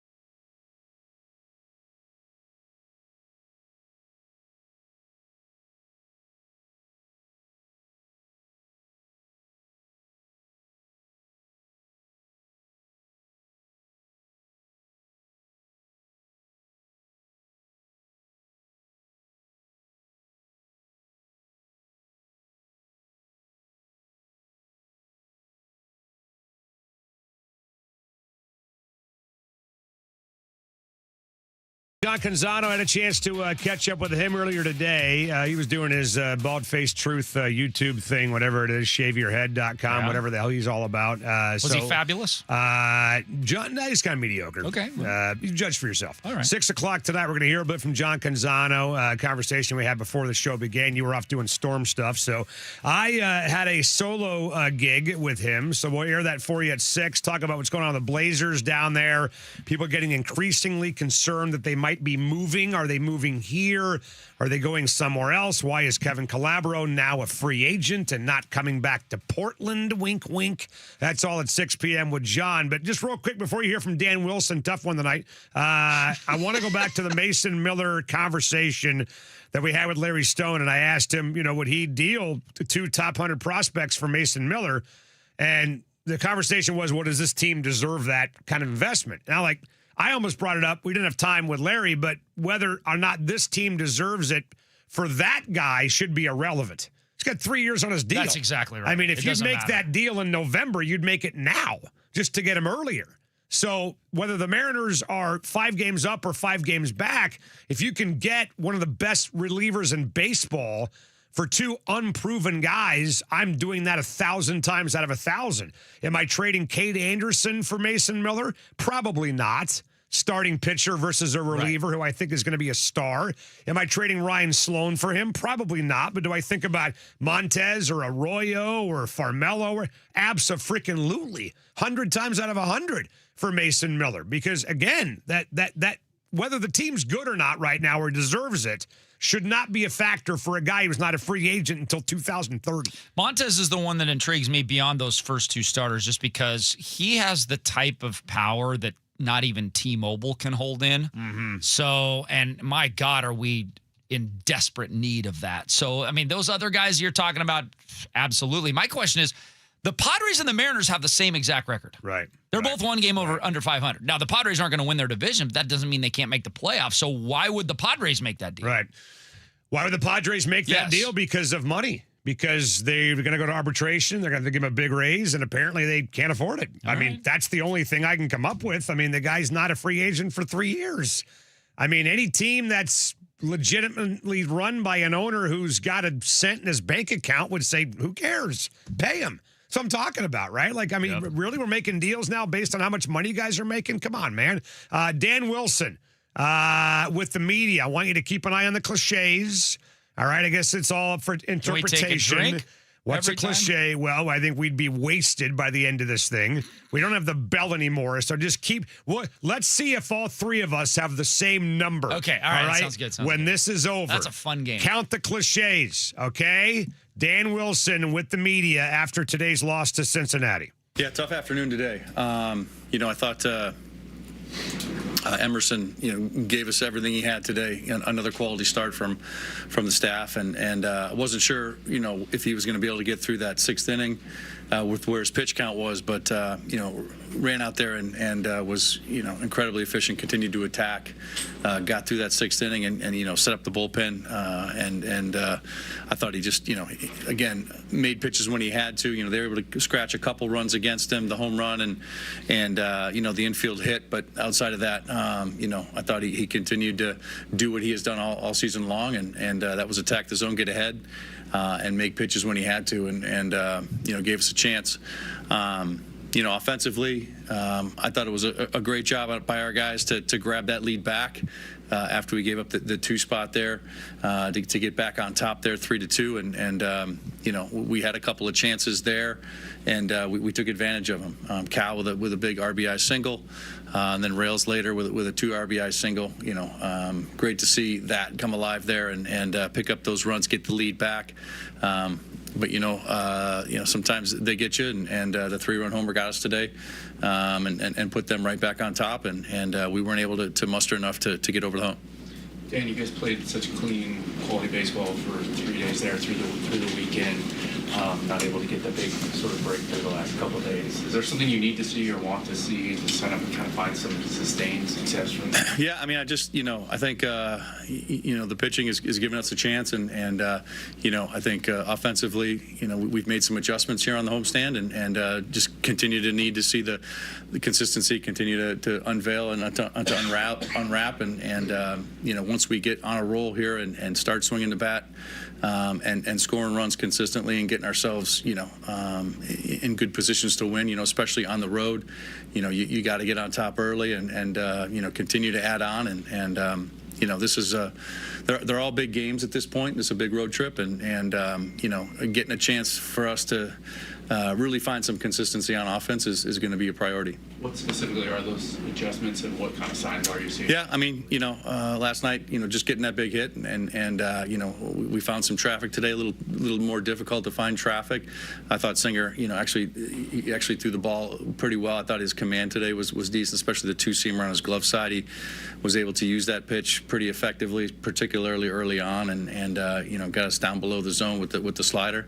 But getting our pitch to hit and putting a good swing on it, that's what we need to do. And we weren't able to get too much traffic going there in the later innings. A lot of contact, but just unable to get it consistently where we want it. Dan, I know you said every game is a big game at this point, but considering where the standings are, just how much extra pressure does that add for this series against Texas? I mean, like I said, every game down the stretch here is big, and there's a lot of baseball in front of us yet, and a chance for us to find that consistent stride, to find something that we can must put up every single day, and give ourselves a chance to win, and there's we just need to concentrate on that as we get onto the road trip, and I don't think we need any more extra pressure. I think there's plenty of that. We just need to find our way and get ourselves consistent and play the brand of baseball we know we're capable of. Right huge, at the end. Oh, a huge right at the end. Right there. Right at the end. I got 20. A huge late flurry by Dan Wilson. It I was got kind of 20. slow in the cliche meter. I got 18. I had 3 but at about the end. 9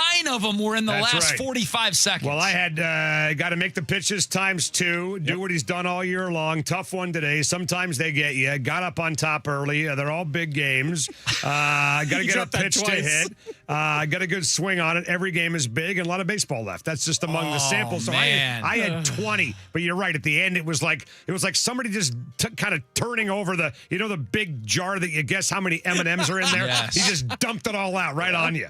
20. God, it was I got like 20. How many did you have? 27. 27. Really? It was like Gee. a There was a lot 9. at the end. There It was was like like 9 a at the end, 9-0 run to win the game. Yeah. Like so many right at the end. See, I think he should just play it up now. Right? If you're Dan Wilson, Absolutely. just have some fun with it. Play it up. Don't say anything but cliches. How funny would it be if he actually had a book of cliches on his desk?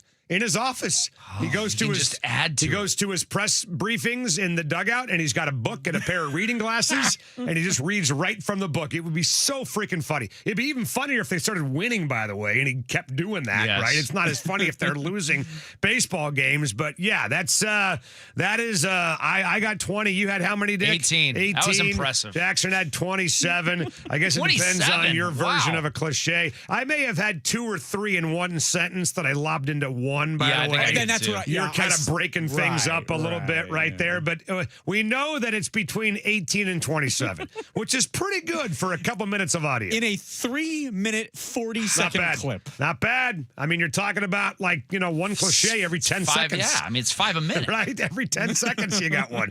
We're going to break. John Canzano. What the hell's going on with the Blazers, man? Unbelievable. Next on 93.3 KJR FM.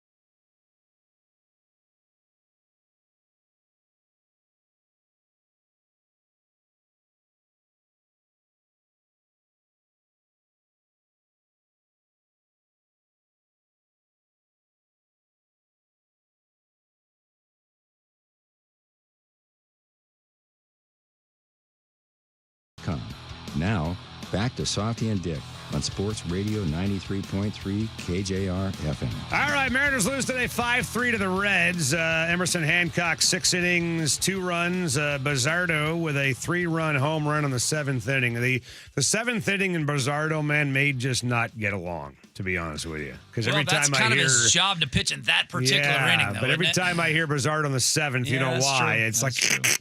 Right, glitches out. Things start to kind of leak a little bit. The flames, the smoke, the sparks, all that stuff, man. So, I mean, you can't blame Dan Wilson for this one tonight. You know, he had a good game, I thought, on Monday with what he was doing, pulling out Kirby early and then putting Cal Raleigh in the cleanup spot. Not so good a game yesterday with the decision to go to Rucker, by the way. And then tonight, I mean, again, you know, everybody's bitching about, hey, where's the high leverage guys? Well, you throw in a high leverage guy and he F's it up.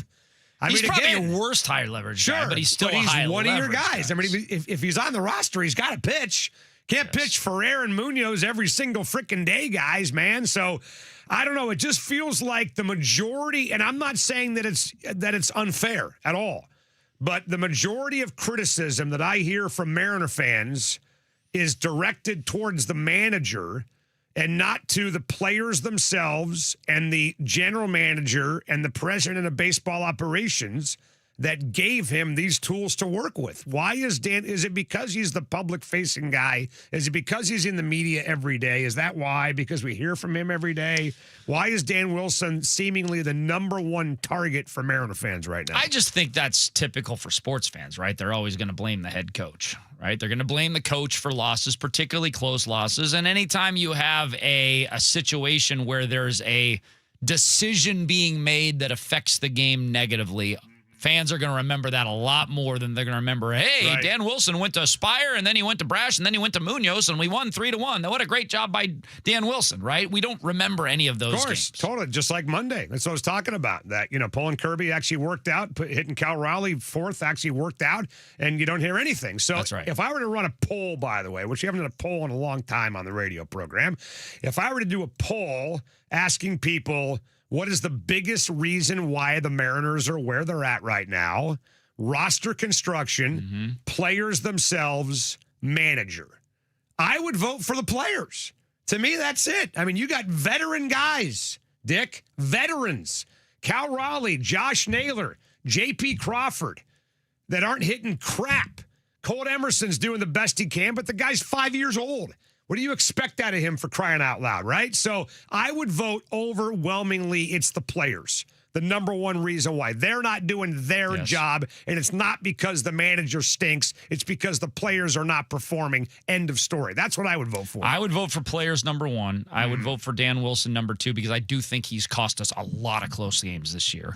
And I would vote Jerry DiPoto and roster construction third, because weren't we all saying at the beginning of the year, this is the best Mariner roster that has started a season in 25 years? Well, if that's the case, then it's the players' fault because they're not pulling their weight. Well, I don't know if I said that, but people did say that. You're right, that they were very talented. I don't remember being that pissed off about what they did over the offseason. I thought getting Donovan was fine. I thought getting Refsnyder was fine. I thought getting Jose Ferrer was fine. I mean, when they traded Harry Ford for Jose Ferrer, a lot of people were flipping out, going, this is all we got for Harry Ford, and I thought it was fine. I mean, he's a really good reliever. He's a high-leverage guy that you need. He's going to play a huge role for Jose Ferrer was going to play a much bigger role for this team than Harry Ford ever would. Of course. Ever would. So I had no problem with any of it. The issue for me, again, and I said this a couple times, is that they never really replaced Polanco's numbers. And we thought maybe potentially it would come from Donovan. That's not happening. We thought maybe a combo of Donovan and Refsnyder and Luke Raley, all three of those guys would chip in, and Luke Raley started off red hot, and now he's cooled off, and that hasn't been turned around. So right now, from those three guys, I don't want to say they're getting nothing, but they're getting almost next to nothing from all three of those guys right now. So that was the only concern that I had, but I never thought, I think we all thought, Cal Raleigh was going to step back a little bit. Never thought he would step back this far. Like I talked to Larry Stone at 5 o'clock. Guys, if Cal Raleigh's name was Bob Smith, he'd be in Tacoma. There is no way he'd be here on the roster. He's literally gone from the best hitting catcher in baseball to the worst hitting catcher in baseball. So God darn it. Don't we have to believe that at some point he's going to bounce back a little bit? And just a little bit may be enough? If he's just the Cal Raleigh of 2024. Right. We're 3 games up in the division. Right. And we're not even worried about anything. We're like, okay, well, we're kind of underachieving, but man, we're going to win this division by 8-9 games. If Cal was just 2 years ago, Cal. If Cal was last year's Cal, we'd be up 6 games in the division and we wouldn't be worried about anything. Right. But because he's not, we're 1 game back. We're going to be sweating this thing out for the next 2 months. Yeah, we'll do this. We're going to break. John Canzano, speaking of sweating it, man, are Blazer fans sweating the fact that they could lose their basketball team? And how come Kevin Calabro is a free agent now? That's right. He stepped down today. He's no longer the TV face of the Blazers. A lot of other changes in Portland. John Canzano will join next on 93.3 KJR FM.